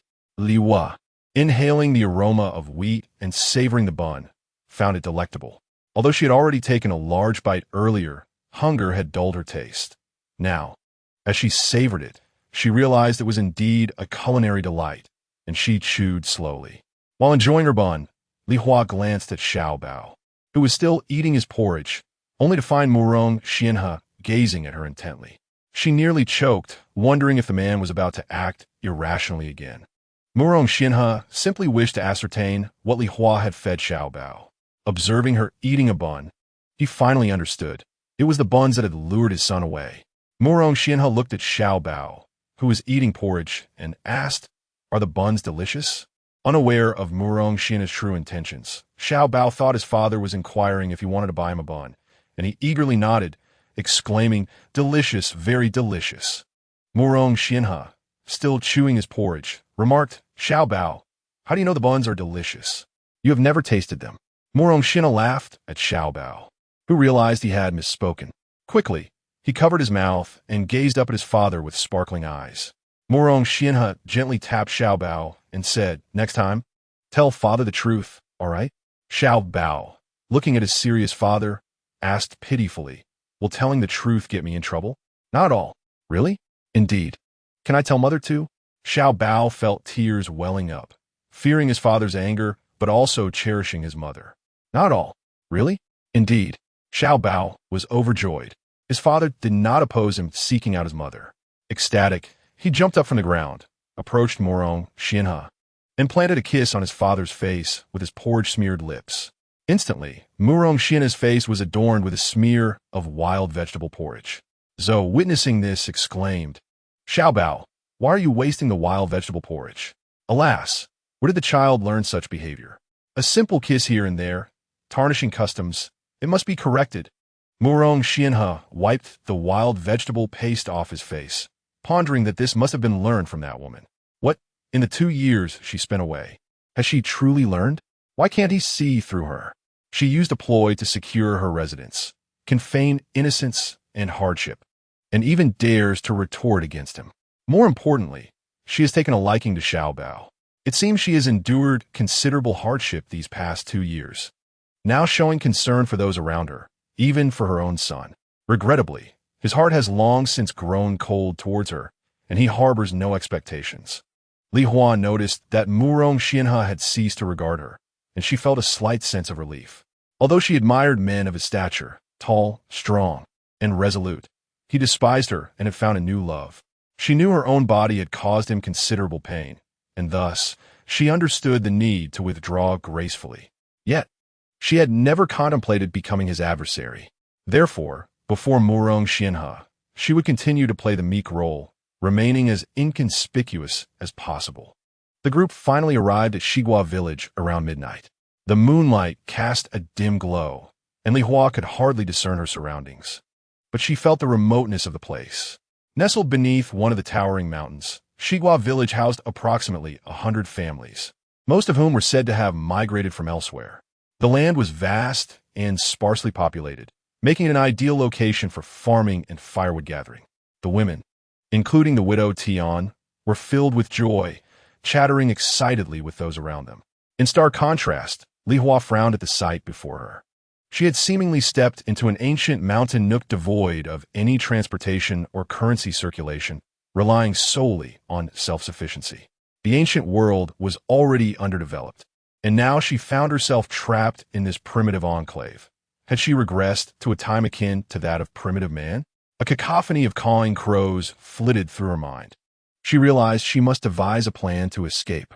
Zosher also found the place satisfactory, smiling as she remarked to Murong Xianhe, "Darling, this location is quite good, with fields to cultivate and firewood to gather." "Indeed," Murong Xianhe replied, though he held little faith in this area. While there were fields and firewood, his work often took him elsewhere, and he understood that one must venture into more prosperous locales to earn a living. As the group lingered outside, awaiting dawn, some villagers had already been roused by the commotion. The village dogs barked incessantly, and curious villagers arose to investigate, discovering many people sitting or lying along the muddy paths. Just days prior, the village head had informed them that some refugees would be arriving to settle, and indeed they had come. It was difficult for them to determine whether to feel joy or dismay. Joy, perhaps, for the increased liveliness. Dismay, however, because the bounty of the forest would now be contested by more hands.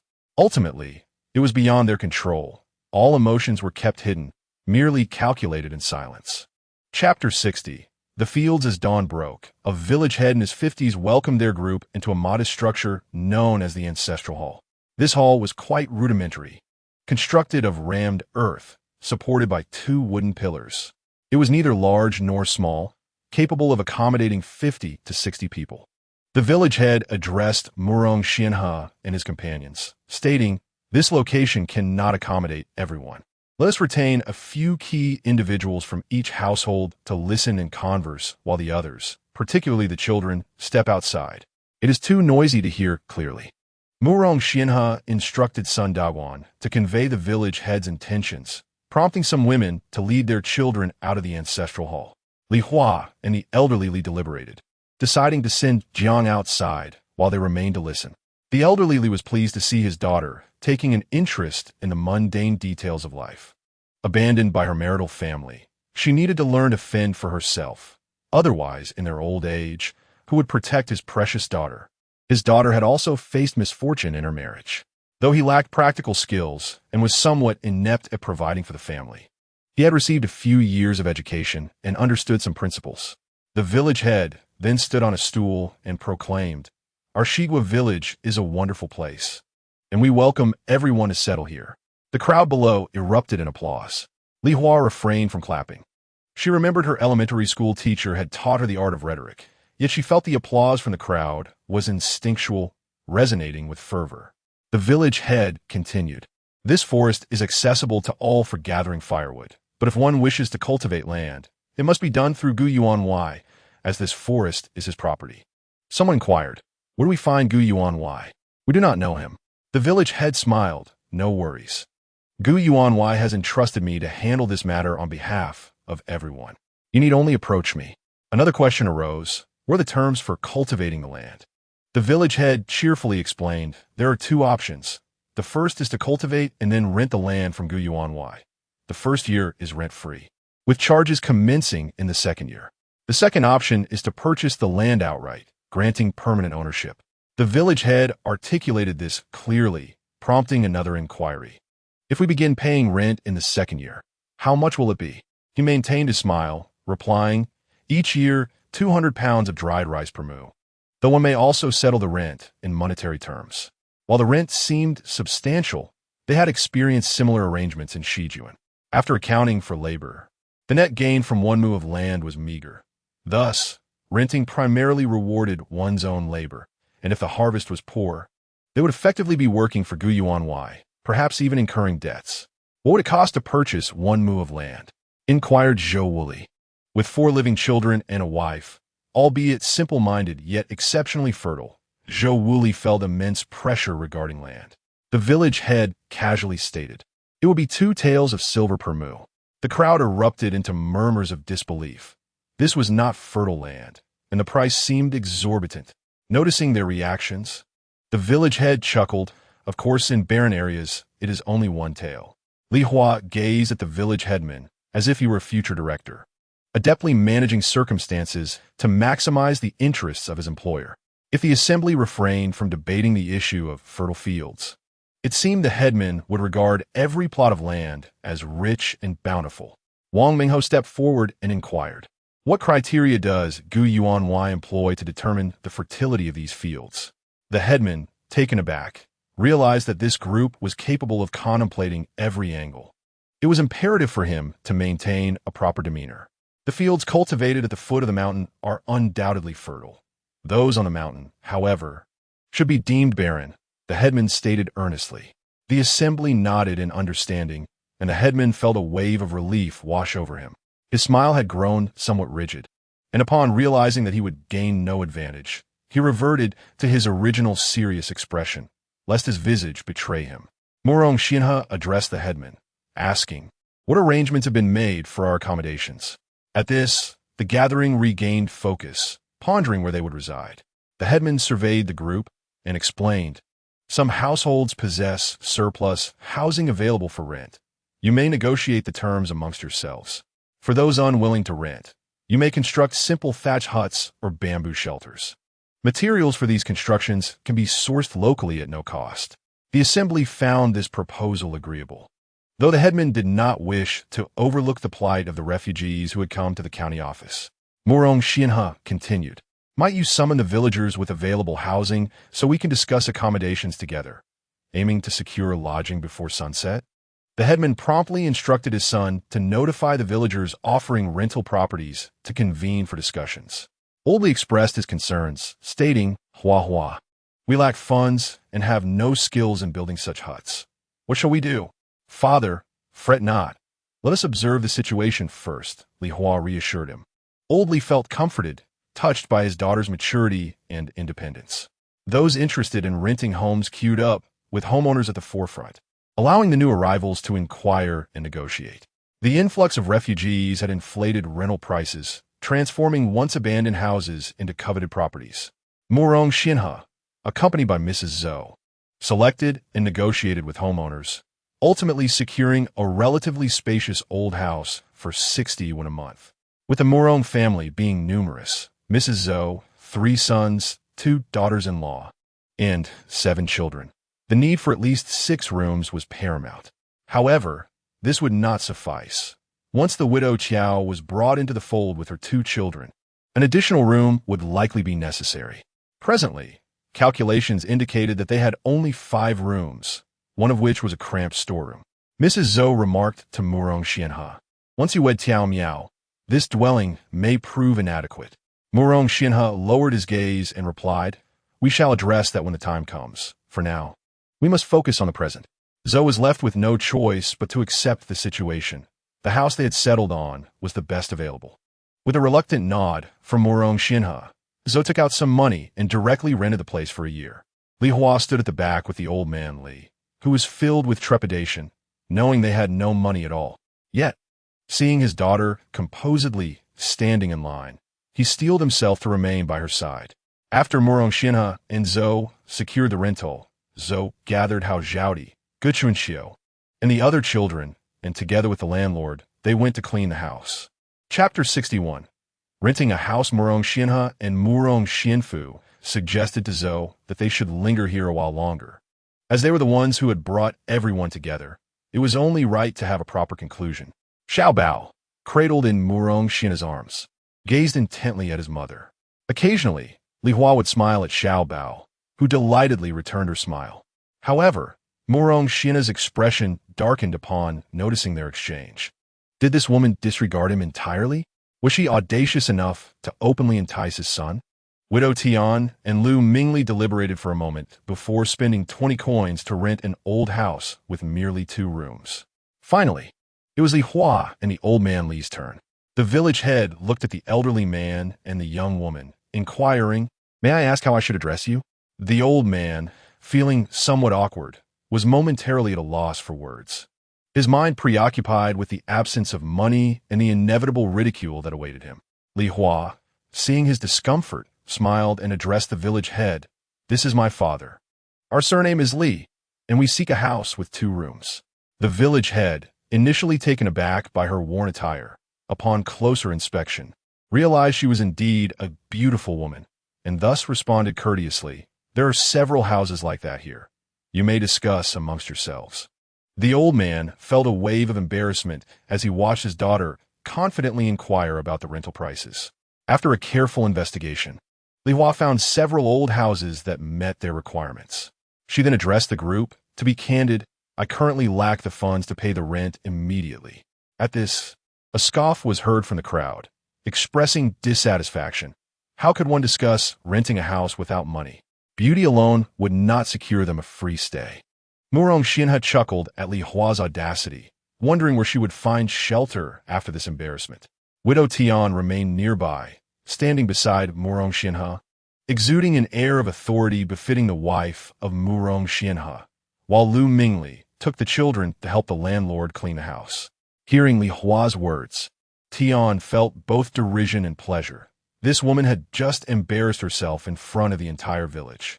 When the time came, she would reveal Li Hua's past indiscretions, leaving her with no face to remain there. Unfazed by the murmurs and expressions around her, Li Hua continued, "Though I cannot pay the rent immediately, I can sign an IOU in front of the village head. I propose to pay 20 coins monthly, and upon the due date of the IOU, I shall provide 30 coins for the rent, with the additional 10 coins considered interest. Is there anyone willing to accept this arrangement?" The others exchanged glances, astonished. Had they ever heard of such a rental agreement? They had never encountered such a proposition before and were unsure if it could be trusted. One bold individual suggested, "Rent for me." The village head, observing the speaker, inquired of Qian Changsheng, "Have you thought this through?" To which Qian Changsheng replied, "I have indeed. After all, this house is unlikely to be rented out again. The person looking for a place is surely the last. This old house would merely serve as a refuge for mice and cockroaches. Any income, no matter how small, is better than none. Moreover, with this arrangement, the rent received will be greater, and since this tenant is from our village, the risk of default is minimal." Li Hua nodded thoughtfully and asked Qian Changsheng, "Do you have ink and paper?" Qian Changsheng summoned a young lad, who hurried off to fetch the necessary materials. Li Hua then asked Qian Changsheng, "Shall I write the IOU, or will you?" Upon hearing this, Qian Changsheng realized that the woman had likely prepared her thoughts and quickly replied, "You may write it."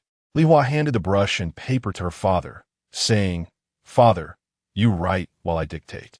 The old man, still somewhat bewildered, promptly rolled up his tattered sleeves upon hearing his daughter's request, spread out the paper, dipped the brush in ink, and prepared to write.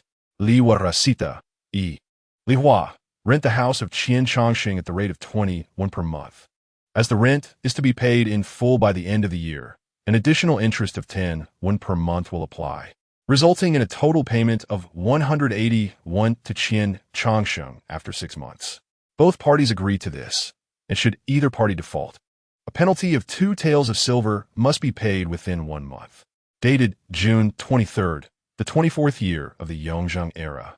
Once the old man finished writing, he handed the document to Li Hua, who read it aloud before turning to Qian Changsheng.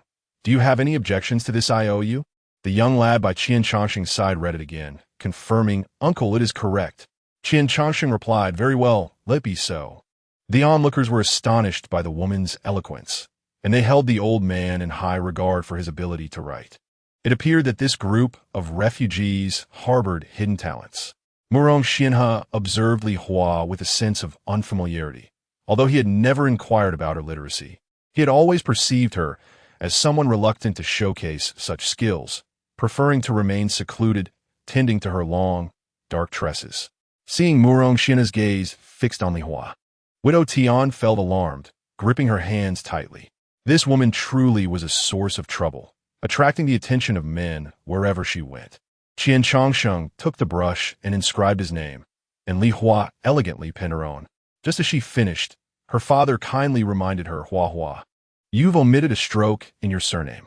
Li Hua chuckled softly and quickly added the missing stroke under her father's guidance, thinking how earnest he was in his scholarship. Even when she sought to simplify her writing, she then smiled at the village head, saying, Might I trouble you to act as a witness? The village head, recognizing the scholarly nature of both Li Hua and her father, regarded them with newfound respect and willingly inscribed his name as well. Once he had finished, he turned to Li Hua and remarked, However, mere witness from us will not suffice. It would be prudent to have someone from your side vouch for you as well, lest anyone accuse us of taking advantage of newcomers. At this, Li Hua felt a pang of difficulty. Who would be willing to vouch for her? Unconsciously, she cast her gaze towards Murong Xianhe. At that moment, Murong Xianhe's deep, penetrating eyes were fixed upon her, as if he were interrogating her. A pang of anxiety shot through Li Hua's heart. Could it be that he recognized her as an impostor? However, when she noticed a flicker of uncertainty in his gaze under her scrutiny, she felt assured that Murong Xianhe was merely perplexed. After all, 2 years had passed since the original owner departed from him, and change was to be expected. Aware that Murong Xianhe was unlikely to vouch for her, she turned her attention to those nearby. Spotting Wang Mengho standing not far off, she approached him immediately and said, Brother Wang, could you kindly provide a testament for me? Wang Mengho, being a well-educated man, perceived that both Li Laotu and Li Hua were individuals of knowledge, which led him to feel a sense of kinship with them. He nodded with delight and replied, Certainly. He inscribed his name beside Li Hua's, and upon witnessing this, Murong Xianhe's handsome visage darkened further, as if it could drip with displeasure. How dare this woman flirt with other men right under his nose? He had yet to give her a divorce decree. After signing, Li Hua requested Li Laotu to transcribe 2 copies, which were duly signed by all parties, thus completing the formalities. Li Hua, Li Laotu, and Jiang Shi, along with their belongings, followed Qian Changsheng to the rented house. Although the house was old, it was meticulously clean and furnished with all the essentials. The furniture, albeit aged, and some pieces missing limbs, was still functional after a bit of repair. Qian Changsheng explained, This house was built in my youth. With the arrival of more children, it became insufficient, leading to the construction of a new residence. The furniture within is from my previous use and is still in good condition. Just take care of it. Li Hua reassured him, Uncle Qian, rest assured. We will cherish it well. Once Qian Changsheng departed, Li Hua, Jiang Shi, and Li Laotu commenced cleaning the house. Li Hua found the house small yet convenient in various aspects. Particularly, the little courtyard housed a well, eliminating the need to fetch water from outside, thereby saving considerable effort and avoiding potential trouble. The other furnishings were relatively complete, including tables and stools, although they bore a rough and aged appearance. Crafted from wood sourced from the mountains, after a thorough cleaning, they exuded a rustic charm and practicality. Whether in spring, summer, autumn, or winter, sitting upon them felt refreshing in summer and warm in winter. Li Laotu remained consumed by worries regarding his daughter's clever maneuvering, clumsily propping up the rickety stools with great caution. Each room contained a simple bed, also made from mountain wood, unadorned and somewhat rustic in appearance. Yet, when Li Hua pressed down on the bedboard, she found it surprisingly sturdy. Li Hua encouraged Li Laotu and Jiang Shi to choose a room. Upon hearing her suggestion, Li Laotu was moved to tears. Hua Hua, you should take the room on the east side. It is better light. Your mother and I will occupy the west side. Upon hearing this, Li Hua understood that the couple was once again caring for their daughter. She said, Father, you are the masters of this household. While I am merely a junior, you should reside in the eastern room, and I shall take the western. After speaking, she carried her thin quilt and bundle into the west room, beginning to arrange her scant belongings. The room was quite tidy, devoid of any mouse droppings, indicating that the previous occupant had conducted a thorough cleaning. Li Hua merely dusted it lightly. Observing the bare wooden floor, Li Hua realized she lacked even a mat, so she could only spread the thin quilt she had brought during her escape. Gazing at the room that remained warm in winter and cool in summer, she marveled at the ancients' meticulous attention to living conditions, recognizing it as a reflection of grounding in reality. However, she found one aspect unsatisfactory. The window was too small and positioned too high, resembling a dog hole at the top of the wall, casting a dim light throughout the room. Li Hua felt that only by standing on a stool could she barely reach the window, and she estimated that her entire body would not fit through that small opening. Thus, she opened the door to allow more light to enter, contemplating that, barring unforeseen circumstances, she might need to dwell here for a while. After finishing her tasks, she glanced toward the eastern room, where her father, Li Laotu, and Jiang were busy cleaning. But she did not see them making the bed. Suddenly, it struck her that her parents possessed nothing at all. Well, not entirely nothing. They had a broken bowl. Jiang had mentioned that after being robbed by bandits, they found this bowl by the roadside to cook some wild vegetables, sharing the meager meal together. No wonder, upon seeing them, she had mistaken them for two beggars. Although her own situation was not much better, at least she had clothing to cover herself, and her hair was somewhat tidy. They looked truly ragged, with disheveled hair, akin to two beggars or perhaps madmen running in from the streets. Li Hua recalled that she still had a few decent garments, which she could use to cover her stomach at night. It was June, after all, so there was no need for a quilt. A piece of clothing would suffice. She then took her thin quilt and walked toward the eastern room, saying, Father, Mother, please take this quilt to cover yourselves. Upon hearing this, Jiang quickly replied, How can we accept this? You need it as well. Your father and I are fine. Jiang had just heard Li Laotu praise their daughter for her thoughtfulness and filial piety, and she found it hard to believe. Their daughter had been so spoiled that her character was well known. Yet, what could be done? She had only one daughter, whom she cherished dearly, fearing she might break if held too tightly or melt if kept too close. Li Hua smiled and responded, I can use my own clothes to cover my stomach. You have nothing, so please take it. Are you truly willing to part with it? Jiang asked again, incredulous. Her daughter had always used the finest things, with only one exception, when she had a share. Now she was showing such filial piety. Li Hua, recalling fragments of the original owner's selfishness, replied to Jiang, Mother, I used to be too self-centered. The hardships I have endured over the past 2 years have made me realize many of my past mistakes, and I feel ashamed before you both. As she spoke, her eyes reddened, as if on the verge of tears. Jiang, upon hearing this, repeatedly said, Good, good. Old Li hastily took the thin quilt from Li Hua's hands and placed it on the bed, then urged her to rest. The next morning, they would still be hungry. Old Li quickly pulled out a bun from his sleeve and handed it to Li Hua, saying, Here, take this bun to fill your stomach a little. Li Hua looked at the bun and asked, How many are left? Old Li, feeling a bit embarrassed, replied, Only 3 remain. Even these 3 would not suffice for them today. Old Li lacked the skills to hunt in the mountains or fish in the water. His only talents were tending to the grass and sweeping at home. Thus, he always felt he was failing his wife and daughter, which left him lacking confidence in his words. Li Hua said to Old Li, Let us take them all out. I'll heat them up. We cannot eat them cold. Father, you go outside and gather some dry firewood, and Mother, you go too. Old Li and Jiang readily agreed and hurried outside to search for dry twigs. Before long, they had gathered a good handful of small branches and were about to return when they encountered the imposing Murong Xianhe. who was out collecting firewood alongside Murong Xianfu and Murong Xiangui. Once close relatives, they now felt more like strangers. Murong Xianhe kept his head down as he walked past, while Jiang turned her face away, pretending not to see him, wishing she could spit on the ground. Yet she dared not act so disrespectfully due to Murong Xianhe's authority. Old Li, however, was courteous and nodded at Murong Xianfu as a form of greeting. Once they had passed, Murong Xianfu chuckled and remarked, "This Old Li now resembles a beggar. Where is the appearance of the old scholar from yesteryear?" Murong Xianhe remained silent. Murong Xiangui added, "That family of his, living here without knowing how to farm, will starve sooner or later." Just now, everyone went to see the village head to buy land for reclamation, yet not a single one from his family came to take a look. "Do not concern yourself with him," Murong Xianfu said, casting a glance at his brother. "He is good for nothing with important matters, but loves to gossip about trivialities." Murong Xianhe blinked, but showed no further expression. Chapter 63.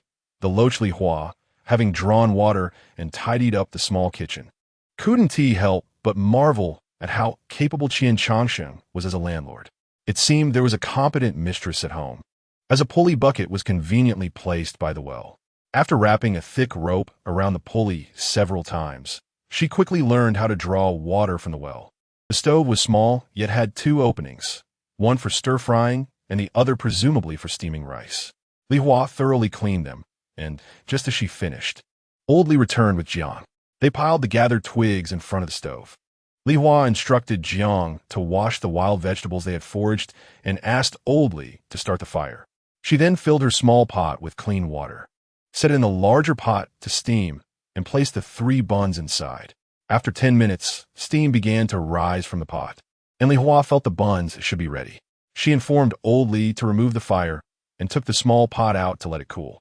She then scooped out the water from the pot, added fresh water, and instructed Old Li to resume the fire. Once the water reached a boil, the freshly cleaned wild vegetables were plunged into it for 3 minutes. A pinch of coarse salt was added to dissolve, and then they were swiftly retrieved with a wooden stick and placed into the chipped bowls brought by the elderly Li and Jiang. The vibrant green of the vegetables was undeniably appetizing. Li Hua requested Jiang to prepare 3 pairs of chopsticks with twigs, and soon the baozi and wild vegetables were served at the dining table. The 3 of them began to eat, alternating between the vegetables and the buns. Halfway through his meal, the elderly turned to Li Hua and said, "Hua Hua, the Delang family lives just next door, separated only by one household." Li Hua paused, realizing that fate had conspired against her.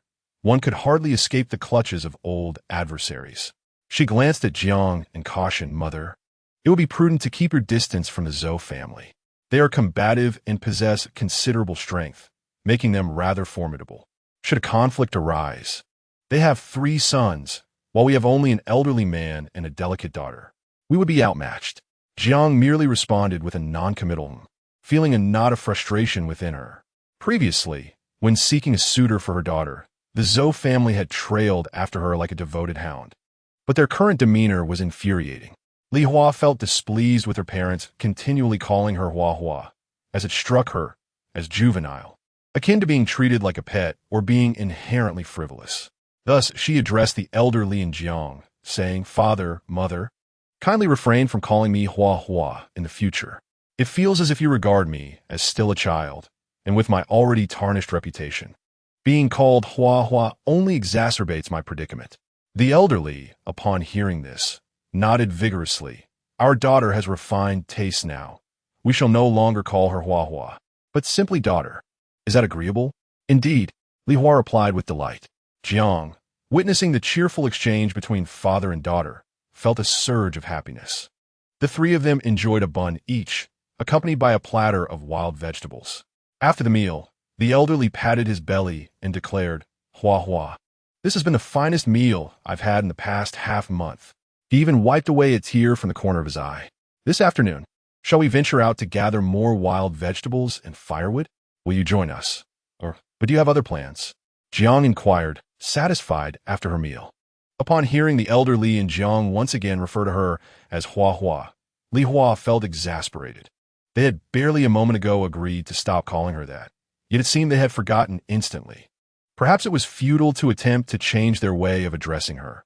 It would be akin to teaching them to operate a smartphone. She recalled the exasperating experience of teaching her grandparents how to use one in her previous life, nearly reaching the point of despair. Li Hua resolved to accompany them in gathering firewood and wild vegetables, eager to explore the outside world and discover what resources might be available. Currently, she was financially destitute and burdened with debt. After their meal, Li Hua, the elder Li, and Jiang ascended the mountain. Along the way, Jiang and the elderly busied themselves with foraging for wild vegetables, while Li Hua gazed about in curiosity. Just then, 3 individuals approached, each carrying a hefty load of dry branches, initially intending to inquire about the terrain and any potential hazards on the mountain. Li Hua's demeanor shifted upon recognizing the Murong brothers. It seemed destiny had a penchant for irony, prompting her to quickly avert her gaze. Murong Xianhe observed Li Hua with her head bowed low, choosing to ignore her as he carried a load with his younger brother. Li Hua exhaled in relief, marveling at the industriousness of men in ancient times. She had only just finished her lunch, yet he was already hauling a bundle of firewood home. She reflected that her family was not suited for farming, hence they had not even cleared a piece of land for cultivation. Old man Li had initially contemplated purchasing a plot from the village head for farming. However, Li Hua objected, citing their lack of funds, having already accrued a debt once. Who would trust them again with another? Moreover, even if they cleared a patch of wasteland, neither she, old man Li, nor the Jiang family could cultivate it. Was it not a waste of money? It was far better to concentrate on their strengths. As Li Hua gazed at the expansive mountains, lush with trees, she surmised that wild vegetables must abound within. Yet, she feared that consuming such foraged greens might induce nausea. Along the way, she spotted a few sprigs of mint. Not plentiful, but she suspected that the damp areas of the mountains would yield more. Considering the benefits of mint, she envisioned producing mint oil, albeit it would be of lesser quality than in later times. Nonetheless, it would serve to alleviate pain, disperse bruises, clear heat, detoxify, and ward off insect bites. However, that task would have to wait. For now, filling their stomachs was paramount. Li Hua retrieved a small lump of steamed buns left from lunch, tearing it into pieces and drenching them with the juice from toxic plants, placing them in a sunny spot. She then cautioned old man Li and Jiang, "Father, mother, these mountains are vast. Do not venture too far in, as it may be dangerous. Let's forage for wild vegetables nearby." Remaining close by, Li Hua occupied herself with searching for wild greens.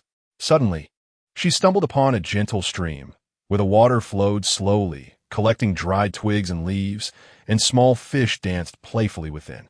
She thought to herself that if she could catch some of those little fish, it would greatly enhance her ability to poison more small animals, thus alleviating their hunger. Li Hua called for old man Li and Jiang, and together they erected earthen dams on either side of the stream to redirect the water, splashing it away until only mud remained. This was a pastime from her childhood spent with friends at her grandparents' home.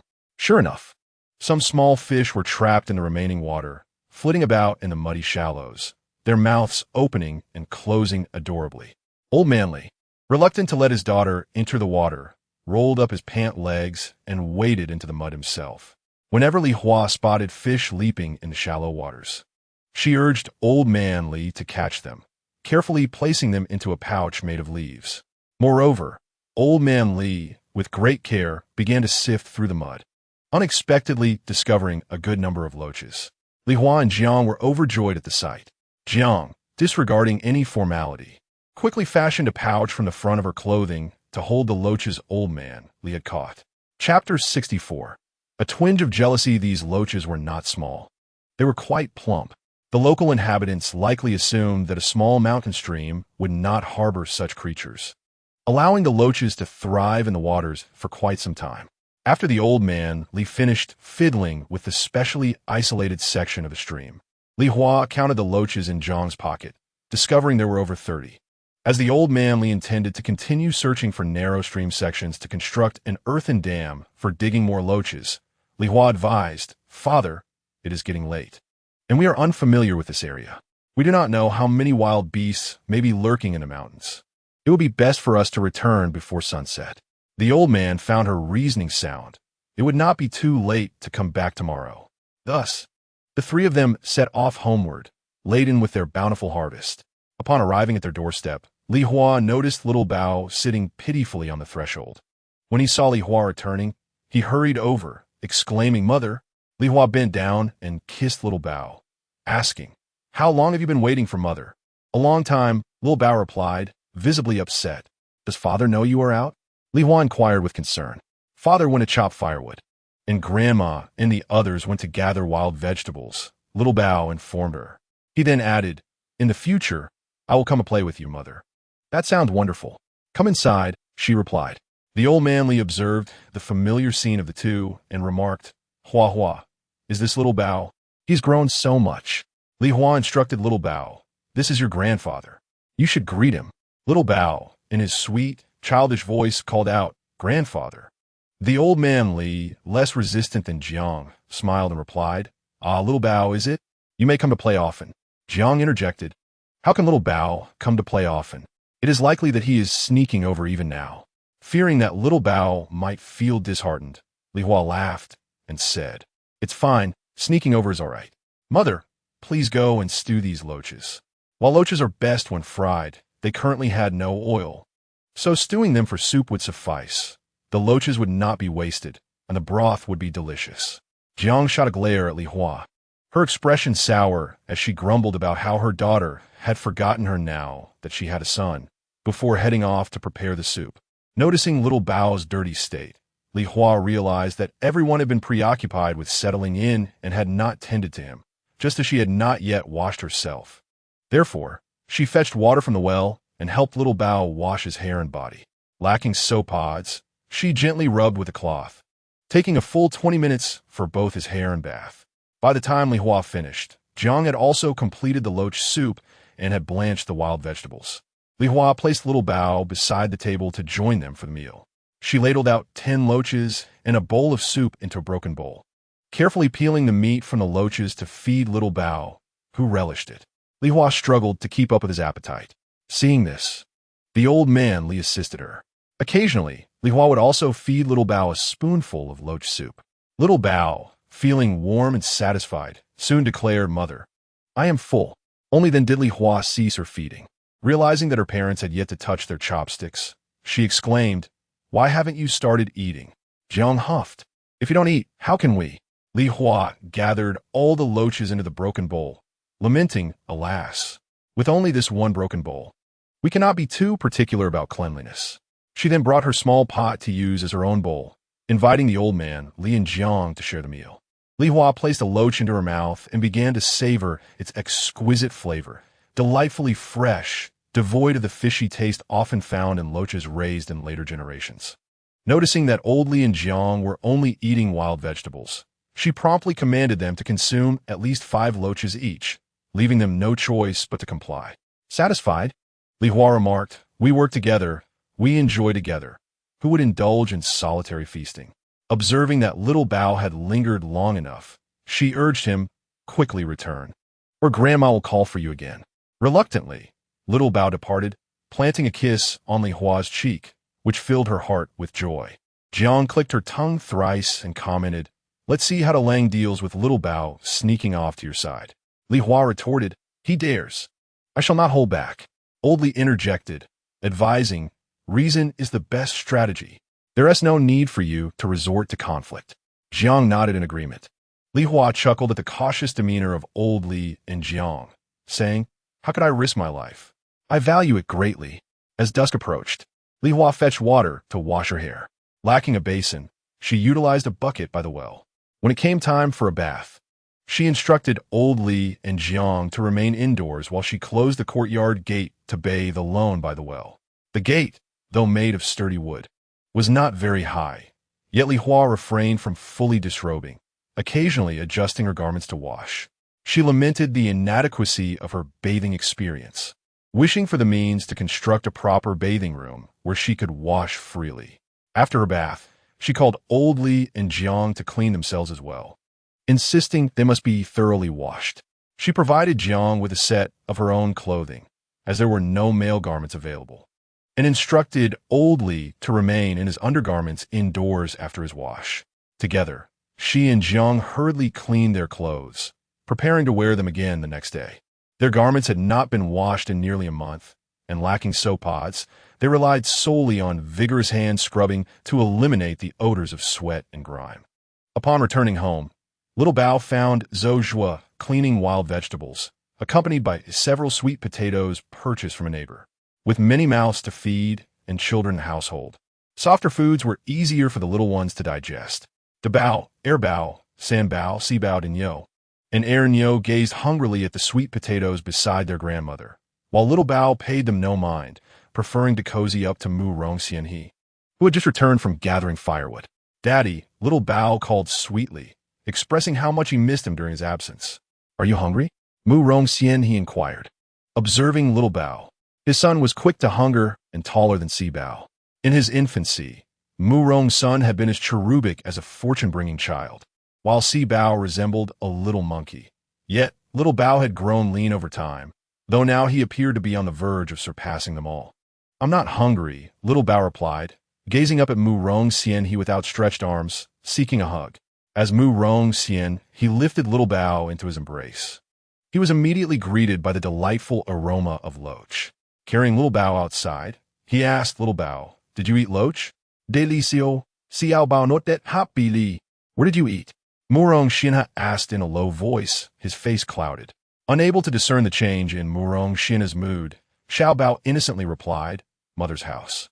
Mu Rong Xianhe, holding Xiao Bao, could also detect that the unpleasant odor had vanished from the child. He then inquired, "Who helped you bathe and wash your hair?" "Mother." Xiao Bao proudly kissed Mu Rong Xianhe's cheek, adding, "Father smells bad." After that, he kicked his legs a couple of times, one to climb down from Mu Rong Xianhe's embrace, finding the scent of sweat on his father quite unpleasant. Mu Rong Xianhe felt an urge to scold Xiao Bao, but remembering he had allowed the child to visit Li Hua, he refrained, although discontent brewed within him. Was his son beginning to find him distasteful? This woman was treating Xiao Bao better and better, yet she never showed him a kind face. It was vexing. Chapter 65. Malicious words that night. Li Hua, drifting into slumber, found herself in a nightmare where Mu Rong Xianhe was choking her. She struggled fiercely to break free, but to no avail. Just as she was about to scream, she jolted awake, gasping for breath. As her eyes adjusted to the darkness surrounding her, she realized it was merely a dream, and thankfully so, for she had begun to dread his sudden assaults on her neck. The following morning, Li Hua awoke to the sounds of conversation between Old Master Li and Jiang Shi. Having enjoyed the most restful sleep since arriving in this world, she made her way to the kitchen to wash her face, taking the opportunity to wipe away the sweat from her dream. Unfortunately, lacking a toothbrush, she resorted to using her fingertip to clean her teeth, resolving to fashion a makeshift toothbrush soon. By the time she was done, Jiang Shi and Old Master Li had also emerged. Old Master Li still wore the clothes from the previous day, suitable for summer as they had dried overnight. Jiang Shi donned the gray long gown of an elderly woman that Li Hua had worn during her escape, which had also been washed the night before. Noticing Li Hua's astonishment, Jiang Shi remarked, "The outfit you gave me made me look too youthful. It didn't tea-suit me. My own attire is far too tattered, with several holes. This one is fitting for my age." Li Hua blinked in surprise, nearly wide-eyed. Could she admit that this was clothing she had stripped from corpse? Wear it if you wish, she thought. It has been washed twice already. Besides, she had already explained herself to the old widow. With that thought, she lightly tapped her head, reminding herself not to forget about the paper money for the Ghost Festival on the 15th of July. Feeling a twinge of guilt, Li Hua asked, "Mother, how long until the Ghost Festival?" Jiang Shi was taken aback, bewildered by the sudden inquiry about the festival. "Did you see something unclean last night?" she questioned. No, Li Hua quickly waved her hands, clarifying, "I've been wandering for 2 years, and during that time, an old widow helped and taught me a great deal. She passed away later, and I promised to burn paper money for her." I just suddenly remembered and asked.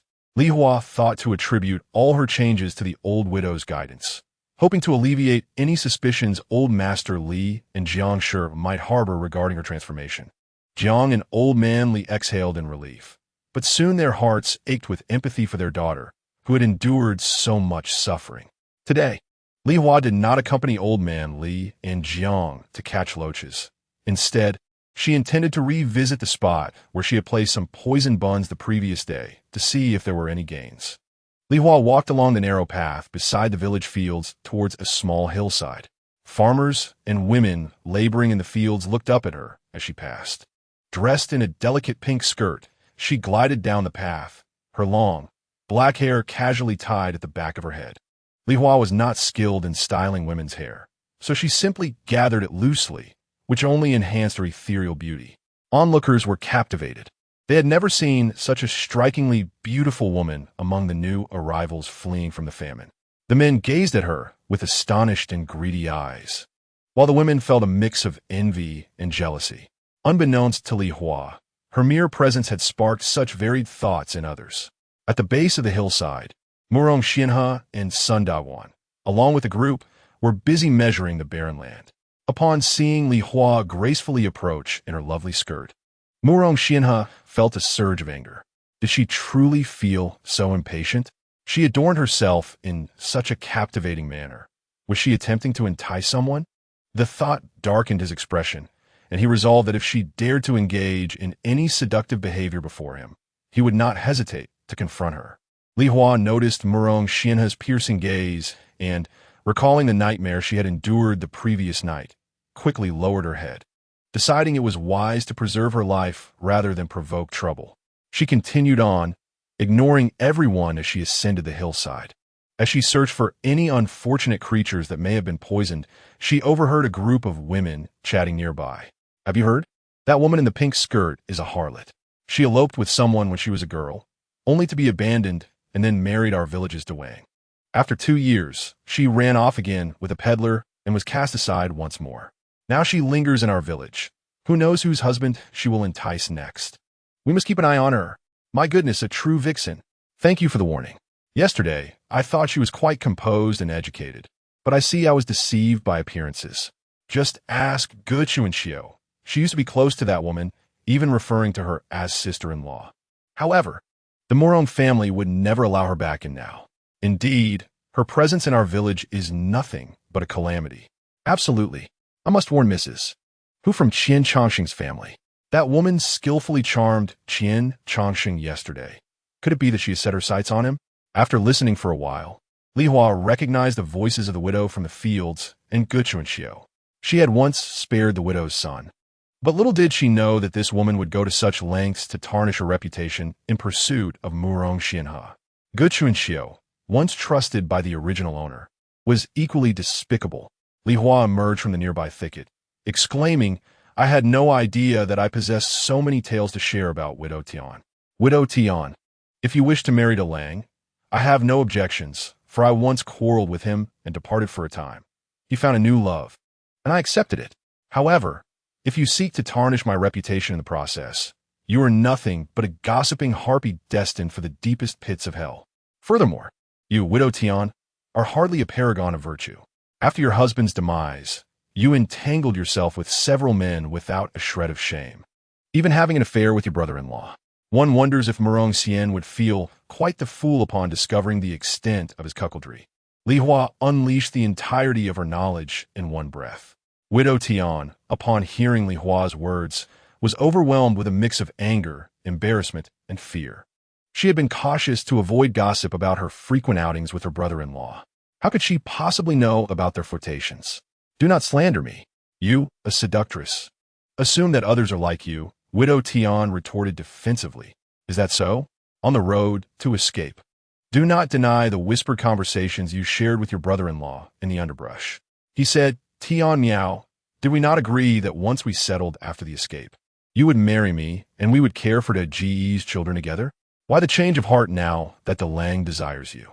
Li Hua mimicked, capturing the essence of the conversation, though the exact words may have been lost to memory.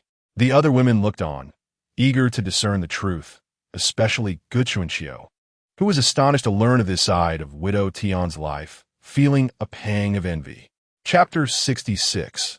Defense. Widow Tian, upon hearing this, could no longer contain her emotions, fearing what further revelations this woman might make. With a cry, she lunged at Li Hua, determined to render this brazen harlot unrecognizable. Much like the last time she had dealt with the Zhou matron. The thought of striking this seemingly frail woman filled Widow Tian with a sense of satisfaction. Let me see if I cannot tear that mouth of yours apart. As she approached, she reached out her hands, ready to grasp Li Hua's hair. At that moment, the onlookers witnessed Li Hua swiftly kick Widow Tian in the abdomen. With a loud thud, Widow Tian fell back, clutching her stomach and groaning in pain. Gu Chunxiu rushed to assist Widow Tian, but she was unable to rise. Gu Chunxiu glared at Li Hua, declaring, "You are nothing but a shameless creature. Let Delang deal with you. Look, everyone, even before the marriage, they conspire with my former husband to bully me. This only reveals that my former husband is no better than the rest. And you, Gu Chunxiu, are no saint either. Do you truly believe their words?" Li Hua, with tears in her eyes, pointed at Gu Chunxiu and Widow Tian. "How am I not a good person? Have I, like you, betrayed my vows or eloped? Ye shun qui vit totid Angeli. At this rate, no man would want you even if you offered yourself. Your face resembles the bottom of a pot. Unlike you, I would never resort to stealing wild vegetables to feed a 3-year-old during a famine, only to be beaten half to death by my own mother-in-law," Li Hua scoffed. She was no stranger to quarrels. In her previous life, her grandmother was a figure feared by the entire neighborhood, renowned for her sharp tongue that could insult anyone and everyone, tracing back generations. Upon hearing Li Hua expose her most embarrassing secret, Gu Chunxiu sprang to her feet, ready to confront Li Hua. With a swift retreat, Li Hua raised her right leg and forcefully kicked Gu Chunxiu in the abdomen, causing her to stumble precariously. Sensing Gu Chunxiu's newfound caution, Li Hua quickly switched to her left leg for another kick, catching Gu Chunxiu off guard, and she fell to the ground, yelping in pain. Murong Xianhe, Sun Daguan, and the village chief had approached the scene, witnessing the unfolding drama. Murong Xianhe's expression darkened upon hearing Li Hua declare that her ex-husband was no better. After all, she still wore clothes he had bought for her.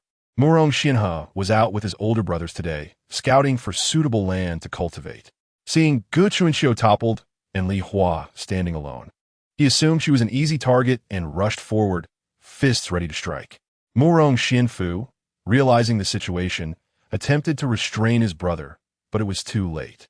He believed it more fitting for the eldest brother to intervene, considering Li Hua's past ties to them. Murong Xianhe charged at Li Hua, who was acutely aware of the impending danger.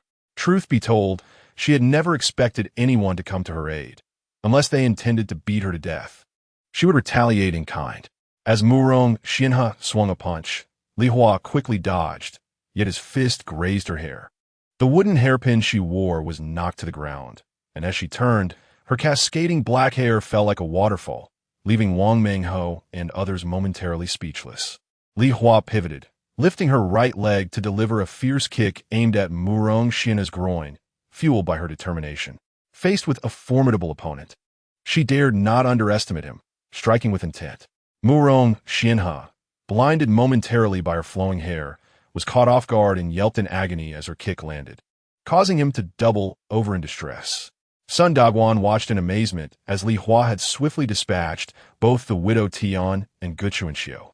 Murong Xianhe was astonished by this woman who, despite her delicate appearance, possessed astonishing speed and strength in combat.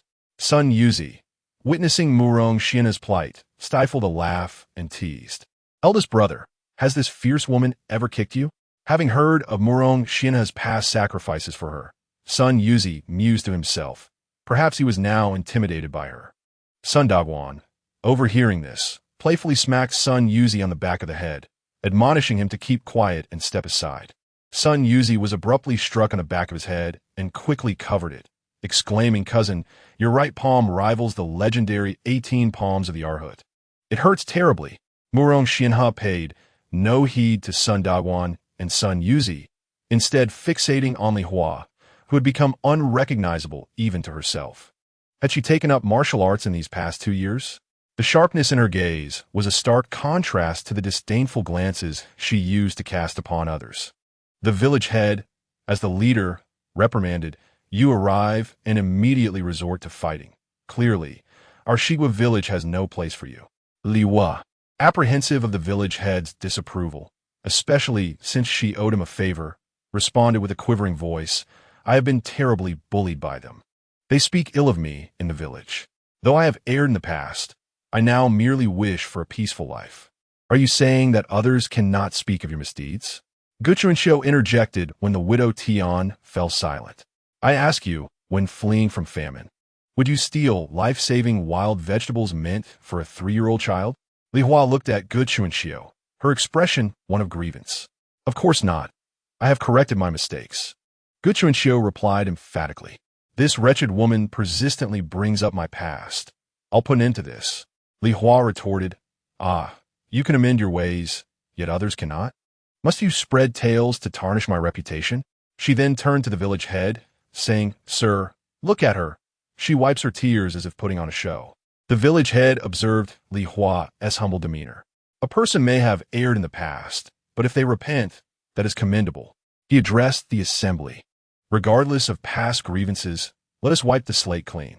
From this moment forward, should anyone instigate trouble, as the village head, I shall not show mercy. Do not blame me if I report to the authorities and have their household registration revoked. Upon hearing this, the crowd fell silent.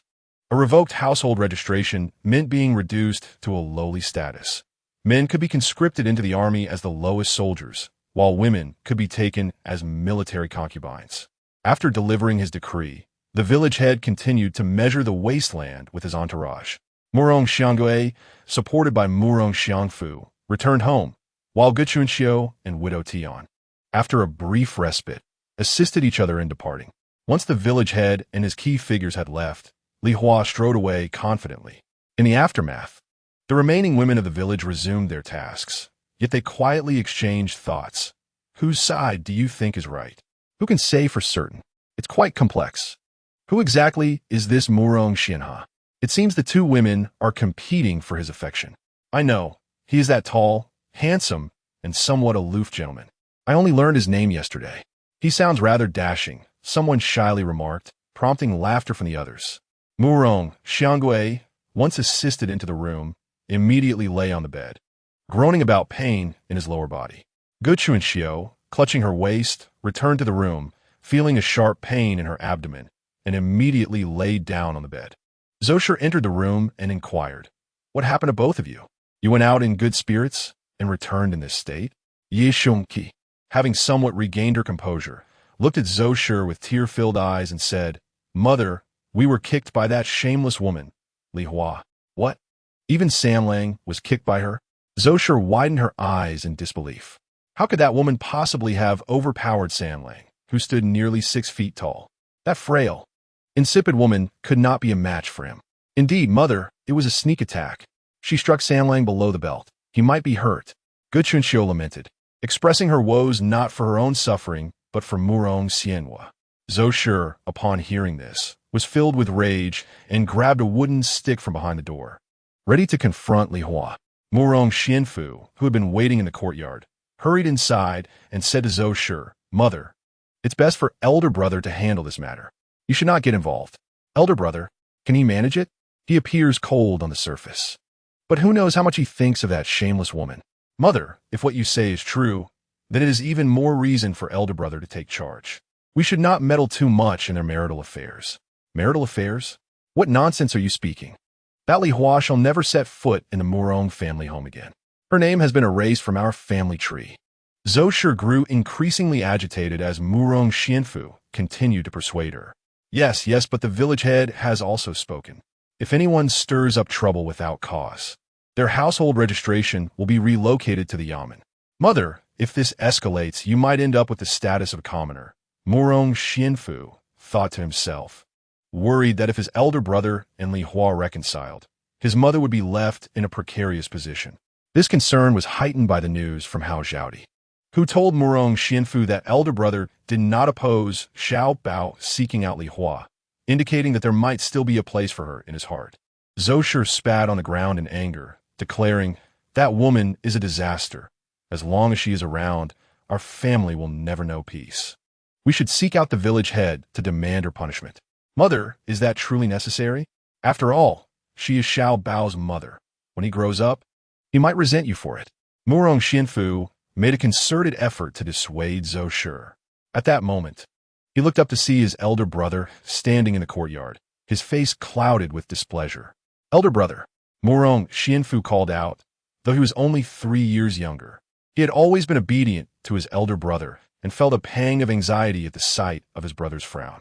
Seeing Murong Xianhe standing there, Zhou Shi quickly approached him, saying, "That shameless woman, Li Hua, has injured your brother and sister-in-law. You must take a stand for them. We should go to the village head and demand her punishment." Murong Xianhe slowly stepped inside and replied, "I do not possess the authority to do so.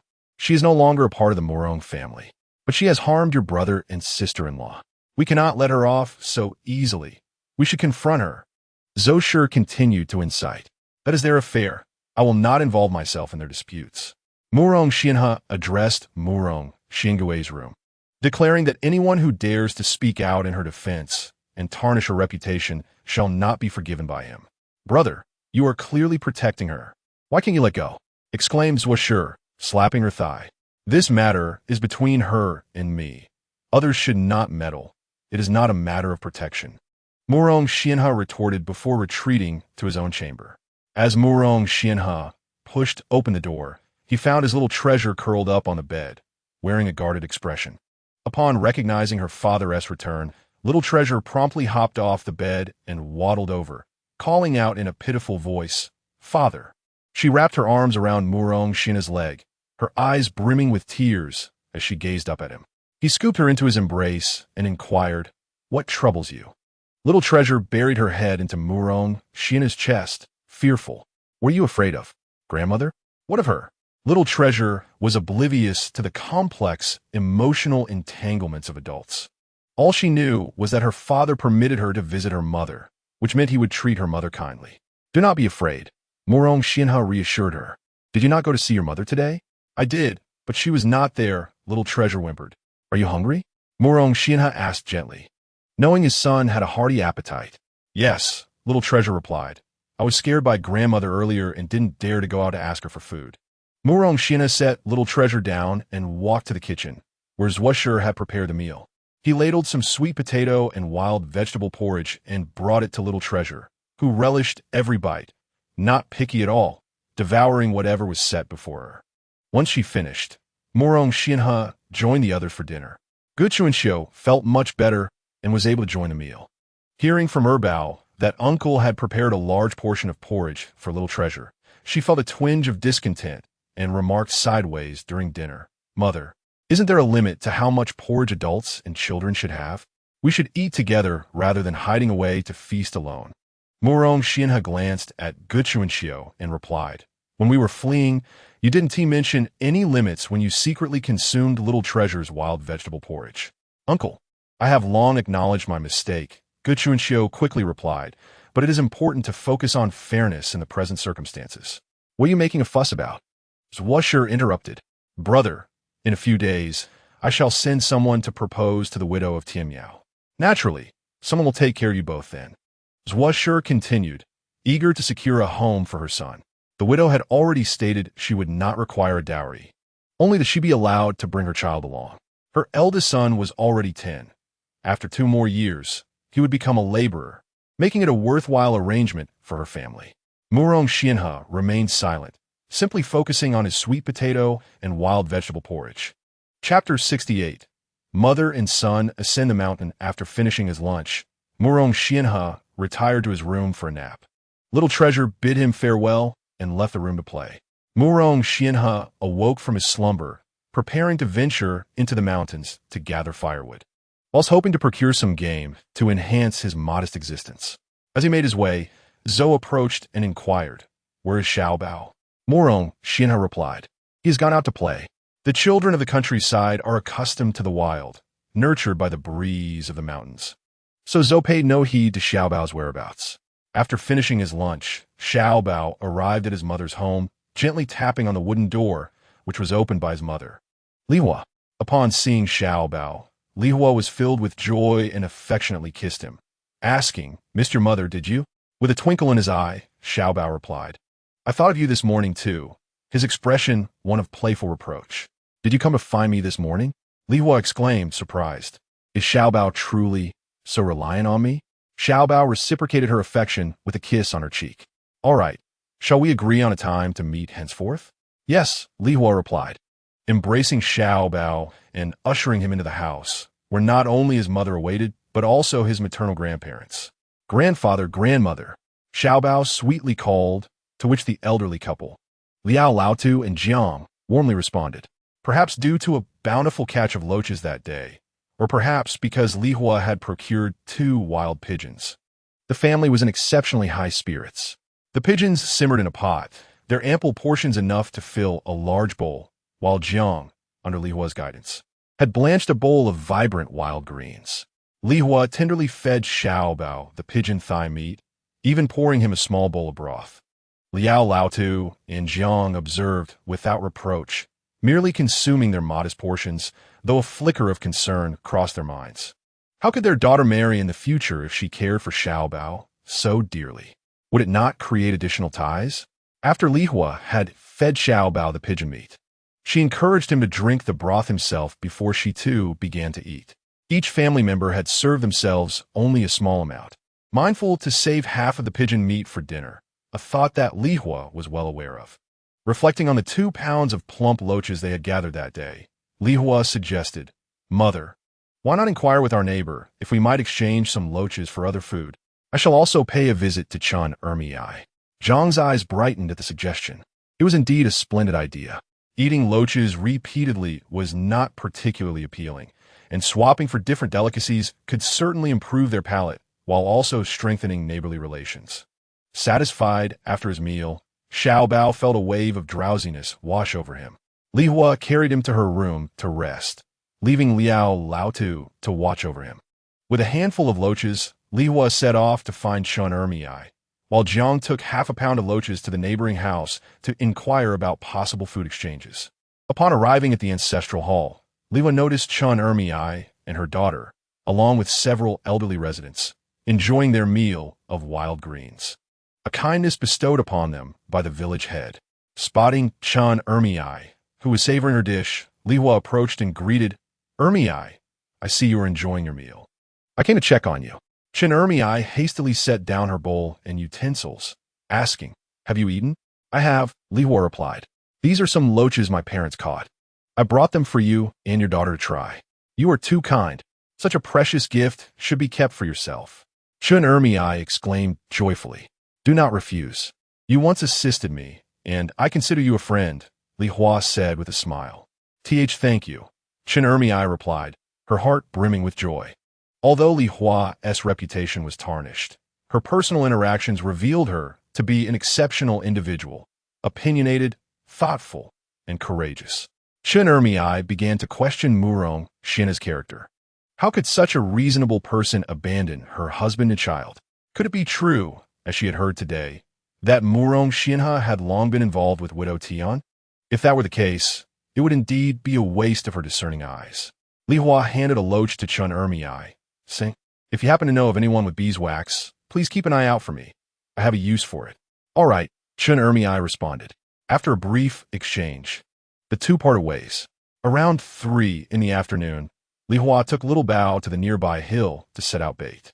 Today, she had crafted the bait from small fish caught in the stream, which would be more enticing to the small creatures. As summer waned and autumn approached, the sun remained harsh. Li Hua fashioned a brimless hat for herself from willow branches, draping it with a piece of gray cloth she had used during her time of hardship. She also made a similar hat for Little Bao. Using a torn piece from Zhang's clothing, worn out from too much use, it had been repurposed into several rags for washing and cleaning. As they walked through the small forest, Li Hua held Little Bao's hand, and the duo, one large, one small, strolled along the path. Villagers who caught sight of them often envied their appearance, particularly admiring the charming hairdos of Little Bao. Meanwhile, Murong Xianhe and Murong Xianfu had each gathered a hefty load of firewood and were making their way back. Murong Xianhe had even struck a lost golden pheasant with a stone. While the pheasant was not large, weighing about a pound, it would certainly provide some meat for the evening meal, even if it meant only a few morsels to share. Murong Xianhe and Murong Xianfu took the main path down the mountain, while Li Hua and Little Bao ventured along a smaller, adjacent trail.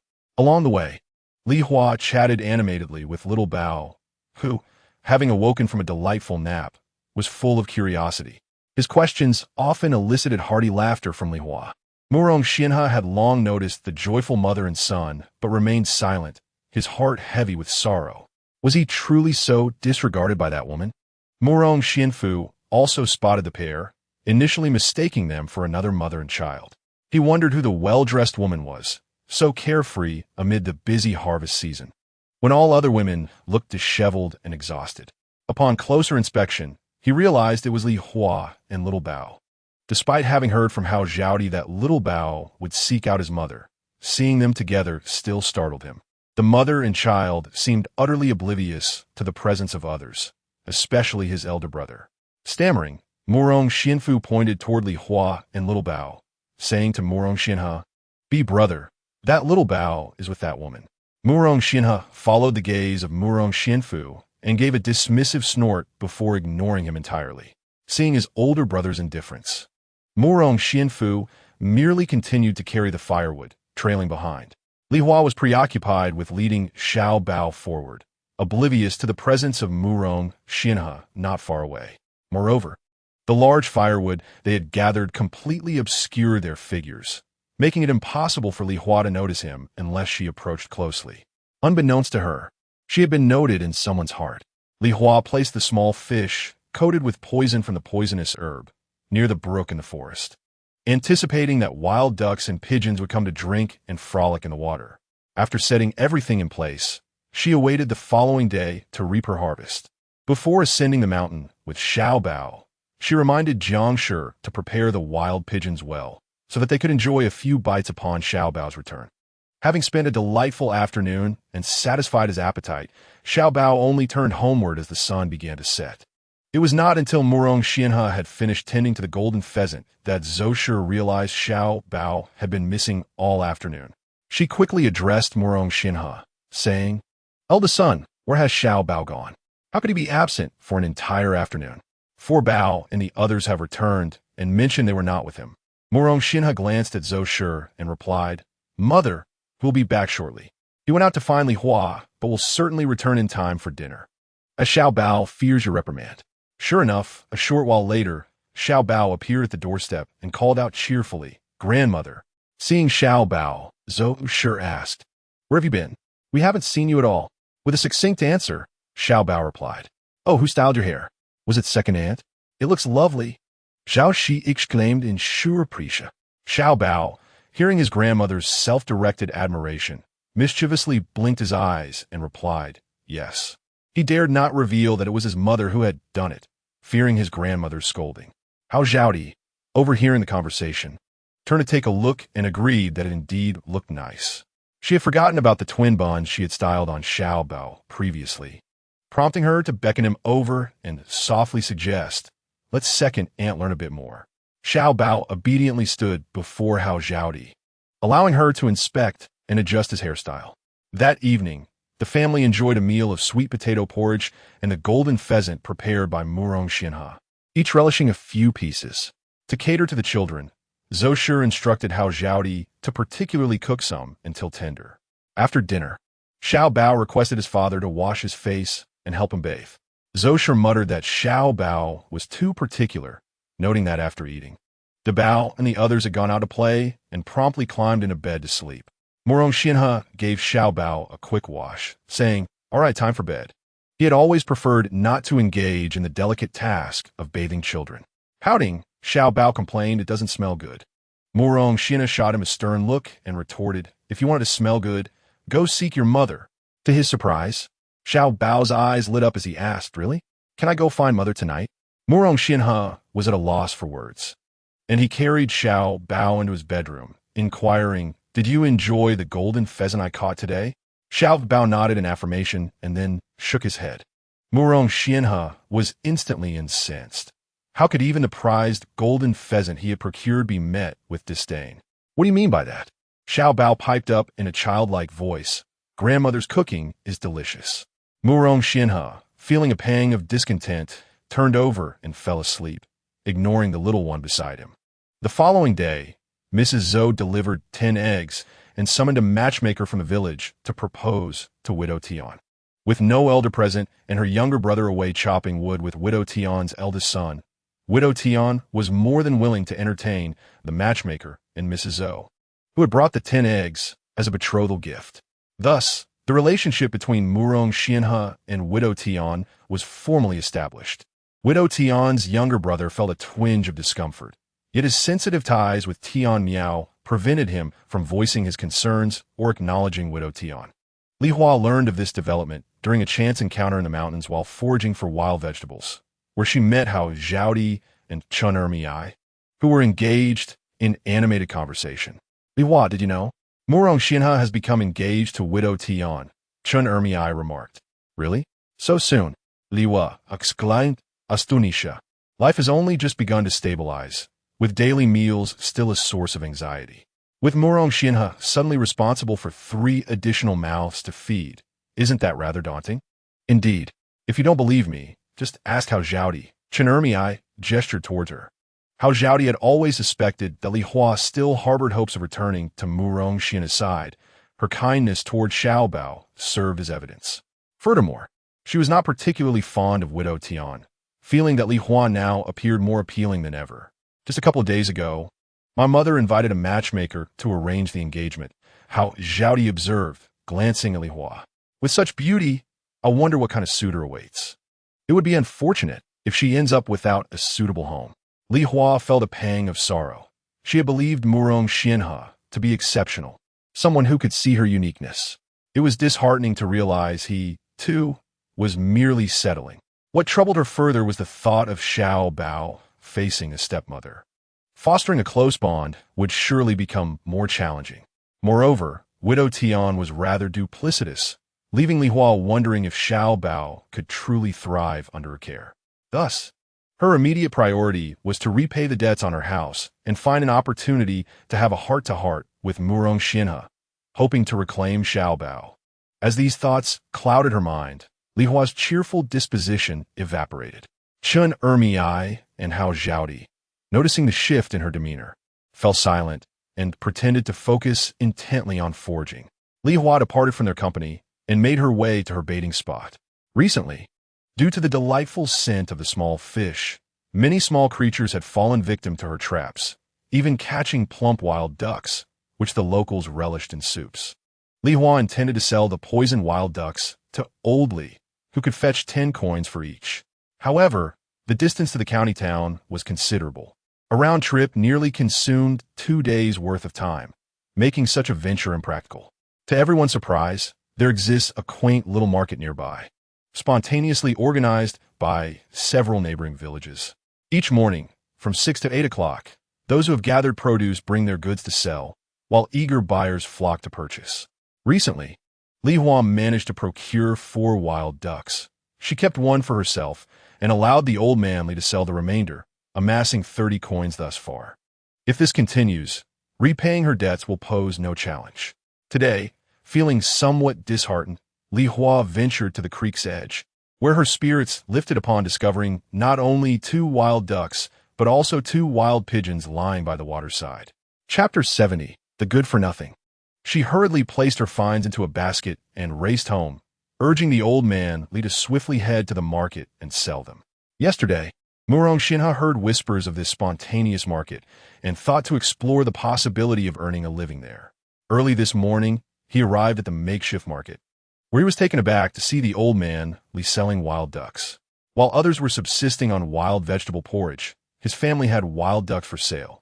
Furthermore, through Little Bao, he learned that the Li family dined on game daily, with Li Hua often catching small fish, coating them in a toxic plant juice, and leaving them by the creek overnight to be collected the following morning. Unbeknownst to them, Little Bao had unwittingly taken on the role of a spy. The old man Li successfully sold his wild ducks, though the new refugees in the area lacked the funds to purchase them. However, the longtime residents of the village still had a few coins to spare. The wild ducks, priced at 10 coins, weighed nearly 2 pounds. 1 pound of meat would typically cost 11 or 12 coins. After selling the ducks, the old man Li returned home with 20 coins, reluctant to buy anything. Fully aware of his daughter's hard work for the family's sake, intending to entrust all to her for debt repayment. As the old man trudged home, lost in thought, he was confronted by a rogue who blocked his path, demanding money. As the scoundrel advanced to rob him, the old man instinctively stepped back. But the rogue reached into his sleeve to rummage through his belongings. At that moment, Murong Xianhe rushed over and firmly seized the rogue's hand, twisting it behind his back, declaring, "Who dares to rob him?" The rogue, writhing in pain, cried out, "Ouch, brother, I was wrong. I won't do it again." Murong Xianhe pushed him forward, warning, "If this happens again, I won't hesitate to strike." "Yes, yes, brother," the rogue pleaded, stumbling away in haste. The old man Li, clutching his sleeve, approached Murong Xianhe and expressed his gratitude. "Young master, thank you today, otherwise that rogue would surely have stolen my money." Murong Xianhe merely acknowledged him with a grunt and turned towards Shiqua village, with the old man Li closely following. The earlier incident had filled him with dread, compelling him to accompany the young master. "Young master, my daughter has caused you trouble. I truly apologize," the old man Li lamented, being a man of reason, unlike the Jiang family, who only led others astray. Murong Xianhe remained silent, focused solely on his path. Today, old man Li was genuinely moved. He had always held a favorable opinion of his son-in-law, who was industrious and capable, unlike himself, a mere scholar. In the past, he had raised his daughter like a delicate flower. Old man Li felt that his daughter was truly fortunate, yet unaware of how to enjoy her good fortune. However, of late, his daughter seemed transformed, displaying a newfound maturity and capability. Now, Huawei had become more sensible and got along well with Xiaobao. Alas, they ultimately lacked fate with one another, as she was now betrothed to the widow of Tian. Nonetheless, Xiaobao was still young, and cultivating a closer bond with his mother would be beneficial for him. Old man Li considered Xiaobao a delightful child, and since Li Hua held affection for him, he expressed his thoughts early to avoid future disputes. Murong Xianhe continued his pace, merely responding with a non-committal HM. As old man, Li contemplated further words of advice. They arrived at Zigwakin, prompting Murong Xianhe to quicken his steps until he entered his home. Old man Li shook his head, lamenting the absence of a stalwart like Dalong in his family. Upon seeing her father return empty-handed, Li Hua joyfully exclaimed, "Father, did you sell the wild duck?" Old man Li pulled out 20 coins from his pocket and replied, somewhat disgruntled, "Indeed, it was sold, but on the way home, I nearly had it snatched away by a scoundrel. Thankfully, Dalong happened to be at the market today. He spotted the ruffian and scared him off." "Oh, we must thank him," Li Hua remarked. Although Dalong's choices in marriage were rather lacking, his sense of justice was commendable, especially since he had assisted her father's adversary.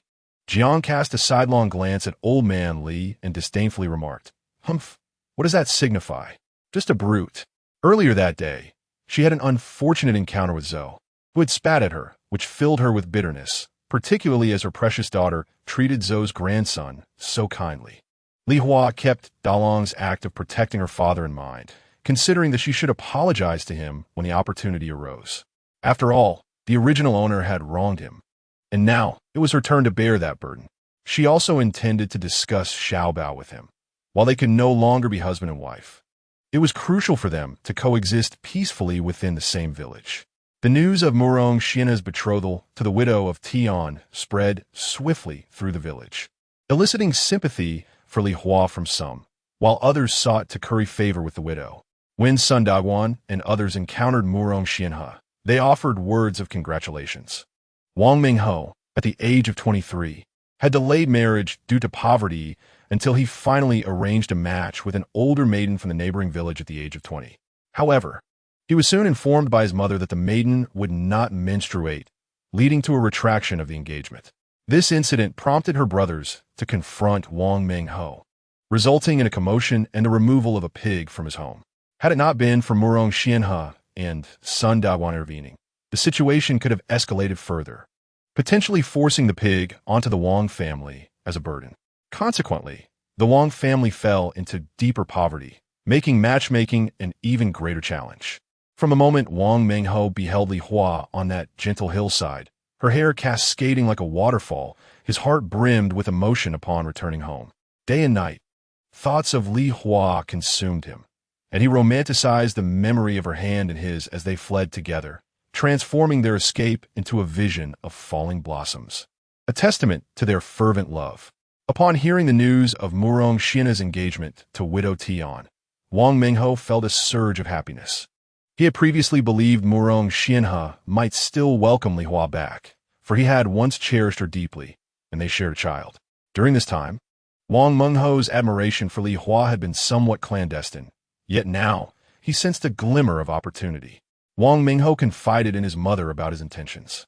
Although she harbored reservations due to Li Hua's tarnished reputation, she recognized that the woman had once saved her son's life. With her son now of a marrying age, she feared that delaying further might lead him to wed a widow instead. Thus, she reluctantly consented. However, their financial constraints posed a challenge. Procuring something to present as a betrothal gift would prove difficult. She advised Wang Mengho, "We do not even possess 10 coins. You must borrow some money to acquire a suitable gift." Acknowledging her words, Wang Mengho contemplated where he might secure a loan. Previously, he had turned to Murong Xianhe, who was always generous and never pressed for repayment. Yet, this time, he hesitated to approach him. Chapter 71. Rumors. Wang Mengho then thought of another potential benefactor, Sun Dagwang, a respected figure in their village who had succeeded Murong Xianhe in esteem. Though not as affluent as Murong, Sun maintained a stable household, allowing him some financial leeway. However, his wife was known for her narrow-mindedness, often scrutinizing Sun as if he were beset by women at every turn. Furthermore, Sun had a penchant for gossip, embellishing tales and spreading them, which had led neighbors and acquaintances to avoid his home. Nevertheless, Wang Mengho resolved to visit him regardless. Upon arriving at Sun Dagwang's residence, he called out, "Elder brother Sun." Sun Dagwang emerged from within, accompanied by 2 children, 1 boy and 1 girl, both with runny noses that they frequently wiped with their hands, lest the mucus trickle into their mouths. The boy appeared about 8 years old, while the girl seemed around 5. Seeing Wang Mengho, Sun Dagwang inquired, "Mengho, what brings you here?" Wang Mengho glanced into the house, relieved to find Sun's wife absent, and lowered his voice, saying, "Elder brother Sun, I wish to borrow some silver." Sun Dagwang was taken aback. During these trying times of famine recovery, few families were in a position to lend money, as they were all struggling to make ends meet, only doing so in emergencies. "Is it due to an illness in the family?" he asked. "No," Wang Mengho began, but hesitated, the words caught in his throat. Sun Dagwang looked at him and said, "Do not beat around the bush. If you have difficulties, speak up, and we shall find solution." Unbeknownst to them, a slight figure was eavesdropping at the edge of the kitchen window. This person was none other than Sun Dagwang's wife, Lu Meilin. "I wish to borrow some silver to propose," Wang Mengho said, his face flushed. Sun Dagwang understood. Indeed, this was quite an urgent matter. Wang Mengho was already 23, and he recalled that he had married at 18. However, after marriage, his wife had not conceived, and now, at 29, he had only 2 children. "Whose daughter?" Sun Dagwang inquired, relishing his role as an elder brother, even in such matters. "I wish to marry Li Hua," Wang Mengho replied, his face turning even redder. Sun Dagwang gasped in surprise, wondering how Murong Xian would react upon learning of this. Could this lead to any misunderstandings? Sun Dagwang asked tentatively. "Surely not. Is it not true that Delang is already betrothed to widow Tian? I assumed that since Li Hua was also to be married, I might as well consult a matchmaker," Wang Mengho explained, having pondered this matter repeatedly himself. Upon hearing Wang Mengho's reasoning, Sun Dagwang found it plausible. Delang would not marry widow Tian, and it was illogical to prevent Li Hua from seeking a husband. "How much do you need to borrow?" "I cannot lend you too much," Sun Dagwang remarked. "Let me borrow 21, Wang Mengho said. "Please wait a moment. I will fetch it from inside," Sun Dagwang replied. Shortly, he emerged with 21 and handed it to Wang Mengho, saying, "Take it. There is no rush to return it." In the kitchen, Sun Dagwang's wife listened intently, her heart aflame with indignation. Lending money to others, particularly when they were not close relatives, was unacceptable. Alas, the household was under Sun Dagwang's dominion, who often criticized her for hoarding money and insisted on controlling their finances. As soon as Wang Mengho stepped out of their door, Lu Meilin followed him outside and began to gossip in the presence of others. You may not know, but Li Hua and Wang Mengho are indeed entangled. They have been intimate and are now pretending to quietly arrange a betrothal. Lu Meilin animatedly recounted to those seeking shade beneath the trees. How can this be? Was it not said that Li Hua saved Wang Mengho during the famine? Someone questioned. That was indeed when it all began. Oh, how adept she is at seducing men. Wang Mengho was a virgin until now, Lu Meilin continued, as if she were a first-hand witness. The more inexperienced a man was with women, the more likely he was to fall for such enticements, and once ensnared, he would think of nothing else. Someone else chimed in. Indeed, Wang Mengho came to my home today to borrow money from Sun Dagwan. Clearly intending to bring their relationship into the open, Lu Meilin declared, gritting her teeth. Distressed over the 21. Did your Sun Dagwan truly lend it? Is he not aiding their reckless behavior? Someone inquired. What choice did I have? Wang Mengho knelt and begged Sun Dagwan for the loan. Lu Meilin sighed, her thin face illuminated by a glimmer of determination in her inverted triangular eyes. That woman is truly a vixen, a genuine menace. Why does the Lang not confine such a woman in a pig cage, allowing her to wreak havoc upon men? Some lament deeply, filled with indignation. Li Hua remains unaware that she has become the embodiment of a seductress in the hearts of the people. As she strolls with her beloved Xiao Bao, donning a hat woven from willow branches, towards the stream at the hillside. This is the spot where she releases the small fish tainted with poisonous herbs, a delicacy for wild ducks, pigeons, and various other birds. Xiao Bao cherishes the moments spent with his mother, who not only provides him with meat, but also regales him with tales of Sun Wukong's 3 confrontations with a white-boned demon, Zhu Beiji's gluttonous escapades with the ginseng fruit, Tang Xing's pilgrimage to the west, and the fiery breath of the Red Boy. Among these stories, Xiao Bao is particularly enamored with Sun Wukong, yearning to possess the ability to traverse the heavens and the earth, to transform at will, so he might protect his mother and chase the wild ducks, determined to capture them for a hearty soup. He succeeds. Xiao Bao bursts into laughter, mocking him as a voracious glutton. Yet, at times, when the tale turns to Zhu Beiji indulging in food, he cannot help but drool. Observing this, Li Hua quickly wipes his mouth, teasing, Xiao Bao is salivating. How can you be more greedy than Beiji? To which Xiao Bao shyly responds, I only wish to eat. I haven't stolen anything. Li Hua erupts in laughter, finding her little Xiao Bao utterly adorable. Gazing at his mother, Xiao Bao declares, Mother, I do not want the widow Tian to be my mother. Why not? Li Hua inquires with curiosity. She is not as good as you, Xiao Bao replies, feeling aggrieved. But what if your father and grandmother prefer her? Li Hua probes further. My brother isn't good either. He picks on me, Xiao Bao says, tears welling in his eyes. Tell your father about this, and he will understand, Li Hua suggests. But what if he doesn't speak? Xiao Bao continues to weep. Indeed, how could an adult heed a child's words? Li Hua ponders aloud. If your father insists on marrying the widow Tian, will you still live with me? She asks. Yes, I want my mother, Xiao Bao exclaims, clutching her leg, his eyes sparkling with innocence. Li Hua, observing Xiao Bao clinging to her leg, reflects on how she once wished to embrace his little legs, yet now finds herself as his pillar.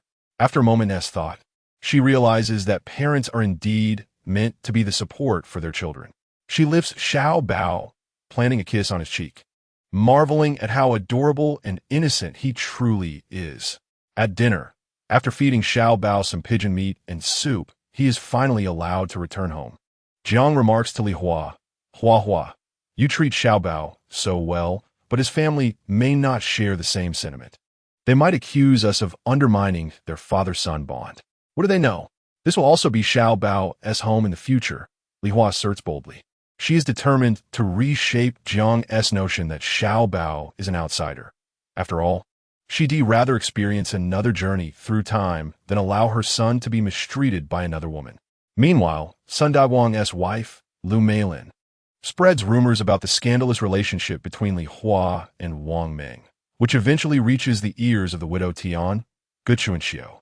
They secretly rejoiced, for Li Hua's reckless behavior seemed to spare her from dire consequences.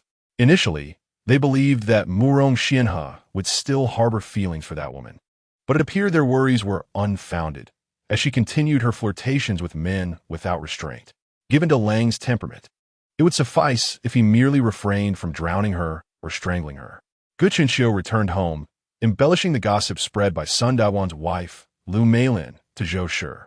As she recounted the tale, it transformed into a scandal wherein Li Hua and Wang Mengho not only shared a bed, but were also expecting a child. Now, the truth was out, and Wang Mengho had to borrow money to marry this woman. Upon hearing this, Zhou Shi spat disdainfully on the ground, exclaiming, "What an unashamed harlot! She has already brought misfortune upon my Delang, and now she is ensnaring Wang Mengho. Wang Mengho seems like a decent person, but alas, his eyes are blinded by her beauty." Gu Chuanxiu chimed in, echoing her sentiments. Hao Chuanxiu felt a jolt of surprise. Was this truly the case? Yet, during her conversations and activities with Li Hua and Chen Ermiai, she had failed to notice any signs of such a relationship. Murong Xianhe returned home with his two younger brothers after gathering firewood. The sun had already set, and he had hoped to gather enough wood to sustain them for a while, planning to take Murong Xianfu to Sanli County soon to seek work and earn some money. Since Murong Xiangui could not endure hardship, he decided to leave him at home to assist the two sisters-in-law in tending to the newly cleared 4 acres of fertile land. As they set down their burdens and prepared to eat in the kitchen, Zhou Shi entered with a long face and asked Delang, "Are you aware of the situation with Wang Mengho?" Murong Xianhe was startled, looking at Zhou Shi. "What has happened to Wang Mengho? I knew you were oblivious." Zhou Shi sighed, lamenting her eldest son's inability to discern the true nature of that woman. What exactly is going on? Murong Xianhe sensed that this matter might directly involve him. Delang, how foolish of you to protect that vile woman. Little did you know, she and Wang Mengho have already been intimate, and now she is pregnant. The truth is bound to come out, and today, Wang Mengho went to Sun Dawan's house to borrow money to hire a matchmaker and make their relationship public. Murong Xianhe's hand trembled as he held his bowl, his handsome face darkening with anger. Observing his brother's expression, Murong Xianfu said to their mother, "Mother, perhaps you should hold your tongue. Isn't Gu already betrothed to Widow Tian? That woman shouldn't concern us any longer. That woman should not be allowed to remain." Zhou Shi grumbled as she walked away in dissatisfaction. Murong Xianfu turned to Murong Xianhe, saying, "Gu, you have no connection to that woman anymore. We might as well listen to this as if it were merely someone else's drama."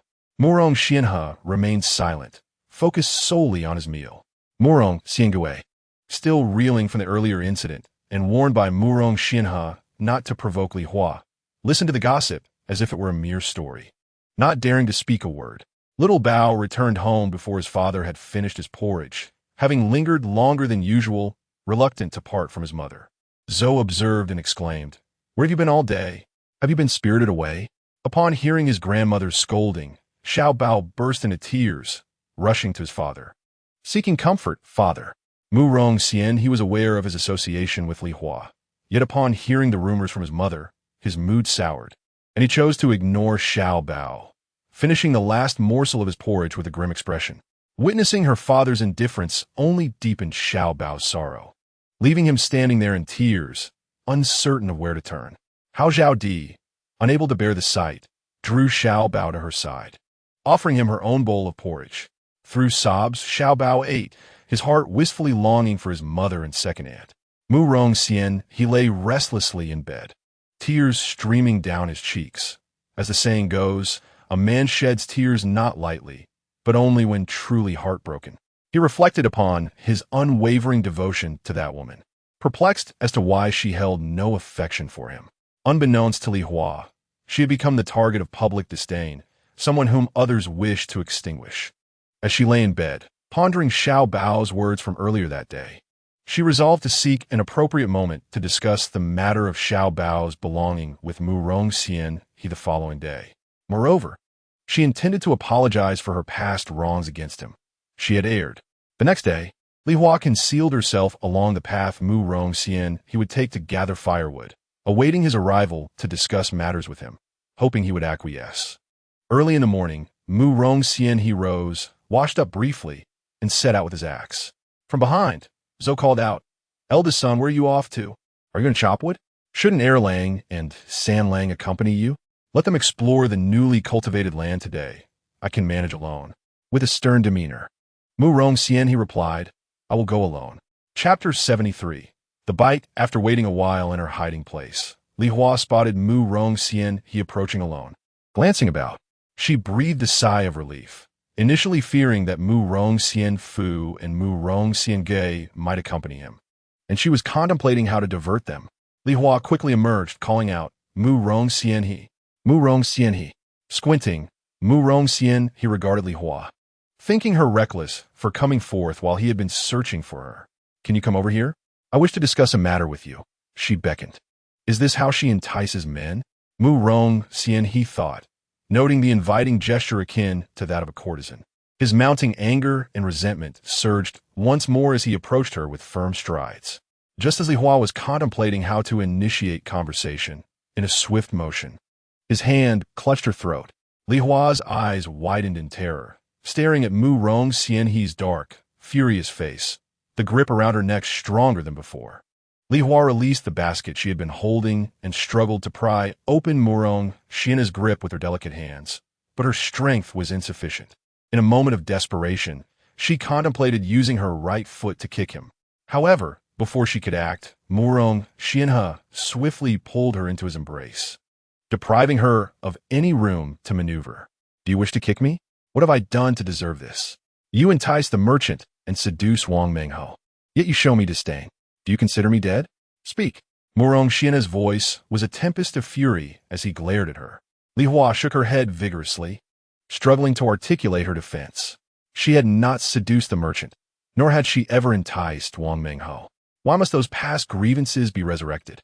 Tears streamed down her face as she fought against Mu Rongxian's tightening grip, fearing that his increasing pressure would snap her neck. Trembling within his embrace, she emitted soft whimpers of distress. Meanwhile, a fierce battle unfolded nearby, where a cobra's territory was encroached upon by a wild goat.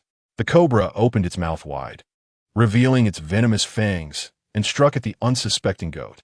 Startled by the sudden attack, the goat leaped in fright but ultimately could not evade the snake's strike, which latched onto one of its front legs. In a panic, the goat bolted, dragging the cobra along until it collapsed, convulsing and succumbing to death. As silence fell over the goat, the cobra released its grip, raising its head, still dazed from the wild ride. Just then, it noticed movement nearby and swiftly lunged forward once more.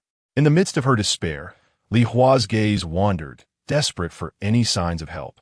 As she turned her eyes, she spotted a massive cobra, as thick as an adult's arm, charging toward her. Fear gripped her, and she instinctively raised her right hand to point at the approaching serpent, her expression a mixture of terror and dread. Mu Rongxian, noticing her sudden shift in demeanor, turned to follow her gaze, only to see the large cobra advancing toward Li Hua's thigh. In a moment of instinctual urgency, he pushed her aside, positioning his right leg in front of hers. The cobra lunged forward, sinking its fangs into Mu Rongxian's right leg. With determination, he seized the snake by its midsection, crushing its spine before casting it aside. Li Hua was left in shock. Had he not intended to strangle her? Why then did he risk his life to save her? As the cobra lay defeated, Mu Rongxian succumbed to the pain in his leg. Li Hua rushed to his side, urging him, "Quick, lie back." He complied, following her instructions as he reclined onto the ground. Li Hua swiftly retrieved a small knife she had carried since her escape and deftly cut open the leg of Mu Rongxian's trousers. Upon inspection, 3 distinct bite marks were revealed on the left side of his right calf, 2 above and 1 below. Without hesitation, Li Hua pulled a hair tie from her hair and wrapped it around the upper part of Mu Rongxian's wound, securing it with a knot to prevent the venom from rapidly spreading to his heart. Kneeling beside him, she leaned down and began to suck the toxin from his wound. Fortunately, her oral health had been well maintained during her time of hardship. Otherwise, the venom might have coursed through her system as well. As her lips touched Mu Rongxian's leg, he shuddered slightly, and his eyes narrowed in surprise. Was this woman truly attempting to extract the poison from him? Li Hua drew out a mouthful of toxic blood and spat it onto the ground, continuing her efforts without a moment's respite. Her knowledge of chemistry endowed her with a clear understanding of the dangers of poisoning. The venom of a cobra primarily comprises neurotoxins and hemotoxins, which swiftly attack the victim's central nervous system, leading to excruciating pain, difficulty breathing, dizziness, and ultimately death. Typically, a person bitten by a cobra would perish without prompt treatment. Observing Li Hua's dedicated attempts to extract the poison, Murong Xianhe scoffed, "Why this sudden kindness towards me? Wouldn't my death serve your interests? You could freely seduce men without a care. Aren't you entangled with Wang Menghou? Though he is an honest man, if you truly wish to marry him, you must genuinely care for him. Should you remain fickle, I shall haunt you even in death." His words grew increasingly fervent. Li Hua, agitated by his remarks, realized that if Murong Xianhe were to die here, not only would the Murong family reject her, but the entire village would likely cast her out or worse. Under the weight of public opinion, his words ignited her fury. Did he not understand that those bitten should avoid emotional upheaval? Such agitation would only exacerbate the spread of the venom. "Silence," she retorted after swallowing a mouthful of toxic blood and rinsing her mouth with water from her canteen. "What are you rambling about, Murong Xianhe? Wang Menghou has nothing to do with me. Why should I marry him? I only wish to earn a living. If you continue to provoke me, you might find yourself dead at once. Lie still. Relax," she commanded, exasperated by his presumption. Murong Xianhe quickly discerned that Li Hua was not comprehending his words, prompting doubts to surface in his mind. At that moment, he began to feel a wave of dizziness and pain washing over him, his breathing growing labored. He closed his mouth and complied, lying still. After extracting the venom, Li Hua loosened the tourniquet around his thigh for a few minutes to prevent necrosis due to lack of blood flow. Chapter 74. Emergency Aid After 3 minutes. She tightened the bandage again and resumed her efforts to extract the toxic blood from a wound. After several repetitions of this process, she cleaned the wound, allowing some of the contaminated blood to drain freely. Murong Xianhe, meanwhile, was utterly fatigued.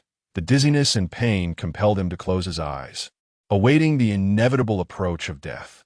He had witnessed the agonizing demise of many victims of snake bites, and his sole desire was to avoid an undignified death before this woman.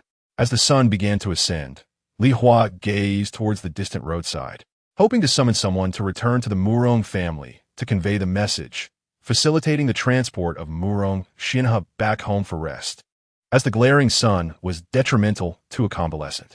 However, despite straining her neck to look multiple times, she failed to spot a single passerby. Li Hua observed Murong Xianhe, who lay with his eyes closed, aware of his discomfort. Thus she called out, "Murong Xianhe, how do you feel now?" Murong Xianhe, in a daze, replied, somewhat unwell. "Are you thirsty?"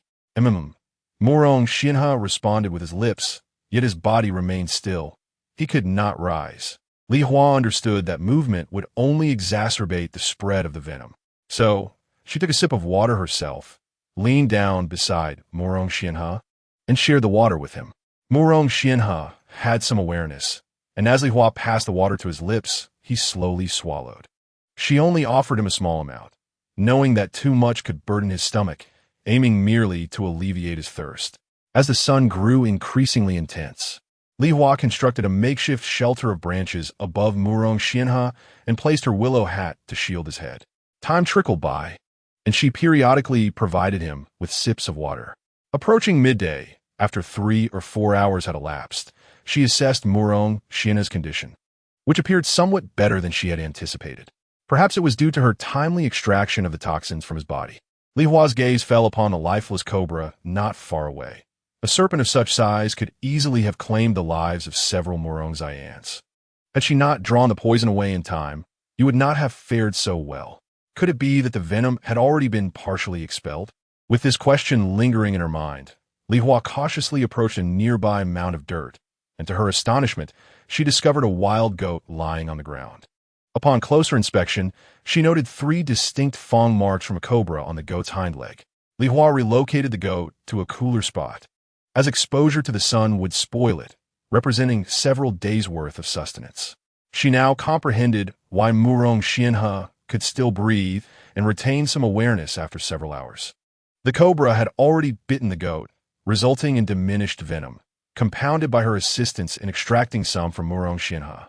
It seemed that enduring another hour or two would reveal whether he would survive. Returning to Murong Xianhe's side, she touched his forehead and found he was feverish. In a flurry of concern, she unfastened his clothing and gently wiped his skin with a gray cloth, fanning him with large leaves. She cared for him thus until the afternoon, and neither had eaten a morsel. Murong Xianhe continued to exhibit symptoms of fever and shivering. Li Hua merely offered him sips of water at intervals, partaking in a sip herself as well. Zhou and Murong Xianfu, upon realizing that Murong Xianhe had yet to return home after noon, felt a wave of concern wash over them. Consequently, they decided to split into several groups to search the areas where Murong Xianhe typically gathered firewood. Murong Xianfu made his way up the mountain path, calling out for his elder brother. Upon hearing his cries, Li Hua hastily rose and called out to the distant figure of Murong Xianfu. "I'm here. Come quickly." Upon seeing Li Hua, Murong Xianfu was perplexed. How could his elder brother be in the company of this woman? As he approached, he was met with the sight of Murong Xianhe lying motionless on the ground. He shouted, "Elder brother!" Murong Xianhe, with a pained expression, lifted his head and glared at Li Hua, demanding, "What has happened here?" Li Hua replied, "He was bitten by a cobra. Look, there it is." She gestured towards a nearby serpent and pointed to the bite marks on Murong Xianhe's right leg. Realizing the gravity of the situation, Murong Xianfu, upon identifying the snake, collapsed to his knees in tears. "What are we to do?" he lamented. "What are you crying for? Hurry back home and fetch someone to carry him back." "It's too hot here," Li Hua urged. "What good will that do?" Murong Xianfu sobbed. "A bite from such a venomous snake is a death sentence." Upon hearing this, Li Hua reassured him, "I managed to draw out some of the venom. Besides, this cobra was startled elsewhere before it bit him. It must have bitten another animal prior. So when it struck your brother, the amount of venom was considerably less. As it stands, he is not in immediate danger." Murong Xianfu was filled with relief. "Is that truly the case?" "Indeed," Li Hua affirmed with a nod. "When did he sustain the bite?" Murong Xianfu noted the makeshift shelter of branches above his brother's body, concluding that the bite could not have occurred recently. "Early this morning, around the time of the dragon," Li Hua responded. Murong Xianfu gasped, realizing his elder brother had been bitten so early in the day. "Why did you not call someone passing by to fetch us?" He scolded, lamenting that his brother had been left alone for so long. "I wish to call out, but unfortunately, no one passed by today," Li Hua replied, sounding aggrieved. Suddenly, Murong Xianfu recalled that today was a local festival, which explained the absence of workers outdoors. He felt his brother's forehead, checked his nose, and felt his heart. Everything seemed to function normally. "Please stay here a moment longer. I shall fetch help," he implored. "Very well. I shall not be a bother. Go," Li Hua replied. She pondered how Murong Xianfu would react if he knew his brother had shielded her from the snake's bite, particularly with regards to Zhou. Murong Xianfu raced back home, relaying the situation to Zhou, who quickly instructed him to summon Sun Dagwan and Sun Yuzi. She hurried to Murong Xianhe's room and retrieved a plank from the bed. Murong Xianfu, accompanied by Sun Dagwan and the others, returned to the small mound. Upon seeing Murong Xianhe lying on the ground, Zhou rushed forward in tears, attempting to assist him.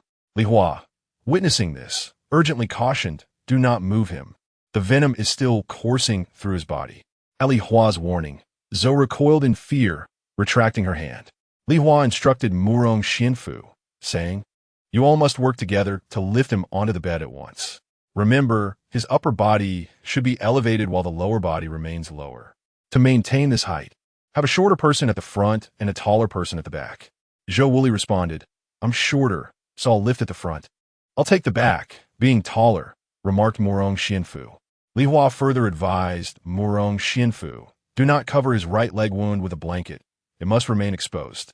Additionally, he is currently running a fever, so do not wrap him too tightly. If he sweats, use a dry cloth to wipe him clean. After a while, offer him some water." Murong Xianfu committed all of this to memory. Zhou Shi felt a pang of discomfort in her heart, wondering why her eldest son was with this woman. Chapter 75. The circumstances Murong Xianhe awakened in the middle of the night, his spirits somewhat diminished. yet his mind remained remarkably clear. Zhou Shi and Murong Xianfu stood vigil at his side, their hearts brimming with joy. Zhou Shi repeatedly murmured, "Truly, the Bodhisattva has bestowed blessings. The Bodhisattva has bestowed blessings." Murong Xianfu gazed at Murong Xianhe and inquired, "Elder brother, what transpired?" Murong Xianhe hesitated, unable to voice his thoughts, curious yet apprehensive that Zhou Shi might stir up trouble by overhearing. Zhou Shi interjected, "What is it? If you cannot speak, then do not." She shot Murong Xianfu a disapproving glance, exasperated by his silence. "Eldest brother needs rest. Second brother, you shall stay with him tonight. The rest of you may retire to your chambers," Zhou Shi commanded before turning to leave for her own room. Murong Xianfu regarded Murong Xianhe with eyes full of curiosity and bewilderment. "Elder brother, do you know who saved you?" Murong Xianhe remained silent, not due to a lack of desire to speak, but rather from the discomfort he was still experiencing. After Murong Xianhe was carried back home, Li Hua hastily returned to her residence and recounted the day's events to old Li and Jiang Shi. Upon hearing this, Jiang Shi began to scold. What madness has Murong Xianhe descended into? He continuously harasses our Huahua, yet she is free now, and she shall find someone 1,000 times better. Li Hua felt her mother was being biased. At this crucial moment, Murong Xianhe had saved her, yet her mother seemed to overlook it entirely. Old Li, with a serious tone, remarked, "Eldest brother is a person of deep loyalty. If he suddenly behaved in such a manner, surely something must have occurred." He added, "It is peculiar. Wherever I go today, the villagers regard me with strange eyes, making me feel quite uncomfortable." Li Hua concurred, recognizing that although Murong Xianhe had a tendency to act irrationally, there must be a reason behind his discomfort. She resolved to seek someone out that evening to inquire further. Before sunset, Li Hua took old Li to the small earthen mound, where they found the wild goat she had concealed in the shade. The two of them carried it back home. Although the wild goat had been poisoned by a snake, the meat, when thoroughly cooked, would be safe to consume. That night, Li Hua, old Li, and Jiang Shi worked together to butcher the goat, preparing a large pot of tender stew. They savored a bowl that evening and stored the remaining meat in a container, placing it in the well to cool, preventing spoilage for the next day. Under the cover of night, Li Hua made her way to Chun Ermiai's home, surprising her with a late-night visit. Li Hua handed over a large bowl of mutton, saying, "This is for you and Yang Yang to enjoy." Chun Ermiai's mouth fell agape. She had never encountered such an abundance of meat in her life. With excitement, she exclaimed, "Where did you get this?" "I found it today, quite by chance, as I had a mishap," Li Hua replied with a chuckle, not daring to reveal the truth for fear that tomorrow it would become the talk of the village. "Fetch a bowl. There is plenty to eat," she urged, as Chun Ermiai stood momentarily stunned. Quickly, Chun Ermiai retrieved 2 bowls. Li Hua instructed, "Cover it with something, then place it in the well water to cool. We must ensure it doesn't tea spoil." Chun Ermiai hurried to prepare as Li Hua sighed. "Ermiai, did something happen yesterday that concerns me? I feel as if some people's gazes are rather unsettling." Chun Ermiai, astonished, looked at Li Hua and exclaimed, "You don't know?" "Know what?" "I have no idea," Li Hua replied, bewildered. Chun Ermiai recounted everything she had overheard outside. Upon hearing it, Li Hua felt as if she might vomit. Since that time they rented a house together, she had not exchanged a word with Wang Mengho, so how could Lu Meilin, Sun Daguan's wife, claim that she had been intimate with Wang Mengho and was now pregnant, seeking money for a marriage proposal? It seemed that Murong Xianhe's madness stemmed from such rumors. But was Wang Mengho genuinely coming to propose and borrowing money from Sun Daguan? It was likely that Lu Meilin had concocted these stories to manipulate the situation regarding the borrowed money. After bidding farewell to Chun Ermiai, Li Hua returned home, relaying the gossip to old Li and Jiang. Both were quick to curse Lu Meilin, disparaging her for spreading such baseless tales. Li Hua turned to old Li and said, "Father, while it's still dark, please visit Wang Mingho's home and inquire about this matter. We must prevent him from proposing. I have no desire to marry right now. To avoid unnecessary expenditure and scandal, he should promptly repay the loan and clarify with Sun Daguan, instructing his wife to cease her fabrications. Otherwise, I shall seek redress from the village chief and the authorities. Upon hearing this, Old Li hurried to Wang Mengho's residence to address the situation. Li Hua felt it necessary to clarify matters with Murong Xianhe, but given his notorious temper, she feared that if she attempted to explain, she might be throttled before she could utter a word. It would be best to speak with him while he was still lucid and vulnerable. Li Hua thought it fortuitous to visit Murong Xianhe, for he had sustained injuries while rescuing her. Stealthily, she approached his home, their households merely separated by a neighbor. She knocked on Hao Zhaoti's window, and a frightened voice inquired, "Who is it?" Murong Xianfu was keeping vigil in his brother's room. It was indeed peculiar that someone would knock at her window at such an hour. "Zhaoti, it's me, Li Hua. Could you step outside for a moment?" Recognizing Li Hua, Hao Zhaoti lowered her guard and quietly opened the back door. "Why have you come so late?" Hao Zhaoti asked. "Is Dea long awake?" Li Hua inquired. Awakened, yet still feeling rather unwell, Hao Zhaoti remarked, "Oh, may I enter and see him? Currently, Erlang is watching over him, and everyone else is asleep. Allow me to inquire." Hao Zhaoti approached Murong Xianhe's room quietly and beckoned to Murong Xianfu, who sat by the bedside. "Erlang." Murong Xianfu exited the room and inquired at the door, "What is it?" Hao Zhaoti leaned in close and whispered, "Li Hua is outside and wishes to see your elder brother." "Oh, I shall ask my brother if he is willing to meet her." Murong Xianfu entered the room and addressed Murong Xianhe. "Elder brother, that woman is outside, and Zhaoti has conveyed her desire to come in and see you. Will you meet her?"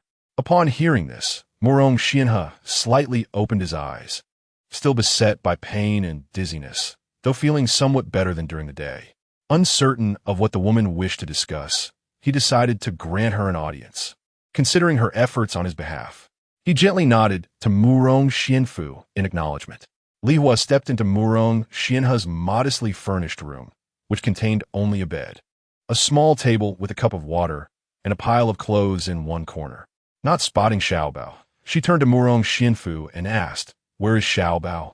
"Today, since my brother is unwell, my mother took Xiaobao to her place to sleep," Murong Xianfu replied. "How is your elder brother?" Li Hua inquired. "He has awakened," Murong Xianfu answered. Murong Xianfu hesitated, unsure how to address Li Hua. Previously, he referred to her as elder sister, but since her transformation, he struggled to find the right term. Stammering as he tried to speak, was all Murong Xianhe said, alleviating his awkwardness. Observing Murong Xianhe's clarity despite his frailty, Li Hua seized the moment to ask Murong Xianfu, "Might I have a moment alone with your elder brother?" Murong Xianfu glanced at Murong Xianhe for approval. "Brother, what do you think?" Was once again the succinct response that resolved Murong Xianfu's predicament. Upon hearing his brother consent, Murong Xianfu turned to Li Hua. "You may converse." And then he exited the room. Li Hua stood by the bed and called out, "How do you feel?" After a pause with no response from Murong Xianhe, she reached out her right hand to touch his forehead, but he turned his head slightly away, indicating his resistance. Li Hua reluctantly withdrew her hand, relieved to find that he only had a slight fever and was recovering well. Acknowledging that Murong Xianhe did not welcome her presence, she chose not to overly concern herself with him. Clearing her throat, Li Hua stated, "Yesterday, when you suddenly grasped my arm, was it in response to the rumors spread by Sun Dagwan's wife the day before?" Seeing Murong Xianhe remain silent, she took it as an acknowledgement and continued, "Since Wang Mengho assisted in signing for our rented accommodation, I have not even laid eyes on him. Yesterday, I inquired with Chun Ermiai about the origin of the rumors. It turns out that Wang Mengho had approached Sun Dagwang for a loan, intending to propose to me, and his wife, Lu Meilin, concocted these absurd tales. I was completely in the dark. Last night, I sent my father to Wang Mengho's house to convey that I have no intention of marrying at present, and that he should cease wasting money on futile endeavors. Having shared this, I noticed that Murong Xianhe's expression seemed to soften slightly. I continued, "I have clarified this matter with you. In the future, if any issues arise, can we not discuss them calmly? You cannot just seize my throat at the slightest provocation, leaving me no opportunity to defend myself." Murong Xianhe ignored me, turning his face away. I thought to myself, his temper is even worse than Xiaobao's. I gritted my teeth and said, I know you are now betrothed to Widow Tian, and our interactions will be fewer, but Xiao Bao is attached to me, and you must not interfere with that.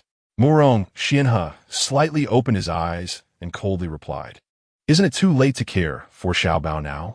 Indeed, I am aware that I have made mistakes in the past, and I have wronged both you and Xiao Bao.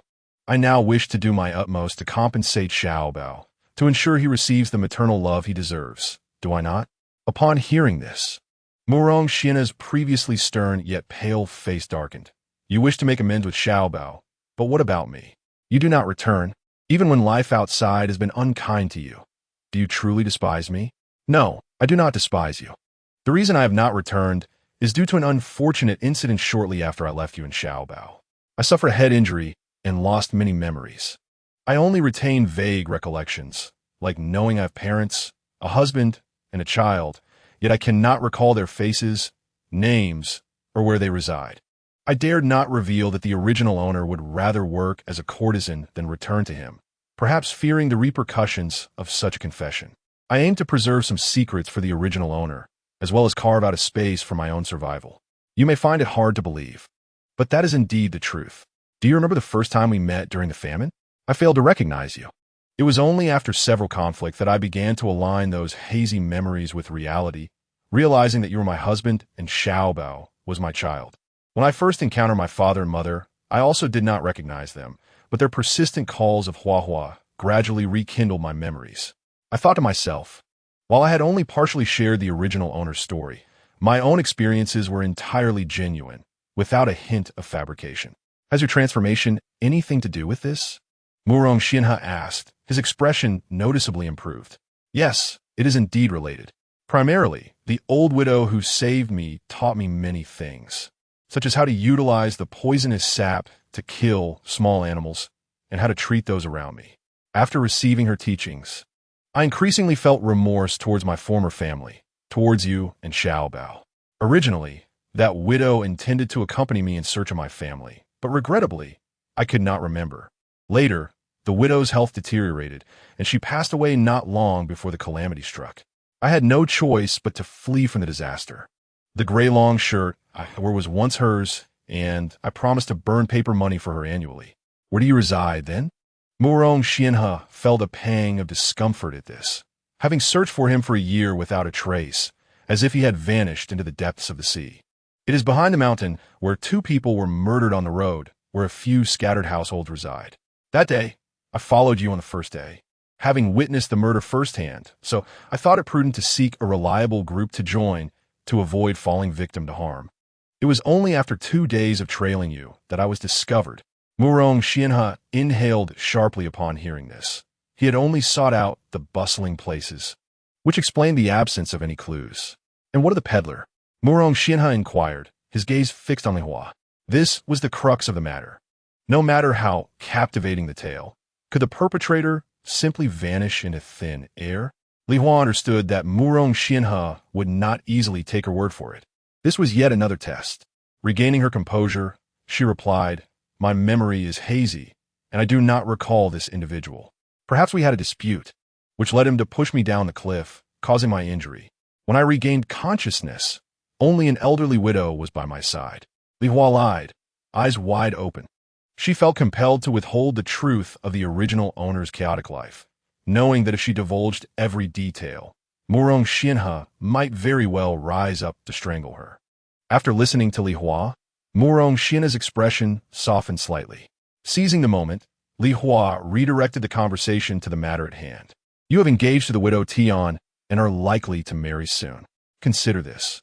After your marriage, you will have children, perhaps several.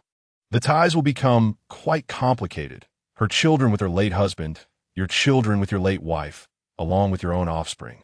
Such entanglements are likely to breed discord.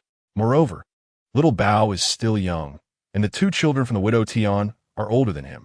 It would be inevitable for him to suffer during disputes. Hence, would it not be better for little Bao to stay with me? Chapter 77. The agreement. Li Hua scrutinized Murong Xianhe's expression, seeking any sign of dissent. But he remained impassive. She believed that this proposal might indeed be feasible. You see, my family consists only of my father and mother. We are few in number and are dear relatives to little Bao, who will surely be well cared for. Li Hua prepared a plethora of arguments to persuade Murong Xianhe. Suddenly, he interjected, "What about you? Do you not intend to marry?" Li Hua, taken aback, realized she had overlooked this aspect. In her mind, she had no desire to remarry, particularly in this patriarchal society where marriage felt like a shackle. However, she could not express this too bluntly. For who could predict the future?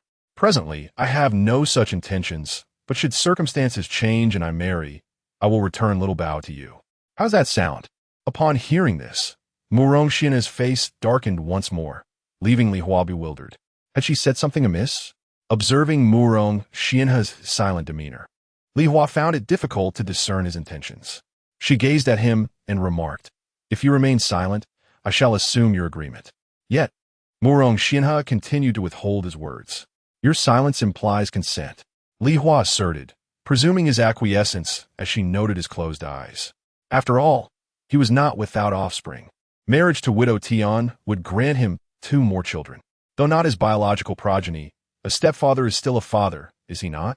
Furthermore, they were still quite young, and should fortune favor them, it would be entirely plausible for him to father 4 or 5 more with Widow Tian. The room fell into a tranquil silence, and as Li Hua grew weary from standing, she noticed the absence of a seat and decided to perch herself on the edge of the bed. Murong Xianhe sensed the shift in weight on the bed and promptly opened his eyes to regard her. "Au guarli, li wa shuklat." There isn't even a stool in your room. I grew fatigued from standing, so I thought to sit here. Upon hearing this, Murong Xianhe closed his eyes once more. Returning to his slumber, Li Hua continued, "We were fortunate this time. Otherwise, even the descent of a Buddha would not have spared you. Do you know why?" Murong Xianhe did not lift his eyelids. She pressed on. That serpent had previously battled a wild goat, ultimately claiming its life on the small hillside. I assessed your condition, and although I played a crucial role in extracting some of the venom, your situation was still precarious. Upon further investigation, I discovered that not far from us lay the carcass of a goat, weighing a hefty 30 to 40 pounds. When I found it, it had already succumbed, leaving behind 3 distinct bite marks from the serpent. After a brief pause, Li Hua continued, "It seems that the serpent, in a frenzy after its encounter with the goat, saw us quarreling and lunged to strike. You shielded me from its attack. My heartfelt gratitude to you." The mention of gratitude stirred something within Murong Xianhe. It was a recognition of his own worth, for previously, whatever he did for her had been taken for granted. Listening to Li Hua's incessant chatter, Murong Xianhe mused on her transformation. She had once been reluctant to engage with him, yet now she had conveyed in a matter of moments what could have taken half a year. Noticing that he displayed no signs of impatience, Li Hua sought to persuade him regarding her decision to keep the child close. "Tomorrow, I shall have Hao Zhaodi bring back a bowl of the goat for them to consume, but you must refrain from eating it. Although animals that die from snake bites can be safely consumed after proper high-temperature disinfection, your poison state means your spleen and stomach are weak, rendering such rich sustenance inadvisable. Instead, I will prepare some congee for you, which Hao Zhaodi will deliver, and you can tell them that the village doctor prepared it for you."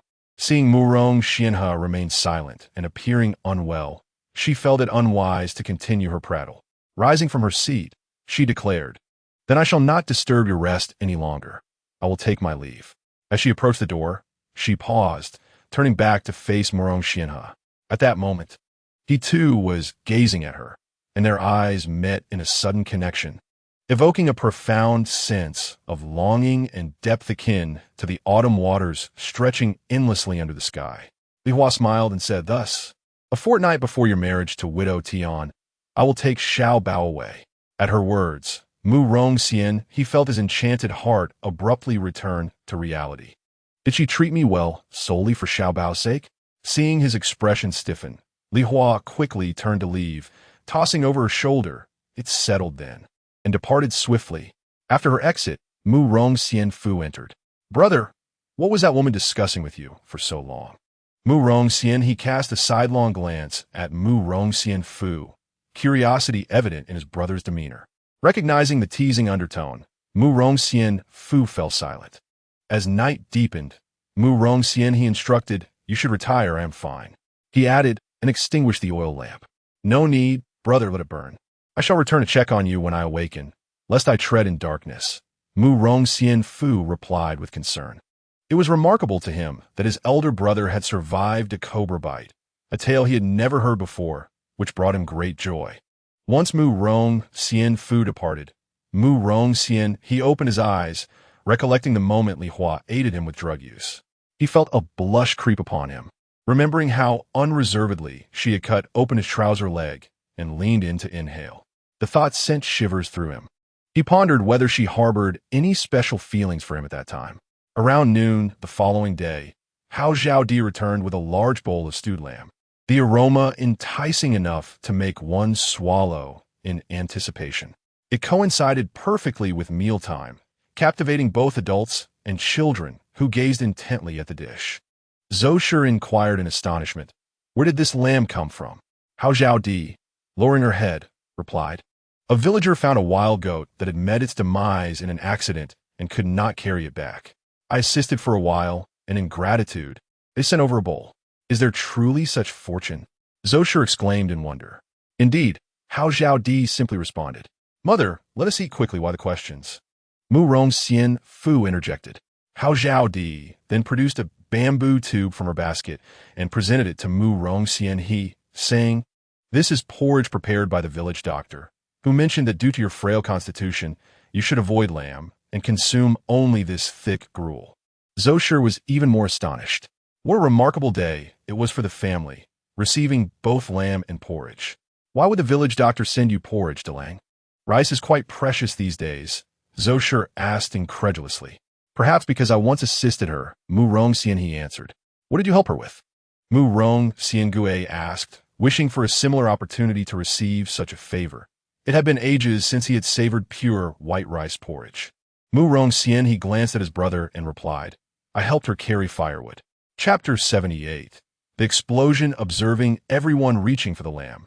Zhou Shi abruptly stood and declared, "Wait.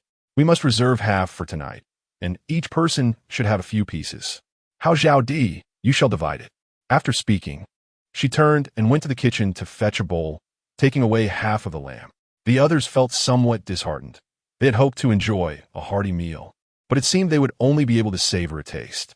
When Hao Zhaodi placed 3 pieces of lamb in a Xiao Bao's bowl, the little boy surprisingly said, "Second aunt, that's enough."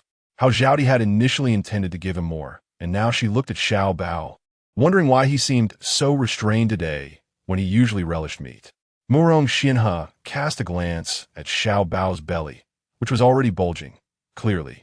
He had indulged well at that woman's home. Gu Chunxiu looked at Xiao Bao with a sense of gratitude, realizing she could now enjoy a few more pieces of lamb herself. Mu Rongxian slowly scooped up the porridge with a wooden spoon, savoring the rich aroma of the rice.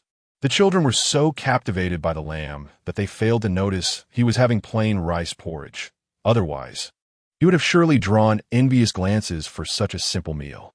As he reached the bottom of the bowl, he was astonished to discover a poached egg nestled within the porridge.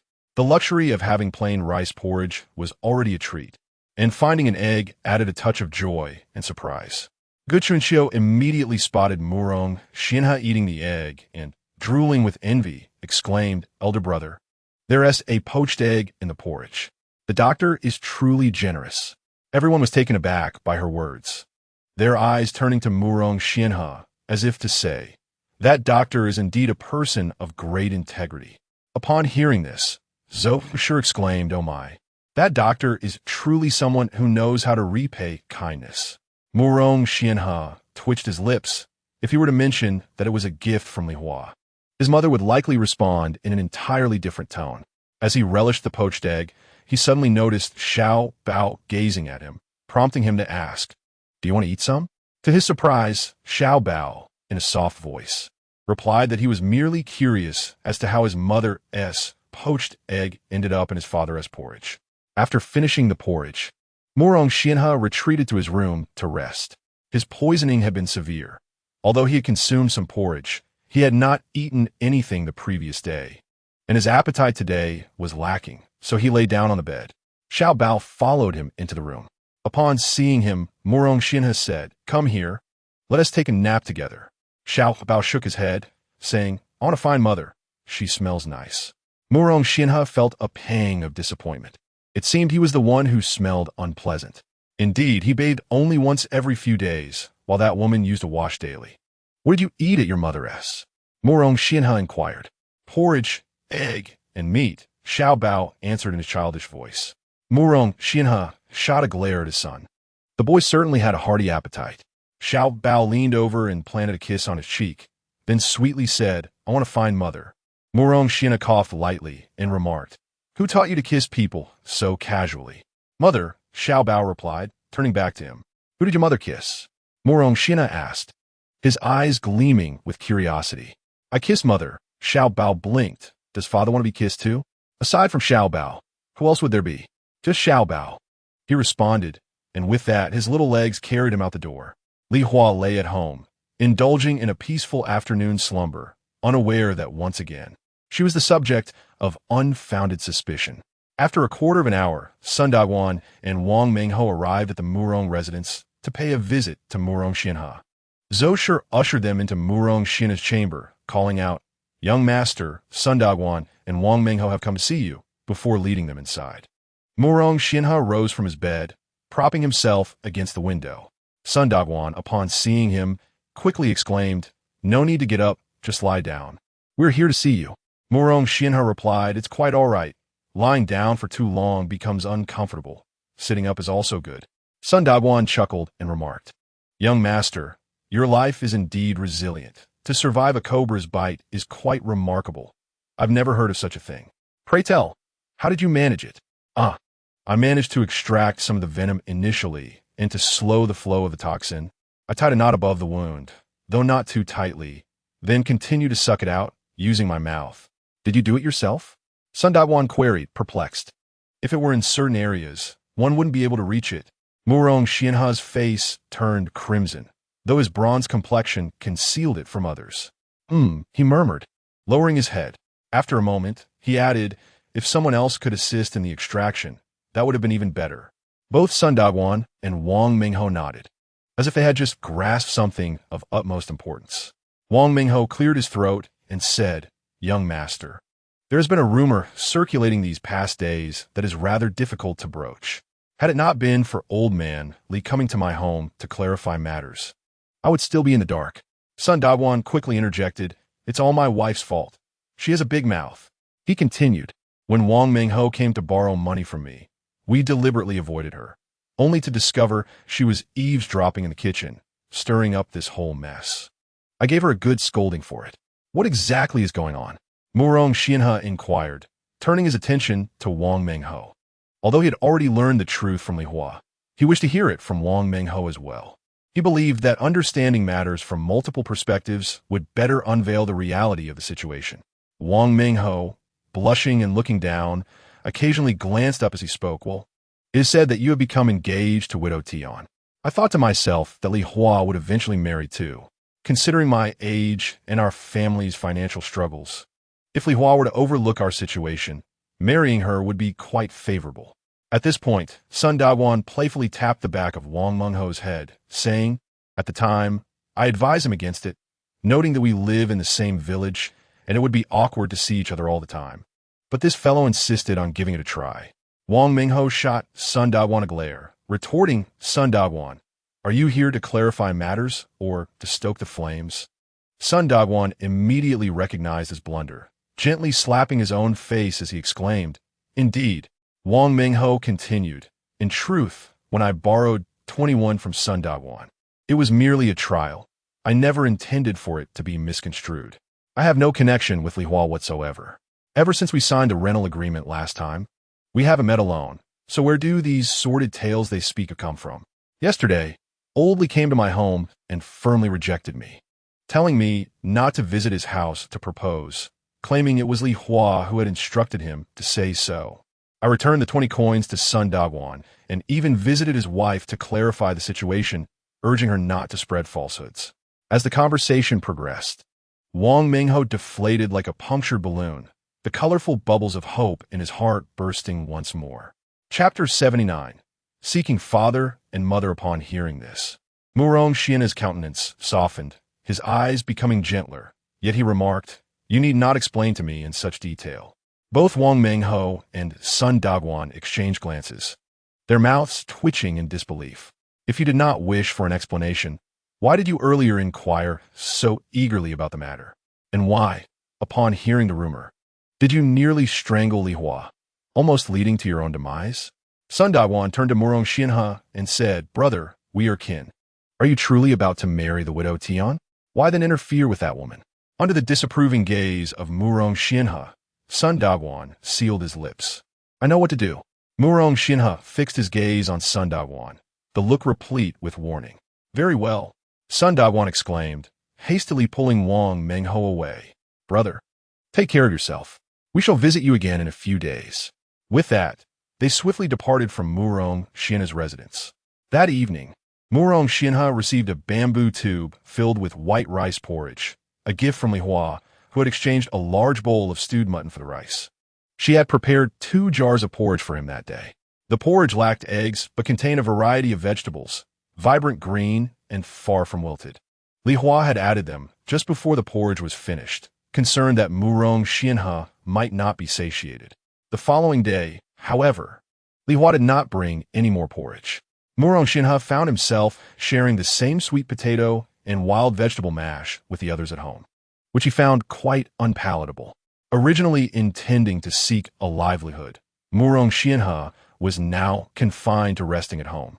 Time passed swiftly, and after half a month, Murong Xianhe's health improved significantly. He did not collect firewood, as Zosher was worried about his incomplete recovery. Each day, he merely strolled in the mountains, hunting for game to feed his family and occasionally exploring the small caverns beneath the earth. One afternoon, during the hour of shun, Murong Xianhe spotted Li Hua ascending the mountain with Xiao Bao, heading to the stream to bait fish. They wore sun hats woven from willow branches, appearing remarkably harmonious and warm.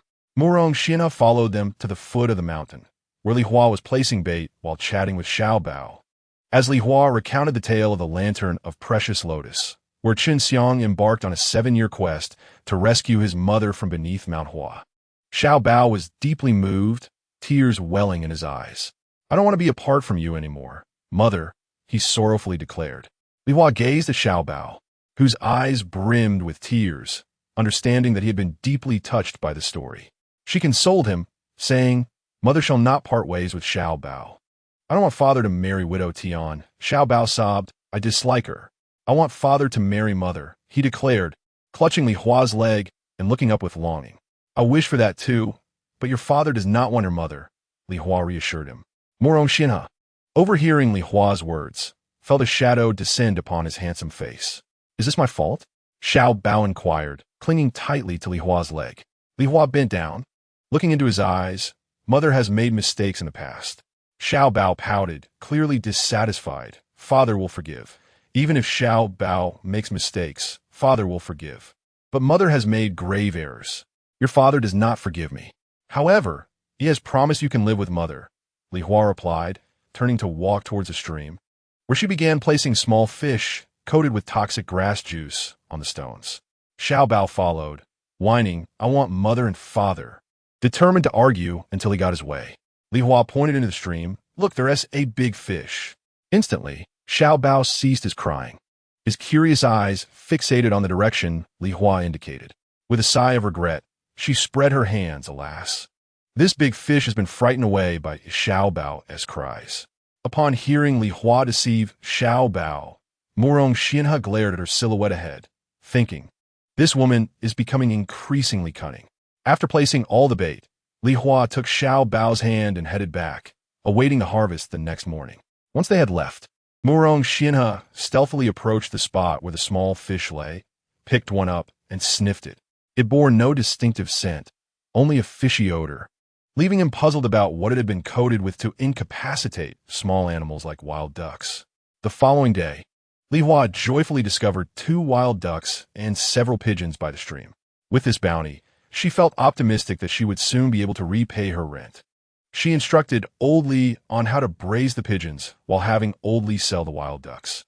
By noon, Xiao Bao enjoyed a meal of braised wild pigeon. Murong Xinhe observed Xiao Bao's greasy lips, realizing that the woman had indeed gathered a substantial harvest. Though he had discerned the clues long ago, he had no intention of mimicking her methods, believing it was Li Hua's invention and that he should not encroach upon her means of livelihood. Old Li's frequent sales of wild ducks drew the attention of many envious onlookers, who sought ways to replicate her success. Consequently, Li Hua often noticed followers wherever she went. She even discovered that the small fish she had left by the stream had been moved, and upon arriving at the stream in the morning, she found no wild ducks or pigeons, as someone had come before her. Feeling that her means of earning a living would not last long, Li Hua resolved to temporarily change locations to place her bait until she could find another way to sustain herself. Li Hua found her journey to this world utterly absurd, for she was no different from others.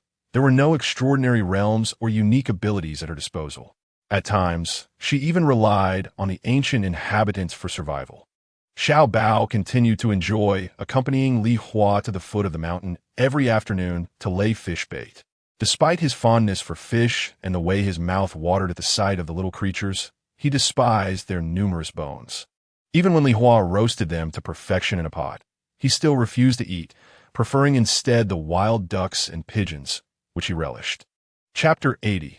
The Widow Tian. The Widow Tian learned from some source that Li Hua possessed a method to ensnare wild ducks and pigeons, and jealousy consumed her. She harbored intense resentment towards anything that benefited Li Hua, pondering ways to thwart her. Whether she thought of the widow as a rival during Li Hua's misfortunes, or simply as an inherent adversary, she was determined that they were destined foes. One day, the Widow Tian concealed herself in a thicket at the end of the village road, a route that Li Hua frequented while heading to the mountain to set fish bait. To avoid drawing attention, Li Hua often took this less-traveled path close to home. The widow intended to follow Li Hua and uncover the secret behind her ability to trap the wild ducks and pigeons. She aspired to do the same, providing meat for herself and her child. Although she would soon marry the illustrious Murong, capturing ducks and pigeons would surely elevate her status in front of the Zhou family. In the afternoon, as Li Hua held Xiao Bao's hand, leading him towards the mountain, she deliberately visited various locations before finally laying down the bait, employing this strategy to mislead any potential pursuers and safeguard her hard-earned wild pigeons and ducks. When the Widow Tian saw Li Hua and Xiao Bao walking hand in hand so intimately, she was taken aback, feeling a pang of loss. How could she, soon-to-be Xiao Bao's stepmother, assert her maternal authority if he still recognized that shameless woman as his mother? With clenched teeth, the Widow Tian allowed them to pass, choosing not to follow, but instead heading towards the Murong household. Inside, Zhou was at home, while Guchu and Xiao and Hao Zhaodi had taken several older children to forage for wild vegetables. Zhou welcomed the Widow Tian as she entered, inviting her to sit down and inquiring, "What brings you here today?" The widow, refraining from immediately complaining, responded slowly, "Is Delang's health much improved?" "Yes. He has gone to the mountain, hoping to bring back some wild game for our meals," Zhou replied warmly.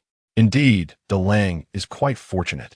Surviving a cobra bite unscathed is remarkable," the Widow Tian flattered. "Isn't it? Your fates align beautifully. Such good fortune came after your engagement," Zhou joyfully remarked. "I haven't been much help, have I?"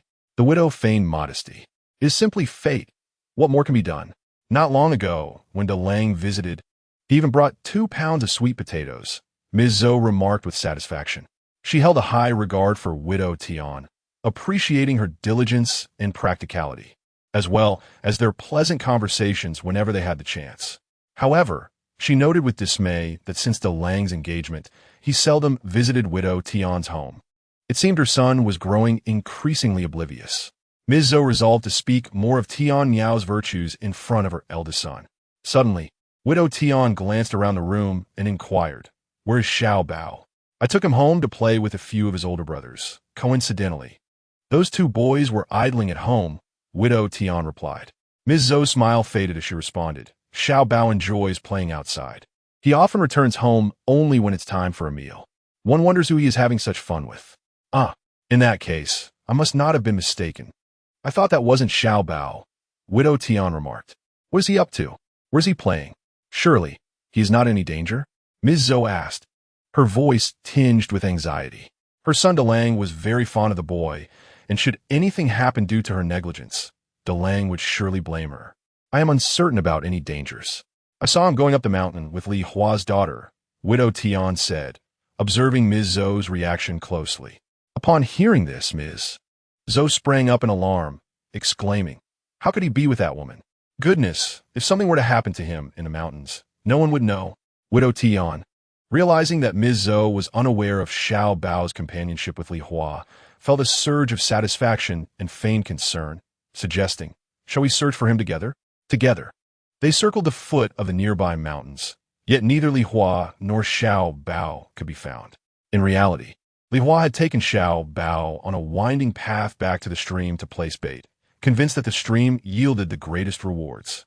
However, she was obliged to rise before dawn each day to accompany her father, Old Li, to collect the poisoned small animals. Otherwise, if they arrived too late, others would have already taken them. After placing the bait, Li Hua regaled Xiao Bao with stories on their way back home. As they neared their dwelling, two figures came rushing towards them from the opposite direction. Li Hua was caught off guard as Widow Tian lunged forward, seizing her thick, dark hair. Li Hua cried out in pain, her head forced back by the unexpected grip. Protectively, she shielded her hair with both hands, feeling the overwhelming strength of Widow Tian, who seemed intent on her destruction. Xiao Bao, bite her thigh, Li Hua urged, glancing sideways at her son. Initially startled, Xiao Bao could not comprehend why Widow Tian would suddenly attack his mother. However, upon hearing his mother's instruction, he promptly advanced and bit down on Widow Tian's thigh. Although Xiao Bao was small and lacked strength, the flesh of the thigh was tender, and his bite caused considerable discomfort.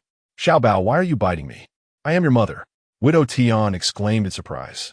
Xiao Bao, with indignation, briefly lifted his gaze to Widow Tian, resolutely keeping his grip as he thought to himself, you are not my mother.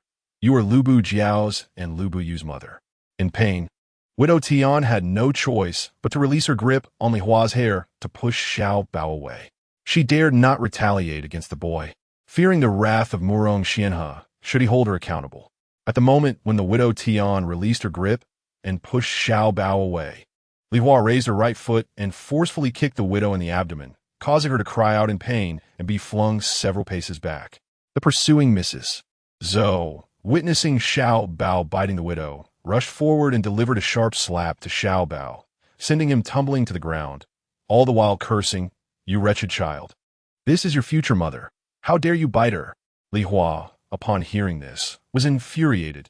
Mrs. Zhou's derogatory remarks about Xiao Bao in front of her were intolerable, and she could only imagine the indignities Xiao Bao would endure behind her back. Without hesitation, she swiftly lifted her right leg and struck Mrs. Zhou, who was caught off guard and fell heavily to the ground, clutching her stomach and waist while exclaiming in pain. Li Hua retracted her leg and addressed Mrs. Zhou, saying, have your eyes gone blind? Xiao Bao's mother is me. There is no other mother. Mrs. Zhou, enraged by Li Hua's insult, felt her chest heave with indignation. Thinking to herself, just wait, I shall have Delang teach this woman a lesson. Li Hua approached Xiao Bao, who was crying in pain, and lifted him into her arms, wiping the blood from the corner of his mouth. She planted a kiss on his cheek and reassured him, do not fear, my dear. Mother is here. Chapter 81. Unbearable at this moment, the sun was setting, and those who had been working outside were returning home for dinner and rest. A crowd had gathered to witness the commotion. Murong Xianhe happened to pass by just then and, not wishing to involve himself in the brawl, was urgently called over by Sun Daguan. Delang, come quickly and mediate. Murong Xianhe, perplexed as to who was fighting that required his intervention, approached to find his own mother delivering a fierce slap to Xiao Bao. Just as he was about to erupt, he saw the woman kick his mother to the ground. Fuming, Murong Xianhe exclaimed, Li Hua, how dare you kick my mother? Li Hua, still cradling Xiao Bao, retorted, she struck my child. That is my son. Murong Xianhe glared at her, exasperated by this woman's audacity. You cannot just attack others without reason. Li Hua shot back, adopting the demeanor she had previously used to deal with difficult customers. Murong Xianhe was momentarily taken aback by Li Hua's fierce gaze. feeling as though she regarded him as an enemy, a reflection of his own previous contempt for her. As Li Hua passed by him with Xiao Bao in her arms, she warned, "Keep your woman in check. Do not provoke me." She emphasized the word I, asserting her identity. Halfway through, she turned back and declared loudly to Murong Xianhe, "From today onward, Xiao Bao shall be with me, as we previously agreed. If you have any objections, you are unworthy of being called a man." Murong Xianhe was taken aback by Li Hua's commanding presence, filled with anger as he watched her depart with Xiao Bao. Sun Daguan, observing the scene, whispered to himself, "It's over." Sun Yuzhe, standing beside him, overheard and inquired, "Cousin, who is finished?" "Who else but him?" Sun Daguan gestured toward Murong Xianhe with his chin. Sun Yuzhe, still confused, asked, "You mean DeLang is finished? How can that be? He seems fine. It was his mother who got kicked down." Sun Daguan paid no heed to Sun Yuzhe's incessant chatter behind him, his hands clasped behind his back as he ambled towards his home. Pondering once more, "It seems this eldest son has been thoroughly enchanted by that Li Hua. Truly, one creature subdues another." Murong Xianhe had enlisted the assistance of 2 village women to escort Widow Tian back home. Widow Tian had anticipated that Murong Xianhe would carry her home in his arms. And when she saw him merely summon 2 individuals to assist her, she cast several resentful glances in his direction. Once Widow Tian was safely taken away, Murong Xianhe approached Mrs. Zhou and said, "Mother, allow me to carry you home." Mrs. Zhou wept, exclaiming, "My son, that woman is truly wicked. You must give her a sound thrashing. How could you strike Xiao Bao?" Murong Xianhe retorted with discontent, "Oh, can I not discipline my own grandson?" Mrs. Zhou glared at him in indignation. "You may discipline him, but one must consider the circumstances. Striking him indiscriminately would not be acceptable." Murong Xianhe disapproved. "Xiao Bao bit Tian Miao for that woman, and Tian Miao is meant to be his mother." Mrs. Zhou lamented, her disappointment palpable. "Tian Miao marrying me would only make her Xiao Bao's stepmother. His true mother remains her, and is it wrong for her to aid her own mother?" Murong Xianhe clarified, "Logically speaking, there is no fault. However, Mrs. Zhou would never allow Xiao Bao to recognize Li Hua as his mother." Angered, she swatted away Murong Xianhe's hand, declaring, "You have been bewitched by that woman. She is unworthy of the title of mother. I do not wish for you to carry me. We cannot afford such humiliation." Murong Xianhe squatted there, feeling awkward. When Mrs. Zhou saw Murong Xiangue approaching, she cried out, "Sanlang, your mother has been tormented to death by that shameless woman Li Hua. Come quickly and carry your mother home."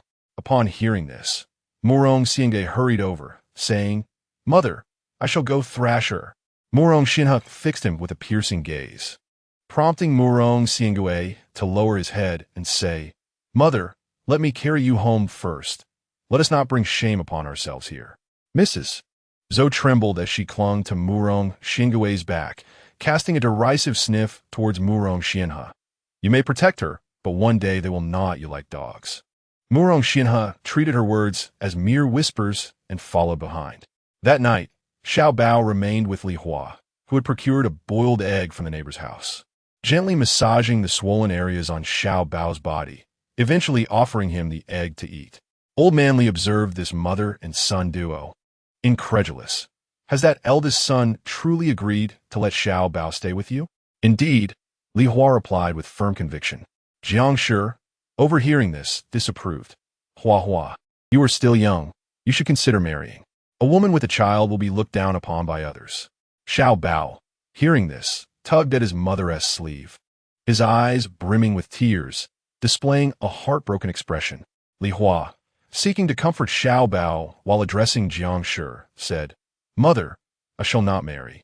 I will remain here with you, father, and Xiao Bao. This cannot be. Remaining widowed will only invite trouble." Jiang Shi expressed her concerns. "Where would I face trouble? Once Xiao Bao grows up, he will be able to protect me," Li Hua replied lightly. "But he is still just a child." Jiang Shi objected. Upon hearing this, Xiao Bao promptly displayed his small fists, declaring, "Xiao Bao is strong." Li Hua and the old man chuckled at this, while Jiang merely huffed and ceased her admonitions. Upon returning home, Zhou summoned Murong Xianfu to procure several doses of medicine from the village doctor, instructing Hao Zhaodi to brew the concoction for her consumption, for she had suffered greatly this time. Murong Xianhe stood before Zhou, hesitant to retreat to his own quarters. Zhou treated him as if he were invisible, lying on the bed and murmuring to herself. She contemplated that if Delang did not reprimand that woman, she would never acknowledge him, her unfilial son, again. After several hours, Hao Zhaodi prepared the medicine and brought it to Zhou's room. Murong Xianhe quickly offered, "Allow me to feed you, mother." Zhou rolled her eyes disdainfully, retorting, "Who needs your assistance?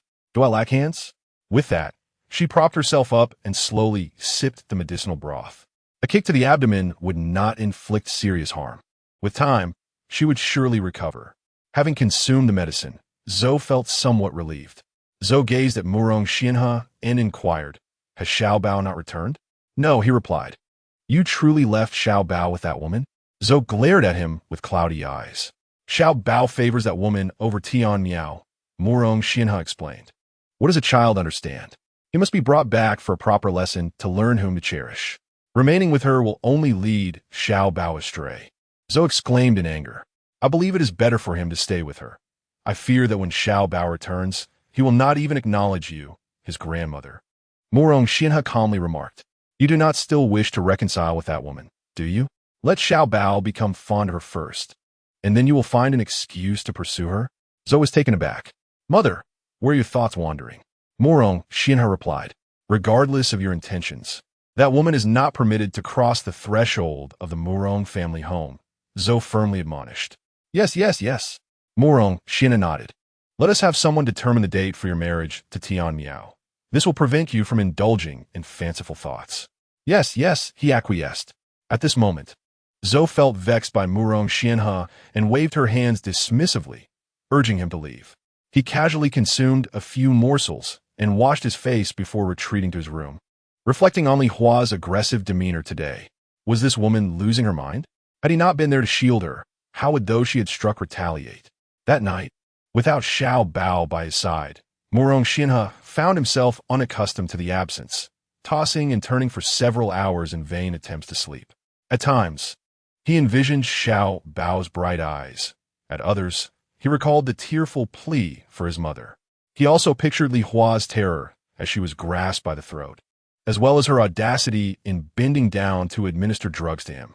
It was not until dawn that Murong Xianhe finally succumbed to a restful slumber. Xiao Bao, sleeping alongside Li Hua, initially brimmed with excitement, regaling her with numerous stories. However, as the night deepened, the child began to cry out, expressing his longing for his father. Li Hua was reluctant to send Xiao Bao back to endure the displeasure of the Zhou family. After much coaxing, she finally agreed to take him to see his father the following morning. On the next day, Li Hua had no choice but to let the old man go alone to gather wild game by the creek, while she stayed by Xiao Bao's side. She initially thought Xiao Bao might have forgotten his promise from the previous night. However, as soon as he awoke, he clamored to see his father. Thus, Li Hua and Xiao Bao kept a vigilant watch at both the front and back doors, ready to spot Murong Xianhe as soon as he appeared. True to their anticipation, shortly after dawn, Murong Xianhe strode past the back door, wielding a hoe. He deliberately glanced towards Li Hua's home and, upon noticing her peering outside, quickly averted his gaze, though he remained rooted in place. Li Hua hastily waved to Xiao Bao, who was still watching at the front door, exclaiming, "Xiao Bao, your father is here." Xiao Bao dashed out of the house, and with outstretched arms, sought a hug. Mudong Xian Lai Fet Xiao Bao, who without hesitation planted a kiss on his left cheek, saying, "Father, Xiao Bao misses you." Murong Xianhe's face flushed crimson, recalling how that woman had kissed Xiao Bao the day before. Her actions mirrored those of Xiao Bao in this affectionate gesture. Truly, this woman was leading him astray. Such displays of affection were becoming commonplace. Clearing his throat, Murong Xianhe replied, "Your father misses you too. Now go and play with your mother. I shall venture into the mountains to gather some wild game." As he attempted to set Xiao Bao down, the child clung tightly, protesting, "I want to go with you." "The mountains are perilous. Children should not go," Murong Xianhe reassured him. "But mother's going too," Xiao Bao insisted, calling out for his mother. Hearing this, Li Hua emerged from the house, her raven hair still in a single braid, not yet styled.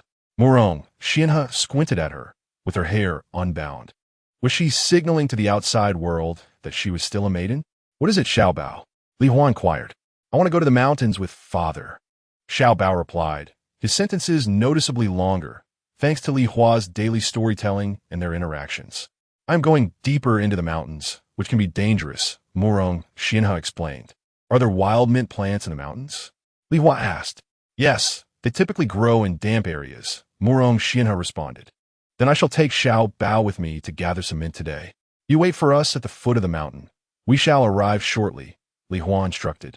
All right, Murong Xianhe agreed. Xiao Bao, go wash your face and comb your hair before finding your father, Li Hua called out. Hearing that he would soon accompany his mother to find his father delighted Xiao Bao, prompting him to release his grip on Murong Xianhe and slide down. By the time Li Hua and Xiao Bao made their way over, nearly an hour had passed. Murong Xianhe, unfazed, remarked, What took you so long? We were busy washing our faces and combing our hair, and since we moved slowly, we are just catching up now, Li Hua explained. Murong Xianhe said no more, lifting Xiao Bao into his arms and leading the way. Murong Xianhe observed the pristine visage of Xiao Bao, whose hair was neatly arranged, while Li Hua was even more remarkable, known for her meticulous attention to such details. Upon entering the deep mountains, Xiao Bao was led by Li Hua, with Murong Xianhe forging ahead. After a while, he remarked, Let us explore the vicinity today. We must not venture further, for there may be formidable beasts lurking within. Li Hua guided Xiao Bao along the more accessible paths, occasionally collecting edible mushrooms to place in her basket. Meanwhile, Murong Xianhe busied himself nearby, surveying the surroundings. Suddenly, a wild chicken took flight, startled by an unexpected presence. In a swift motion, Murong Xianhe hurled a stone from his hand with precise force. The stone struck the chicken's wing, causing it to cry out in distress before plummeting to the ground. Murong Xianhe approached hastily to retrieve the fallen bird, which, though struggling, was incapacitated with one wing injured, rendering it unable to soar. Li Hua and Xiao Bao approached, and Li Hua exclaimed, Your father is truly remarkable. He can catch a wild chicken with his bare hands. Xiao Bao clapped joyfully, his body bouncing with delight. Feeling somewhat embarrassed by their exuberance, Murong Xianhe clarified, I used a stone. It was not done barehanded. Nonetheless, that is impressive. Liwaraplia candidly. Should we secure the chicken to prevent it from floundering? Are we bringing it home to eat? She inquired further. Murong Xianhe responded, I shall prepare it for you to stew for Xiao Bao. Observing the woman's envious expression, he surmised her desire to partake in the meal, reasoning that Xiao Bao would still have a share. Really? Li Hua exclaimed, her eyes sparkling with excitement. Indeed, he affirmed, recalling how he had often shared his delicacies with her and gifted her beautiful clothing during festive occasions. Then I shall stew it right now. We can all enjoy it together, especially since we haven't had anything to eat since we awoke, Li Hua said cheerfully. In their current setting, meals were typically taken in 2 servings, and Li Hua occasionally found herself unaccustomed to this, her stomach grumbling in protest. Chapter 83. Feeding upon hearing this, Murong Xianhe inquired, What shall we use to stew it? Li Hua lifted a gray cloth covering her basket, revealing a small pot that looked remarkably familiar. It was the very pot she had used during her time of fleeing. Look, I have everything prepared, she declared proudly, seeing her joyful demeanor. Murong Xianhe turned away and cleared his throat. Li Hua then instructed him, You must first dispatch the wild chicken. Murong Xianhe cast a glance at her, a flicker of dissatisfaction in his eyes at her choice of words, as if he had an affinity for such actions. He grasped the chicken, twisting its head and tucking it under its wing, and after a brief moment, the creature ceased to struggle. Li Hua had already gathered dry twigs and leaves to kindle a fire. She took the lifeless chicken from him and commanded, Fetch some water from the nearby stream with that pot. Murong Xianhe promptly set off with the pot in hand. Meanwhile, Xiao Bao squatted beside the chicken, playfully tugging at its beautiful feathers. Xiao Bao, do not touch. It is quite dirty. You must wash your hands before eating, Li Hua admonished with a hint of distaste. Murong Xianhe approached with a pot of water handing it to Li Hua, and then cradling the little one, made his way to the stream to wash his hands. Li Hua and the child tended the fire while Murong Xianhe gathered some dry branches nearby. Once the water reached a boil, Li Hua introduced the wild chicken to the pot, allowing it to swirl in the bubbling water before retrieving it effortlessly, plucking its feathers with ease. She instructed Murong Xianhe to use his knife to open the chicken's belly, discarding the entrails while retaining the rest, and then she deftly chopped the chicken into manageable pieces. Li Hua heated another pot of water, placing the cut chicken inside to simmer. During this time, she and the child foraged nearby for mint, also discovering edible mushrooms which they collected in their basket. Observing Li Hua with a basket full of mint, Murong Xianhe inquired, "What purpose does this mint serve?" "It is inedible. This mint can be distilled into mint oil, a remarkable substance known for its pain-relieving and itch-soothing properties," she explained. "Who taught you such knowledge?" "An old widow." "Indeed, she was quite formidable, though her life was cut short. Had she lived longer, I would have been even more skilled." Li Hua replied with a nod. "Umph, we can tell lies without a script," Murong Xianhe remarked non-committally, continuing to dig around for potential animal burrows in the hillside. Unfortunately, after much effort, he only unearthed 2 mountain mice. After about 2 hours, a delightful aroma wafted from the pot, enticing the child's gaze to linger upon it. Li Hua took the child to the water's edge to wash their hands, simultaneously rinsing the mushrooms they had gathered. Hand in hand, they returned to the pot, where Li Hua skillfully broke off 4 sticks of similar length from nearby branches to use as chopsticks, meticulously wiping them with a damp cloth. She then used 2 of the sticks to fish out a piece of chicken from the pot, blowing gently on it before taking a bite. "Delicious, perfectly tender," she declared. The child watched her savor the morsel, eyes narrowed in enjoyment, saliva pooling in anticipation. Noticing the child's longing, Li Hua smiled and said, "You wish to eat, don't you?" The child eagerly nodded, inching closer, eyes brimming with hope. Li Hua sprinkled some salt into the pot, then set aside a few pieces of chicken on a dry leaf to cool, tearing the mushrooms into strips and adding them to the pot, enhancing the chicken's flavor further. She picked up a piece of chicken from the leaf, tearing it into bite-sized morsels and feeding them to the child, who opened his mouth wide like a fledgling being fed, relishing each bite. After approximately 10 minutes, the enticing aroma of chicken mingled with the fragrance of mushrooms wafted through the air. She extinguished the fire and called out to Murong Xianhe, who was digging nearby, to come and enjoy the chicken. "Delang, come quickly and taste the chicken." Hearing her call, Murong Xianhe approached with his tools in hand. Li Hua warmly offered him 2 sticks as chopsticks. He examined them for a moment, satisfied before grasping them. When Li Hua lifted the pot's lid, the enticing aroma filled the air, and Murong Xianhe swallowed hard, tempted by the feast before him. Gazing at the clear wild chicken soup, with brown strips floating within, Murong Xianhe inquired, "What have you added?" "Song mushrooms, freshly gathered," Li Hua replied, deftly tearing apart the meat and bones of the wild chicken with her hands, feeding the morsels to Xiaobao. The little one was so engrossed in savoring the wild chicken that he barely had a moment to speak, his cheeks puffing up as he chewed, his mouth glistening with juices. Murong Xianhe picked up a piece, gently blew on it, and then placed it in his mouth, savoring the delightful flavor, the rich meatiness intertwined with the freshness of the song mushrooms. Unable to resist, he indulged in several more pieces. "Is it delicious?" Li Hua asked, too preoccupied with feeding the insatiable Xiaobao to enjoy the mushrooms herself. "Delicious," Murong Xianhe replied, noticing Li Hua's longing gaze toward the pot, aware that she too wished to partake. He selected a piece of wild chicken with more meat than bone, gently blew on it, and offered it to her. Without hesitation, Li Hua opened her mouth wide, and Murong Xianhe placed a morsel inside. As she chewed, she exclaimed, "So delicious! Truly a mountain delicacy." Observing Li Hua relish the dish, Murong Xianhe found himself lost in thought, pondering whether he had indeed shared the same chopsticks with her.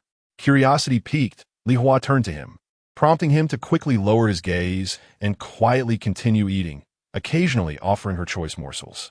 The wild chicken had been simmered to perfection, allowing the meat to effortlessly separate from the bones, while Xiao Bao devoured until he was full. How splendid it would be if we had something to drink the soup from, Li Hua remarked, eyeing the pot. Upon hearing this, Murong Xianhe sprang to his feet, declaring, I shall find something.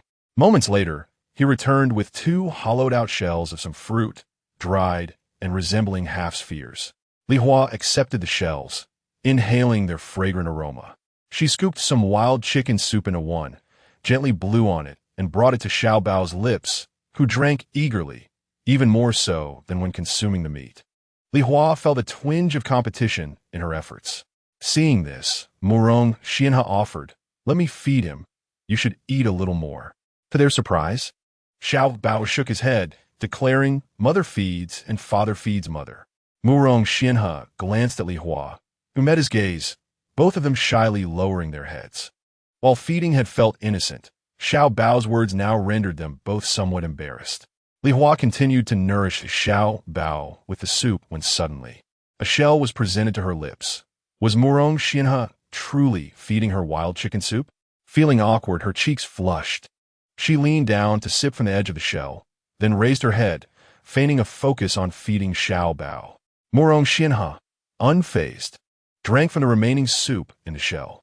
Li Hua's face turned crimson at the realization. Wasn't this a veiled kiss? Murong Xianhe observed the flushed face of Li Hua, and a faint smile curved at the corners of his lips. The following day, the little Bao, who had hoped to accompany Murong Xianhe up the mountain, found himself waiting in vain as Murong Xianhe had been compelled by the Zhou family to visit widow Tian's residence to discuss the date of their engagement. Murong Xianhe addressed Zhou, saying, Mother, there is truly no need for haste. I still require more interaction with Tian Miao. Zhou, wide-eyed, retorted, What interaction is necessary? You are both from the village, familiar with one another. There is no one more suitable for you. Consider this. You bring misfortune to your wives, and she brings misfortune to her husbands. Together, you are undoubtedly a match made in heaven. Perhaps you will even prosper the family. As for that Li Hua, the compatibility is poor. It is either her demise or her fleeing. Together, you shall bring misfortune, and there will be no favorable outcome. Murong Xianhe, being a man of ancient times, was inevitably swayed by the superstitions surrounding him, neglecting his true desires. Although he found joy in the company of Li Hua and yearned to be with her, the wounds of the past and his lack of control over fate led him to believe he should tread a more stable path. Accompanying Zhou to widow Tian's home, they were joined by the village headman and several elders, and Zhou even spent some silver to bring gifts for the occasion. Widow Tian warmly welcomed them with the last remnants of her hospitality, while her children's uncle was away gathering firewood during the most boisterous moment. Little Bao stood eagerly at the doorway, anticipating his father's arrival, only to be met with the sound of firecrackers echoing through the village. Curiosity sparked among the neighbors, who wondered whose family was celebrating such an occasion. A few boisterous onlookers loudly proclaimed near Li Hua's home. That is the day widow Tian and Lang have set for their engagement. I hear it's at the end of next month. How swift, they remarked. Indeed, widow Tian is quite lovely, and her character is commendable, unlike some who spend their days flirting around. As Li Hua prepared peppermint oil, a skill passed down from her grandmother, she recalled the simplicity of the process. Each year, her grandmother would make the oil, using it for headaches and insect bites. Li Hua contemplated selling the peppermint oil to earn some silver, allowing her the freedom to pursue her endeavors and support herself, as well as the elderly Li Jiang and little Bao. In her past life, lacking any special talents, she had navigated the corporate world under the guidance of her seniors, amassing experience and sales techniques. She believed that opening a small shop in the county would yield some success. Hearing the chatter outside, as she continued to brew the peppermint, her hands paused, and a wave of bitterness washed over her. As Murong Xianhe's former wife, she felt abandoned, yet she found herself admiring him still.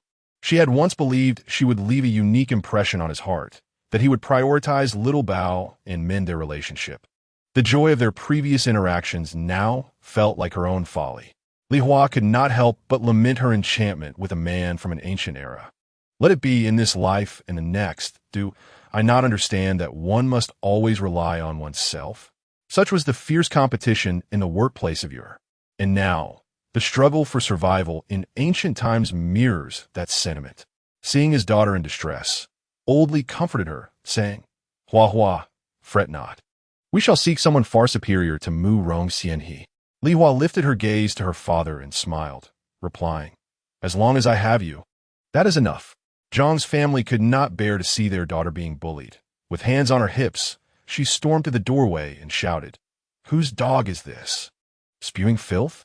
Quickly, begone, or I shall douse you with foul water." The neighbors merely sought a spectacle, relishing the commotion. They had no intention of offending anyone on behalf of another, and thus retreated into their homes. Li Hua meticulously washed, dried, and chopped the mint, then placed it into a jar, drizzling it with tea oil. At that time, tea oil was still affordable, priced similarly to the usual rapeseed oil. She set it aside in a cool place for some time. Ultimately, by steaming the mint-infused tea oil, she would procure mint oil. Little Bao, having awaited Mu Rong Xian He all morning without success, felt rather displeased and clung to Li Hua, refusing to leave her side. Li Hua pondered whether Little Bao could comprehend the gossip of the townsfolk. "Little Bao, do you miss your father?" she inquired. "Yes," he murmured, burying his head in her embrace. "If I send you back to your father's home, you'll have to part from your mother. Would you prefer to return to your father's or stay with me?" Li Hua asked, needing to clarify the matter for Little Bao, who, despite being a child, must make a choice. Little Bao nuzzled her arm and whimpered softly, expressing his desire to remain with her.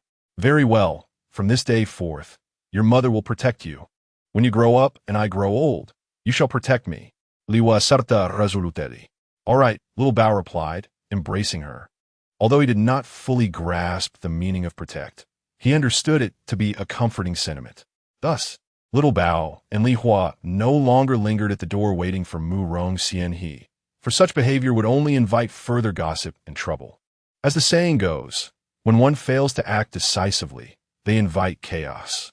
During this time, Li Hua had managed to produce roughly 2 pounds of mint oil. Intending to journey to the county town to see which apothecary he might appreciate her humble handiwork, word had it that a large wagon departed daily from the village towards the county town, and the journey by wagon took merely half a day, allowing for a round trip in a single day. However, the wagon fare was somewhat steep, costing 10 coins each way, which amounted to 20 coins for a round trip, a sum most families were reluctant to part with, equivalent to the price of 2 pounds of meat. Gazing at the 80 coins in her purse, Li Hua felt conflicted. This was the result of her efforts trading wild ducks. Yet, she was still 100 coins short of the rent, let alone considering opening a shop or starting a business. She lacked even the capital for that. Chapter 85. Mint oil. Ultimately, Li Hua resolved to take the wagon, for it would expedite her journey, allowing ample time to present her wares to various medical establishments. Additionally, traveling by wagon was safer, enabling her to return the same day without the need to worry about lodging. The following morning, Li Hua set forth with the 2 pounds of mint oil she had crafted in 24 coins, making her way to the village road. Li Hua recalled hearing someone mention that the carriage would likely arrive around the hour of the rabbit. Indeed, after waiting for a while, the carriage appeared. She hailed the vehicle and handed the driver 10 coins, then stepped onto the carriage using a stool. Inside, there was only one occupant, a well-dressed man of approximately 35 or 36 years. Upon noticing the man, Li Hua glanced at the driver, seemingly questioning the propriety of men and women sharing a carriage, as it was said in ancient times that they should not sit together until the age of 3. The driver awkwardly scratched his nose and replied, "Madam, it is sufficient to lower the partition in the middle." Following the driver's instruction, Li Hua reached to pull down the partition when the man suddenly interjected. "Lowering the partition will impede ventilation. The journey to the county town is quite lengthy, and it would be uncomfortable without proper airflow."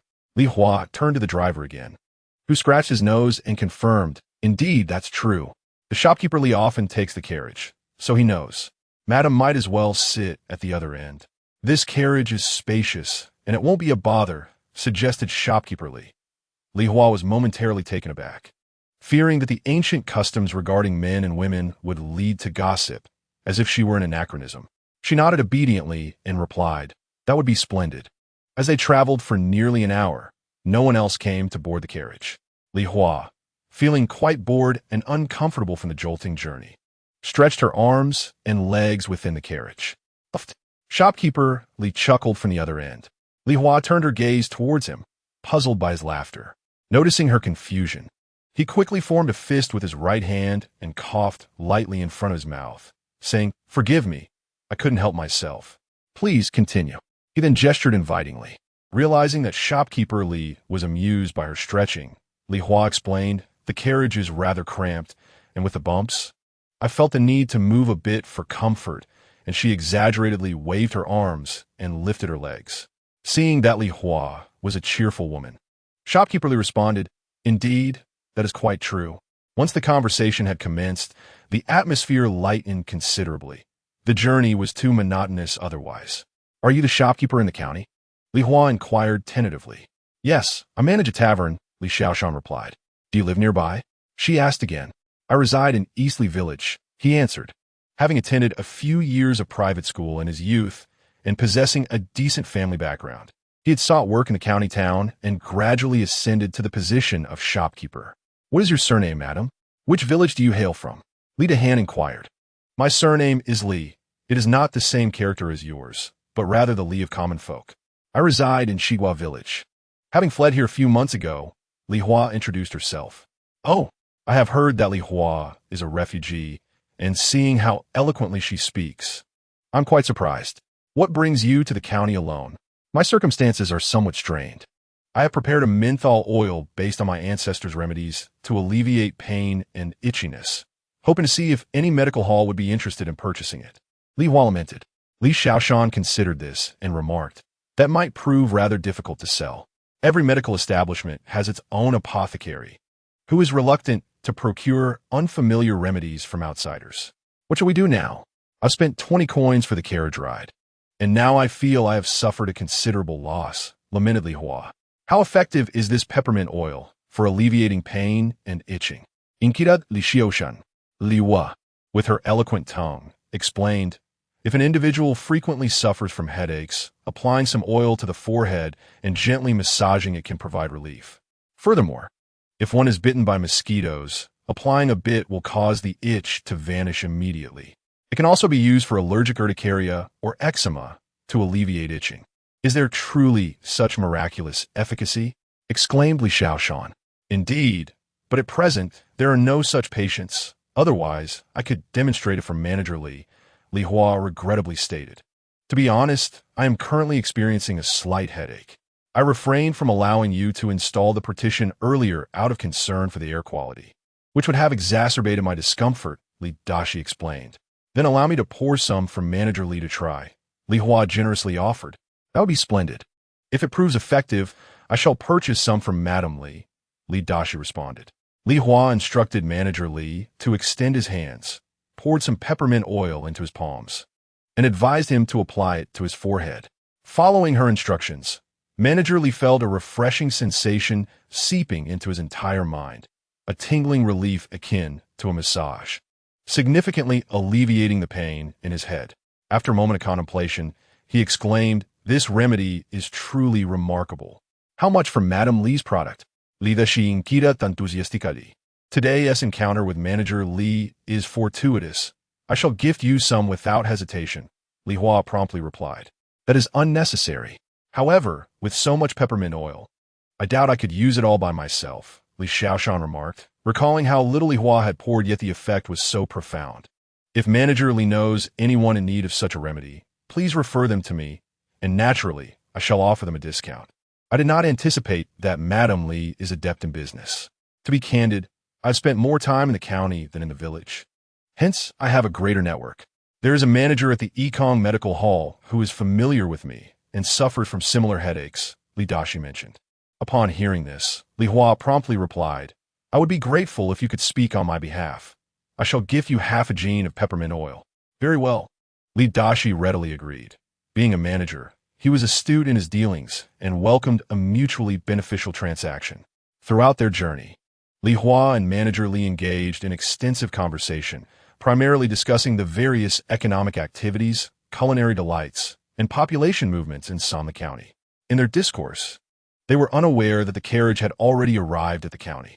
Manager Li said to Li Hua, "I'm not busy today, so let us first visit the Yikang Medical Hall." Naturally, Li Hua was delighted and expressed her gratitude profusely. Chapter 86.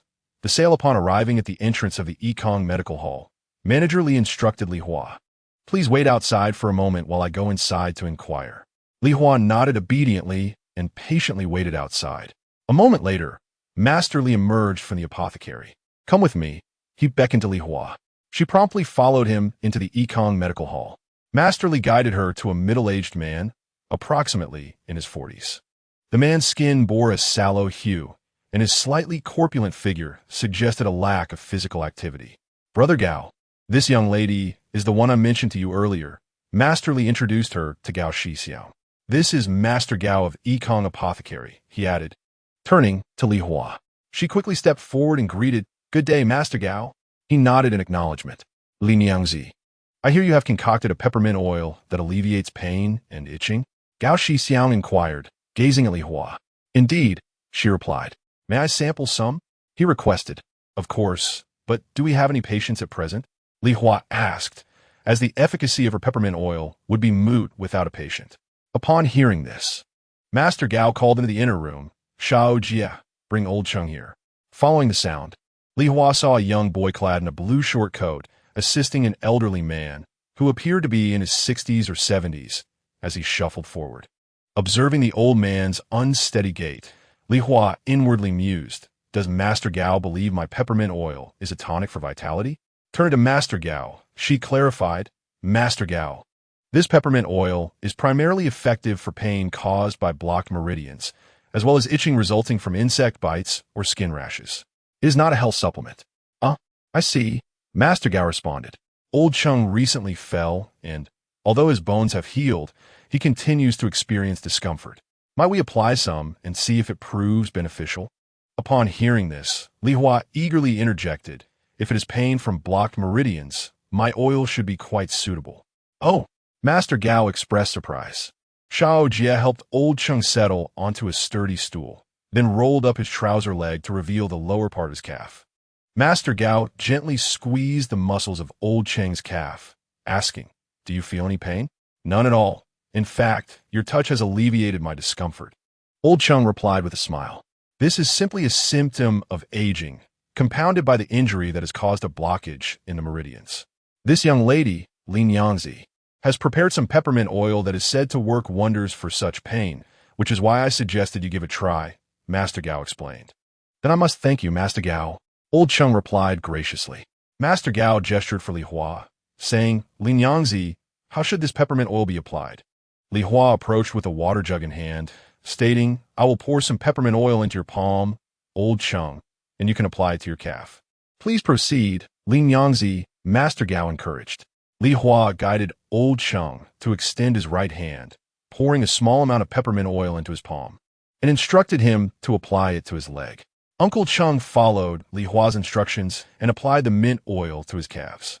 Instantly, a refreshing coolness enveloped him, accompanied by a delightful tingling sensation, as if the entire network of veins in his legs had been unblocked. "Ah, this feels wonderful, truly remarkable," Uncle Chung exclaimed, his entire leg feeling relaxed and rejuvenated. Manager Gao, astonished, observed how little mint oil was in Li Niangzi's hands, yet the effects were so pronounced. He turned to Li Hua and requested, "Please, do pour some for me as well." Li Hua obliged, pouring a portion for Manager Gao, who then applied the mint oil to his forehead and gently massaged it. Indeed, the relief was palpable, prompting him to exhale deeply after years of enduring headaches. He finally found a remedy. Noticing Manager Gao's satisfaction with the mint oil, Li Hua remarked, "If you combine the application of this oil with a massage, the painful areas will feel even more alleviated." However, Manager Gao was preoccupied with massaging his forehead, seemingly oblivious to her suggestion. In matters of unblocking meridians, he was a master. No one in the county could surpass his expertise, especially with his deft hands skilled in massage. Each year, he would dutifully visit the magistrate's residence to provide massages for the elderly gentleman within. Now, with this exceptional product at hand, he was confident that his massage techniques would only improve in efficacy. After a moment, he opened his eyes and inquired of Li Hua, "May I ask how much you sell this mint oil for?" Once a skilled professional herself, Li Hua recognized the mint oil's potential to fetch a good price. She replied, "Forgive me, Manager Gao, but the process of crafting this mint oil requires significant effort. It cannot be prepared in mere moments. Before I departed, my family entrusted me with a message that if I could not find a good patron, it would suffice to bring it back for our own use." "Then, please do name your price," Manager Gao urged. "It is sold at 1 tael of silver per pound," Li Hua stated decisively. The bystanders gasped in surprise. This indeed seemed a tad expensive. In response, Li Hua explained, "Each time, my family can only extract a small amount of mint oil. It takes them half a month to produce a single pound. Were it not for the calamities we faced, leaving us destitute and forcing us to seek refuge in Dongjun, I would not be resorting to selling this ancestral recipe for mint oil." Her words, heartfelt and sincere, resonated with the listeners, who agreed that such a fine product deserved its price. As Li Nyangzi mentioned, 1 tael per pound. "I wonder how many pounds are available here?" Manager Gao asked. "About 2 pounds, though I promised Manager Li on the way here that I would reserve half a pound for him. So I can only sell you 1.5 pounds, Li Hua explained. Upon hearing this, Manager Gao instructed Xiao Jia to pour the mint oil from Li Hua's flask into a transparent container. The mint oil shimmered, crystalline and beautiful. Manager Gao's satisfaction grew with the sight. Xiao Jia measured out half a pound for Manager Li, weighing the rest, which amounted to just over 1.5 pounds. Observing the measurement, Li Hua said, "Let us consider it 1.5 pounds. The excess shall be a token of goodwill between myself and Manager Gao." Manager Gao, pleased with this arrangement, instructed Xiao Jia to fetch the silver. Xiao Jia handed over a half tael of silver to Li Hua, who for the first time felt the weight of ancient currency, which was indeed substantial. In this era, a tael of silver equated to 1,000 copper coins. Thus Li Hua suddenly found herself in possession of 1,500 copper coins, feeling both elated and concerned about the burden of carrying them home. After Li Hua and the shopkeeper Li exited the Yikong Medical Hall, she adhered to her agreement with him and presented the remaining half-gene of mint oil. Shu Kapei, initially reluctant, remarked, "I thought this item was commonplace. Who knew it was so rare? Now that you offer it to me for free, it would be improper for me to accept without payment. Even if I consider you a good friend, if it weren't for your recommendation today, I wouldn't have known whom to sell it to. You are indeed deserving of this." Li Hua explained, "Let us do this.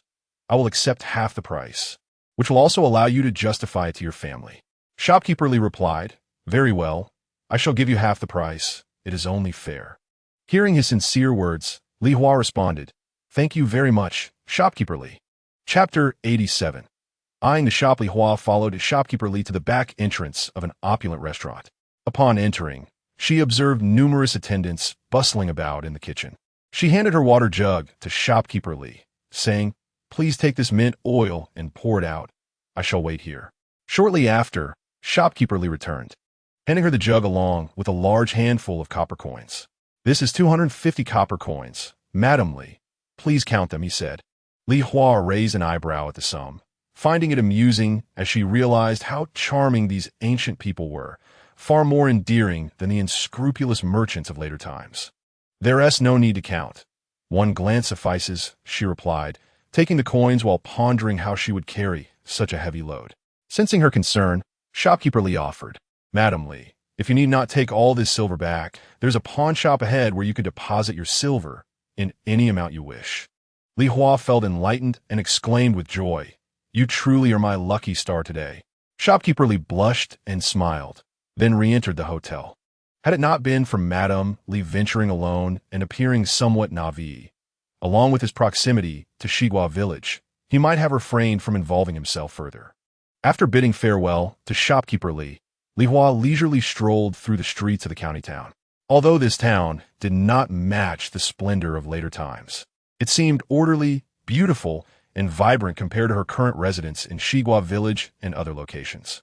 The broad cobblestone streets could easily accommodate 4 carriages side by side. Various shops lined the streets, displaying an array of goods.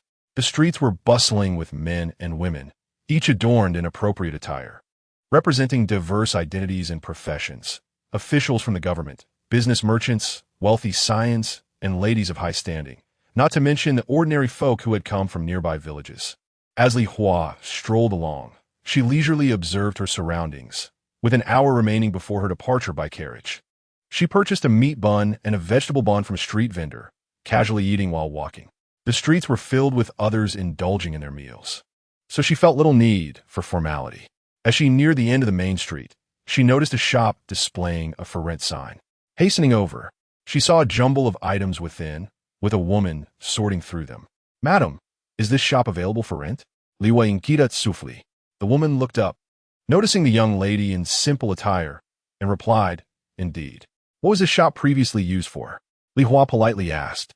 "It sold iron tools, but the old blacksmith passed away recently, leaving the shop vacant," the woman explained. "How was the rent structured?" Li Hua further questioned. The woman assessed Li Hua from head to toe, sensing her sincerity, and replied, "Though the location is somewhat remote, the space is ample.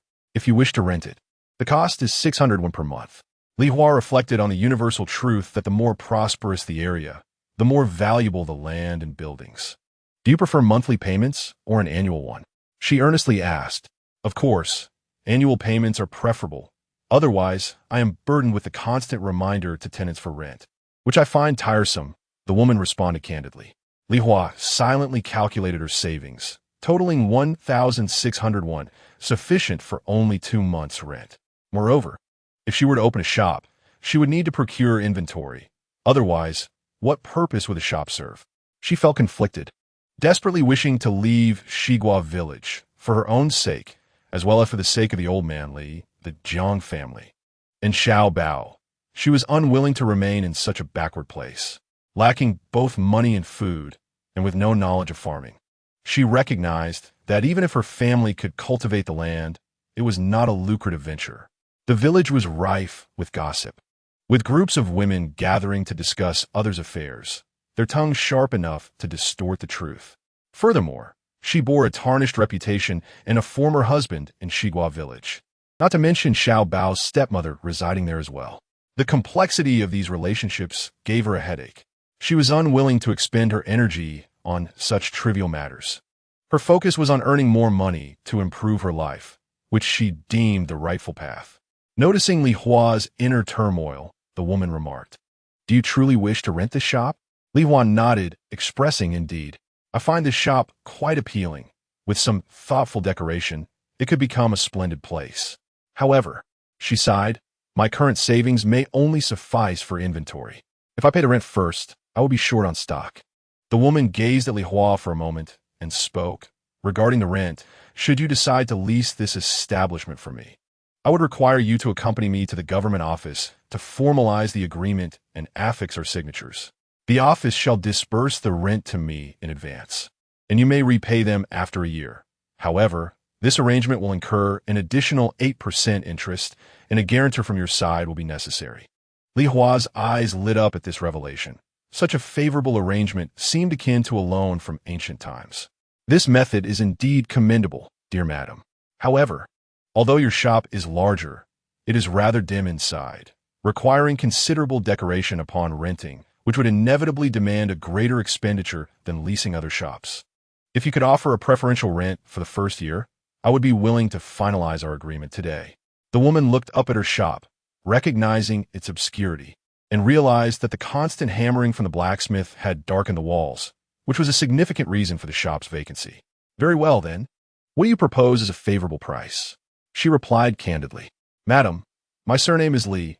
You may call me Lignon. If you could rent the shop to me for 500 won per month in the first year, and then 600 won per month starting in the second year, I would gladly finalize our agreement today," Li Hua articulated clearly. Noticing the woman's hesitation, Li Hua added, "The savings from the rent will naturally be invested in the shop's decoration, ensuring you do not incur any loss." Chapter 88. Renting the shop. The woman pondered, realizing that she had finally encountered someone genuinely interested in renting her shop, and the terms proposed seemed quite reasonable, reflecting consideration for her establishment. After a moment of deliberation, she declared, "Very well, my surname is Xiao, and I can see you are earnest in your desire to lease this shop. Let's finalize our agreement today." "Excellent. Liwaraplia eajarli. Madam, I must inform the villagers of my return and convey a message to my family. I shall not be home until tomorrow. Is this agreeable?" The woman considered the matter, recognizing that without this level of trust, future negotiations would be futile, and thus she nodded in assent. Li Hua made her way to the carriage waiting point and addressed the driver. "Uncle, I will be delayed in returning home today due to certain matters. But I assure you I will ride back with your carriage tomorrow." The driver responded, "That is of no consequence. There is no need for such formalities. I shall simply depart at the designated hour, as I cannot linger too long with my passengers." Li Hua produced 5-1 from her sleeve and said, "Uncle, could you kindly inform my parents in Shigua village that I am delayed and will return home tomorrow?" The driver, reflecting that Shigua village was nearby, considered that leaving his carriage and passenger on the road for a brief moment to deliver the message would be feasible. He nodded, "Certainly. Do you know which family in Shigua village belongs to Lin Yang? Should you inquire about the whereabouts of old man Li in Shigua village, someone will surely guide you." "It will not be difficult to find," Li Hua replied, handing the coins to the driver. The driver, satisfied, responded, "Understood." Li Hua returned to the shop she had just left and called out to the matron. Upon seeing Li Hua return, the woman recognized her integrity. "Li Niangzi, it is still before noon. Shall we attend to this matter now or postpone it?" The matron inquired. "Dear matron, let us go early," Li Hua replied. "At the front, I must find a local elder to serve as a witness." Li Hua and Matron Xiao arrived at the Yuejun Tavern. Li Hua asked Matron Xiao to wait outside while she ventured in to seek out Manager Li. Entering through the back door, Li Hua made her way to the kitchen, where numerous young attendants were bustling about, carrying bowls, plates, and chopsticks. Observing the tavern's thriving business, Li Hua stopped one of the young attendants. "Excuse me, could you direct me to Manager Li?" The young attendant, looking anxious to complete his tasks, replied, "We have several managers, Li. Which one do you seek?" Caught off guard, Li Hua realized she had only referred to him as Manager Li without knowing his full name. Just as she was about to describe Manager Li's appearance, the attendant swiftly turned and darted away, slipping away like an eel in water. As Li Hua looked around helplessly, a man clad in a silver-white long robe approached from the dining area. This man appeared to be of similar age to Manager Li, perhaps even a year or two younger.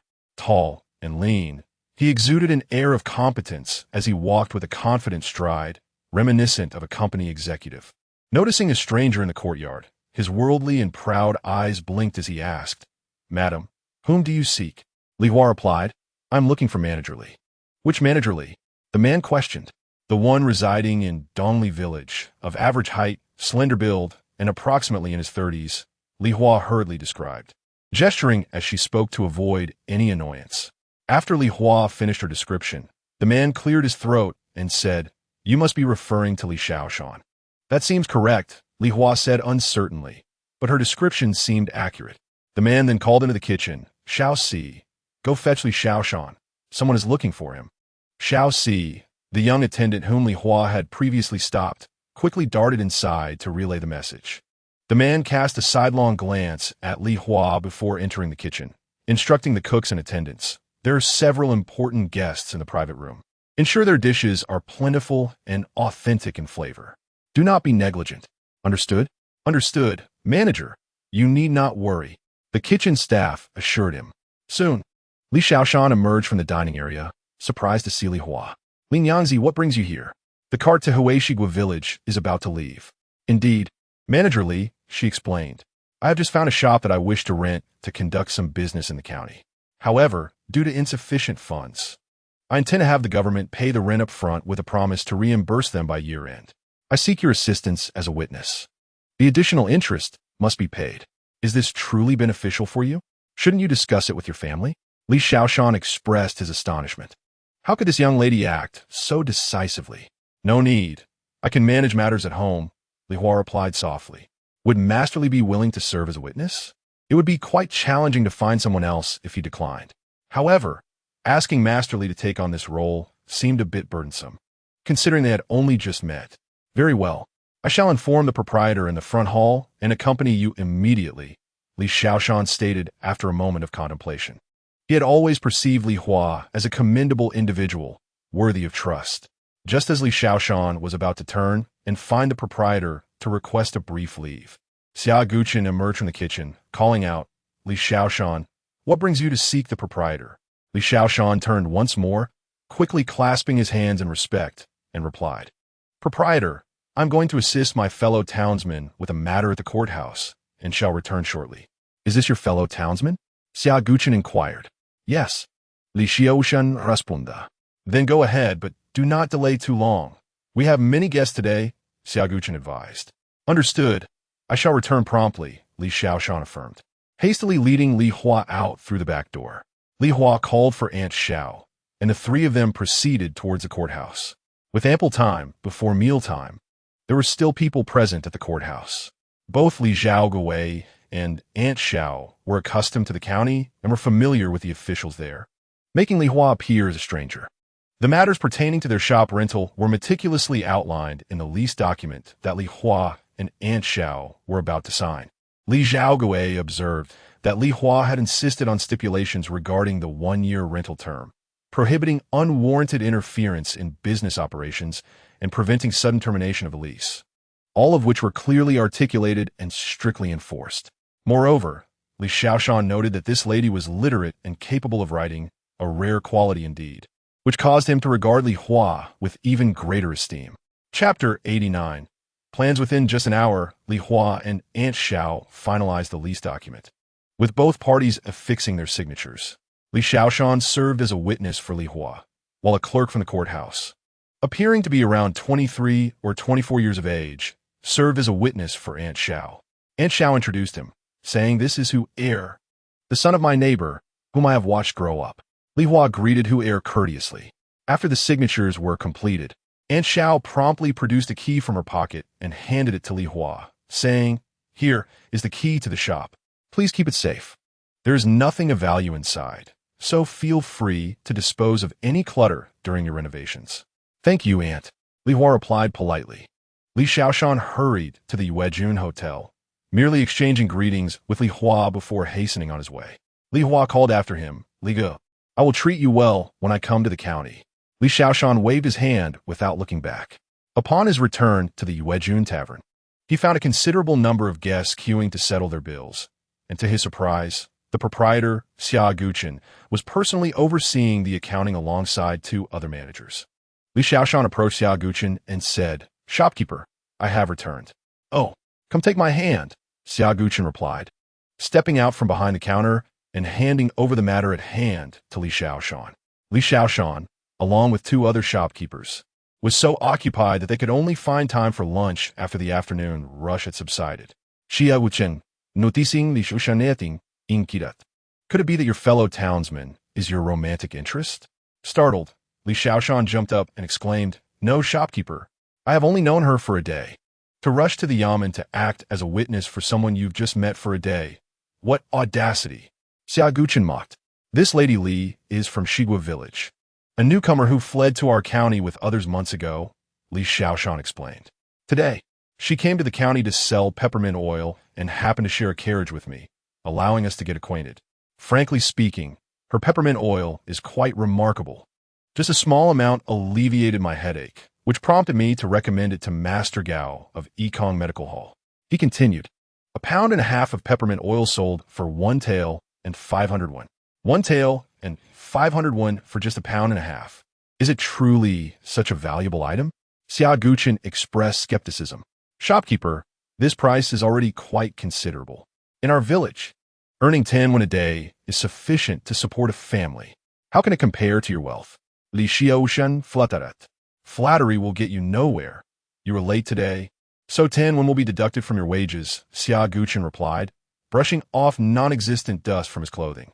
"Yes, of course," Li Xiaoshan acquiesced, noting that he had spent over an hour on his morning errand, including the time taken for signing and sealing. "There are rules in this shop. Leaving during busy hours incurs a penalty, and the extent of the deduction is at the shopkeeper's discretion. What did she need you to witness for? After just a day, she has you running errands for her," Xia Guqin teased. "This Lady Li has suddenly set her sights on a shop she wishes to rent for business. Hence she requested me to act as her witness, Li Xiaoshan explained. Xia Guqin, a naturally curious individual, was intent on understanding every detail. Li Xiaoshan felt it was necessary to share the information, treating it as a casual conversation. It seems this Lady Li is quite affluent, Xia Guqin remarked. Not at all. She mentioned that her family is on the brink of destitution, which is why she is selling peppermint oil made from a family recipe. Moreover, she is renting a shop at the far edge of the street that deals in iron tools. That old blacksmith passed away a few months ago, leaving the shop vacant. What is she planning to sell? Although the shop is located on the main street, it is poorly lit inside, making it hard for customers to see the goods clearly. Li Xiaoshan concurrat. Yet, this Lady Li appears quite optimistic and self-assured. She can't even afford the rent. At the Yamen, she signed an agreement promising to pay the rent and interest together after a year, with the Yamen covering the rent up front for the first year. Is she handling this all on her own? Xia Guqin asked, astonished.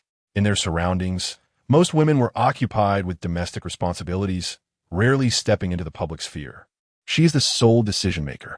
I even suggested she consult with her family, but she claimed that her household is under her authority, Li Xiaoshan replied. What of her husband? Xia Guqin inquired, intrigued.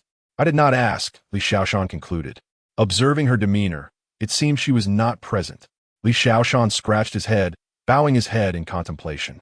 Xia Guqin struck Li Xiaoshan's head lightly, saying, Why are you so eager to be a witness when you haven't even asked the crucial questions? I find myself questioning whether you can keep your accounts in order. The shopkeeper interjected, Rest assured, I will only calculate more, never less. After all, are we to be outdone by a mere woman? Li Xiaoshan fluttered. Oh, you wish to compare yourself to that woman? Xia Guqin chuckled. That Li lady is literate and capable of writing, and the rental agreement has no flaws whatsoever, Li Xiaoshan praised. Such women are rare to find who can read, let alone write. Those who are well off may only have the means to learn embroidery or play the piano. Literacy is a privilege reserved for the daughters of officials in the capital and the prefectures. Ah, indeed a remarkable person, Xia Guqin concurred. After signing the rental agreement, Li Hua took the document and the key to the shop, unlocking the wooden door. The interior was poorly lit, primarily due to the dark, earthen walls. Li Hua contemplated improving the lighting in the shop by installing several windows, which she had already discussed with the shopkeeper. Next, she intended to hire some craftsmen to coat the walls with white lime. As for the supply channels, Li Hua was aware that some goods had suppliers, while others required her to procure materials and process them herself, such as roasted seeds and peanuts.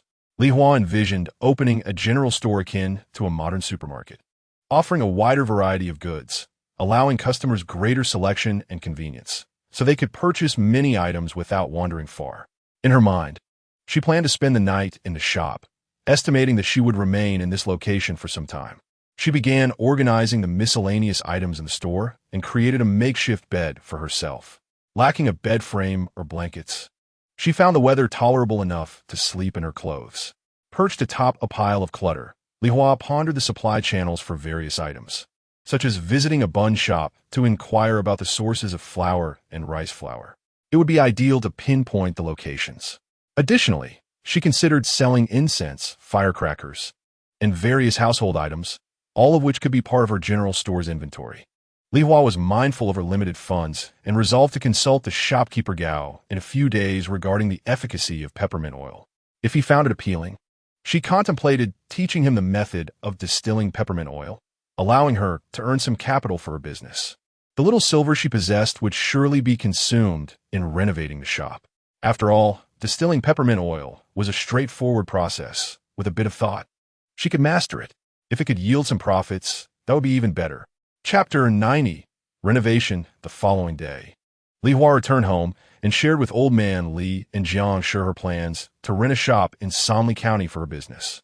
The revelation nearly caused them to topple from their seats in astonishment. When did their daughter, Hua become so audacious?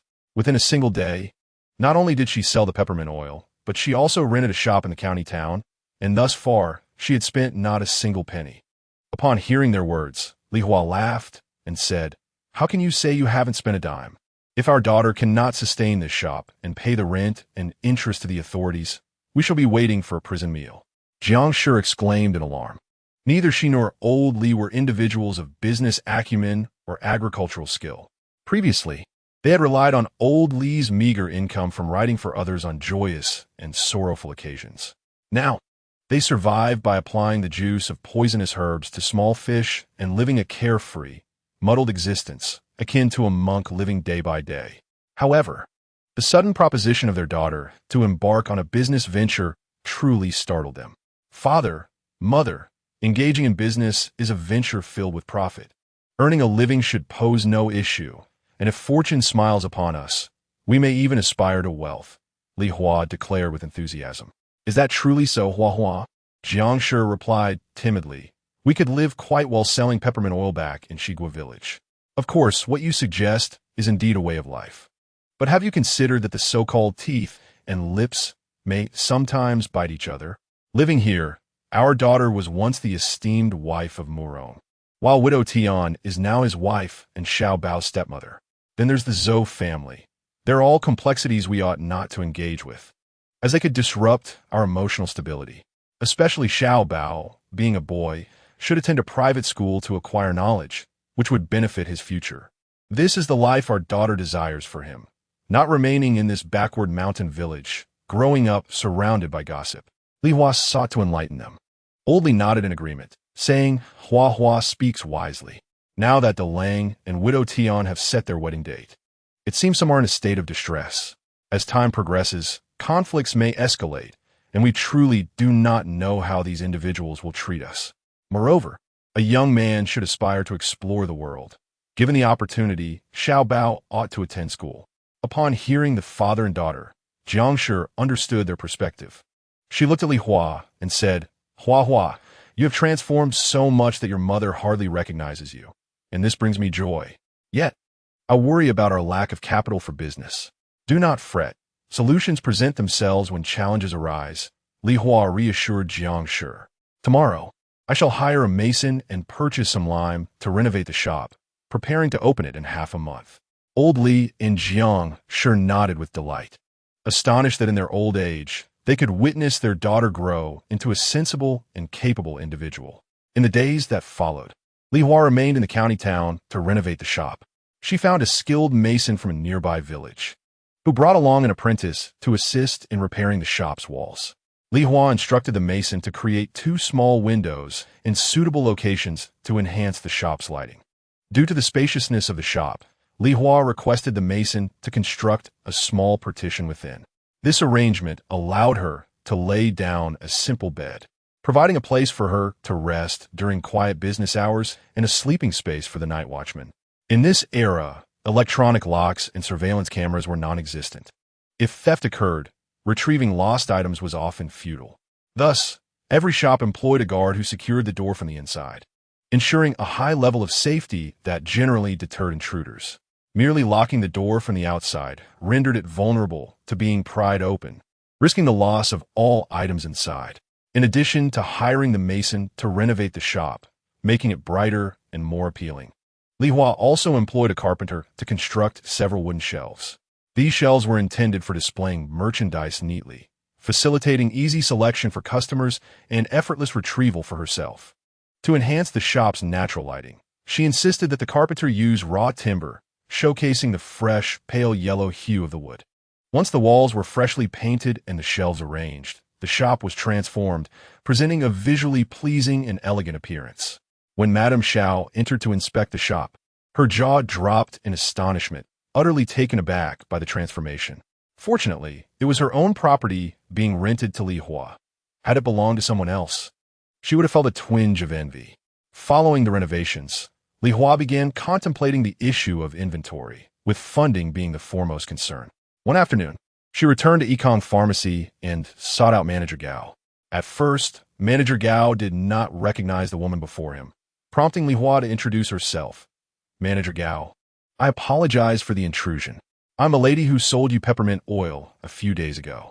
Manager Gao, resting his chin on his hand, replied, now I remember, you are the one brought by Li Xiaoshan. Are you here to sell peppermint oil again today? Li Waombli responda. I came to see if Manager Gao is in need of more peppermint oil. Indeed, it is needed. However, While peppermint oil alleviates pain, it does not cure ailments, which is regrettable. Yet, it is remarkably effective for itching. A single application after a mosquito bite provides instant relief, Manager Gao lamented, praising the oil's efficacy. Manager Gao, your medical expertise is commendable. You have discerned its effects after only a short period of use, Li Hua sincerely complimented. Manager Gao shook his head, dismissing the praise. You flatter me. May I inquire how much peppermint oil you have brought today? Unfortunately, I have not brought any today. However, if Manager Gao is interested, I would consider selling you the ancestral secret recipe, Li Hua offered earnestly. After all, I am not a healer. If I could sell this recipe to sustain my livelihood, I would willingly part with it. Oh, what price does Lady Li wish to sell it for? Manager Gao inquired. You may set a price based on its medicinal value. As long as the price is reasonable. I am not one to be overly particular, Li Hua replied. Li Hua was aware that future generations, through the study of mint's medicinal properties, had developed a variety of practical and widely recognized remedies, such as essential oils and medicated oils. This time, selling to Manager Gao. She knew that if he utilized it wisely, there was a fortune to be made. After pondering for a moment, Manager Gao proposed, how about 10 taels? Upon hearing this figure, Li Hua's heart blossomed with joy, but she understood that in Manager Gao's mind, this price was likely insufficient. Shaking her head and feigning a distressed expression, she replied, This? My father would surely scold me harshly, perhaps even deny me food. What amount would you deem appropriate? Then, Manager Gao inquired, noting that mint oil was not a rare commodity and could not be treated as a treasure. He jested. Li Hua extended a single finger, her lips sealed in silence. What? 100 taels? Manager Gao leaped from his stool, astonished by her audacity. Li Hua shook her head, saying, Half a 100 taels. That is the price my father set, stating that anything lower would be unacceptable. Upon hearing this, Manager Gao calmed down, considering that 50 taels for a family heirloom of medicinal knowledge was not a loss.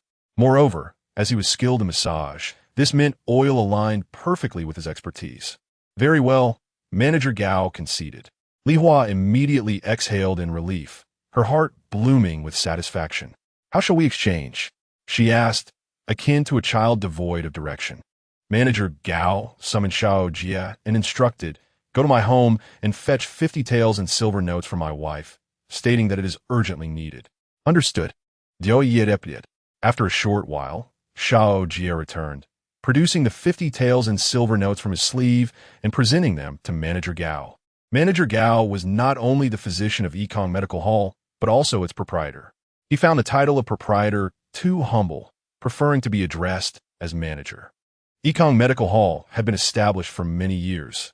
It dated back to Manager Gao's grandfather when it was not yet owned by the family, and his grandfather merely served as a physician there. Eventually, the former owner, after failing in business, sold it to his grandfather, who managed it carefully to achieve its current stature. Unfortunately, Manager Gao's father had little interest in medicine, preferring agriculture, and moved to the countryside with his wife to cultivate their modest plot of land. Manager Gao's grandfather placed his hopes on him, imparting all his medical knowledge. Renowned for his exceptional massage techniques, Manager Gao inherited his grandfather's skills. Now, with the addition of mint oil, not only did it enhance the smoothness of his massages, but it also provided medicinal assistance during treatment. In any case, Manager Gao felt he had secured a profitable deal. Even if Li Hua had truly demanded 100 taels, he would have deemed it worthwhile. Yet, local purchasing power was low, and paying a premium would not yield returns, which explained his flustered reaction when Li Hua raised a finger. Li Hua, here are 50 taels in silver notes. How shall you share your family's secret formula with me? Manager Gao asked. Li Hua replied, I can write down the formula for you right now. After completing it, I will personally demonstrate it to you. When father was concocting the mint oil, I served as his assistant and had already memorized the process. Master Gao instructed Xiao Jia to fetch pen and paper, and then proceeded with Li Hua to a more secluded room. Li Hua meticulously inscribed the secret recipe on the paper. Her calligraphy may not have been particularly exquisite, yet for a woman of this era, it was truly commendable. Although she struggled with some characters, The previous nights had been spent under the guidance of old Li, practicing the recipe diligently, enabling her to write fluidly despite the complexity of the characters. Master Gao observed with admiration and inquired, "Is your family lineage of scholars, Lady Li?" "My father was a child scholar. Regrettably, he lacked the acumen for managing a livelihood, and our family has fallen into hardship," Li Hua lamented. As she wrote, she elaborated to Master Gao. Upon completing her task, she unveiled a gray cloth from the basket she had brought and extracted a handful of dried mint leaves, demonstrating the process to him. After mincing the mint leaves, she placed them into a jar prepared by Master Gao, then poured in the tea oil, ensuring the leaves were just submerged, not too much, before pressing down and sealing the jar. She instructed him to store it in a cool place for approximately 10 to 15 days. Li Hua explained that after the waiting period, the mixture should be steamed in a pot, then poured onto a cloth to enclose the mint, extracting the essence to yield mint oil. She also cautioned Master Gao that while tea oil was ideal, olive oil would suffice, but any oil containing impurities, such as rapeseed oil, was unsuitable. Master Gao nodded, praising Li Hua's ancestors as remarkable individuals, while she inwardly scoffed at the notion, attributing their wisdom merely to the passage of time. With a substantial sum of 50 taels, Li Hua visited the pawn shop, depositing 40 taels and keeping 10 for purchasing goods. She lingered in the county town for several days, having arranged for the arrival of her supplies, now awaiting their delivery so she could bring old Li, Jiang Shi, and Xiao Bao to commence her business endeavors. Filled with determination, Li Hua felt a glimmer of hope for her future. Aware that upon their arrival, they would have no place to stay, she sought assistance from Aunt Xiao to inquire about rental accommodations. Aunt Xiao guided her to several locations, and Li Hua finally settled on one that featured 2 rooms, a dining area, and a small kitchen, quaint and tranquil, conveniently located not far from her shop. Accessible through a few narrow alleys. The rent was 61 per month, and Li Hua signed a 1-year lease with the tenant. Thus, she could return to Shigua village the following day, staying for a day or two before heading back to the county. Meanwhile, Murong Xianhe, having set a wedding date with the widow Tian, sought to distance himself from Li Hua, as the gossip surrounding them was far from flattering for either party. Reflecting on the days he had not seen Li Hua and Xiao Bao, he speculated they were likely avoiding him. One afternoon, as Murong Xianhe, Murong Xianfu, and Murong Xiangui each carried a load of firewood on their way home, they unexpectedly encountered old Li, who was leading Xiao Bao home after catching small fish and shrimp. Little Bao's eyes were fixated on the bamboo jar held by Old Man Li, which contained a plethora of lively little shrimp and fish, utterly delightful. Murong Xianhe approached Old Man Li and Little Bao, who remained oblivious to his presence. Setting down the burden from his shoulders, Murong Xianhe called out, "Little Bao!" Startled, Little Bao looked up and, upon recognizing his father, was suddenly reminded of his father's intention to marry widow Tian.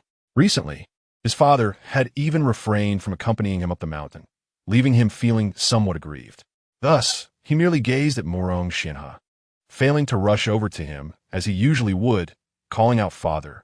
Murong Xianhe, noticing Little Bao's demeanor, placed his own load of firewood down and teased, "Little Bao, you haven't forgotten your father, have you?" Old Man Li chuckled in response. How could one forget their father?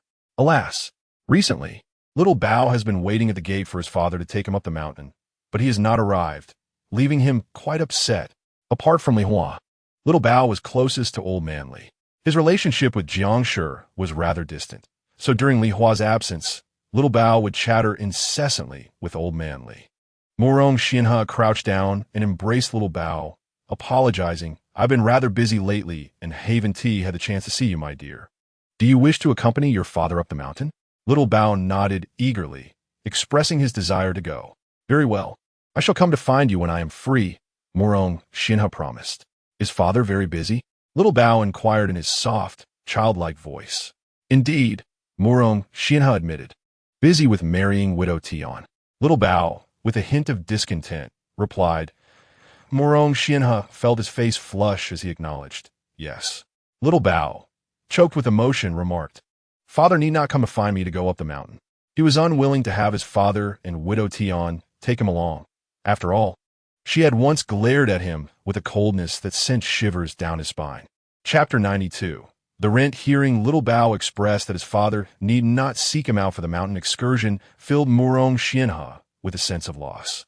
He quickly reassured, "I'm not always so busy. I do have time to spend with you." Little Bao replied shortly before sliding down from Murong Xianhe's embrace to join Old Man Li, taking hold of his hand. "Grandfather, there are over 20 of them. Let us eat 10 tonight." Old Man Li laughed. "Have you counted them all? If you miscount even one, we shall eat one less." Listening to this, little Bao lowered his head, intently observing the small fish and shrimp in the bamboo jar, his little hand moving about as he counted.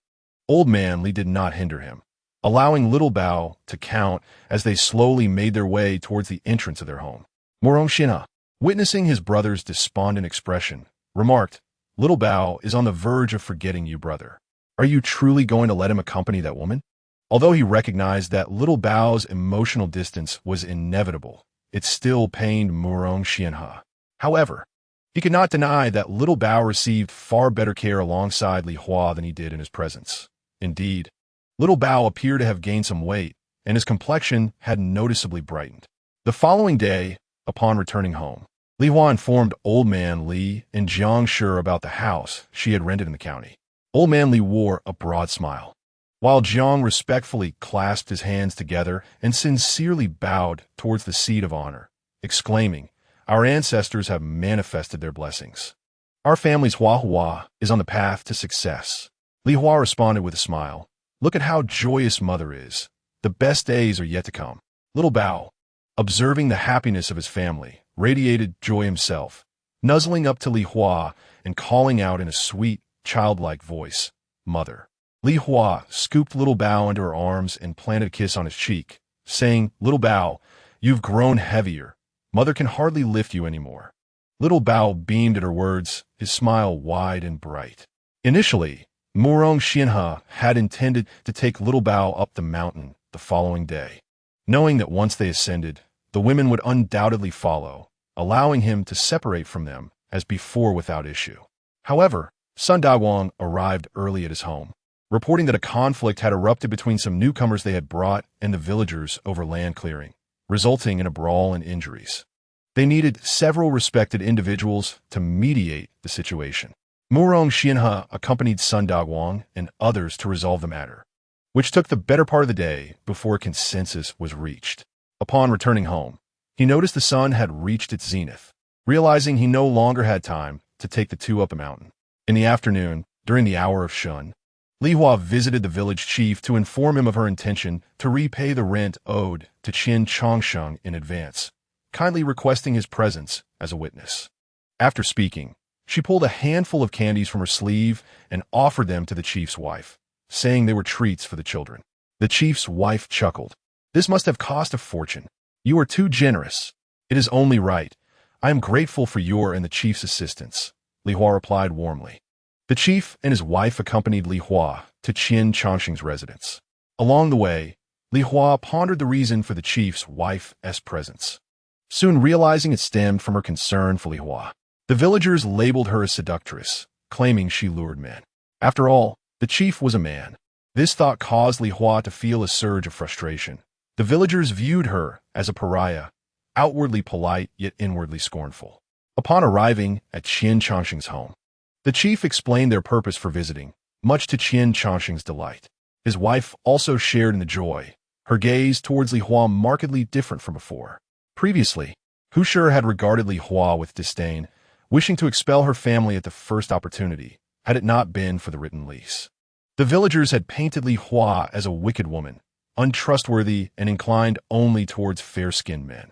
With the visible presence of Murong Xianhe and Little Bao as apparent victims, the rumors needed no further embellishment. Everyone believed them. Qin Changsheng, being fair-skinned himself, had not enjoyed a peaceful night's sleep since renting to her, haunted by dreams of her stealing him away. As Li Hua was about to hand over the rent of 180 coins to Qin Changsheng, who hurriedly snatched it from her grasp, fearing that there might be an unspoken intimacy in the act of passing it, Li Hua, unfazed, smiled and expressed her gratitude, saying, "Thank you, uncle and aunt, for your care.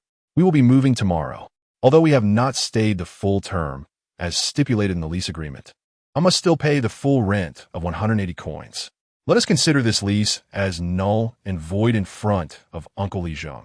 With that, she produced the lease document she had kept hidden in her sleeve and, in the presence of everyone, tore it apart after allowing Li Zheng and Qian Changsheng to review it.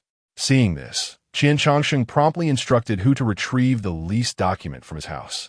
One by one, the others examined it and similarly tore it up. Naturally, Li Zheng, as a pivotal figure in the village, also held a copy, which he presented and destroyed before Li Hua and Qian Changsheng, along with the gathered crowd. At that moment, Wang Menghe was also a witness. But due to a subsequent unfortunate incident, Li Hua chose not to invite him again. Li Zheng reassured her that Wang Menghe's absence was inconsequential. After Li Hua settled the rent and returned home, she instructed her father, Li Laotu, and Jiang to gather their belongings, for they would embark for the county town the following day. Li Laotu and Jiang were momentarily taken aback, having expected to remain for a few more days, wondering why they were leaving so suddenly. Li Hua recounted to them the discrimination she had faced from Li Zheng's wife and Qian Changsheng's wife. Both Li Laotu and Jiang felt a pang of sorrow, having sensed the unfairness long before, but refraining from voicing it to spare their daughter's feelings. Before nightfall, Li Hua visited Chun Ermiai's home, where she still resided in the ancestral hall alongside several elderly widows. Li Hua informed Chun Ermiai of her plans to move to the county town to start business. After a moment of contemplation, Chun Ermiai remarked, "Hua Hua, you are truly remarkable." Li Hua then requested Chun Ermiai's assistance in purchasing 50 pounds of high-quality peanuts and sunflower seeds for processing and resale, assuring her that she would offer a higher price than the original, including a share of the profits for Chun Ermiai's efforts. Chun Ermiai initially declined, insisting on the original price. Li Hua, smiling, insisted, "We must establish a long-term partnership. It would be unjust for me to profit alone. You shall be compensated for your time."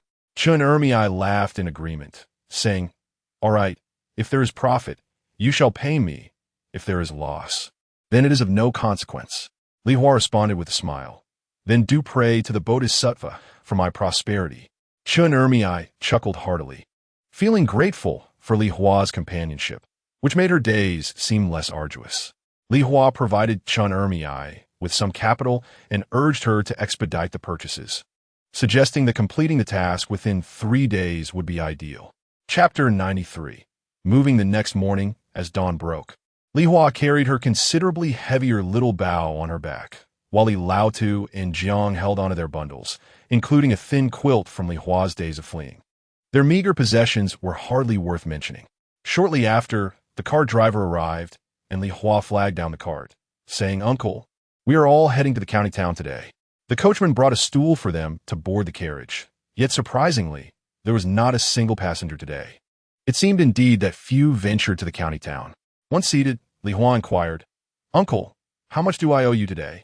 The coachman glanced at her and replied, 41. Li Hua calculated the fare for 3 adults to be 31, and considering the presence of Little Bao and their belongings, the charge seemed reasonable. She promptly retrieved 41 from her sleeve and handed it to the coachman. The carriage rumbled along towards Sanli County. Li Hua did not lift the curtain to gaze upon Shigua village. She felt no attachment, only concerns and plans for the future. In contrast, Old Li lifted the curtain, gazing wistfully at the undulating hills, his eyes filled with reluctance. Little Bao was particularly exhilarated. It was his first ride in a carriage, and he marveled at its swiftness, akin to the hoops he played with. As for his father, Murong Xianhe, he paled in comparison to the allure of the carriage. This was not to blame Little Bao for his apparent ingratitude. At such a tender age, he did not comprehend the meaning of separation. Although he was young, he could certainly feel the affection his mother showered upon him. Despite his father's kindness, Murong Xianhe was often preoccupied with myriad tasks, leaving little time for companionship. Unlike his mother, who would play and tell stories whenever she had a moment to spare, Little Bao naturally preferred the company of his mother. The perceptions of a child's heart are the most genuine and expressed with utmost simplicity. They gravitate towards those who love them. In the following days, Murong Xianhe found himself burdened with numerous arrangements orchestrated by the Zhou family. She aimed to construct a house before the new year, feeling that residing in another's home rendered her inferior. Murong Xianhe selected a plot and hired someone to lay the foundation, prompting laughter from onlookers who teased, "Young master, are you building a house for your bride?" Murong Xianhe chuckled, realizing that the house would not be erected anytime soon. Being far from the county town, finding work was a challenge. Relying solely on gathering firewood daily seemed insufficient for building a house. Such aspirations were indeed fanciful. This conundrum weighed heavily on Murong Xianhe's mind. Days later, the foundation was completed, merely awaiting funds for its construction. Murong Xianhe thought to seek out little Bao, eager to fulfill his promise of taking him to explore the mountains. However, that evening, as he consumed sweet potato porridge, Zhou remarked, "Young master, your wedding to Tian Miao is only half a month away, yet you have not prepared a thing. If this continues, it may not come to fruition. Look, the bedding is only half new, remnants from your marriage to that woman. Using them still is acceptable. However, you must purchase new wedding attire. Tomorrow, if the weather is fine, take Tian Miao to the neighboring town to buy a set each. I have heard of a small town to the south, closer than the county town, with several small shops. A day's walk will suffice for a round trip. I have already spoken to Tian Miao about this." Murong Xianhe, not lifting his head, simply replied. Zhou took out 201 from her sleeve and handed it to Murong Xianhe. Gu Chunxiu, witnessing this, felt a surge of anger. Every time her elder brother married, the mother-in-law generously bestowed money, truly a marriage that could impoverish a family. Gu Chunxiu twirled the silver bracelet on her wrist, grateful that it could still soothe her spirits. Early in the morning, Murong Xianhe set off with the widow Tian, who had been waiting at the door, towards the neighboring town. Along the way, she chattered incessantly about trivial matters from their home. She recounted how her neighbor's sow had given birth to 3 piglets, but one unfortunate night, the sow accidentally crushed one, and the neighbor merely gave it a beating. Then she mentioned that Chun Ermiai's ex-husband's elder brother, Xiedego, was having an affair with Lu Sanlian from the village, caught in the act by his own daughter-in-law. Murong Xianhe, seemingly indifferent, responded with a simple at the conclusion of each of her stories. However, in her excitement, Tian failed to notice his disinterest, and continued her chatter until they reached the town. Murong Xianhe led her into a clothing store, where he selected 2 sets of wedding attire for both men and women. Known for his generosity, he would never shortchange himself or the women in his life. Inquiring about the price, he learned that each set cost 201, which exceeded what Zhou had given him by half. Although Murong Xianhe had some private savings, he was a reserved man, rarely sharing details of his life with others. Thus, aside from a few close friends, even Zhou was unaware of his modest stash, which amounted to perhaps 2 or 3 taels. Upon hearing the price of the wedding attire, Tian felt a pang of regret, realizing that this amount could sustain her family for half a year. After all, the garments would only be worn for a day. It seemed an imprudent expenditure. She urged Murong Xianhe, "Don't buy something so expensive. A simple outfit will suffice. Besides, it's not our first marriage, so why go to such lengths?" Murong Xianhe frowned at her insistence and reluctantly settled for 2 ordinary wedding outfits. While selecting the sizes, he unexpectedly suggested that his outfit be a size smaller. Tian looked at him and remarked, "That's too small. It won't fit well, and you'll struggle to move." Murong Xianhe replied, "No matter, let us go with a smaller size." He then took Tian to a noodle stall in the town, intending to treat her to a bowl of noodles. Tian protested, deeming it too extravagant, suggesting they could merely have a bun to fill their stomachs. However, by this time, Murong Xianhe had already seated himself at the stall and ordered 2 bowls of noodles. Left with no choice, Tian sat down and enjoyed what was undoubtedly the best meal she had had in years. As dusk approached, Murong Xianhe returned to the village with Tian, instructing her to take her wedding attire home while he carried his own. Just as he stepped through the door, he was met with the thunderous voice of Zhou, hurling accusations of slut and vixen. Murong Xianhe, listening to this uproar, surmised that Li Hua had once again provoked her mother, perhaps even inciting a physical altercation. With this thought, he felt a twitch at the corner of his mouth. He hurried inside, entering Zoe's room and inquiring, "Mother, what has happened?" Zoe witnessed Murong Xian's return and cried with profound sorrow. "My son," she lamented, "how many times must I tell you not to protect that vixen? Yet you persist in ignoring my words. Look what has happened now. She has led our grandson astray. Mother, what on earth is going on? You must clarify, for I do not understand. Which grandson has she taken?" Murong Xianhe was utterly befuddled, as his family had no younger members who matched that woman's age. Dabao was merely 10 years old. "Alas, you remain oblivious." Zoe's sorrow deepened, mingling with her anger. Her son placed far too much trust in that woman. Chapter 94.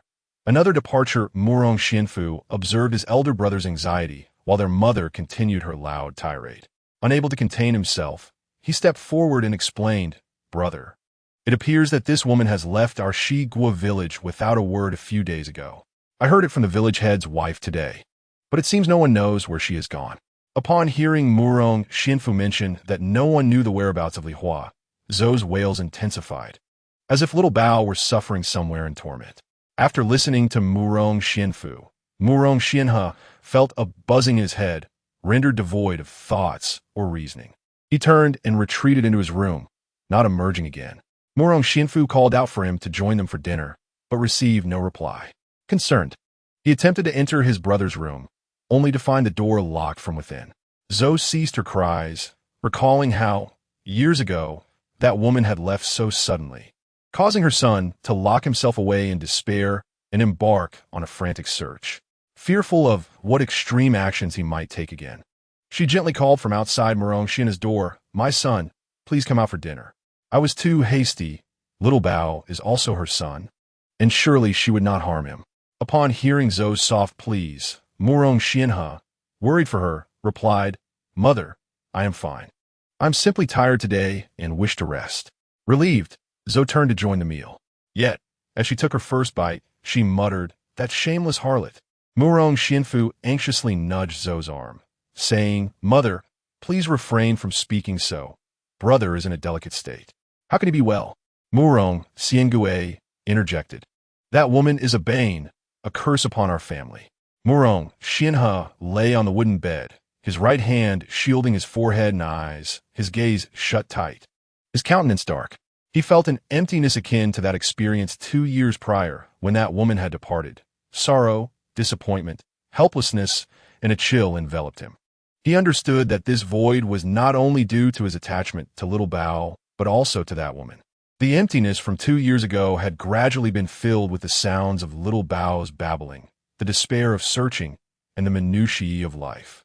But what could fill the current emptiness? Tears streamed down his face, falling onto the gray bedspread, each drop resonating like a ticking clock against his heart.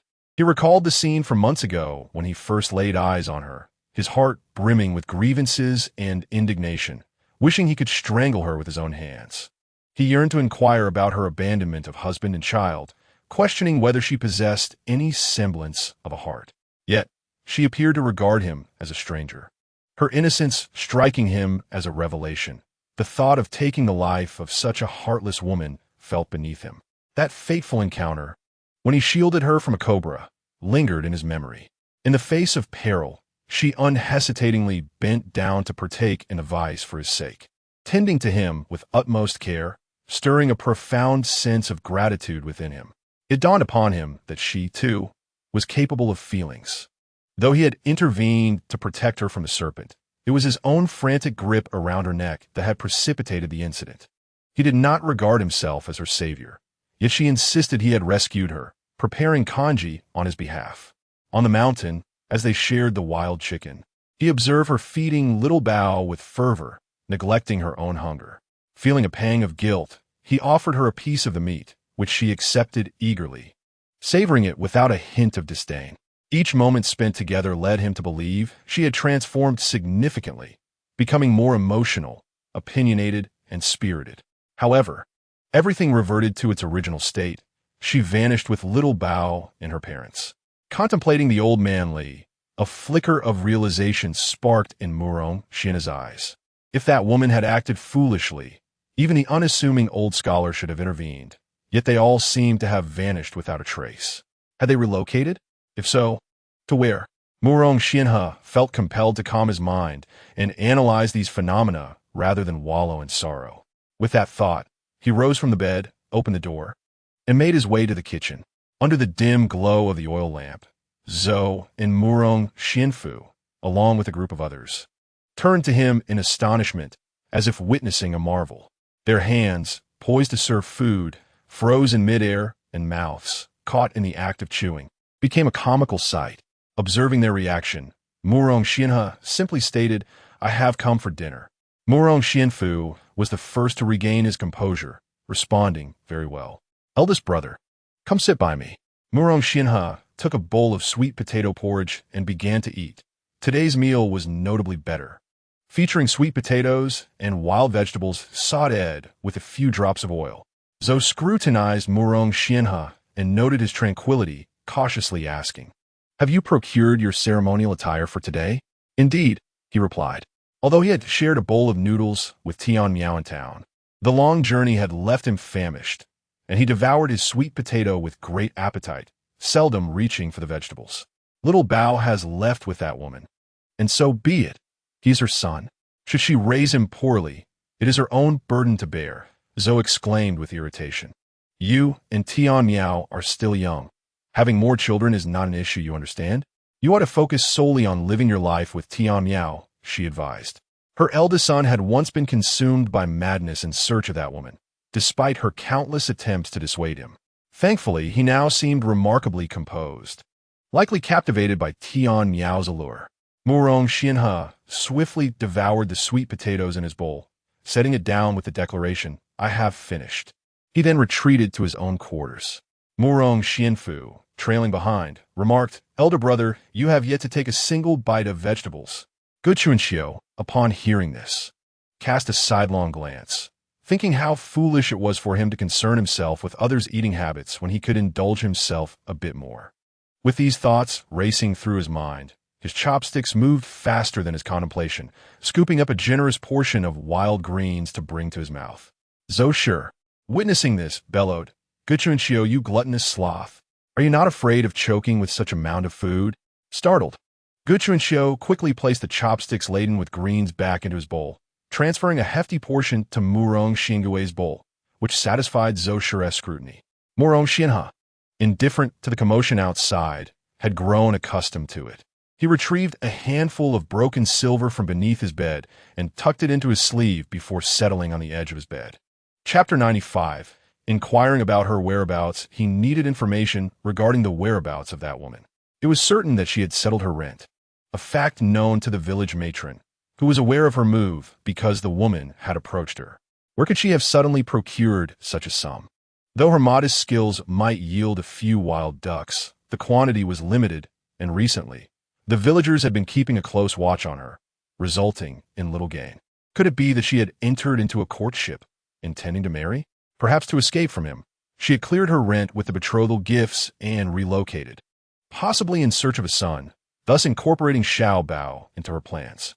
Having eaten sufficiently, Murong Xianhe found himself lost in fanciful speculations regarding Li Hua's actions, ultimately leading to an overwhelming headache that caused him to collapse onto the floor.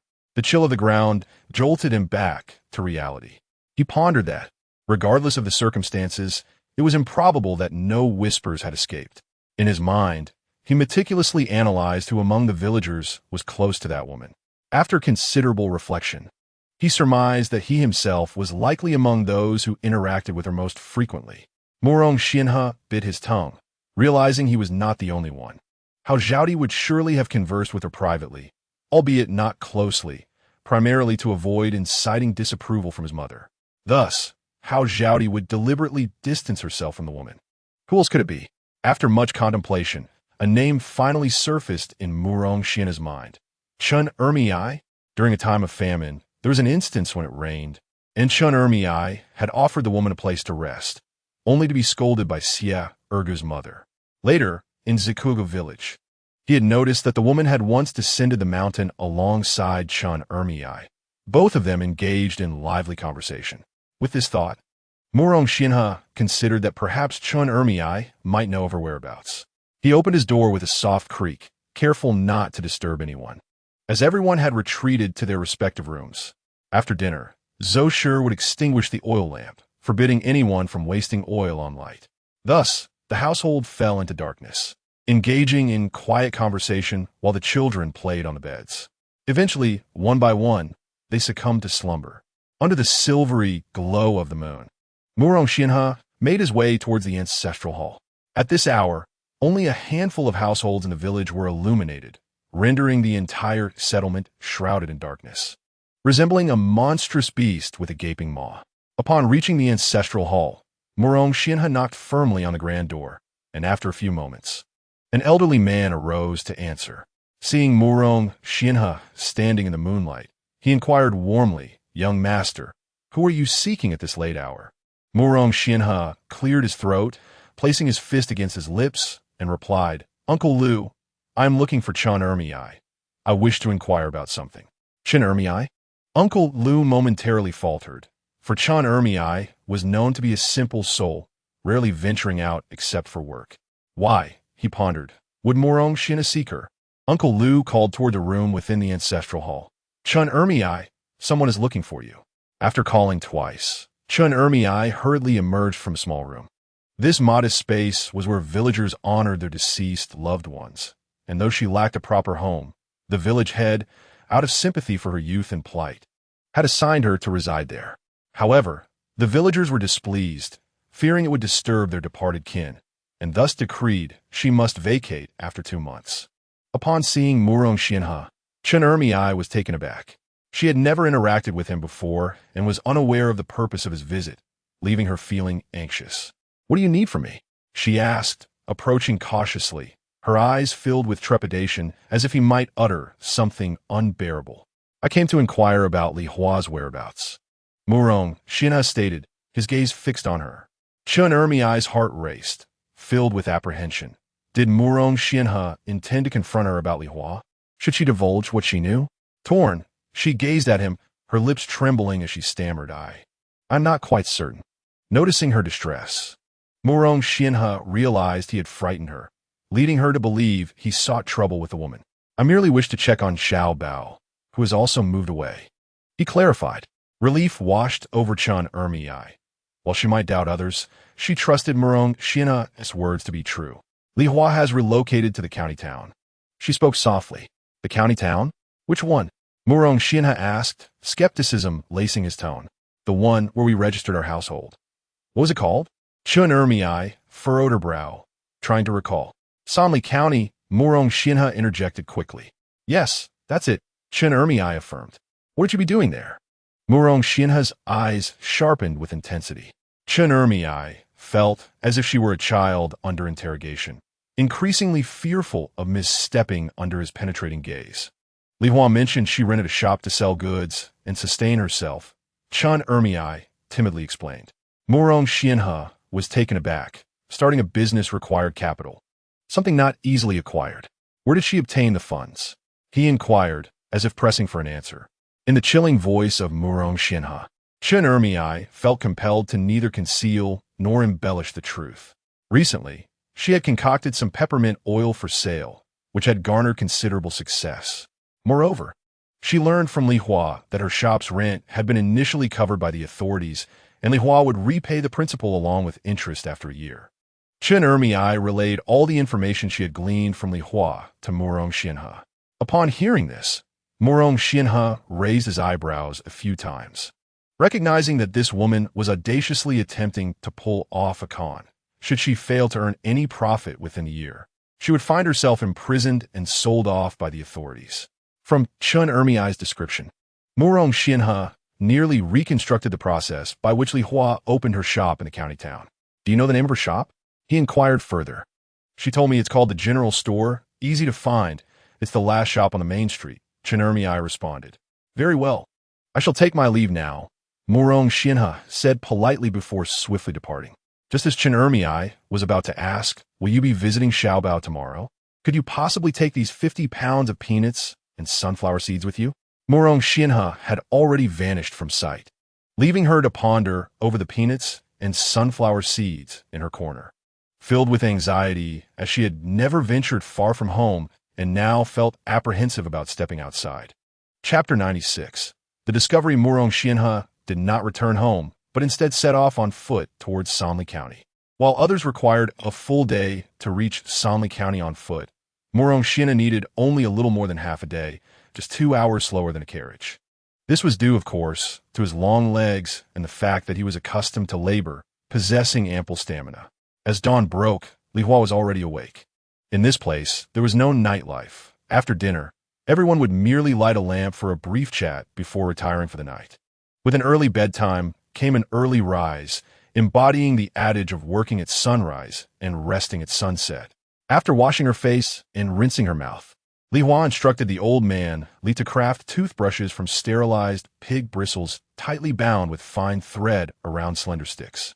He made one for each family member, and Li Hua claimed that such toothbrushes would protect their teeth. After using them, she found them remarkably effective. The old man Li increasingly admired his daughter, pondering the divine nature of the widow who had nurtured her intellect so wisely. Once Li Hua completed her morning routine, she leisurely styled her hair. She opted not to coil it, finding it too cumbersome and feeling that an elaborate updo made her appear overly mature. Instead, she gathered a portion of her hair atop her head, securing it with a pin, while allowing the rest to cascade down freely. This look rendered Li Hua even more enchanting.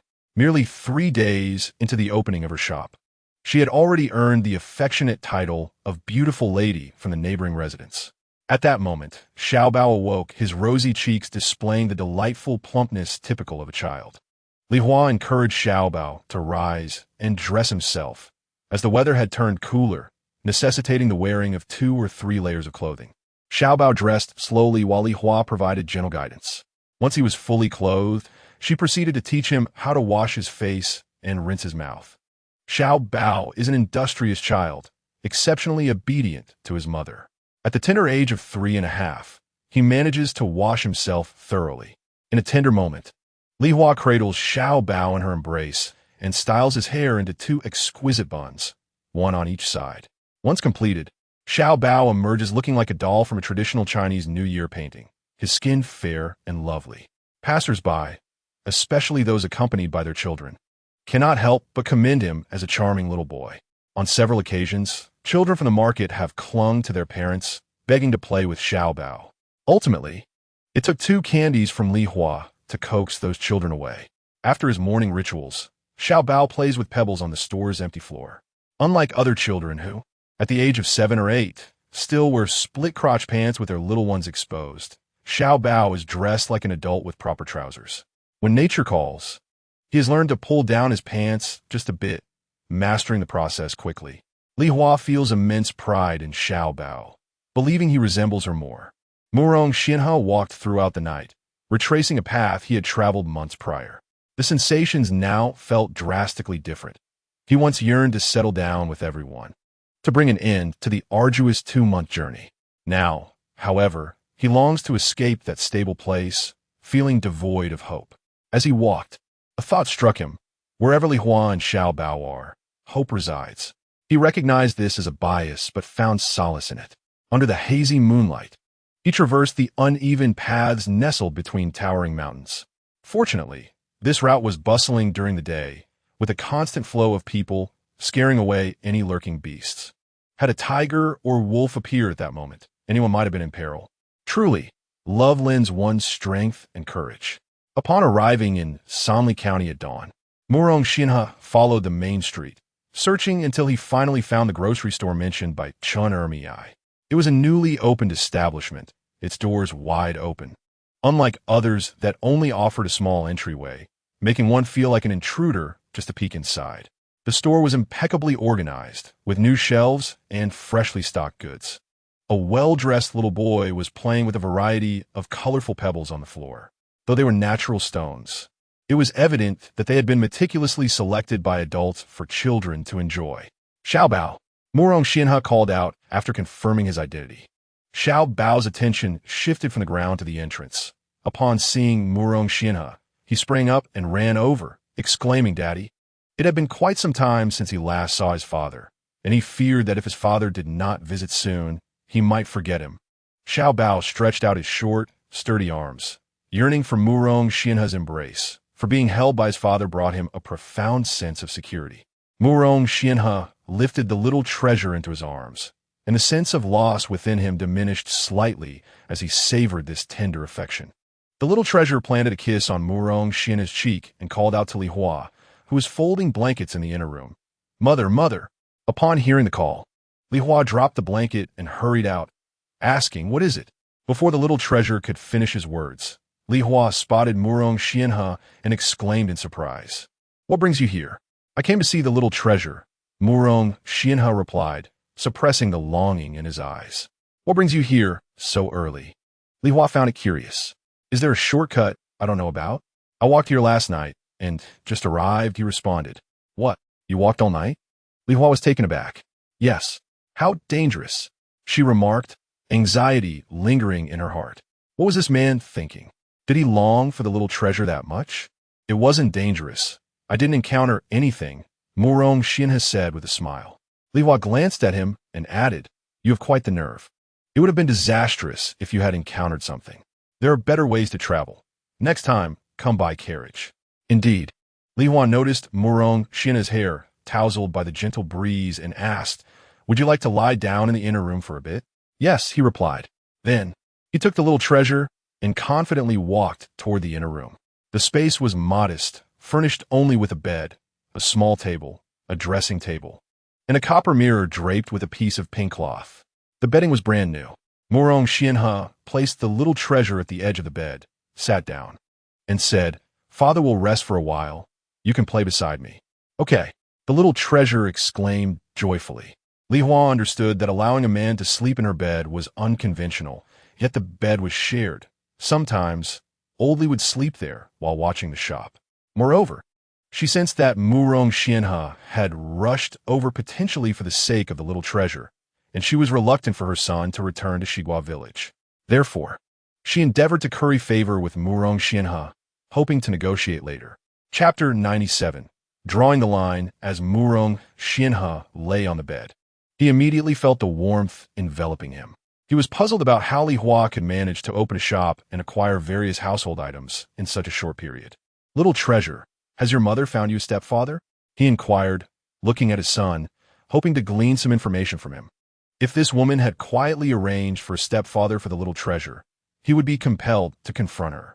"Stepfather?" The little treasure did not comprehend his father's meaning and gazed up at him,